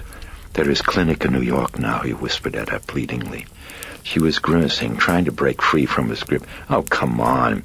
I will send you. They help you. You don't go to jail. Jesus, come on, Pop," she screeched, breaking free from his clutch. No, please, it is." She slammed the door in his face. In the shadowy hall, in the carpeted tomb of his expectations, Carl stared mutely for a moment at the door, and then lowered his head into quiet grief. From within the apartment came muffled conversation, then a cynical, ringing woman's laugh. It was followed by coughing. Carl turned away and felt a sudden stab of shock as he found the way blocked by Lieutenant Kinderman. Perhaps we could talk now, Mr. Engstrom," he wheezed, hands in the pockets of his coat, eyes sad. "Perhaps we could now have a talk." Chapter 2. Karras threaded tape to an empty reel in the office of the rotund, silver-haired director of the Institute of Languages and Linguistics. Having carefully edited sections of his tapes onto separate reels, he was about to play the first. He started the tape recorder and stepped back from the table. They listened to the fevered voice croaking its gibberish. Then Karras turned to the director. "What is that, Frank? Is it a language?" The director was sitting on the edge of his desk. By the time the tape ended, he was frowning in puzzlement. "It's pretty weird. Where'd you get that?" Karras stopped the tape. "Oh, it's something that I've had for a number of years from when I worked on a case of dual personality. I'm doing a paper on it, Frank." "Oh, I see. Well, what about it?" The director pulled off his glasses and chewed at the tortoise frame. "No, it isn't any language that I've ever heard. However," he frowned and then looked up at Karras. "You want to play that again for me?" Karras quickly rewound the tape and played it over. "Now what do you think?" he asked. "Well, it does have the cadence of speech." Karras felt a quickening of hope, but he fought it down. "Yes, that's what I thought," he agreed. "But I certainly don't recognize it, Father. Is it ancient or modern, or do you know?" "No, I don't know." "Well, why not leave it with me, Father? I'll check it out with some of the boys." "Could you make up a copy of it, Frank? I'd like to keep the original myself." "Oh, yeah, sure. In the meantime, I've got something else. Have you got another minute or two?" "Yes, sure, of course. Go ahead. What's the problem?" "Well, what if I gave you fragments of ordinary speech by what are apparently two different people? Could you tell by semantic analysis whether just one person might have been capable of both modes of speech?" "Oh, I think so." "Well, how?" "Well, a type-token ratio, I suppose, is as good a way as any. In samples of 1,000 words or more, you could just check the frequency of occurrence of the various parts of speech." And you'd call that conclusive?" "Oh, yes. Well, pretty much. You see, that sort of test would discount any change in the basic vocabulary. It's not words, but expression of the words, the style. We call it index of diversity. Very baffling to the layman, which, of course, is what we want." The director nodded at the tapes in Karras's hands. "You've got two different people on those, is that it?" "No. The voice and the words came out of the mouth of just one person, Frank. As I said, it was a case of dual personality. The words and the voices seem totally different to me, but both are from the mouth of just one person. Look, I need a big favor from you. You'd like me to test them out? Sure, I'll be glad to. I'll give it to one of the instructors. No, Frank, that's the really big part of the favor. I'd like you to do it yourself, and as fast as you can do it. It's terribly important. The director read the urgency in his eyes, and he nodded. Okay, I'll get on it. The director made copies of both the tapes, and Karras returned to the Jesuit residence hall with the originals. He found a message slip in his room. The records from the clinic had arrived. He hurried to reception and signed for the package. Back in his room, he began to read immediately, and was soon convinced that his trip to the Institute had been wasted. Indications of guilt obsession with ensuing hysterical somnambulistic. Room for doubt, he thought. Always room, interpretation. But Regan's stigmata. Karras buried his weary face in his hands. The skin stigmata that Chris had described had indeed been reported in Regan's file, but it had also been noted that Regan had hyperreactive skin and could herself have produced the mysterious letters merely by tracing them on her flesh with a finger a short time prior to their appearance. Dermatographia. Yeah, she did it herself, brooded Karras. He was certain of that. For as soon as Regan's hands had been immobilized by restraining straps, the records noted, the mysterious phenomena had ceased and were never repeated. Fraud. Conscious or unconscious, he thought. Still fraud. He lifted his head and eyed the phone. Frank. Call him off. Waste of time. He picked up the receiver. There was no answer, and he left word for Frank to call. Then, exhausted, he stood up and walked slowly to the bathroom. He splashed cold water on his face. Remembered the ritual. The exorcist will simply be careful that none of the patient's manifestations are left out. He looked up at himself in the mirror. Had he missed something? What? The sauerkraut odor. He turned and slipped a towel off the rack and wiped his face. Autosuggestion, he remembered. And the mentally ill in certain instances seemed able unconsciously to direct their bodies to emit a variety of odors. Karras wiped his hands. The poundings, the opening and the closing of the door. What about that? Psychokinesis? Really? You believe in that stuff? He remembered Chris saying. He paused as he set back the towel, grew aware that he wasn't thinking clearly. Too tired. Yet he dared not give Regan up to guess, to opinion, to the savage betrayals of the mind. He left the hall and went to the campus library. He searched through the guide to periodical literature. P.O., P.O.L.O., P.O.L.O., P.O.L.T.E. He found what he was looking for and sat down with a scientific journal to read an article on poltergeist phenomena investigations by the German psychiatrist Dr. Hans Bender. No doubt about it, he concluded when he finished. Psychokinetic phenomena existed and had been thoroughly documented, filmed, observed in psychiatric clinics. And in none of the cases reported in the article was there any connection to demonic possession. Rather, the hypothesis was mind-directed energy unconsciously produced and usually, and significantly Karras saw, by adolescents in stages of extremely high inner tension, frustration, and rage. Karras rubbed his tired eyes. He still felt remiss. He ran back through the symptoms, touching each like a boy going back to touch slats on a white picket fence. Which one had he missed, he wondered. Which? The answer, he concluded wearily, was none. He returned the journal to the desk. He walked back to the MacNeil house. Willie admitted him and led him to the study. The door was closed. Willie knocked. "Father Karras," she announced. "Oh, come on in." Karras entered and closed the door behind him. Chris was standing with her back to him, brow in her hand, an elbow on the bar. "Hello, Father?" Her voice was a despairing whisper. Concerned, he went over to her. "You okay?" he asked softly. "Yeah, I'm fine." Her voice held tension, and he frowned. Her hand was obscuring her face. The hand trembled. What's doing?" she asked him.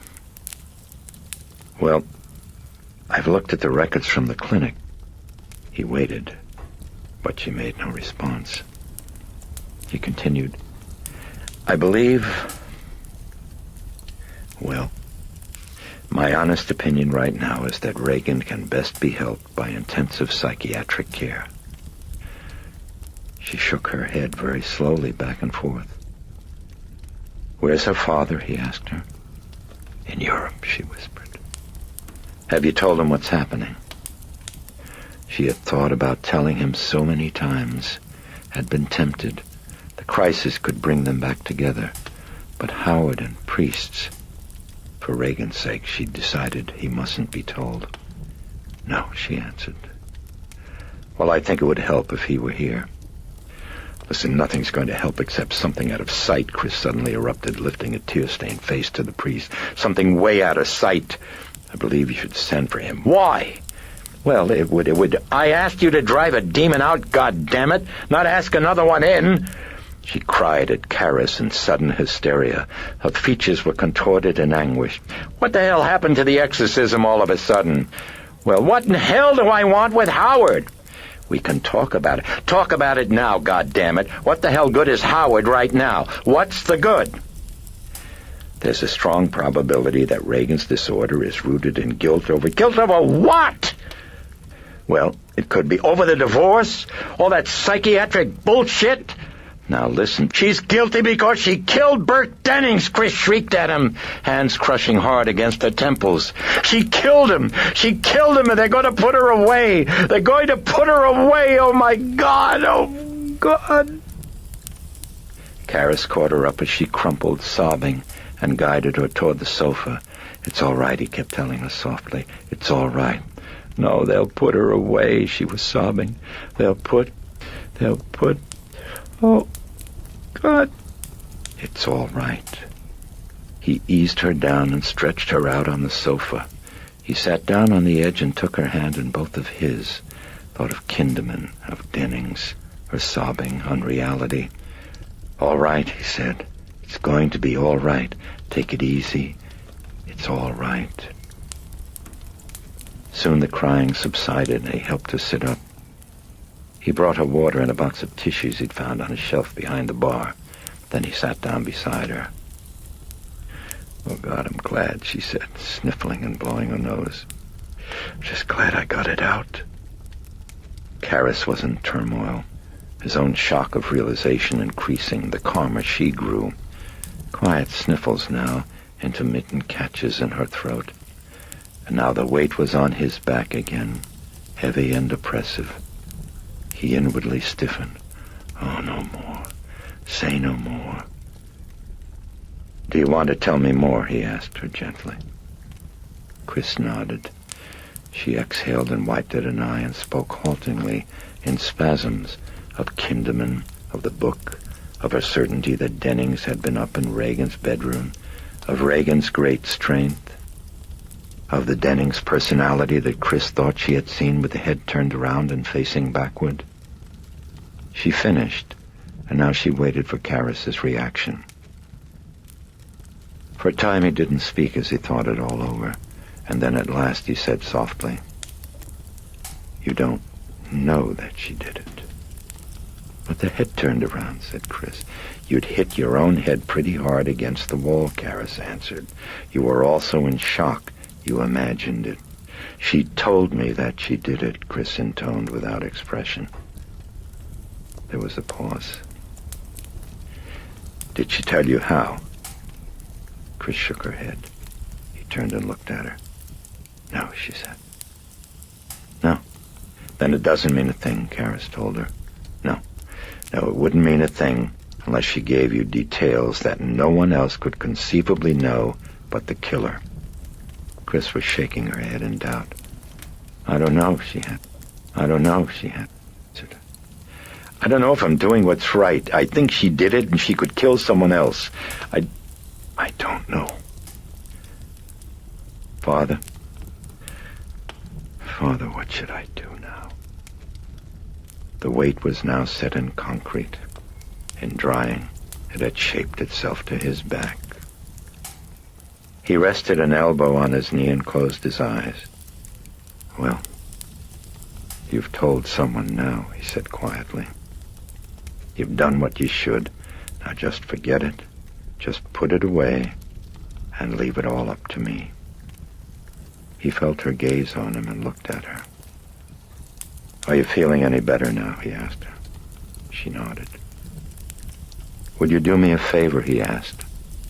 What? Go out and see a movie. She wiped at an eye with the back of her hand and smiled. I hate him. Then go visit a friend. She put her hands in her lap and looked at him warmly. I got a friend right here, she said at last. He smiled. Get some rest, he advised her. I will. Karis had another thought. You think Dennings brought the book upstairs, or was it there? I think it was already there, Chris answered. Karis considered this, and then he stood up. Well, okay. You need the car? No, you keep it. All right, then. I'll be back to you later. Ciao, Father. Ciao. He walked out into the street, brimming turmoil, churning. Regan, Dennings, impossible. No! Yet there was Chris's near conviction, her reaction, her hysteria. And that's just what it is, he thought. Hysterical imagining. And yet, he chased certainties like leaves in a knifing wind. As he passed by the long flight of steps near the house, he heard a sound from below by the river. He stopped and looked down toward the C&O Canal. A harmonica. Someone playing Red River Valley. Since boyhood, Karis's favorite song. He listened until traffic noise drowned it out, until his drifting reminiscence was shattered by a world that was now and in torment, that was shrieking for help, dripping blood on exhaust fumes. He thrust his hands into his pockets, thought feverishly of Chris, of Regan, of Lucas aiming kicks at Tranquil. He had to do something. What? Could he hope to outguess the clinicians at Barringer? Go to Central Casting, she said. Yes, he knew that was the answer. The hope. He remembered the case of Achille. Possessed, like Regan, he had called himself a devil. Like Regan, his disorder had been rooted in guilt, remorse over marital infidelity. The psychologist Janet had effected a cure by hypnotically suggesting the presence of the wife, who appeared to Achilles' hallucinated eyes and solemnly forgave him. Karis nodded. Suggestion could work for Regan, but not through hypnosis, no. They tried that at Barringer. The counteracting suggestion for Regan, he believed, was the ritual of exorcism. She knew what it was, knew its effect, her reaction to the holy water. She got that from the book, he thought. And in the book there were descriptions of successful exorcisms. It could work, he thought. Yeah, it could work. But how to get permission from the Chancery office? How to build up the case without mention of Dennings? Karis couldn't lie to the bishop, and he wouldn't falsify the facts. But you can let the facts speak for themselves. What facts, he thought. He ran a hand across his brow. He knew he needed sleep, but he couldn't sleep. He felt his temples pound and headache. Hello, Daddy? What facts? The tapes at the Institute. What would Frank find? Was there anything he could find? No. But who knew? Regan hadn't known holy water from tap water, sure. But if supposedly she's able to read my mind, why is it she didn't know the difference between them? Karras put a hand to his forehead. The headache, confusion. Jesus, Karras, wake up. Someone's dying. Wake up! Back in his room, he called the Institute. No Frank. He put down the telephone. Holy water, tap water, something. He opened up the ritual to Instructions to Exorcist and read, "Evil spirits, deceptive answers, so it might appear that the afflicted one is in no way possessed." Karras pondered. Was that it? What the hell are you talking about, he thought. What evil spirit? He slammed shut the book and saw the medical records. He reread them, scanning quickly for anything that might help with the bishop. Hold it, he thought. No history of hysteria. That's something. But it was weak. Something else, some discrepancy was needed. What was it? He dredged desperately through memories of his studies. And then he recalled it. It wasn't much. It was something. He picked up the phone and called Chris. She sounded groggy. "Hi, Father. We're sleeping, I'm sorry." It's okay." "Chris, where's this Dr. Karras ran a finger down the records. "Dr. Klein?" Yeah, he's in Roslyn." "Oh, in the medical building there?" "Yeah." "Please call him and tell him Dr. Karras will be by, and that I'd like to take a look at Regan's EEG. Tell him Dr. Karras, Chris. You got that?" "Yeah, I got it. I'll talk to you later." When he'd hung up the phone, Karras snapped off his collar and got out of his clerical robe and black trousers, changing quickly into khaki pants and a sweatshirt. Over these he wore his priest's black raincoat, buttoning up to the collar. He looked in a mirror and frowned. Priests and policemen, he thought, as he quickly unbuttoned the raincoat. Their clothing had identifying smells one couldn't hide. Karras slipped off his shoes and got into the only pair he owned that were not black, his scuffed white tennis shoes. In Chris's car, he drove quickly toward Roslyn. As he waited on M Street for the light to cross the bridge, he glanced right through the window and saw something disturbing. Carl getting out of a black sedan on 35th Street in front of the Dixie liquor store. The driver of the car was Lieutenant Kinderman. The light changed. Karras gunned the car and shot forward and turned onto the bridge, then looked back through the mirror. Had they seen him? He didn't think so. But what were they doing together? Pure chance? Had it something to do with Regan? With Regan? Forget it. One thing at a time. He parked at the medical building and went upstairs to Dr. Klein's suite of offices. The doctor was busy, but a nurse handed Karras the EEG, and very soon he was standing in a cubicle studying it, the long, narrow band of paper slipping slowly through his fingers. Klein hurried in, his glance brushing in puzzlement over Karras's dress. "Dr. Karras?" "Yes, how do you do?" They shook hands. I'm Klein. How's the girl?" "She's progressing." "Glad to hear it." Karras looked back at the graph, and Klein scanned it with him, tracing his finger over patterns of waves. "There you see, it's very regular. No fluctuations whatsoever." "Yes, I see." Karras frowned. "It's very curious." "Curious?" "Oh, presuming that we're dealing with hysteria." "Don't get it," said Klein. "I suppose it isn't very well known," murmured Karras, pulling paper through his hands in a steady flow. "But a Belgian, Iteka, that was his name, discovered that hysterics seemed to cause some rather odd fluctuations in the graph, a very minuscule but always identical pattern. I've been looking for it here. I don't find it." Klein grunted noncommittally. How about that?" Karras glanced at him. "She was certainly disordered when you ran this graph. Is that right?" "Yes, she was. Yes, I'd say so. She was." "Well, then isn't it curious," said Karras, "that she tested so perfectly? Even subjects in a normal state of mind can influence their brain waves, at least within the normal range. And Regan was disturbed at the time. It would seem there would be some fluctuations, If Dr. Mrs. Simmons is getting impatient, the nurse interrupted, cracking open the door. Yes, I'm coming, sighed Klein. As the nurse hurried off, he took a step toward the hallway, then turned with his hand on the door edge. Speaking of hysteria, he commented dryly. Sorry, got to run. Klein closed the door behind him.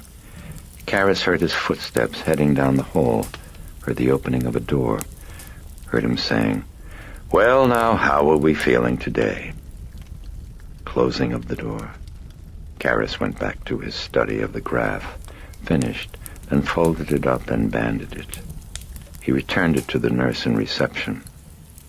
Something, he thought. It was something he could use with the bishop as an argument that Regan was not a hysteric, and therefore conceivably was possessed. And yet the EEG had posed still another mystery. Why no fluctuations? Why none at all? Karras drove back toward Chris's house, but at a stop sign at the corner of Prospect and 35th, he froze behind the wheel. Parked between Karras and the Jesuit residence hall was Kinderman. He was sitting alone behind the wheel with his elbow out the window, looking straight ahead. Karras took a right before Kinderman could see him in Chris's Jaguar. Quickly he found a space, parked, and locked the car. Then he walked around the corner as if heading for the residence hall. Is he watching the house? He worried. The specter of Dennings rose up again to haunt him. Was it possible that Kinderman thought Regan had... Easy, slow down, take it easy. Karras walked up beside the car and leaned his head through the window on the passenger side. Hello, Lieutenant. The detective turned quickly and looked surprised. And then he beamed. Father Karras. Off-key, thought Karras. He noticed that his hands were feeling dampish and cold. Play it light. Don't let him know that you're worried. Play it light. Don't you know you'll get a ticket, Lieutenant? Weekdays, no parking between 4 and 6. Never mind that, wheezed Kinderman. I'm talking to a priest. Every cop in this neighborhood is Catholic or passing. How've you been? Speaking plainly, Father Karras. Yourself? Can't complain. Did you ever solve that case? Which case? The director. That one. Kinderman made a gesture of dismissal. Don't ask. Listen, what are you doing tonight? Are you busy? I've got passes for the Crest. It's Othello. Who's starring? Molly Picon Desdemona and Othello Leo Fuchs. You happy? This is freebies, Father Marlin particular. This is William F. Shakespeare. Doesn't matter who's starring, who's not. Now you coming? I'm afraid I'll have to pass. I'm pretty snowed under. I can see. You look terrible, you'll pardon my noticing. You're keeping late hours, Father? I always look terrible, Lieutenant. Only now more than usual. Come on, get away for one night. We'll enjoy. Karras decided to test, to touch a nerve. We'll enjoy. Karras decided to test, to touch a nerve. Are you sure that's what's playing? He asked. His eyes were probing steadily into Kinderman's. I could have sworn there was a Chris MacNeil film at the Crest. The detective missed a beat, and then said quickly, No, I'm certain. Othello. No, it's Othello. What brings you to the neighborhood, incidentally? You? I came only to invite you to the film. Yes, it's easier to drive than to pick up a phone, said Karras. The detective's eyebrows lifted in unconvincing innocence. Your telephone was busy, he whispered hoarsely, poising an upraised palm in midair. The Jesuit stared at him expressionless. What's wrong? Asked Kinderman after a moment. Gravely, Karras reached a hand inside the car and lifted Kinderman's eyelid. He examined the eye. I don't know. You look terrible. You could be coming down with a case of mythomania, Lieutenant. I don't know what that means, answered Kinderman as Karras withdrew his hand. Is it serious? Not fatal. What is it? The suspense is now driving me crazy. Look it up, said Karras. Listen, don't be so snotty. Should render unto Caesar just a little now and then. I'm the law. I could have you deported, you know that? What for? A psychiatrist shouldn't piss people off. Plus also the Goyim, plainly speaking, would love it. You're a nuisance to them altogether anyway, Father. No, frankly, really, you embarrass them. They'd love to get rid of you. Who needs it? A priest who wears sweaters and steekers. Smiling faintly, Karras nodded. Gotta go. Take care. He tapped a hand on the window frame twice in farewell, and then turned and walked slowly toward the entry of the residence. See an analyst, the detective called after him hoarsely. Then his warm look gave way to worry. Kinderman glanced through his windshield up at the house, then started the engine and drove up the street. Passing Karras, he honked his horn and waved. Karras waved back, watching Kinderman round the corner of 36th. Then he stood motionless for a while on the sidewalk, rubbing gently at his brow with a trembling hand. Could she really have done it? Could Regan have murdered Bert Denning so horribly? With feverish eyes, he looked up at Regan's window. What in God's name is in that house? And how much longer before Kinderman demanded to see Regan, had a chance to see the Dennings' personality, to hear it, how much longer before Regan would be institutionalized? Or die? He had to build the case for the chancery. He walked quickly across the street at an angle to Chris's house, rang the doorbell. Willie let him in. "Oh, Mrs. taking a little nap now," she said. Karras nodded. "Good. It's very good." He walked by Willie and upstairs to Regan's bedroom. He was seeking a knowledge he must clutch by the heart. He entered and saw Carl in a chair by the window, his arms folded, watching Regan. He was silent and present as a dense dark wood. Karras walked up beside the bed and looked down. The whites of the eyes like milky fog, the murmurings, spells from some other world. Karras glanced at Carl. Then slowly he leaned over and began to unfasten one of Regan's restraining straps. "Father, no!" Carl rushed to the bedside and vigorously yanked back the priest's arm. "Very bad, Father. Strong. It is strong. Leave on the straps." In the eyes there was a fear that Karras recognized as genuine. Now he knew that Regan's strength was not a theory. It was a fact. She could have done it. Could have twisted Denning's neck around. My God, Karras. Hurry. Find some evidence. Think. Hurry. Ich möchte Sie etwas fragen, Engström. With a stab of discovery and hot-surging hope, Karras checked around his head and looked down at the bed. The demon grinned mockingly at Carl. "Tanzt Ihr Tochter gern?" German. It had asked if Carl's daughter liked to dance. His heart pounding, Karras turned and saw that the servant's cheeks had flushed crimson, that he trembled and that his eyes glared with fury. "Carl, you'd better step outside," Karras advised him.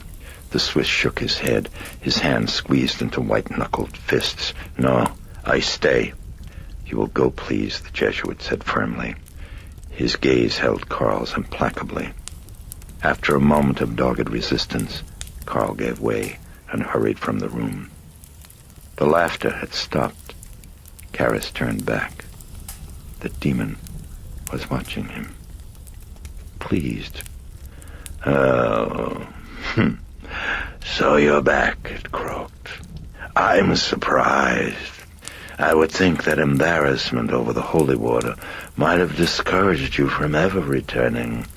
But then I forgot that a priest has no shame." Karras breathed shallowly and forced himself to rein his expectations, to think clearly. He knew that the language test in possession required intelligent conversation as proof that whatever was said was not traceable to buried linguistic recollections. Easy. Slow down. Remember that girl? Girl you read about? He was thinking of the teenage servant, possessed and delirium. She'd babbled a language that finally was recognized to be Syriac. Karras forced himself to think of the excitement it had caused, of how finally it was learned that the girl had at one time been employed in a boarding house where one of the lodgers was a student of theology. On the eve of examinations, he would pace in his room and walk up and down stairs while reciting his Syriac lessons aloud, and the girl had overheard them. "Take it easy. Don't get burned." "Sprachen Sie Deutsch?" asked Karras wearily. "Ah, more games?" "Sprachen Sie Deutsch?" Karras repeated, his pulse still throbbing with that distant hope.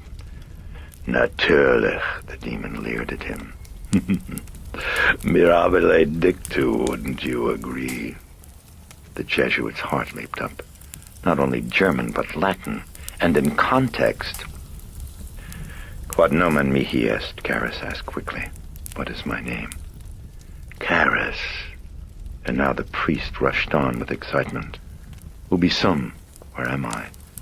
"In cubiculo." "In a room." "Et ubi est cubiculum?" "And where is the room?" "In domo." "In a house." "Ubi est Burke Dennings?" "Where is Burke Dennings?" "Mortuus." "He is dead." "Quomodo mortuus est?" "How did he die?" "Inventus est capite reverso." "He was found with his head turned around." "Quis occidit eum?" "Who killed him?" "Regan." "Quomodo ea occidit illum? Dic mihi exacte." "How did she kill him? Tell me in detail." "Ah, well, that's sufficient excitement for the moment," the demon said, grinning. Sufficient altogether. Though, of course, it will occur to you, Karras, I suppose, that while you were asking your questions in Latin, you were mentally formulating answers in Latin. All unconscious, of course. Yes, whatever would we do without unconsciousness? You see what I'm driving at, Karras. I cannot speak Latin at all. I read your mind. I merely plucked the responses from your head. Karras felt an instant dismay as his certainty crumbled, felt tantalized and frustrated by the nagging doubt now planted in his brain. The demon chuckled. "Yes, I knew that would occur to you, Karras," it croaked at him. "That's why I'm fond of you. That's why I cherish all reasonable men." Its head tilted back in a spate of laughter. The Jesuit's mind raced rapidly, desperately, formulating questions to which there was no single answer, but rather many. But maybe I'd think of them all, he realized. Okay, then ask a question that you don't know the answer to, he thought. He could check the answer later to see if it was correct. He waited for the laughter to ebb before he spoke. "Quam profundus et imus oceanus Indicus?" What is the depth of the Indian Ocean at its deepest point? The demon's eyes glittered. "La plume de ma tante," it rasped. "Responde latine." "Bonjour, bonne nuit." "Quam..." Karras broke off as the eyes rolled upward into their sockets, and the gibberish entity appeared. Impatient and frustrated, Karras demanded, "Let me speak to the demon again." No answer, only the breathing from another shore. "Qui est tu?" he snapped hoarsely, his voice fraying. Still the breathing. "Let me speak to Burke Dennings." A hiccup, breathing, a hiccup, breathing. "Let me speak to Burke Dennings." The hiccuping, regular and wrenching, continued. Karras shook his head. Then he walked to a chair and sat on its edge, hunched over, tense, tormented, and waiting. Time passed. Karras drowsed, then jerked his head up. "Stay awake." With blinking, heavy lids, he looked over at Regan. No hiccuping now. Silent. Sleeping. He walked over to the bed and looked down. Eyes closed, heavy breathing. He reached down and felt her pulse, then stooped and carefully examined her lips. They were parched. He straightened up and waited. Then at last, he left the room. Karis went down to the kitchen in search of Sharon and found her at the table eating soup and a sandwich. "Can I fix you something to eat, Father Karis?" she asked him. "You must be hungry." "Thanks, no, I'm not," he answered. Sitting down, he reached over and picked up a pencil and pad by Sharon's typewriter. "She's been hiccuping," he told her. "Have you had any compazine prescribed?" "Yeah, we can prescribe." "Yeah, we've got some." He was writing on the pad. "Then tonight give her half of a 25 milligram suppository. Okay?" "She's beginning to dehydrate," he continued, "so I'm switching her to intravenous feedings. First thing in the morning, call a medical supply house and have them deliver these right away." He slid the pad across the table to Sharon. "In the meantime, she's sleeping, so you could start her on a sustagen feeding." "Okay," Sharon nodded. "I will." Spooning soup, she turned the pad around and looked at the list. Karis watched her. Then he frowned in concentration. "You're her tutor?" "Yeah, that's right." "Have you taught her any Latin?" Sharon was puzzled. "No, I haven't." "Any German?" "No, only French." "What level? La plume de ma tante?" "Yeah, pretty much. But no German or Latin?" "No."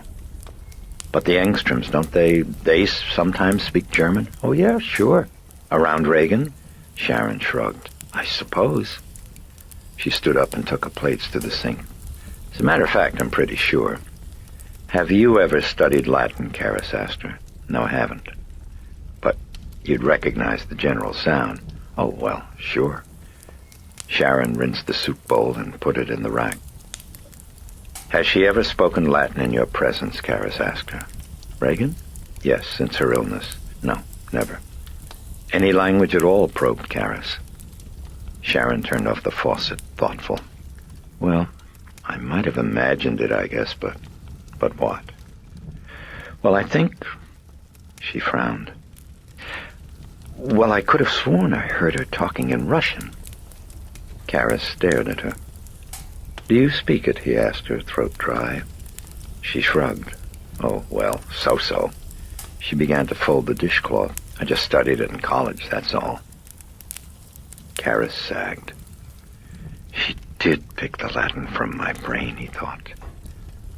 Staring bleakly, he lowered his brow to his hand, into doubt, into torments of knowledge and reason. Telepathy more common in states of great tension, speaking always in a language known to someone in the room, thinks the same things I'm thinking. Bonjour, la plume de ma tante, bon nuit, with thoughts such as these. He slowly watched blood turning back into wine. What to do? Get some sleep, then come back and try again. Try again. Try again. He stood up and looked blearily at Sharon. She was leaning with her back against the sink, arms folded, watching him thoughtfully. "I'm going over to the residence," he told her. "As soon as Regan's awake, I'd like a call." "Yeah, sure, I'll call you." "And the compazine," he reminded her. "You won't forget it." She shook her head. "No, I'll take care of it right away," she said. Karis nodded. With hands in hip pockets, he looked down, trying to think of what he might have forgotten to tell Sharon. Always something to be done, always something overlooked when even everything was done. "Father, what's going on?" he heard her ask gravely. "What is it? What's really going on with Rags?" He lifted up eyes that were haunted and seared. "I really don't know," he said emptily.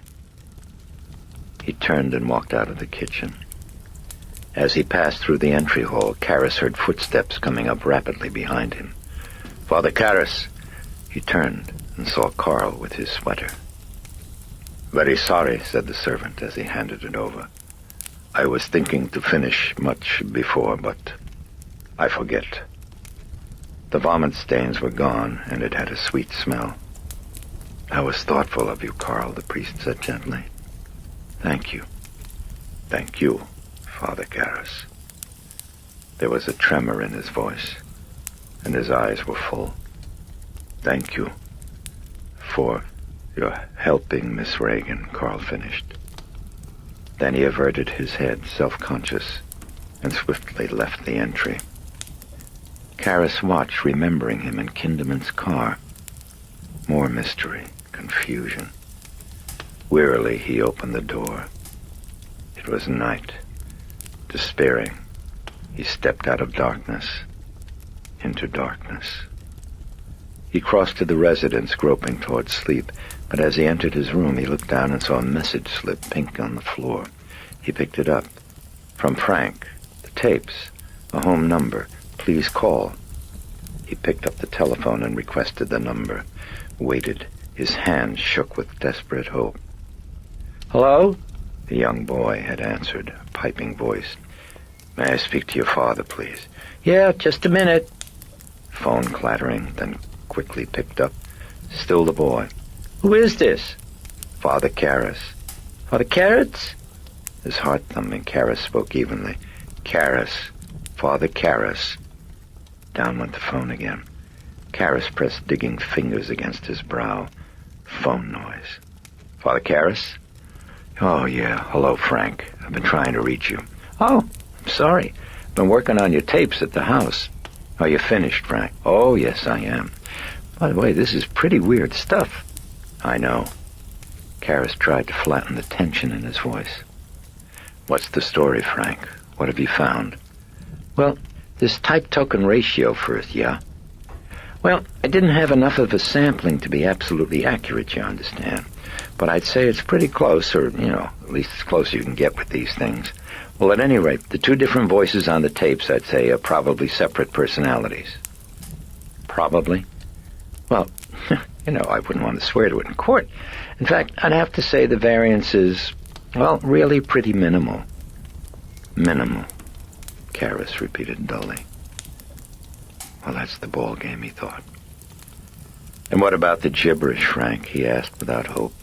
"Is it any kind of a language?" Frank chuckled. "What's funny?" asked the Jesuit moodily. "Was this really some sneaky psychological testing, Father?" "I don't know what you mean, Frank." "Well, I guess you got your tapes mixed around to something. It's Frank. Is it a language or not?" cut in Karras. "Oh, I'd say it was a language, all right." Karras stiffened. "Are you kidding me?" "No, I'm not kidding you." "What's the language?" asked Karras, unbelieving. "English." For a moment, Karras was mute, and when he spoke, there was an edge to his voice. "Frank, we seem to have a very poor connection. Or would you like to let me in on the joke?" "Well, have you got your tape recorder there?" asked Frank. It was sitting on Karras's desk. "Yes, I do." "Has it got a reverse play position?" "Why?" "Father, has it got one?" "Just a second." Irritable, Karras set down the phone and took the top off the tape recorder to check it. "Yeah, it's got one, Frank. What's this all about?" Well, put your tape up on the machine and play it backward." "What?" "You got gremlins." "Hey, look, play it and I'll talk to you tomorrow. Good night, Father." "Good night, Frank. Have fun." Karras hung up. He looked baffled. He hunted up the gibberish tape and threaded it onto the recorder. First he ran it forward, listening.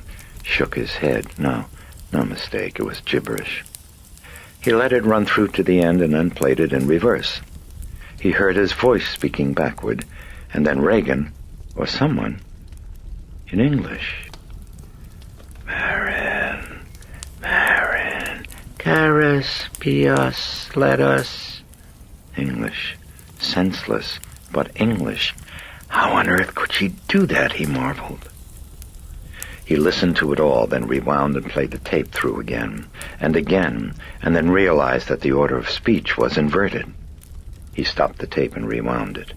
With a pencil and paper, he sat down at the desk and began to play the tape from the beginning while transcribing the words, working laboriously and long with almost constant stops and starts of the tape recorder.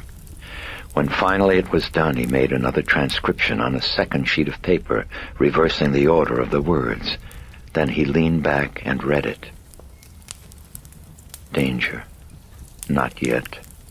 Something indecipherable. Will die. Little time. Now the indecipherable. Let her die. No, sweet. It is sweet in the body. I feel. There is undecipherable. Better than the void. I fear the priest. Give us time. Fear the priest. He is something indecipherable. No, not this one. The other. The one indecipherable. He is ill. How the blood, feel the blood. How it, a word like, sings. Here Karis asked, "Who are you?" with the answer, "I am no one. I am no one." Then Karis, "Is that your name?"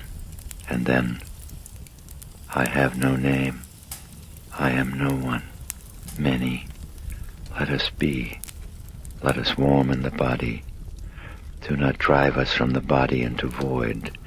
Leave us. Leave us. Let us be. Karis. Marin. Marin." Again and again he read it over, haunted by its tone, by the feeling that more than one person was speaking, until finally repetition itself dulled the words into commonness.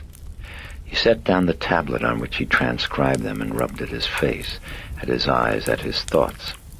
Not an unknown language, and writing backward with facility was hardly paranormal, or even unusual, but speaking backward, adjusting and altering the phonetics so that playing them backward would make them intelligible. Wasn't such performance beyond the reach of even a hyperstimulated intellect? The accelerated unconscious referred to by Jung? No, something else. He remembered. He went to his shelves for a book. Jung's Psychology and Pathology of So-Called Occult Phenomena. Something similar here, he thought. What? He found it. An account of an experiment with automatic writing, in which the unconscious of the subject seemed able to answer his questions in anagrams. Anagrams. He propped the book open on the desk, leaned over, and read an account of a portion of the experiment. From the third day. Question: what is man? Answer: Tefi Hassel Esplilius. Question: is that an anagram? Answer: yes. How many words does it contain? 5. What is the first word? C. What is the second word? E. C? Shall I interpret it myself? Answer: try to. The subject found this solution. The life is less able. He was astonished at this intellectual pronouncement, which seemed to him to prove the existence of an intelligence independent of his own.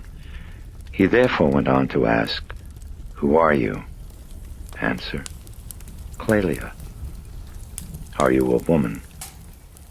Yes. Have you lived on Earth? No.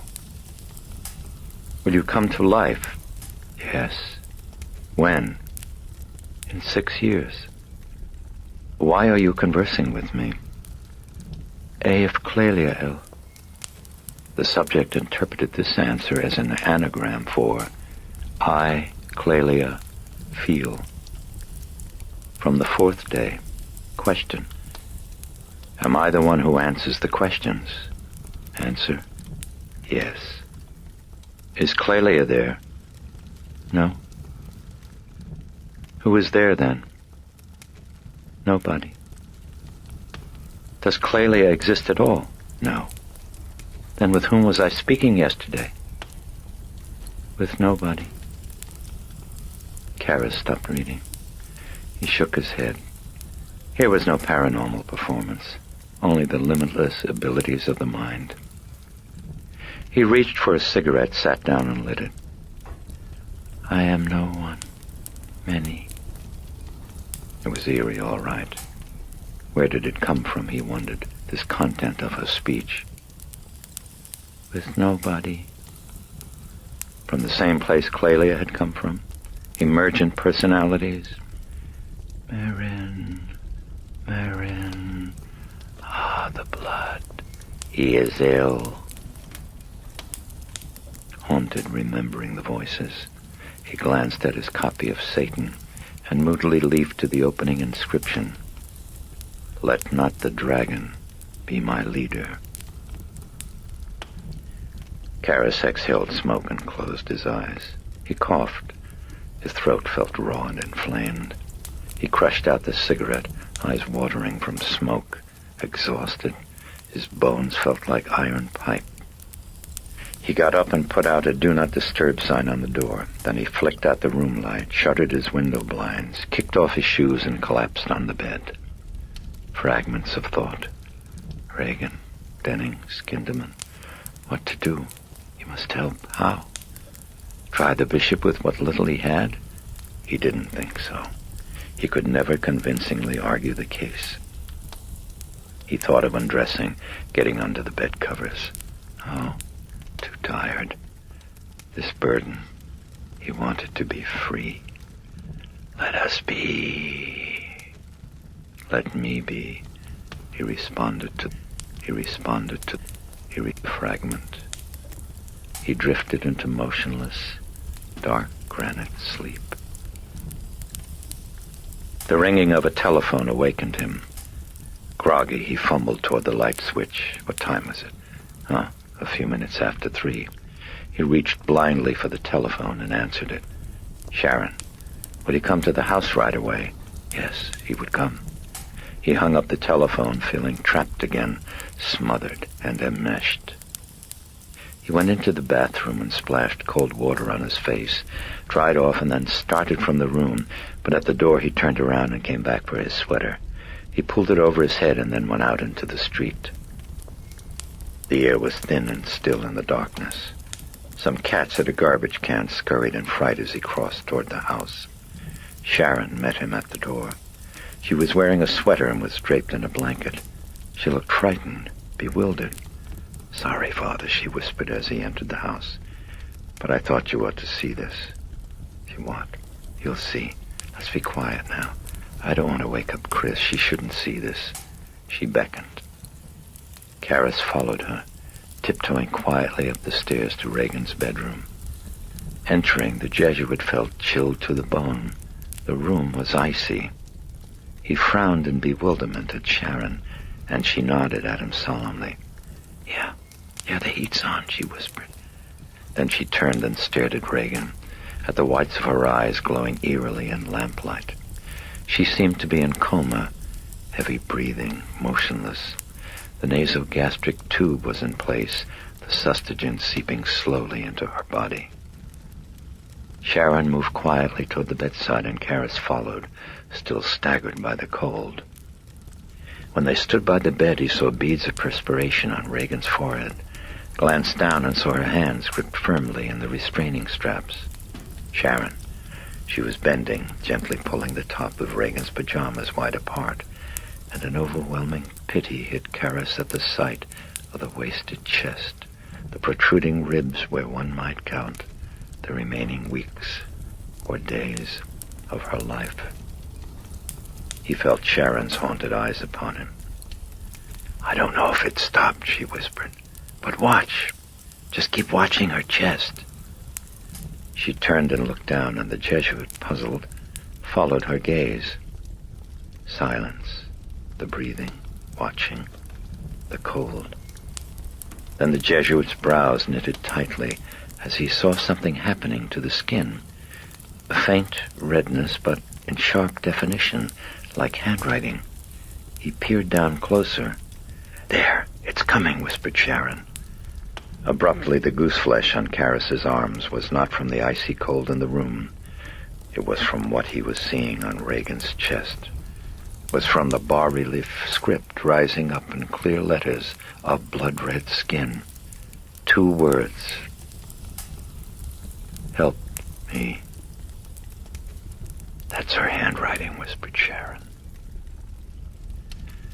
At 9 that morning, Damien Karras came to the president of Georgetown University and asked for permission to seek an exorcism.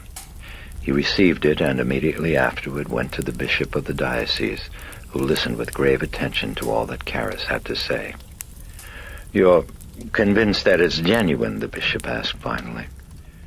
"I've made a prudent judgment that it meets the conditions set forth in the ritual," answered Karras evasively. He still did not dare believe. Not his mind, but his heart had tugged him to this moment. Pity and the hope for a cure through suggestion. "You would want to do the exorcism yourself?" asked the bishop. Karras felt a moment of elation. Saw the door swinging open to fields, to escape from the crushing weight of caring and that meeting each twilight with the ghost of his faith. Yes, of course," answered Karras. "Well, how's your health?" "It's all right." "Have you ever been involved with this sort of thing before?" "No, I haven't." Well, we'll see. It might be best to have a man with experience, you know. There aren't too many, of course, but perhaps someone back from the foreign missions. Let me see who's around. In the meantime, I'll call you as soon as we know. When Karras had left him, the bishop called the president of Georgetown University, and they talked about him for the 2nd time that day. "Well, he does know the background," said the president at a point in their conversation. "I doubt there's any danger in just having him assist. There should be a psychiatrist present anyway. And what about the exorcist? Any ideas? I'm a blank." "Well, Lancaster Merrin's around." "Merrin? Had a notion he was over in Iraq.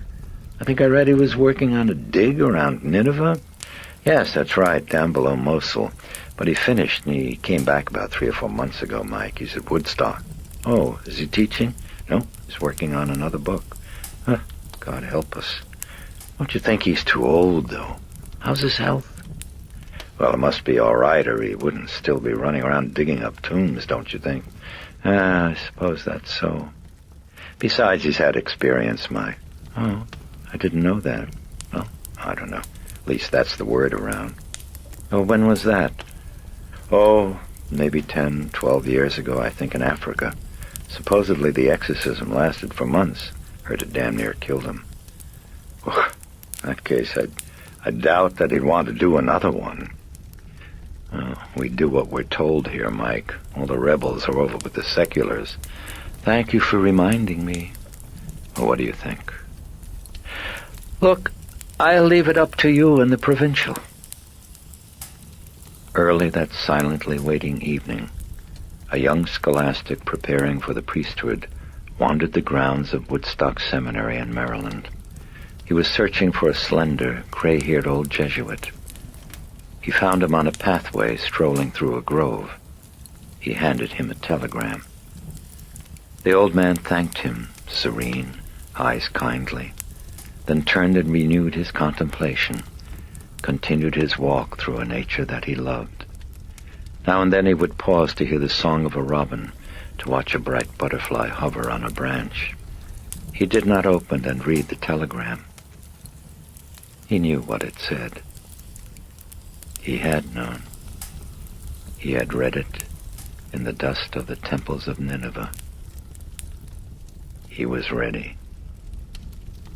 He continued his farewells.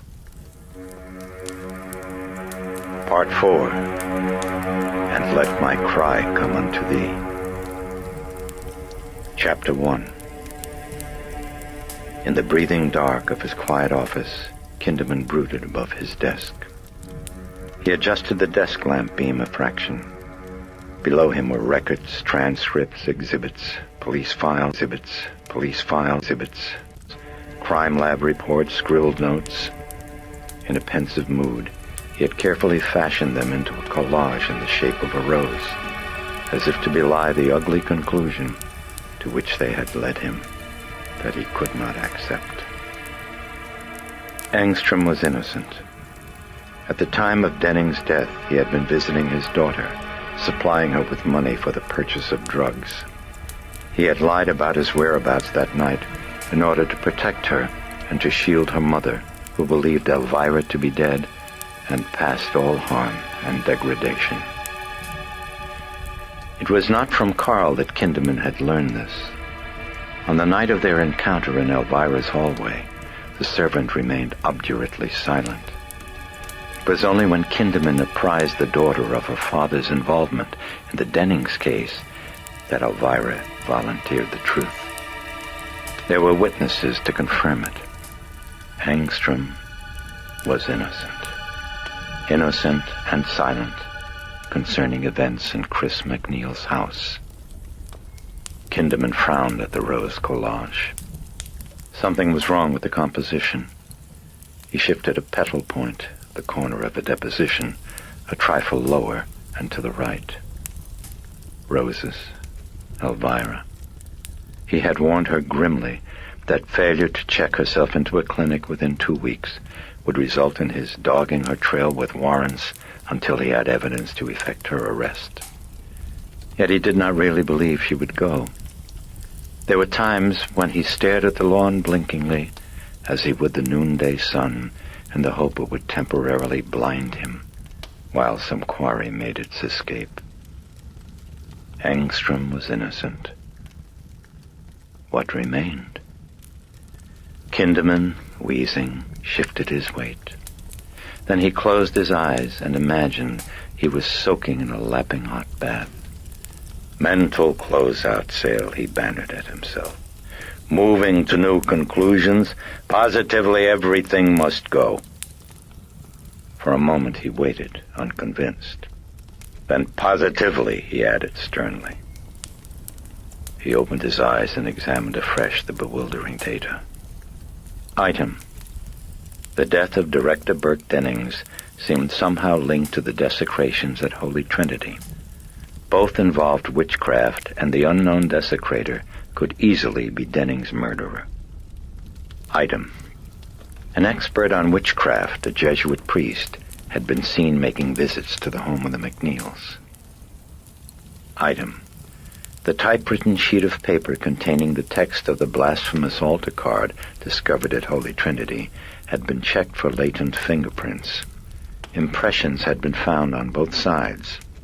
Some had been made by Damien Karras, but still another set had been found that, from their size, were judged to be those of a person with very small hands, quite possibly a child. Item. The typing on the altar card had been analyzed and compared with the typed impressions on the unfinished letter that Sharon Spencer had pulled from her typewriter, crumpled up, and tossed at a wastepaper basket, missing it, while Kinderman had been questioning Chris. He had picked it up and smuggled it out of the house. The typing on this letter and the typing on the altar card sheet had been done on the same machine. According to the report, however, the touch of the typists differed. The person who had typed the blasphemous text had a touch far heavier than Sharon Spencer's. Since the typing of the former, moreover, had not been hunt and peck, but rather skillfully accomplished, it suggested that the unknown typist of the altar card text was a person of extraordinary strength. Item. Burke Dennings, if his death was not an accident, had been killed by a person of extraordinary strength. Item. Engstrom was no longer a suspect. Item. A check of domestic airline reservations disclosed that Chris MacNeil had taken her daughter to Dayton, Ohio. Kinderman had known that the daughter was ill and was being taken to a clinic, but the clinic in Dayton would have to be Barringer. Kinderman had checked, and the clinic confirmed that the daughter had been in for observation. Though the clinic refused to state the nature of the illness, it was obviously a serious mental disorder. Item. Serious mental disorders at times caused extraordinary strength. Kinderman sighed and closed his eyes. The same. He was back to the same conclusion. He shook his head. Then he opened his eyes and stared at the center of the paper rose. A faded old copy of a national news magazine. On the cover were Chris and Regan. He studied the daughter. The sweet freckled face and the ribbon ponytails, the missing front tooth and the grin. He looked out a window into darkness. A drizzling rain had begun to fall. He went down to the garage, got into the unmarked black sedan, and then drove through rain-slick, shining streets to the Georgetown area, where he parked on the eastern side of Prospect Street, and sat for a quarter of an hour. Sat, staring at Regan's window. Should he knock at the door and demand to see her? He lowered his head, rubbed at his brow. William F. Kinderman, he thought, you are sick. You are ill. Go home, take medicine, sleep. He looked up at the window again and ruefully shook his head. Here, to here, his haunted logic had led him. He shifted his gaze as a cab pulled up to the house. He started the engine and turned on the windshield wipers. From the cab stepped a tall old man, black raincoat and hat and a battered valise. He paid the driver, then turned and stood motionless, staring at the house. The cab pulled away and rounded the corner of 36th Street. Kinderman quickly pulled out to follow. As he turned the corner, he noticed that the tall old man hadn't moved, but was standing under streetlight glow in mist, like a melancholy traveler frozen in time. The detective blinked his lights at the taxi. Inside the house at that moment, Karras and Carl pinned Regan's arms, while Sharon injected her with Librium, bringing the total amount injected in the last 2 hours to 400 milligrams. The dosage, Karras knew, was staggering. But after a lull of many hours, the demonic personality had suddenly awakened in a fit of fury so frenzied that Regan's debilitated system could not for very long endure it. Karras was exhausted. After his visit to the Chancery office that morning, he returned to the house to tell Chris what had happened. Then he set up an intravenous feeding for Regan, went back to his room, and fell on his bed. After only an hour and a half of sleep, however, the telephone had wrenched him awake. Sharon. Regan was still unconscious, and her pulse had been gradually slipping lower. Karras had then rushed to the house with his medical bag and pinched Regan's Achilles tendon, looking for reaction to pain. There was none. He pressed down hard on one of her fingernails. Again, no reaction. Karras was worried. Though he knew that in hysteria and in states of trance there was sometimes an insensitivity to pain, he now feared coma, a state from which Regan might slip easily into death. He checked her blood pressure, 90/60, then pulse rate, 60. He had waited in the room then and checked her again every 15 minutes for an hour and a half before he was satisfied that blood pressure and pulse rate had stabilized, meaning Regan was not in shock, but in a state of stupor. Sharon was instructed to continue to check the pulse each hour. Then he'd return to his room and his sleep, but again the telephone woke him up. The exorcist, the Chancery office told him, would be Lancaster Merrin. Karras would assist. The news had stunned him. Merrin, the philosopher-paleontologist, the soaring, staggering intellect. His books had stirred ferment in the church, for they interpreted his faith in the terms of science, in terms of a matter that was still evolving, destined to be spirit and joined to God. Karras telephoned Chris at once to convey the news, but found that she'd heard from the bishop directly. He had told her that Merrin would arrive the next day. "I told the bishop he could stay at the house," Chris said. "It'll just be a day or so, won't it?" Before answering, Karras paused. "I don't know. And then pausing again, he said, "You mustn't expect too much." "If it works, I mean," Chris had answered. Her tone had been subdued. I didn't mean to imply that it wouldn't," Karis reassured her. "I just meant that it might take time." "Well, how long?" "Well, it varies." Karis knew that an exorcism often took weeks, even months. Knew that frequently it failed altogether. He expected the latter. Expected that the burden, barring cure through suggestion, would fall once again, and at the last, upon him. "It can take a few days or weeks," he then told her. "How long has she got, Father Karis?" When he hung up the phone, he'd felt heavy, tormented. Stretched out on the bed, he thought of Merrin. Merrin! An excitement and a hope seeped through him, but a sinking disquiet followed. He himself had been the natural choice for exorcist. Yet the bishop had passed him over. Why? Because Merrin had done this before?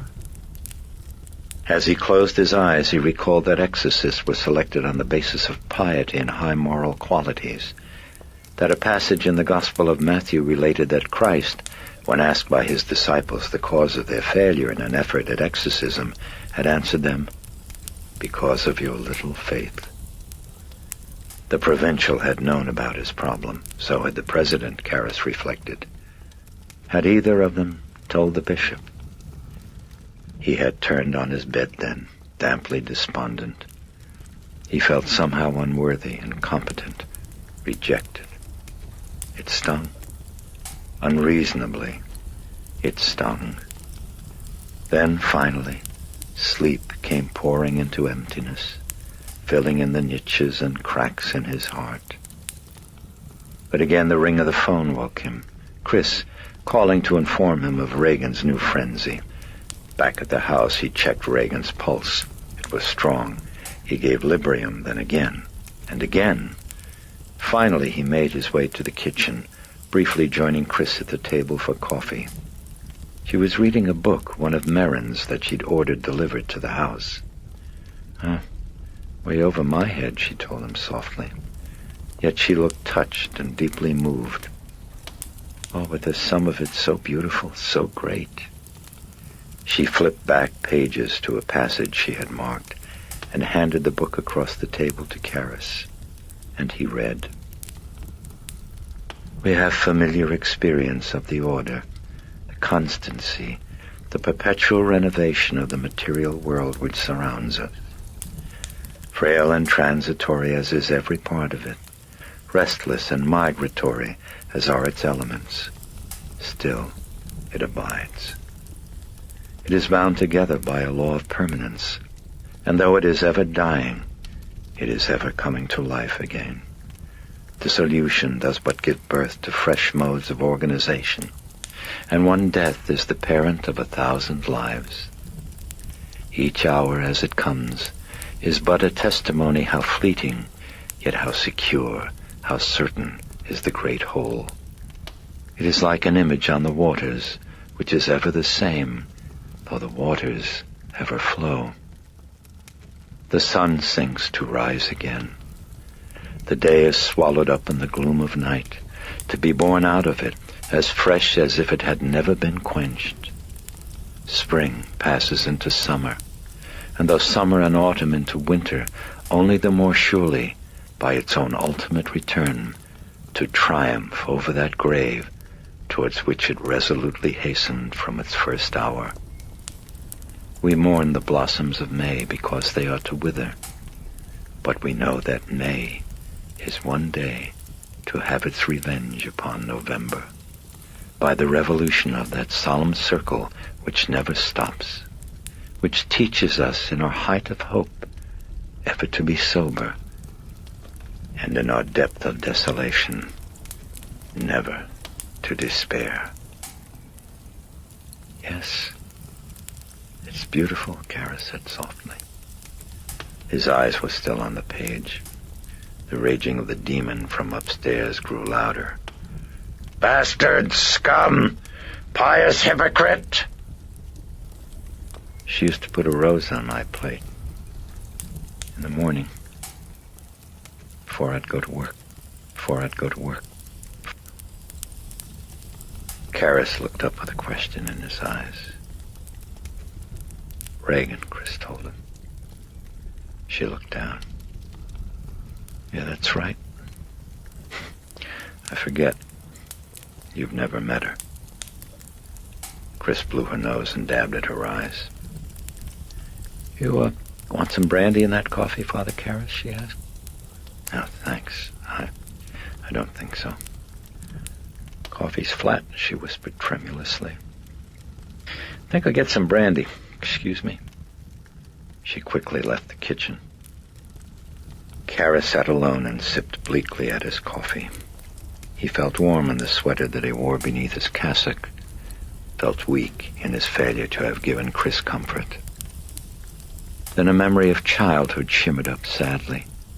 A memory of Ginger, his mongrel dog, growing skeletal and dazed in a box in the apartment, Ginger shivering with fever and vomiting, while Karras covered her with towels, tried to make her drink warm milk, until a neighbor came by and saw it was distemper, shook his head and said, "Your dog needed shots right away."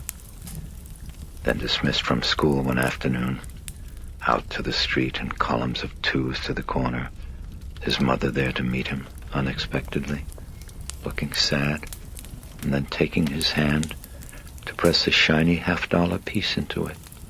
Oh, elation, so much money. And then his mother's voice, soft and tender. Gingy die. He looked down at the steaming bitter blackness in his cup and felt his hands empty of comfort or of cure. "Pious bastard!" The demon, still raging. Your dog needed shots right away. Quickly he returned to Regan's bedroom, where he held her while Sharon administered the Librium injection that now brought the total dosage up to 500 milligrams. Sharon was swabbing the needle puncture while Karras watched Regan, puzzled. The frenzy's obscenities seemed to be directed at no one in the room, but rather at someone unseen or not present. He dismissed the thought. "I'll be back," he told Sharon. Concerned about Chris, he went down to the kitchen, where again he found her sitting alone at the table. She was pouring brandy into her coffee. "Sure you wouldn't like some, Father?" she asked him. Shaking his head, Karras came over to the table and sat down wearily. He stared at the floor, heard porcelain clicks of a spoon stirring coffee. Have you talked to her father?" he asked.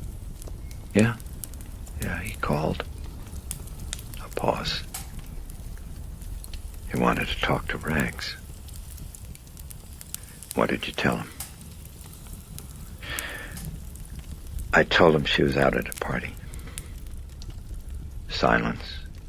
Karras heard no more clicks. He looked up and saw her staring at the ceiling. And then he noticed it too. The shouts above had finally ceased. "I guess the Librium took hold," he said gratefully. Chiming of the doorbell. He glanced toward the sound, then at Chris, who met his look of surmise with a questioning, apprehensive lifting of an eyebrow. Oh, God, Kinderman. Seconds, ticking. They waited. Willie was resting. Sharon and Carl was still upstairs, no one coming to answer. Tense, Chris got up abruptly from the table and went to the living room. Kneeling on a sofa, she parted a curtain and peered furtively through the window at her caller. Oh, thank God, not Kinderman. She was looking instead at a tall old man in a threadbare raincoat, his head bowed patiently in the rain. He carried a worn, old-fashioned valise. For an instant, a buckle gleamed in street lamp glow as the bag shifted slightly in his grip. The doorbell chimed again. Who was that? Puzzled, Chris got down off the sofa and walked to the entry hall. She opened the door only slightly, squinting out into darkness as a fine mist of rain brushed her eyes. The man's hat brim obscured his face. "Yes, hello, can I help you?" "Mrs. MacNeil?" came a voice from the shadows. It was gentle and refined, yet as full as a harvest. As the man reached for his hat, Chris was nodding her head, and then suddenly she was looking into eyes that overwhelmed her, that shone with intelligence and kindly understanding, with serenity that poured from them into her being, like the waters of a warm and healing river, whose source was both in him, yet somehow beyond him, whose flow was contained, and yet headlong and endless. "Mrs. MacNeil, I'm Father Merrin." For a moment, Chris looked blank as she stared at the lean and ascetic face, at the sculptured cheekbones polished like soapstone. Then quickly she flung wide the door. "Oh, my gosh! Oh, please come in. Come in! Honestly, I don't know where my—" He entered and she closed the door. "I mean, I didn't expect you until tomorrow." "Yes, I know," she heard him saying. As she turned around to face him, she saw him standing with his head angled sideways, glancing upward, as if he were listening. No, more like feeling, she thought, for some presence out of sight, some distant vibration that was known and familiar. Puzzled, she watched him. His skin seemed weathered by alien winds, by a sun that shone elsewhere, somewhere remote from her time and her place. What's he doing, she wondered. "Can I take that bag for your father? It must weigh a ton by now." "It's all right," he said softly. Still feeling, still probing. "It's like part of my arm. Very old, very battered." He looked down with a warm, tired smile in his eyes. "I'm accustomed to the weight."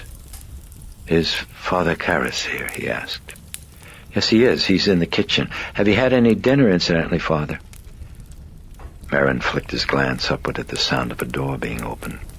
"Yes, I had some on the train." "Are you sure you wouldn't like something else?" A moment, then the sound of the door being closed. Merrin glanced down. "No, thank you. Thank you. Thank you." "Gee, all of this rain," Chris protested, still flustered.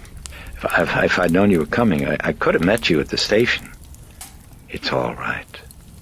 "Did you have to wait long for a cab?" "A few minutes." "I'd take that, Father." Carl.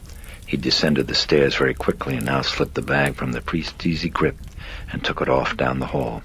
"We put a bed in the study for your father." Chris was fidgeting.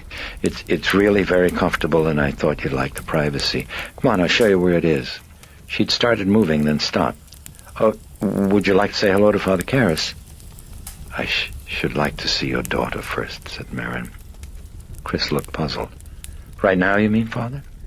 He glanced upward again with that distant attentiveness. "Yes, now. I think now. Gee, I'm sure she's asleep." "I think not." Well, suddenly Chris flinched at a sound from above, at the voice of the demon, booming and yet muffled, croaking like amplified premature burial. "Merrin!" Then the massive and shiveringly hollow jolt of a single blow against the bedroom door. "Oh, God Almighty," Chris breathed as she clutched a pale hand against her chest. Stunned, she looked at Merrin. The priest hadn't moved. He was still staring upward, intense and yet serene, and in his eyes there was not even a hint of surprise.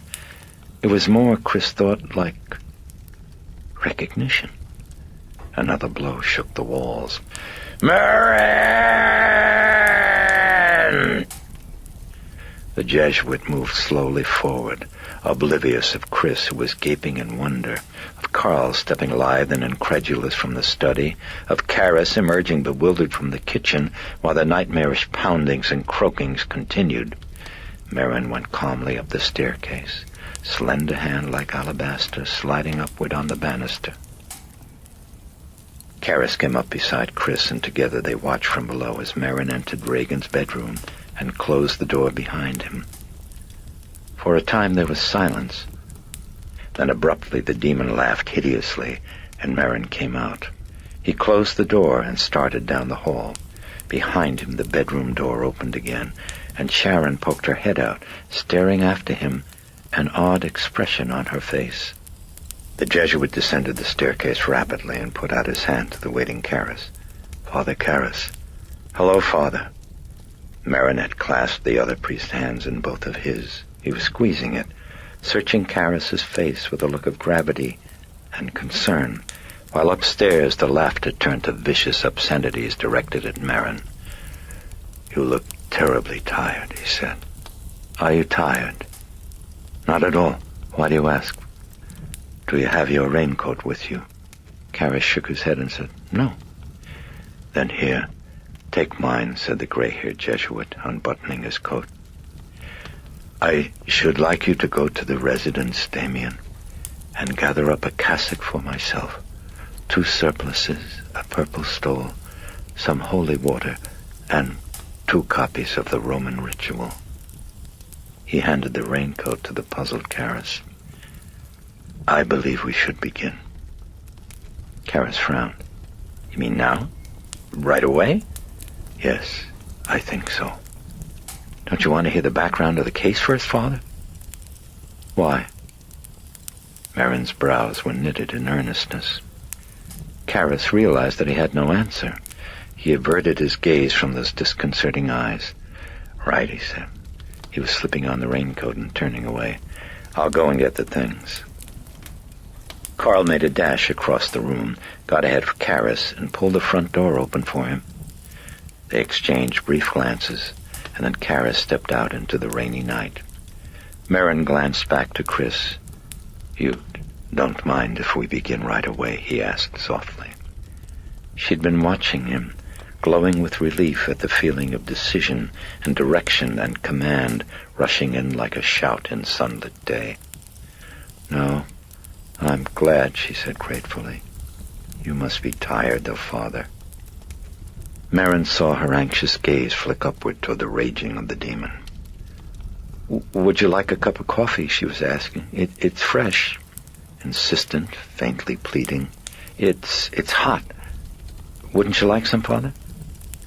He saw the hands lightly clasping and unclasping, the deep caverns of her eyes. Yes, I would," he said warmly. "Thank you." Something heavy had been gently brushed aside, told to wait. "If you're sure it's no trouble." She led him to the kitchen, and soon he was leaning against the stove with a mug of black coffee in his hand. "You want some brandy in that, Father?" Chris held up the bottle. Merrin bent his head and looked down into the mug without expression. "Well, the doctors say I shouldn't," he said. And then he held out the mug. "But thank God my will is weak." Chris paused for a moment, unsure, then saw the smile in his eyes as he lifted his head. She poured. "What a lovely name you have," he told her. "Chris MacNeil. It's not a stage name." Chris trickled brandy into her coffee and shook her head. "No, I'm really not Esmeralda Glutz, Father." "Thank God for that," murmured Merrin. Chris smiled and sat down. "And what's Lancaster, Father? It's so unusual. Were you named after someone?" "A cargo ship," he murmured as he stared absently and put the mug to his lips. He sipped. "Or a bridge." I suppose it was a bridge." He looked rueful. "Now, Damien," he went on. "How I wish I had a name like Damien. So lovely." "Yeah, where does that come from, Father, that name?" "Damien?" Merrin looked down at his cup. "It was the name of a priest who devoted his life to taking care of the lepers on the island of Molokai. He finally caught the disease himself." Merrin paused. "Lovely name," he said again. "Lovely name." Chris unwound, felt easier, and for minutes she and Merrin spoke of homely things, little things. Finally Sharon appeared in the kitchen, and only then did Merrin move to leave. It was as if he had been waiting for her arrival, for immediately he carried his mug to the sink, rinsed it out, and placed it carefully in the dish rack. "That was good. Just what I wanted," he said. Chris got up and said, "I'll take you to your room."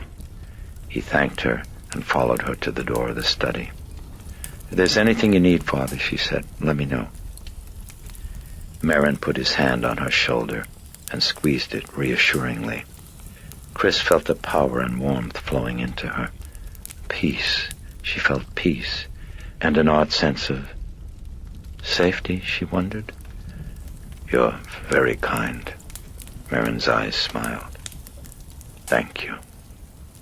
He removed his hand and watched her walk away. As soon as she was gone, a tightening pain seemed to clutch at Merrin's face.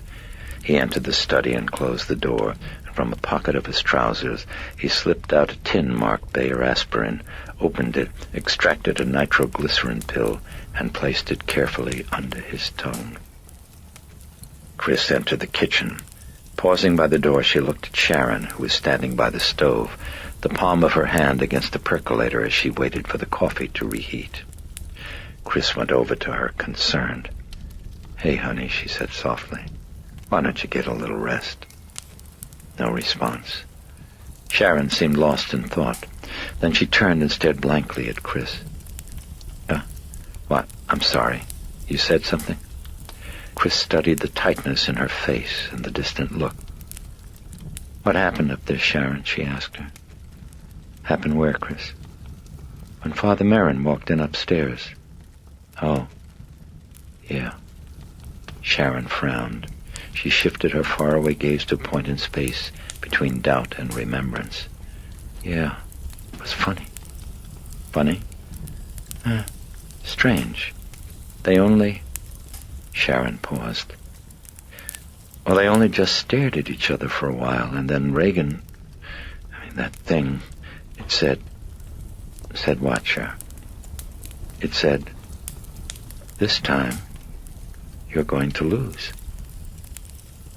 Chris stared at her, waiting. "And then?" "Well, that was it," Sharon answered. Father Merrin turned around and walked out of the room. "And how did he look?" Chris asked her. "Funny." "Oh, Christ, Sharon, think of some other word," snapped Chris. Was about to say something else when she noticed that Sharon had angled her head up to the side, abstracted as if she were listening. Chris glanced upward and heard it too. The silence, the sudden cessation of the raging of the demon. Yet something more, something, and growing. The women flicked sidelong glances at one another. "You feel it too?" asked Sharon quietly. Chris nodded. The house. Something in the house. A tension, a gradual thickening of the air, a pulsing like energy slowly building up. The lilting of the door chime sounded unreal. Sharon turned away. "I'll get it." She walked to the entry hall and opened the door. It was Karras. He was carrying a cardboard laundry box. "Oh, thank you, Sharon." "Father Merrin's in the study," Sharon told him.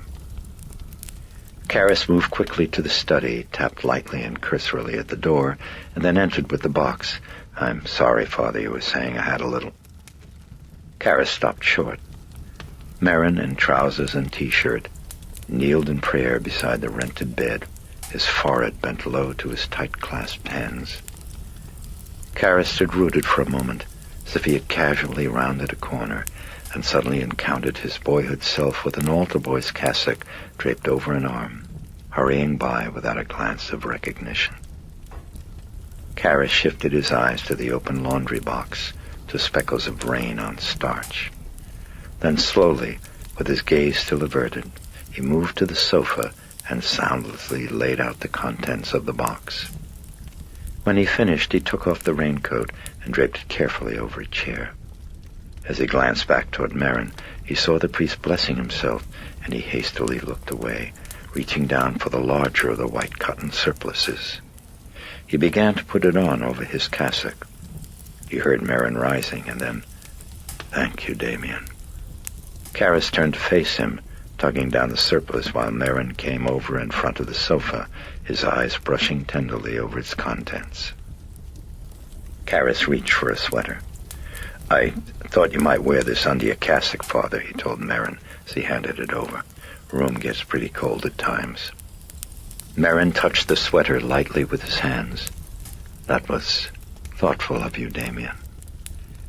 Karras picked up Merrin's cassock from the sofa and watched him pull the sweater down over his head, and only now and very suddenly, while watching this homely, prosaic action, did Karras feel the staggering impact of the man, of the moment, of a stillness in the house crushing down on him, choking off breath. He snapped back to awareness with the feeling of the cassock being tugged from his hands. "Merrin," he was slipping it on. "You're familiar with the rules concerning exorcism, Damien?" "Yes, I am," answered Karras. Merrin began buttoning up the cassock.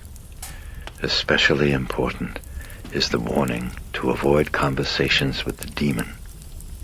The demon, thought Karras. He'd said it so matter-of-factly. It jarred him. "We may ask what is relevant," said Merrin as he buttoned the collar of the cassock. "But anything beyond that is dangerous, extremely." He lifted the surplice from Karras's hands and began to slip it over the cassock. "Especially, do not listen to anything he says. The demon is a liar. He will lie to confuse us, but he will also mix lies with the truth to attack us. The attack is psychological, Damien, and powerful. Do not listen. Remember that. Do not listen." As Karras handed him the stole, the exorcist added, "Is there anything at all you would like to ask now, Damien?" Karras shook his head. "No, but I think it might be helpful if I gave you some background of the different personalities that Regan has manifested. So far, there seem to be 3. "There is only one," said Merrin softly, slipping the stole around his shoulders. For a moment he gripped it and stood unmoving as a haunted expression came into his eyes. Then he reached and stood unmoving as a haunted expression came into his eyes. Then he reached for the copies of the Roman ritual and gave one to Karras. "We will skip the litany of the saints, Damien. You have the holy water." Karras slipped the slender, cork-tipped vial from his pocket. Merrin took it, then nodded serenely toward the door. "If you will lead, please, Damien." Upstairs by the door to Regan's bedroom, Sharon and Chris stood tense and waiting. They were bundled in heavy sweaters and jackets. At the sound of a door coming open, they turned and looked below, and saw Karras and Merrin come down the hall to the stairs in solemn procession. Tall, how tall they were, thought Chris, and Karras, the dark of that rock-chipped face above the innocent altar boy white of the surplice. Watching them steadily ascending the staircase, Chris felt deeply and strangely moved. She could feel her heart begin to beat faster. At the door of the room, the Jesuit stopped. Karras frowned at the sweater and jacket Chris wore. "You're coming in?" "Well, I really thought I should." "Oh, please don't," he urged. "Don't. You'd be making a great mistake." Chris turned questioningly to Merrin. "Father Karras knows what's best," said the exorcist quietly. Chris looked to Karras again, and then dropped her head. "Okay," she said despondently. She leaned against the wall. "I'll wait out here." "What is your daughter's middle name?" asked Merrin. "Teresa." "What a lovely name." Merrin held her gaze for a moment, reassuring. Then he looked at the door, and again Chris felt it, that tension, that thickening of coiled darkness. Inside, in the bedroom, beyond that door. Karras felt it too, she noticed, and Sharon. Merrin nodded. "All right," he said softly. Karras opened the door and almost reeled back from the blast of stench and icy cold. In a corner of the room, Carl sat huddled in a chair. He was dressed in a faded olive-green hunting jacket and turned expectantly to Karras. The Jesuit quickly flicked his glance to the demon in the bed. Its gleaming eyes stared beyond him to the hall. They were fixed on Merrin. Karras moved forward to the foot of the bed while Merrin walked slowly, tall and erect, to the side. There he stopped and looked down into hate.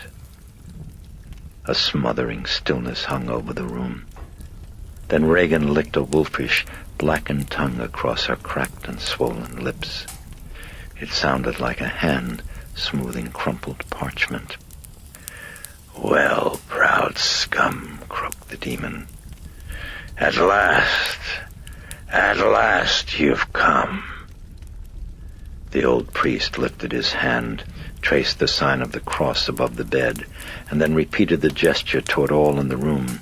Turning back, he plucked the cap from the vial of holy water. "Ah, yes, the holy urine now," rasped the demon. "The semen of the saints." Merrin lifted up the vial, and the face of the demon grew livid, contorted.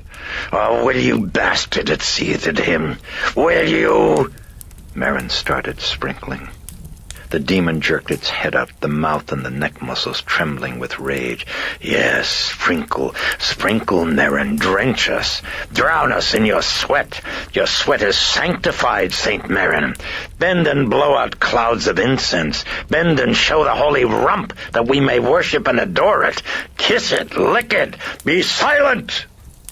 The words flung forth like bolts.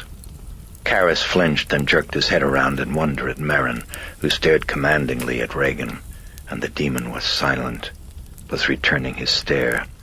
But the eyes were now hesitant, blinking, wary. Merrin capped the holy water vial routinely and returned it to Karras. The psychiatrist slipped it into his pocket and watched as Merrin kneeled down beside the bed and closed his eyes and murmured prayer. "Our Father," he began.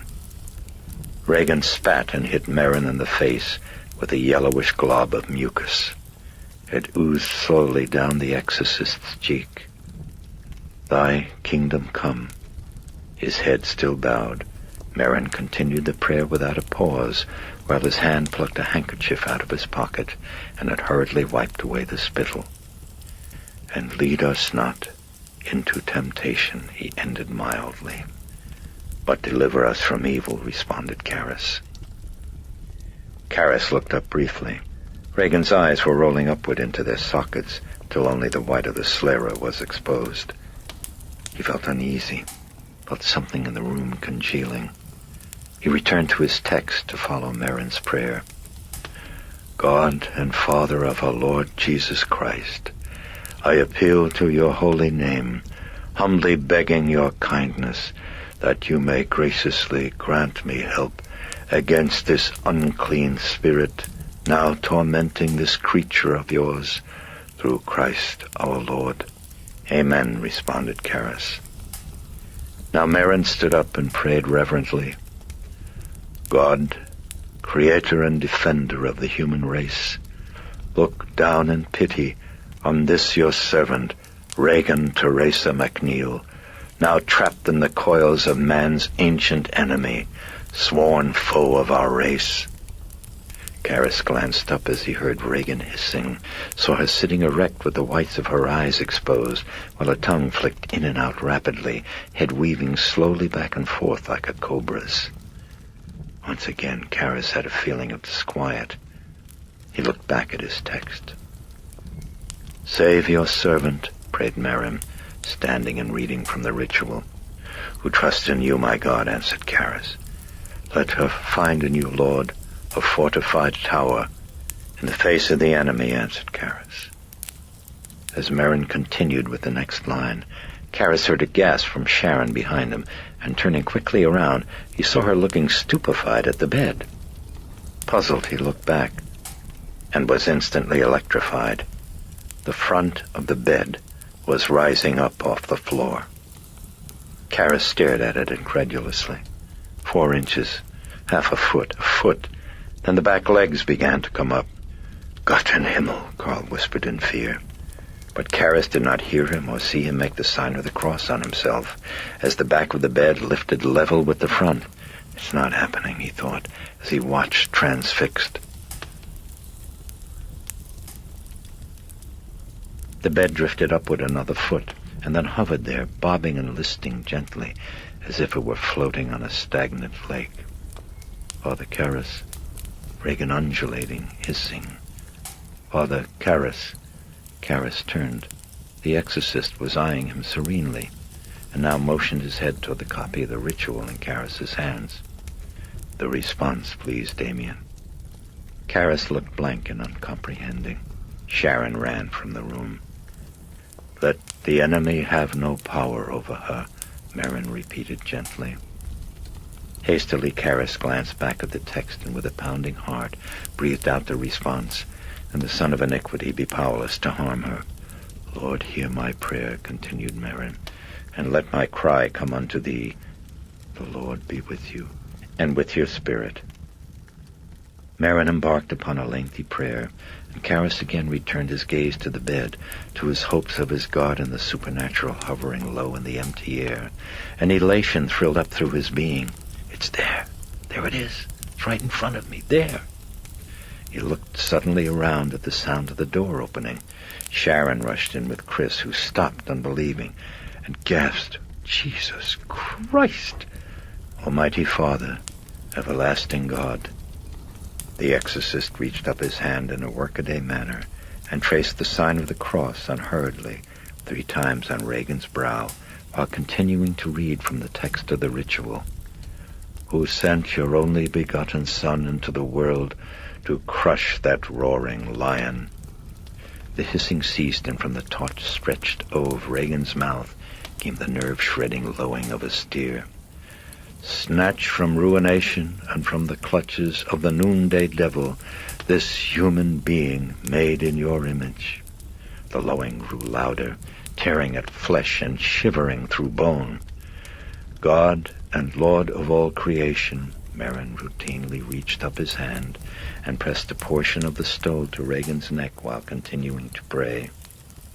By whose might Satan was made to fall from heaven like lightning, strike terror into the beast now laying waste your vineyard. The bellowing ceased, a ringing silence. Then a thick and putrid greenish vomit began to pump from Regan's mouth in slow and regular spurts that oozed like lava over her lip and flowed in waves onto Merrin's hand. But he did not move it. Let your mighty hand cast out this cruel demon from Regan to Regan MacNeil. Karras was dimly aware of a door being opened, of Chris bolting from the room. Drive out this persecutor of the innocent. The bed began to rock lazily, then to pitch, and then suddenly was violently dipping and yawing, and with the vomit still pumping from Regan's mouth, Merrin calmly made adjustments and kept the stole firmly to her neck. Fill your servants with courage to manfully oppose that reprobate dragon, lest he despise those who put their trust in you. Abruptly the movement subsided, and as Karras watched, mesmerized, the bed drifted feather-like slowly to the floor and settled on a rug with a cushioned thud. Lord, grant that this... Numb, Karras shifted his gaze. Merrin's hand. He couldn't see it. It was buried under mounded, steaming vomit. Damien? Karras glanced up. Lord, hear my prayer, said the exorcist gently. Slowly Karras turned to the bed. And let my cry come unto thee. Merrin lifted off the stole, took a slight step backward, and jolted the room with the lash of his voice as he commanded. I cast you out, unclean spirit, along with every satanic power of the enemy, every specter from hell, every savage companion. Merrin's hand at his side dripped vomit to the rug. It is Christ who commands you, who once stilled the wind and the sea and the storm. Regan stopped vomiting, sat silent, unmoving. The whites of her eyes gleamed balefully at Merrin. From the foot of the bed, Karras watched her intently as his shock and excitement began to fade, and his mind began feverishly to thresh, to poke its fingers unbidden, compulsively, into corners of logical doubt. Poltergeist, psychokinetic action, adolescent tensions and mind-directed force. He frowned as he remembered something. He moved to the side of the bed, leaned over, reached down to grasp Regan's wrist, and found what he'd feared. Like the shaman in Siberia, the pulse was racing at an unbelievable speed. It drained him suddenly of sun, and glancing at his watch, he counted the heartbeats now, like arguments against his life. It is he who commands you, he who flung you headlong from the heights of heaven, from the heights of heaven. Merrin's powerful adjuration pounded off the rim of Karras's consciousness in resonant, inexorable blows as the pulse came faster now, and faster. Karras looked at Regan, still silent, unmoving. Into icy air, thin mists of vapor wafted up from the vomit like a reeking offering. Karras felt uneasy. Then the hair on his arms began prickling up. With nightmare slowness, a fraction at a time, Regan's head was turning, swiveling like a mannequin, creaking with the sound of some rusted mechanism, until the dread and glaring whites of those ghastly eyes were fixed on his. And therefore tremble in fear now, Satan. The head turned slowly back toward Merrin. You corrupter of justice, you begetter of death, you betrayer of the nations, you robber of life. Karras glanced warily around as the lights in the room began flickering and dimming, and then faded to an eerie, pulsing amber. He shivered. It was colder. The room was getting much colder. You prince of murderers, you inventor of every obscenity, you enemy of the human race. A muffled pounding jolted the room, and then another, then steadily shuddering through walls, through the floor, through the ceiling, splintering, throbbing at a ponderous rate, like the beating of a heart that was massive and diseased. Depart, you monster! Your place is in solitude. Your abode is in a nest of vipers. Get down and crawl with them. It is God himself who commands you. The blood of Christ commands you. The poundings grew louder, began to come ominously, faster and faster. I adjure you, ancient serpent, and faster. By the judge of the living and the dead, by your creator, by the creator of all the universe. Sharon cried out, pressing fists against her ears, as the poundings grew deafening and now suddenly accelerated and leaped to a terrifying tempo. Regan's pulse was astonishing. It hammered at a speed too rapid to gauge. Across the bed, Merrin reached out calmly. With the end of his thumb, traced the sign of the cross on Regan's vomit-covered chest. The words of his prayer were swallowed in the poundings. Karras felt the pulse rate suddenly drop, and as Merrin prayed and traced the sign of the cross on Regan's brow, the nightmarish poundings abruptly ceased. O God of heaven and earth, God of the angels and archangels, Karras could now hear Merrin praying as the pulse kept dropping. Prideful bastard, Merrin. Scum! You will lose. She will die. The pig will die. The flickering haze grew gradually brighter. The demonic entity had returned and raged hatefully at Merrin. Profligate peacock, ancient heretic, I adjure you turn and look on me. Now look on me, you scum. The demon jerked forward and spat in Merrin's face and then croaked at him. Thus does your master cure the blind. God and Lord of all creation, prayed Merrin, reaching placidly for his handkerchief and wiping away the spittle. Now follow his teaching, Merrin. Do it. Hypocrite! You care nothing at all for the pig. You care nothing. You've made her a contest between us. I humbly... Liar! Lying bastard. Tell us, where is your humility, Merrin? In the desert? In the ruins? In the tombs where you fled to escape your fellow man?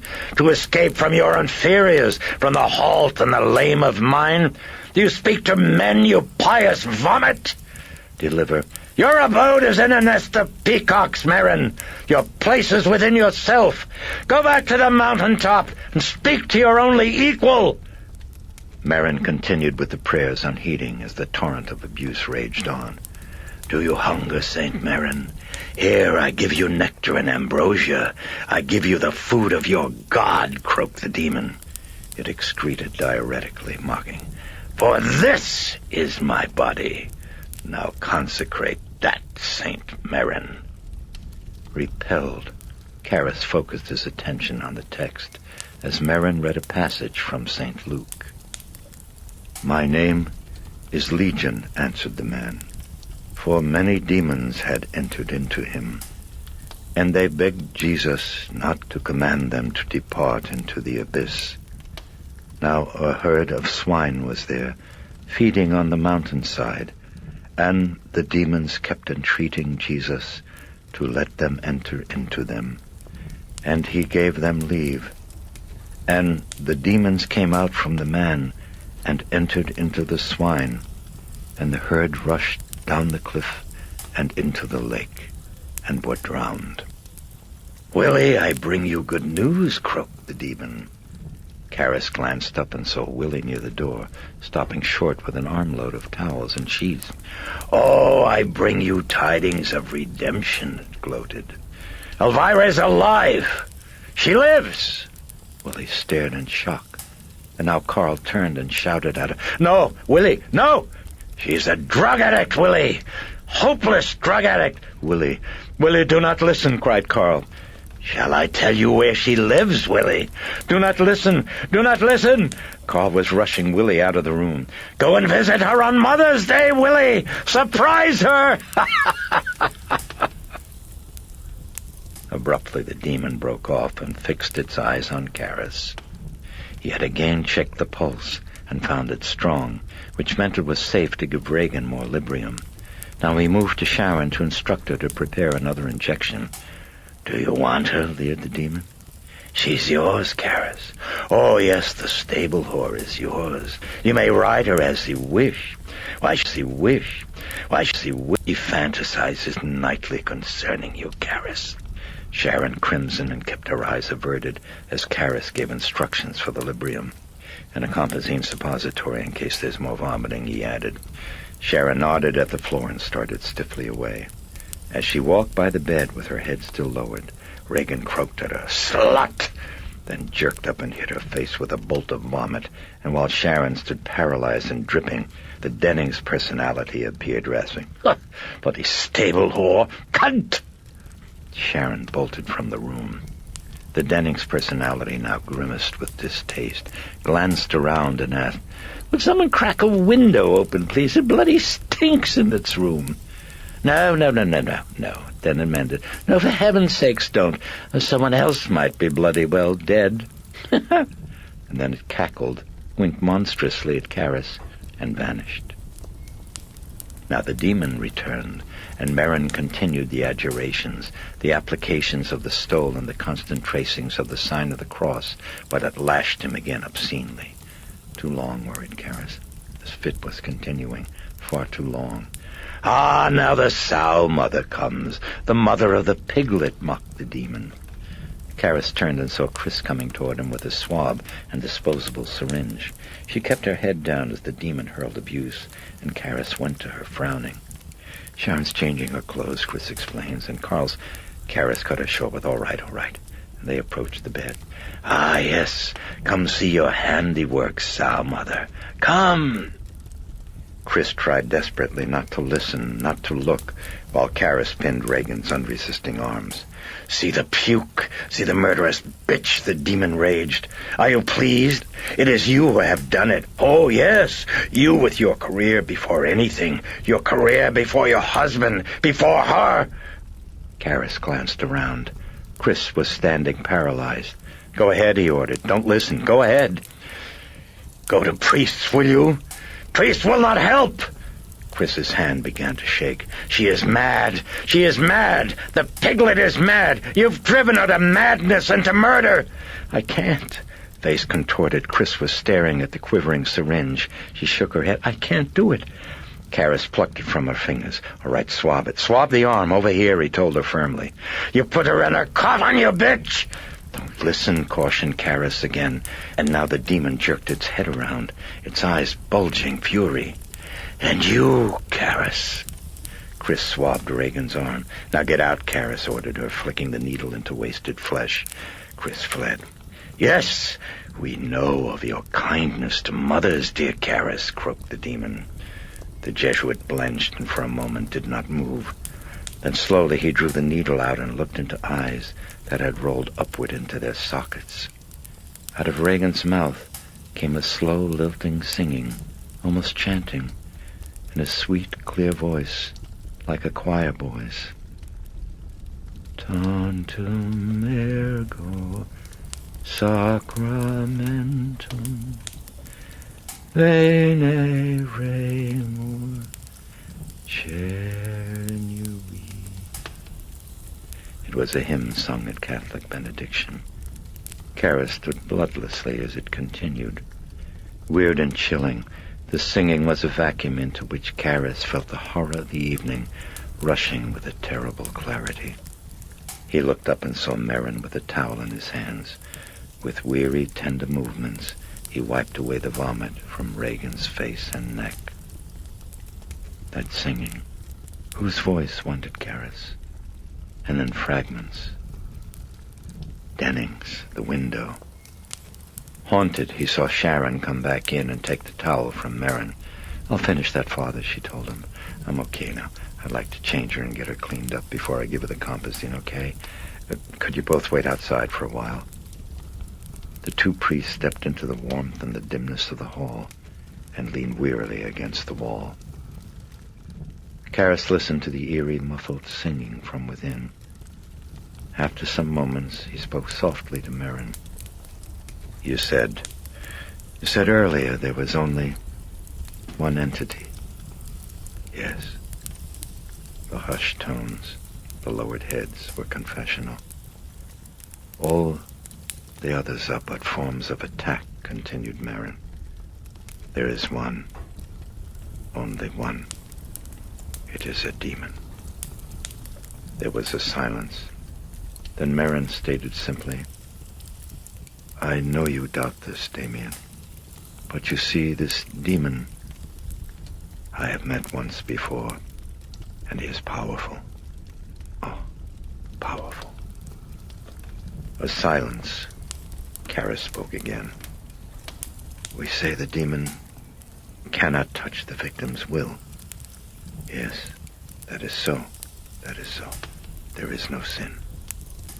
Then, what would be the purpose of possession? Karis said, frowning. What's the point? Who can know, answered Merrin. Who can really hope to know? He thought for a moment, and then probingly continued. Yet I think the demon's target is not the possessed. It is us, the observers, every person in this house. And I think the point is to make us despair, to reject our own humanity, Damien, to see ourselves as ultimately bestial, as ultimately vile and putrescent, without dignity, ugly, unworthy. And there lies the heart of it, perhaps, in unworthiness. For I think belief in God is not a matter of reason at all. No. I think finally it is a matter of love, of accepting the possibility that God could love us. Again Merrin paused. He continued more slowly and with a hush of introspection. He knows. The demon knows where to strike. Merrin was nodding. Long ago, I despaired of ever loving my neighbor. Certain people repelled me. How could I love them, I thought. It tormented me, Damien. It led me to despair of myself, and from that, very soon, to despair of my God. My faith was shattered. Karis looked up at Merrin with interest. "And what happened?" he asked. "Ah, well. At last I realized that God would never ask of me that which I know to be psychologically impossible. That the love which he asked was in my will, and not meant to be felt as emotion at all. No, not at all. He was asking that I act with love, that I do unto others, and that I should do it unto those who repelled me, I believe, was a greater act of love than any other."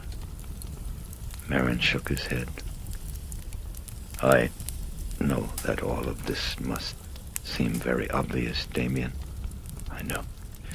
But at the time, I could not see it. Strange blindness. How many husbands and wives," he uttered sadly, "must believe they have fallen out of love because their hearts no longer race at the sight of their beloveds. Ah, dear God." He shook his head and then nodded. "There it lies, I think, Damien. Possession. Not in wars, as some tend to believe. No, not so much.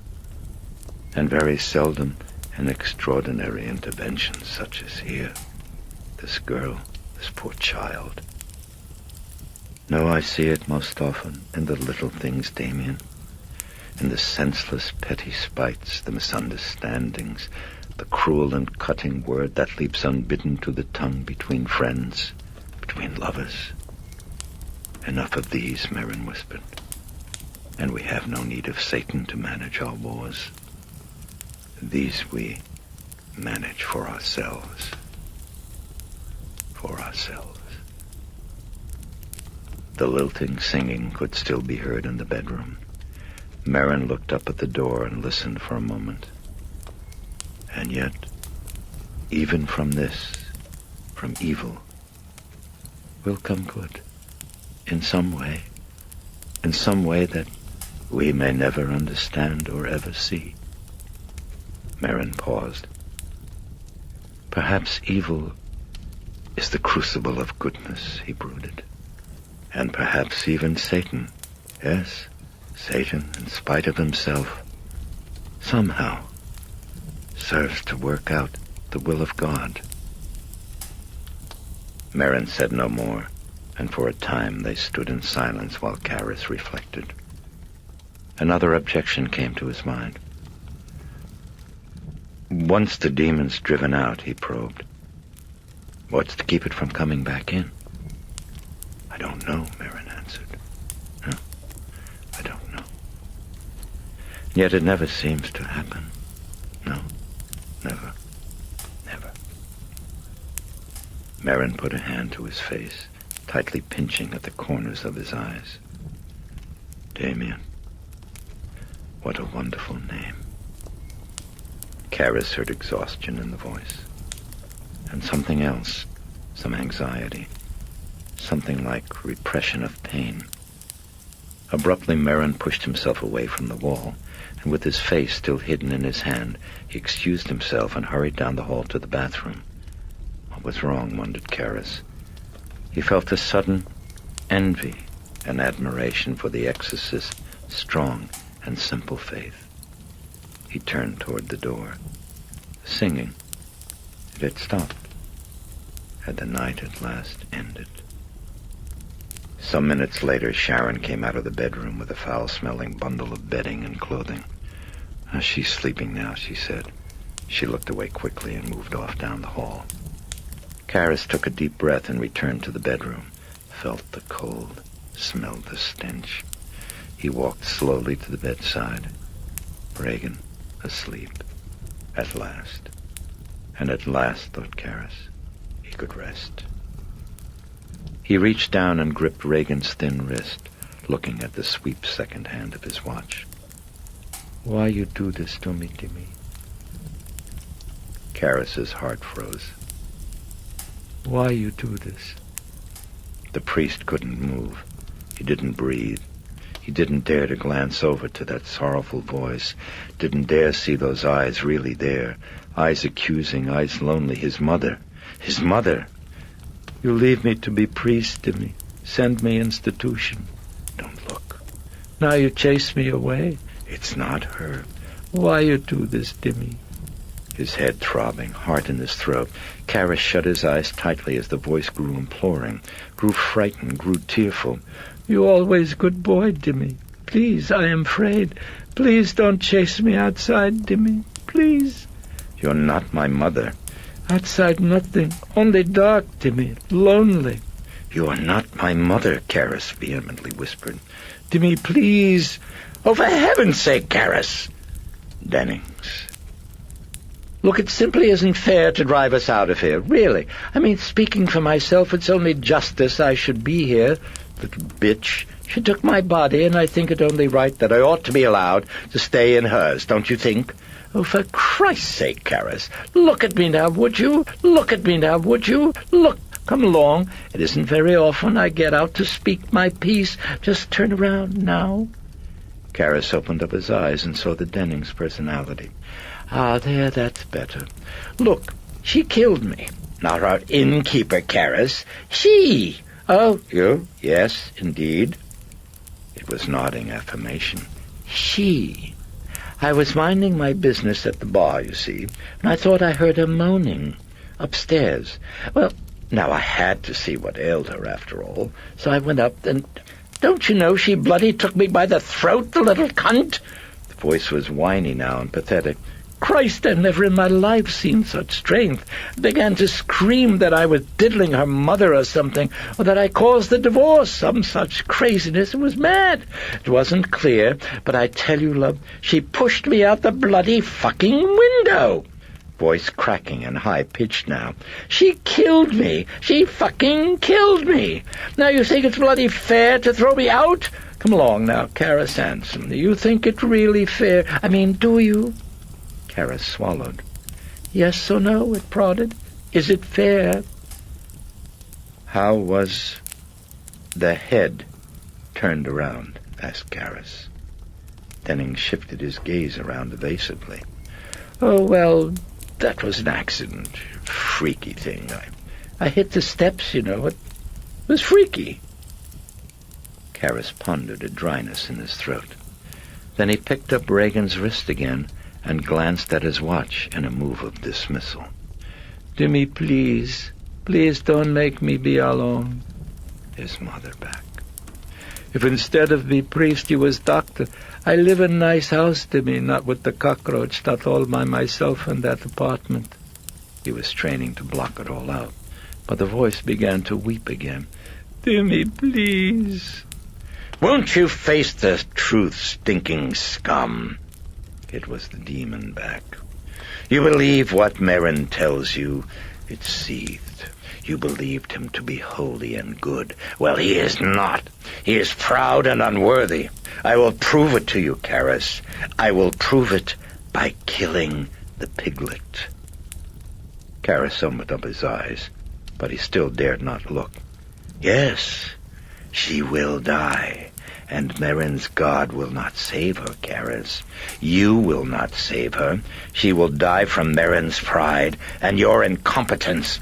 Bungler, you should not have given her the Librium. Karras turned now and looked at the eyes. They were shining with triumph and piercing spite. Feel her pulse? The demon grinned. Go ahead, Karras. Feel it. Regan's wrist was still gripped in his hand, and now he frowned worriedly. The pulse beat was rapid and feeble, croaked the demon. Ah, yes, a trifle. For the moment, just a bit. Karras fetched his medical bag and took out his stethoscope. The demon rasped in. Listen, Karras. Listen well. Karras listened. The heart tones sounded distant and inefficient. I will not let her sleep. Karras flicked up his glance to the demon. He felt chilled. Yes, Karras, it croaked. She will not sleep. Do you hear? I will not let the piglet sleep. As Karis stared numbly, the demon put his head back in gloating laughter. He didn't hear Merrin come back into the room. The exorcist stood by him at the side of the bed and studied his face. "What is it, Damien?" Karis answered dully. "The demon. He said he wouldn't let her sleep." Karis turned haunted eyes on Merrin. "Her heart's begun to work inefficiently, Father. If she doesn't get rest pretty soon, she'll die of cardiac exhaustion." Merrin looked grave. "Can you give her drugs? Some medicine to make her sleep?" Karis shook his head. "No, that's dangerous. She might go into coma." He turned as Regan clucked like a hen. "If her blood pressure drops any more..." It trailed off. "What can be done?" Merrin asked. "Nothing. Nothing," Karis answered. "But I don't know, maybe new advances." He said abruptly to Merrin, "I'm going to call in a cardiac specialist, Father." Merrin nodded. Karis went downstairs. He found Chris keeping vigil in the kitchen, and from the room off the pantry he heard Willie sobbing, heard the sound of Carl's consoling voice. He explained the need for consultation, carefully not divulging the full extent of Regan's danger. Chris gave him permission, and Karis telephoned a friend, a noted specialist at the Georgetown University Medical School, awakening him and briefing him tersely. "Be right there," said the specialist. He was at the house in less than half an hour. In the bedroom he reacted with bewilderment to the cold and the stench, and with horror and compassion to Regan's condition. She was now croaking gibberish. While the specialist examined her, she alternately sang and made animal noises, and then Dennings appeared. "Oh, it's terrible," it whined at the specialist. "Just awful. Oh, I do hope there's something you can do, sir. Is there something? We'll have no place to go, you see, otherwise, and all because..." "Oh, damn the stubborn devil!" As the specialist stared oddly while taking Regan's blood pressure, Dennings looked to Karis and complained, "What the hell are you doing? Can't you see the little bitch should be in hospital? She belongs in a madhouse, Karis. Now you know that..." "Oh, really? Now let's stop all this cunting mumbo-jumbo. If she dies, you know, it's your fault, all yours. I mean, just because he's stubborn doesn't mean you should behave like a snot. You're a doctor, Karis. You should know better. Now come along. There's just a terrible shortage of housing these days." Back came the demon, now howling like a wolf. The specialist undid the blood pressure cuff. Then he nodded at Karis. He was finished. They went out into the hall where the specialist looked back at the bedroom door for a moment, and then turned to Karis. "What the hell's going on in there, Father?" The Jesuit averted his face. "I can't say," he said softly. "Okay. What's the story?" The specialist's manner was somber. "She's got to stop that activity. Sleep. Go to sleep before the blood pressure drops. Is there anything I can do, Bill?" The specialist looked directly at Karis and said, "Pray." He said good night and walked away. Karis watched him, every artery and nerve begging rest, begging hope, begging miracles, though he knew none could be. "You should not have given her the Librium." He turned back to the room and pushed open the door with a hand that was heavy as his soul. Merrin stood by the bedside, watching while Regan neighed shrilly like a horse. He heard Karis enter and looked at him inquiringly. Karis shook his head. Merrin nodded. There was sadness in his face, then acceptance, and as he turned back to Regan, there was grim resolve.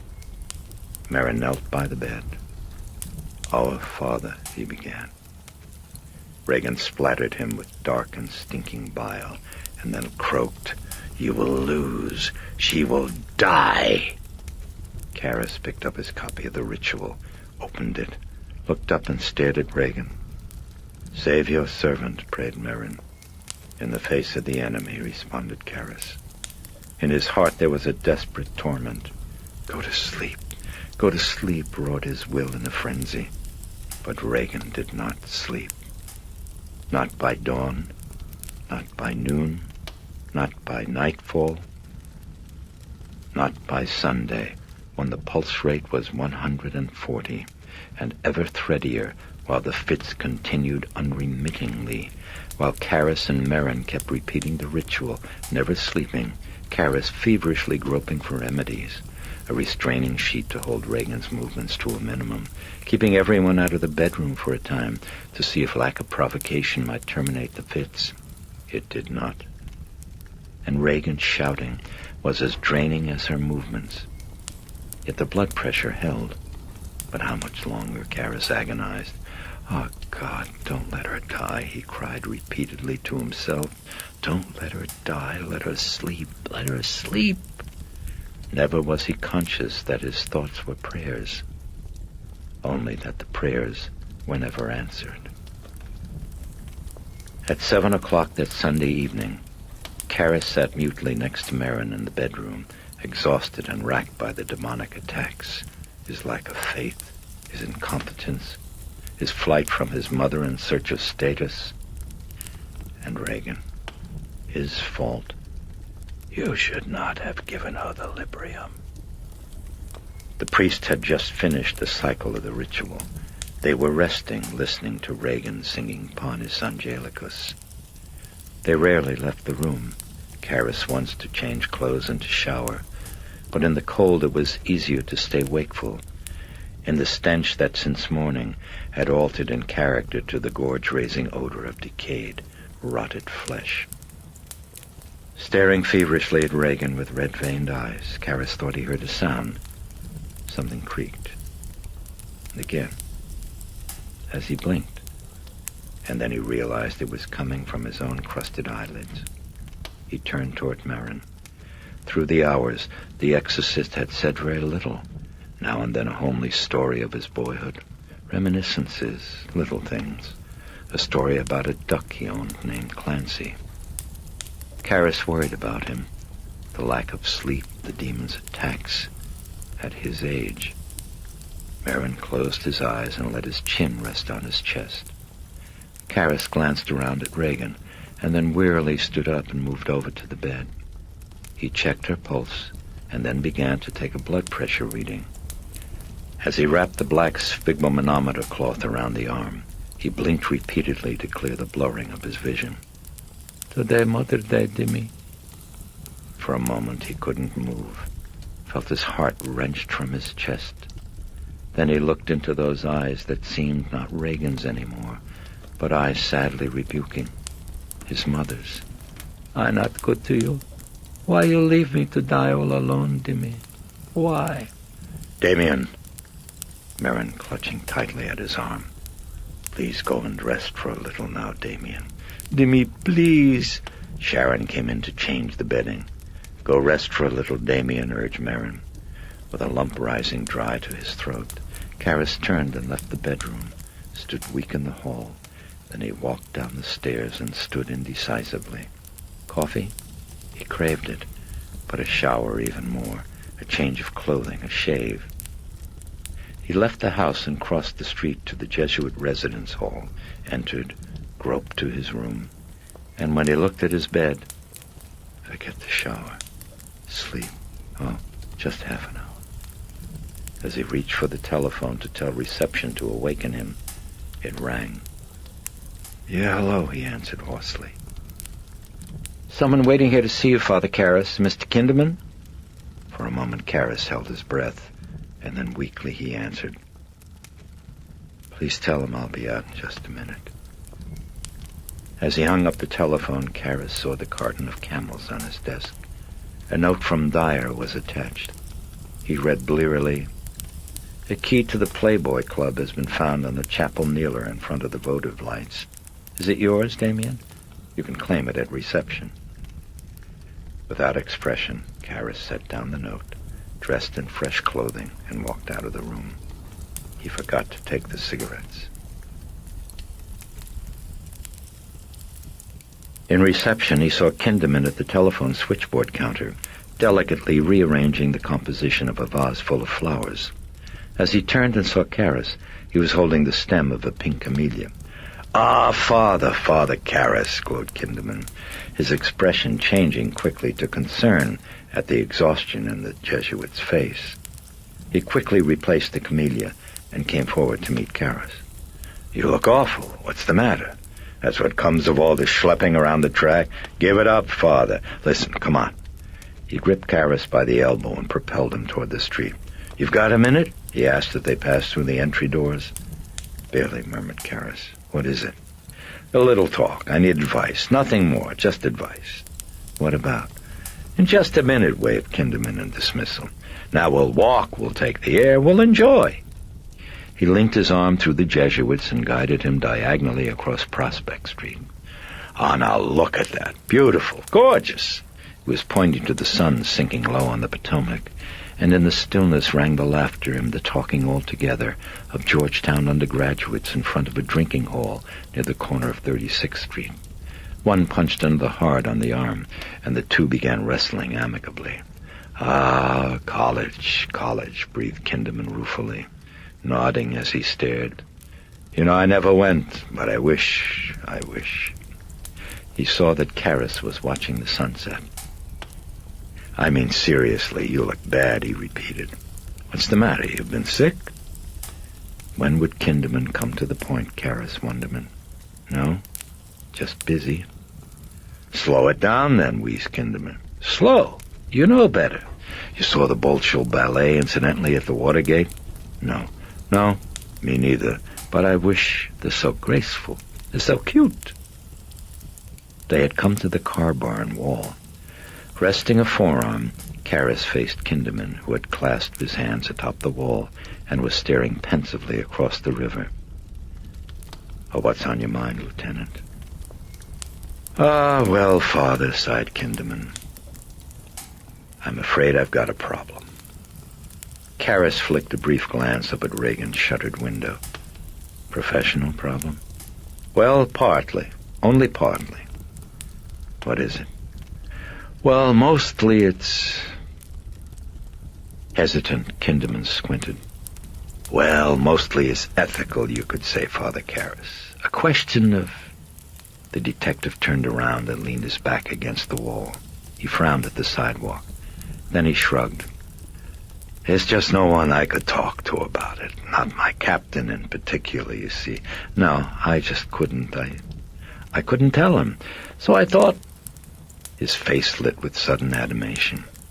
I had an aunt. You should hear this. It's funny. She was terrified for years of my uncle. She never dared to say a word to him. She wouldn't dare to raise her voice. Never. So whenever she got mad at him for something, for whatever, right away she'd run quick to the closet in her bedroom and then stand there in the dark. You won't believe this. In the dark, by herself and the moths and the clothes hanging up, she would curse. She would curse at my uncle for maybe 20 minutes. Tell exactly what she thought of him. Really. I mean, yelling. She'd come out, she'd feel better, she'd go kiss him on the cheek. Now, what is that, Father Karras? That's good therapy or not? It's very good, said Karras, smiling bleakly. And I'm your closet now?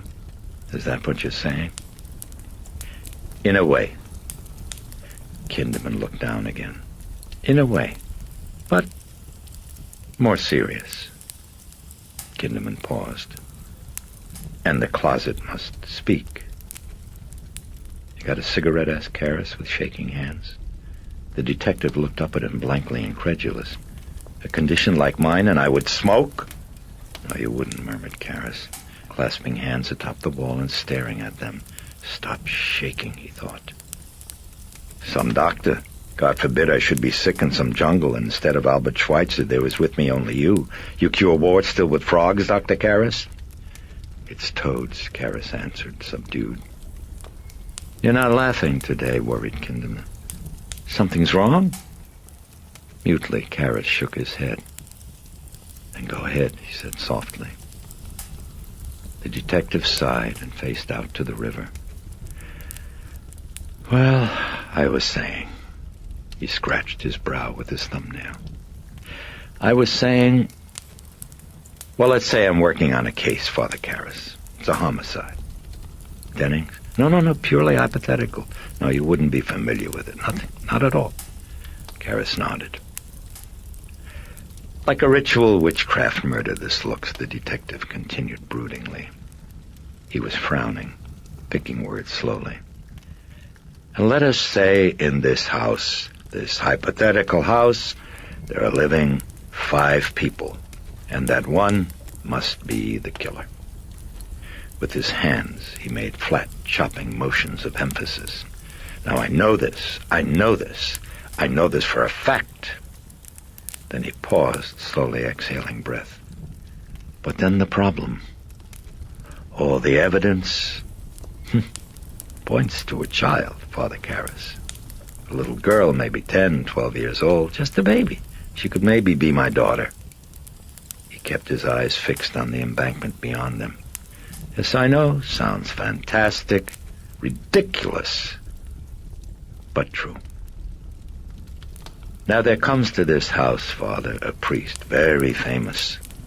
And this case being purely hypothetical, Father, I learned through my also hypothetical genius that this priest has once cured a very special type illness.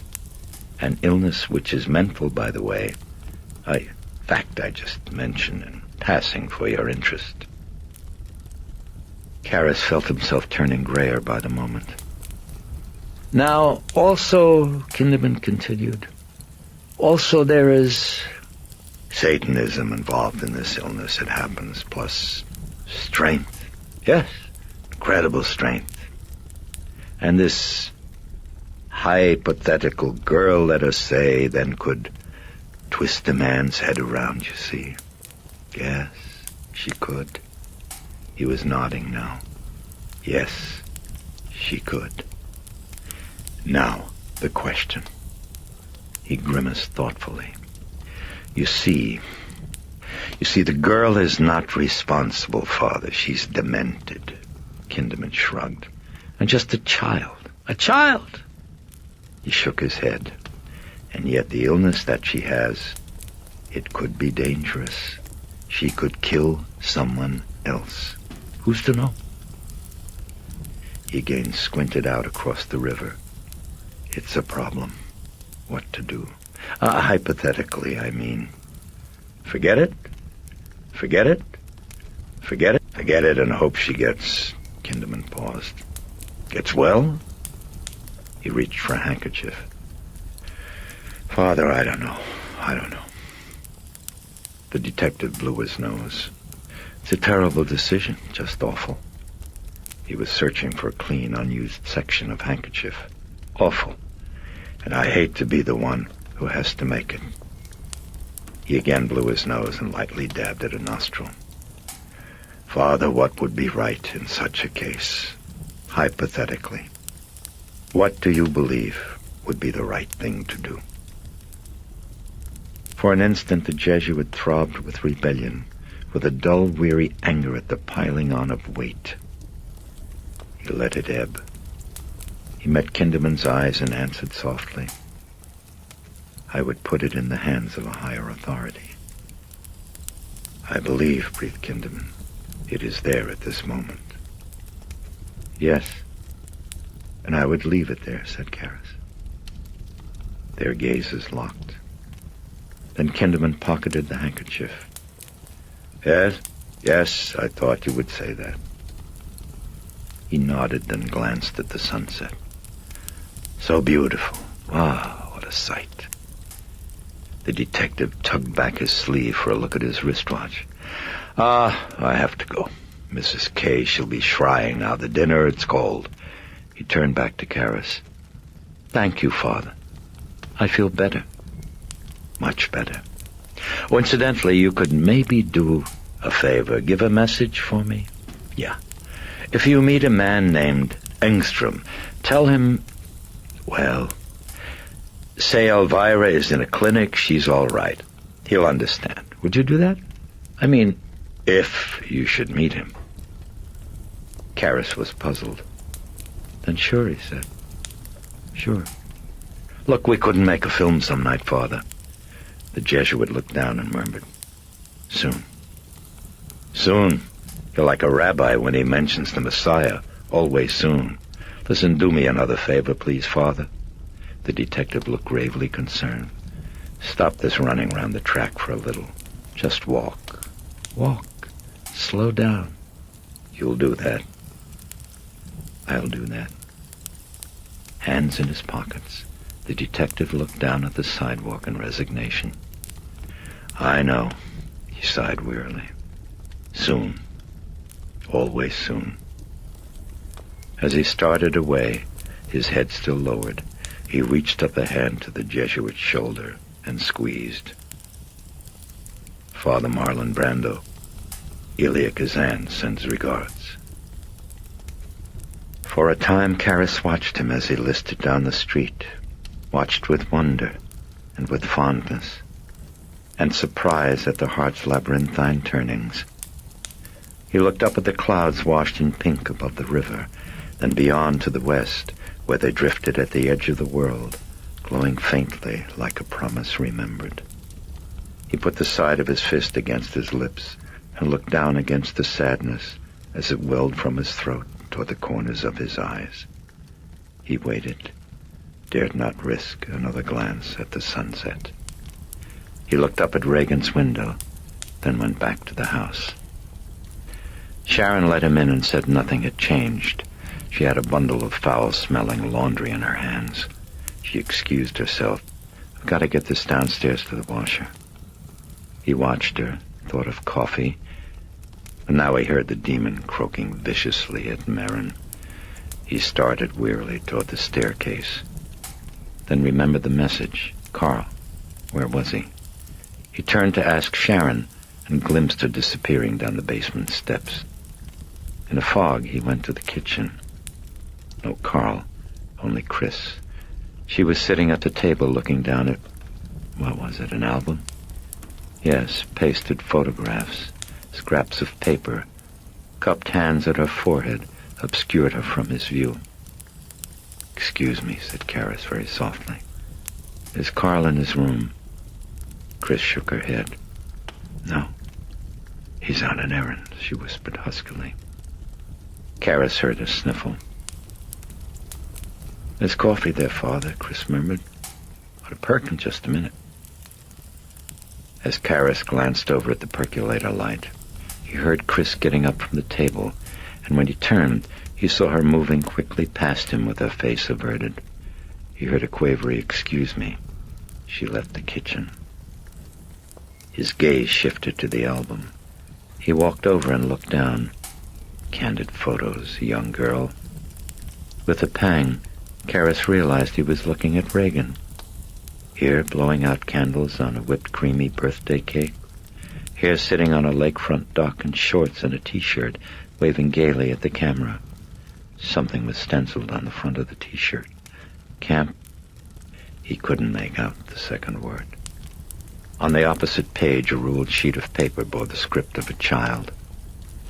"If instead of just clay, I could take all the prettiest things, like a rainbow, or clouds or the way a bird sings, maybe then, Mother dearest, if I put them all together, I could really make a sculpture of you." Below the poem, "I love you, Happy Mother's Day," the signature in pencil was Rags. Karras shut his eyes. He could not bear this chance meeting. He turned away wearily and waited for the coffee to brew. With lowered head, he gripped the counter and again closed his eyes. Shut it out, he thought. Shut it all out. But he couldn't. And as he listened to the thump of the percolating coffee, his hands began to tremble, and compassion swelled suddenly and blindly into rage at disease and at pain, at the suffering of children and the frailty of the body, at the monstrous and outrageous corruption of death. The rage then drained to sorrow and helpless frustration. He couldn't wait for coffee. He had to go. He had to do something, help someone, try. He left the kitchen. As he passed by the living room, he looked in. Chris was on the sofa, sobbing convulsively, and Sharon was comforting her. He looked away and walked up the stairs, heard the demon roaring frenziedly at Marin. Would have lost. You would have lost, and you know it. You scum, Merrin. Bastard. Come back. Karras blocked it out. He realized as he entered the bedroom that he had forgotten to wear a sweater. He looked at Regan. The head was turned away from him, sideways, as the demon continued to rage. He went slowly to his chair and picked up a blanket, and picked up a blanket, and picked up a blanket. And only then, in his exhaustion, did he notice Merrin's absence. On the way back to Regan to take a blood pressure reading, he nearly stumbled over him. Limp and disjointed, Merrin lay sprawled face down on the floor beside the bed.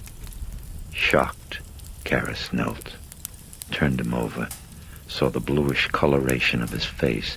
He felt for his pulse, and a wrenching, stabbing instant of anguish, Karras realized that Merrin was dead. You saintly flatulence. Die, will you? Die? Karras, heal him, raged the demon. Bring him back and let us finish. Heart failure, coronary artery. Oh, God, Karras groaned in a whisper. God, no! He shut his eyes and shook his head in disbelief, in despair, and then abruptly, with a surge of grief, he dug his thumb with savage force into Merrin's pale wrist, as if to squeeze from its sinews the lost beat of life. Karras sagged and took a deep breath. Then he saw the tiny pills scattered loose on the floor. He picked one up, and with aching recognition, saw that Merrin had known. Nitroglycerin. He'd known. His eyes red and brimming, Karras looked down at Merrin's face. Go and rest for a little now, Damien. Even worms will not eat your corruption. Karras heard the words of the demon and began to tremble with murderous fury. Don't listen to him. Don't listen. A vein stood out angrily on Karras's forehead, throbbing darkly. As he picked up Merrin's hands and started tenderly to place them in the form of a cross, a glob of putrid spittle hit the dead man's eyes. The last rites, mocked the demon. Then it put back its head and laughed wildly. Karras stared numbly at the spittle, eyes bulging. He didn't move. He couldn't hear above the roaring of his blood. And then slowly, in quivering, side-angling jerks, he looked up with a face that was a purpling snarl, an electrifying spasm of hatred and rage. You son of a bitch, Karras seethed in a whisper that hissed into air like molten steel. You bastard! Though he did not move, he seemed to be uncoiling, the sinews of his neck pulling taut like cables. The demon stopped laughing and eyed him with malevolence. You were losing, said Karras. You're a loser. You've always been a loser. Regan splattered him with vomit. He ignored it. Yes, you're very good with children, he said, trembling. Little girls. Well, come on. Let's see you try something bigger. Come on. He had his hands out like great fleshy hooks, beckoning slowly. Come on, loser. Try me. Leave the girl and take me. Take me. Come into me. It was barely a minute later when Chris and Sharon heard the sounds from above.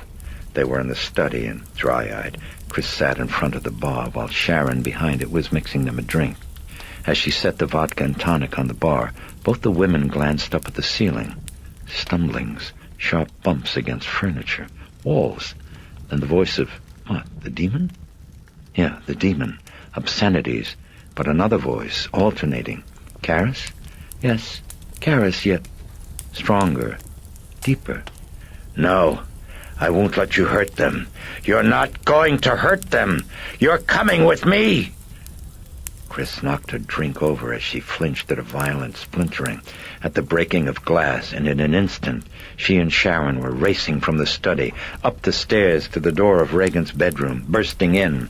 They saw the shutters of the window on the floor ripped off their hinges, and the glass had been totally shattered. Alarmed, they rushed forward toward the window, and as they did, Chris saw Merrin on the floor by the bed. She stood rooted in shock. Then she suddenly ran to him, knelt and gasped, "Oh, my God. Oh, my God. Sharon, come here." Sharon screamed from the window, and as Chris looked up bloodlessly, gaping, she ran again toward the door. "Sharon, what is it?" "Father Karras! Father Karras!" She bolted from the room in hysteria. Chris got up and ran trembling to the window. She looked below and felt her heart dropping out of her body. At the bottom of the steps on busy M Street, Karras lay crumpled amid a gathering crowd. She stared horrified, paralyzed, tried to move. "Mother?" A small, wan voice calling tearfully behind her. Chris gulped. She didn't dare to believe it. "What's happening, Mother?" "Oh, please come here. Mother, please, I'm afraid." Chris turned quickly and saw the tears of confusion, the pleading, and suddenly she was racing to the bed, weeping. "Rags, oh, my baby, oh, Rags." Downstairs, Sharon lunged from the house and ran frantically to the Jesuit residence hall. She asked urgently for Dyer. He came quickly to reception. She told him. Dyer turned pale. "You called an ambulance? Oh, my God, I didn't think." Swiftly, Dyer gave instructions to the switchboard operator. Then he raced from the hall, followed closely by Sharon, crossed the street, and went down the steps. "Let me through, please. Coming through." As he pushed through the bystanders, Dyer heard murmurs of the litany of indifference. "Hey, what happened?" "I don't know. Some guy fell down the steps." Dyer at last broke through, and for a heart-stopping instant felt frozen in a timeless dimension of grief, in a space where the air was too painful to breathe.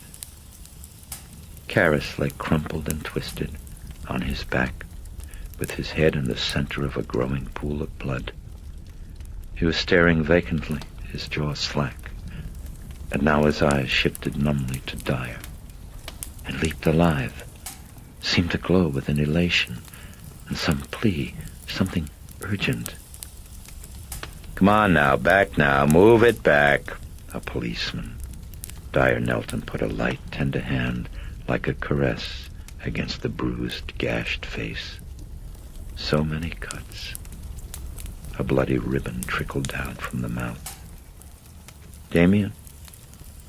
Dyer paused to still the quaver in his throat, and in the eyes saw that faint, eager shine, the warm plea. He leaned closer. "Can you talk?" Slowly, Karras reached his hand to Dyer's wrist. Staring fixedly, he clutched it, briefly squeezed.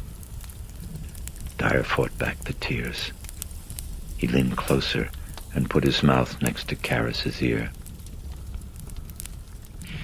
"Do you want to make your confession now, Damien?" A squeeze. "Are you sorry for all the sins of your life?"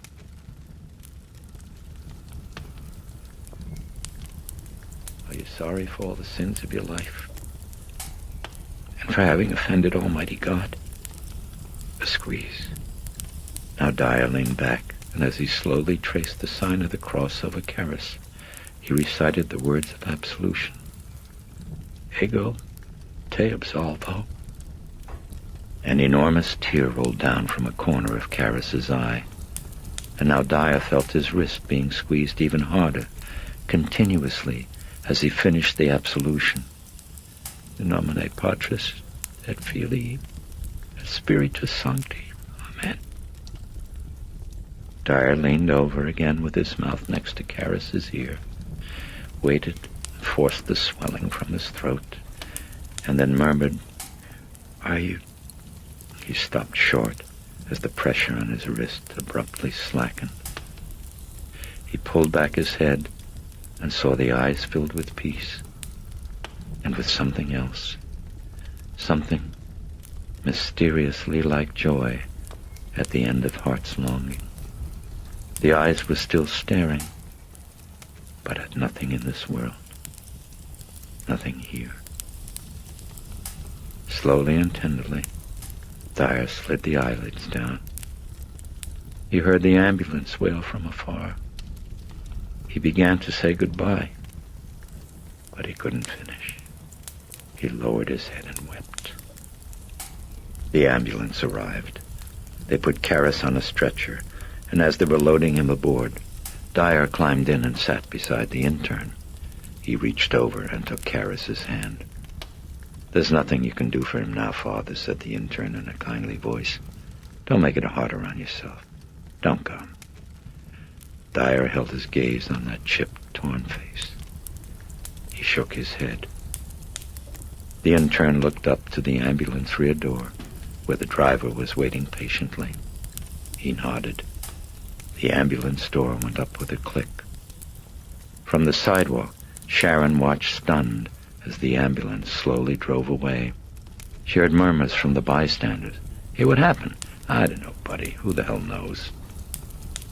The wail of the ambulance siren lifted shrill into night above the river, until the driver remembered that time no longer mattered. He cut it off. The river flowed quiet again, reaching toward a gentler shore.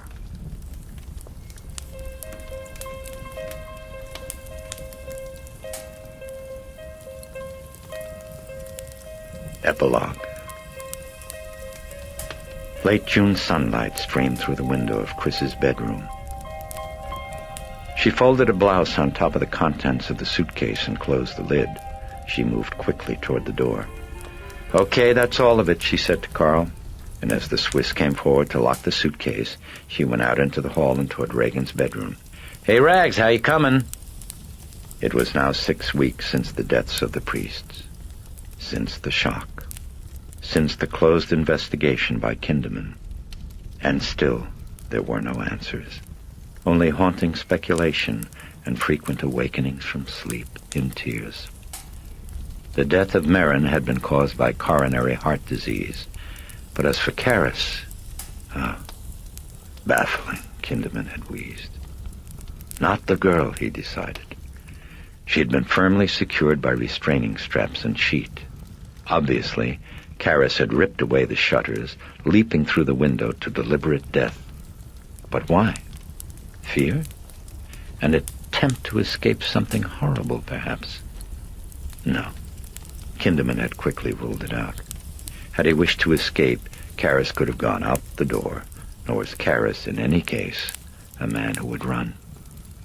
But then why the fatal leap?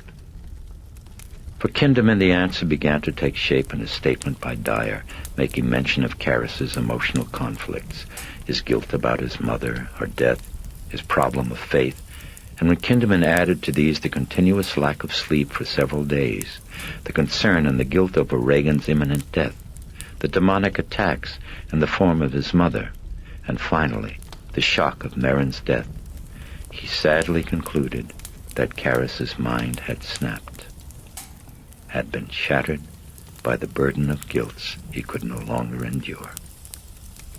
Moreover, in investigating Denning's death, the detective had learned from his readings on possession that exorcists frequently became possessed, and through just such causes as might here have been present. Strong feelings of guilt and the need to be punished added to the power of autosuggestion.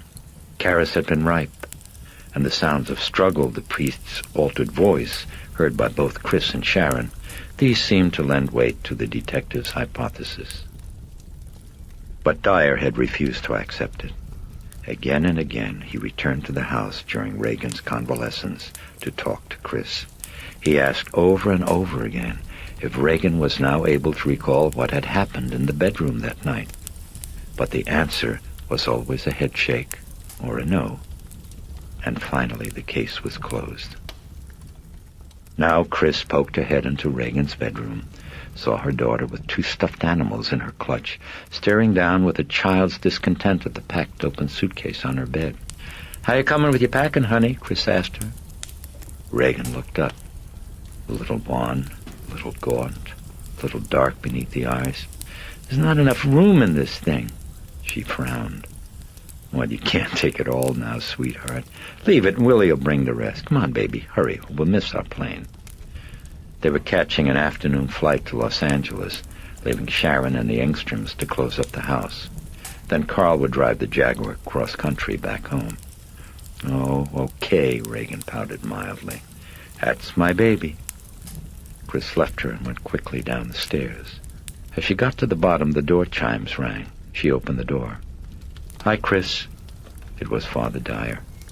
"Just came to say, so long." "Oh, I'm glad. I was just going to call you myself." Chris stepped back. "Come on in, Father." "No, that's all right, Chris. I know you're in a hurry." She took his hand and drew him in. "Oh, please, I was just about to have a cup of coffee." "Well, if you're sure." She was. They went to the kitchen where they sat at the table, drank coffee, spoke pleasantries, while Sharon and the Engstroms bustled back and forth. Chris spoke of Merrin, how awed and surprised she had been at seeing the notables, the foreign dignitaries at his funeral.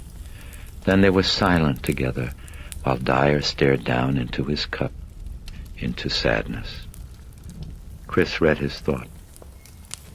"She still can't remember," she said gently. "I'm sorry." Still downcast, the Jesuit nodded. Chris glanced to her breakfast plate. Too nervous and excited, she hadn't eaten. The rose was still there. She picked it up and pensively twisted it, rolling it back and forth by the stem. "Funny. He never even knew her," she murmured absently. Then she held the rose still and flicked her eyes at Dyer. Saw him staring. "What do you think really happened?" he asked softly. As a non-believer, "Chris, do you think she was really possessed?" Chris pondered, looking down, still toying with the rose. "Well, like you say, Father, as far as God goes, I am a non-believer. I still am. But when it comes to a devil, well, that's something else. Yeah, I could buy that. I do, in fact. I do. It isn't just what happened to Rags. Generally." She shrugged. "You come to God and you have to figure if there is one, then he must need 1,000,000 years sleep every night, or else he tends to get irritable. You know what I mean? He never talks. But the devil keeps advertising, Father. The devil does lots of commercials." For a moment, Dyer looked at her. And then he said quietly, "But if all of the evil in the world makes you think that there might be a devil, how do you account for all of the good in the world?" The thought made her squint as she held his gaze. Then she dropped her eyes. Yeah, she murmured softly. "That's a good point." The sadness and shock of Karis's death settled down on her mood like a melancholy haze. Yet through it, she saw a speckled point of light and tried to focus on it, remembering Dyer as he had walked her to her car at the cemetery after Karis's funeral. "Can you come to the house for a while?" she'd asked him. "Oh, I'd like to," said Dyer, "but I can't miss the feast." She'd looked puzzled. "When a Jesuit dies," he'd explained to her, "we always have a feast. For him it's a beginning, so we celebrate." Chris had another thought. "You said Father Karras had a problem with his faith?" Dyer nodded. "Can't believe that," she said. "Sure didn't act like it." "Taxi here, madam." Chris came out of her reverie. "Oh, thanks, Carl. Okay." She and Dyer stood up. No, you stay, Father. I'll be right down. Just going upstairs to get Rags." Dyer nodded absently and watched her leave. He was thinking of Karras's puzzling last words, the shouts overheard from below before his death. There was something there, but what it was, he didn't know. Both Chris's and Sharon's recollections had been vague, but now he thought once again of that mysterious look of joy in Karras's eyes.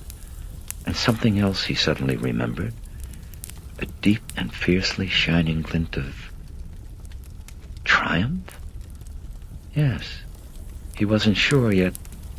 Oddly, he felt lighter. Why lighter, he wondered. He walked to the entry hall, hands in his pockets. He leaned against the doorway and watched as Carl helped stow luggage in the cab. It was humid and hot, and he wiped his brow, then turned at the sound of footsteps coming down the staircase. Chris and Regan, hand in hand. They came toward him. Chris kissed his cheek. Then she held her hand to it, probing his eyes tenderly. "It's all right, Chris," he said. Then he shrugged. "I've got a feeling it's all right." She nodded. "I'll call you from L.A., Father. You take care." Dyer glanced down at Regan. She was frowning at him, as at a sudden remembrance of forgotten concern.